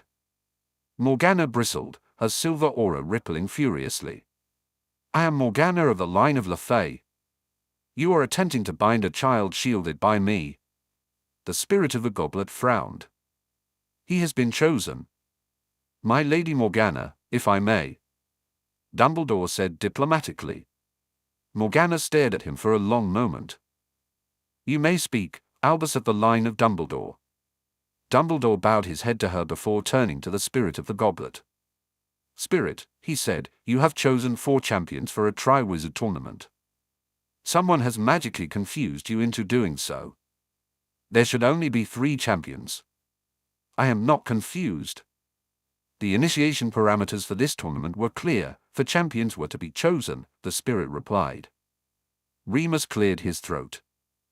Is it possible to see the parameters of this tournament? Excellent question, Remus. Dumbledore said. The spirit of the goblet held out her hand, and a parchment formed within it. Dumbledore took it from her hand, frowning at the charred edges as he read the contents. "It is as I feared, these are not the parameters we agreed upon for the tournament." "Shouldn't the tournament be voided then?" Professor Sprout asked bravely. "If the parameters for the tournament have been altered from what was agreed previously. Is there a way to void the tournament?" Dumbledore asked the spirit. "No," the spirit of the goblet said. "Once the tournament has been initiated, it must proceed to its end." Bloody Crouch must have initiated the tournament where he had the goblet to himself. Moody snarled. "Then what was the piece of paper he submitted during our initiation ceremony?" Madame Maxon demanded. "Potter's name, presumably," Snape said. "It would satisfy his sense of arrogance to do such a thing right under our very noses." Madame Maxon cleared her throat. "What are the new parameters?"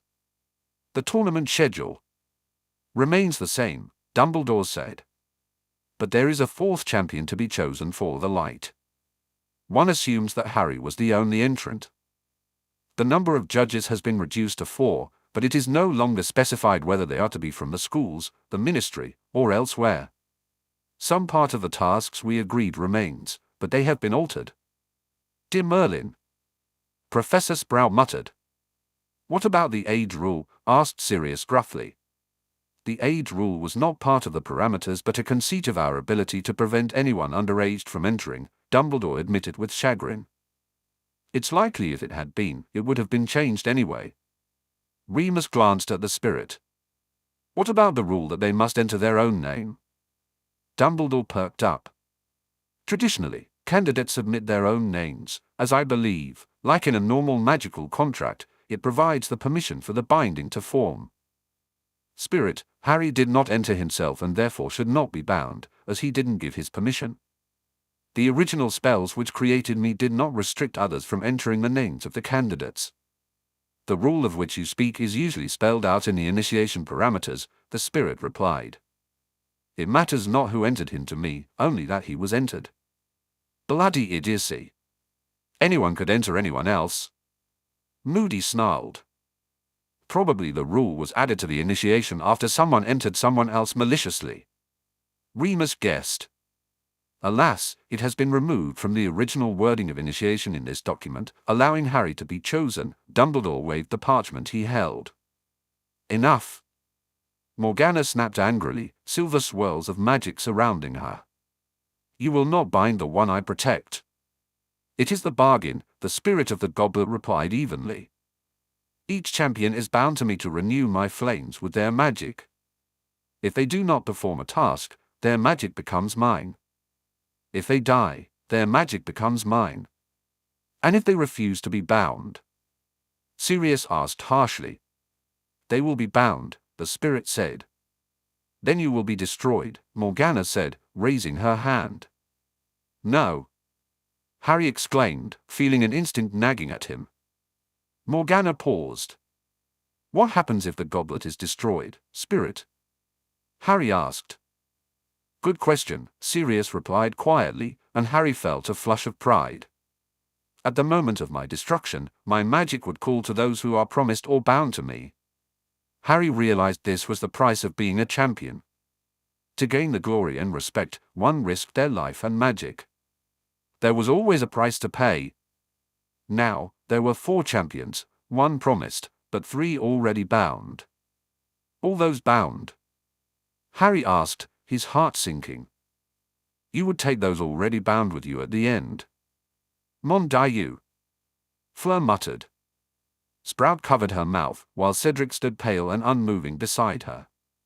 Victor looked grim, his dark eyes gleaming. Harry closed his eyes briefly before reopening them. He slowly got to his feet, feeling his mother's spirit supporting him. "I'll accept the binding." "My son," his mother said, stroking his hair, golden light drifting over him. "The binding is tainted by the one who tried to kill you. We will never allow it to touch you," Morgana said, turning to him. "But the binding isn't really him, it's just the instrument of his evil," Harry argued. "And you protect me, but if we destroy the goblet to prevent the binding, I may be hurt worse than accepting it." He looked deeply into his mother's eyes. Even if you somehow prevent the goblet from taking my magic and life when it's destroyed, it's not just me. The other champions shouldn't die or lose their magic. That's not fair or right. I won't let them be sacrificed for me." He glanced at Sirius, who looked at him with wet grey eyes but nodded slowly, understanding his decision. "I'm very proud of you, Harry," Sirius said softly. "And this, you're great." Morgana leaned forward and kissed Harry's forehead. "With your heart and shining spirit, this is why you carry my blessing." She disappeared in a shimmer of silver. Harry wished he could hold on to his mother's spirit and beg her never to leave him. His throat tightened as her golden hands gripped his. "Your father and I have never left you, Harry, and we never will." She kissed his forehead, and then she was gone, leaving behind a fall of golden dust. Harry felt completely drained, bone-tired and weary. "You, Harry James Potter, of all who entered, deserve your place as champion." The spirit of the goblet moved forward and held out her hands. "You have resisted me, so I warn you, this may hurt." He remembered the stabbing pains and grimaced. Still, Harry nodded and slid his hands into hers. Heat suffused him, flames surrounded him, and pain coursed through him. Harry slipped into unconsciousness with a grateful moan.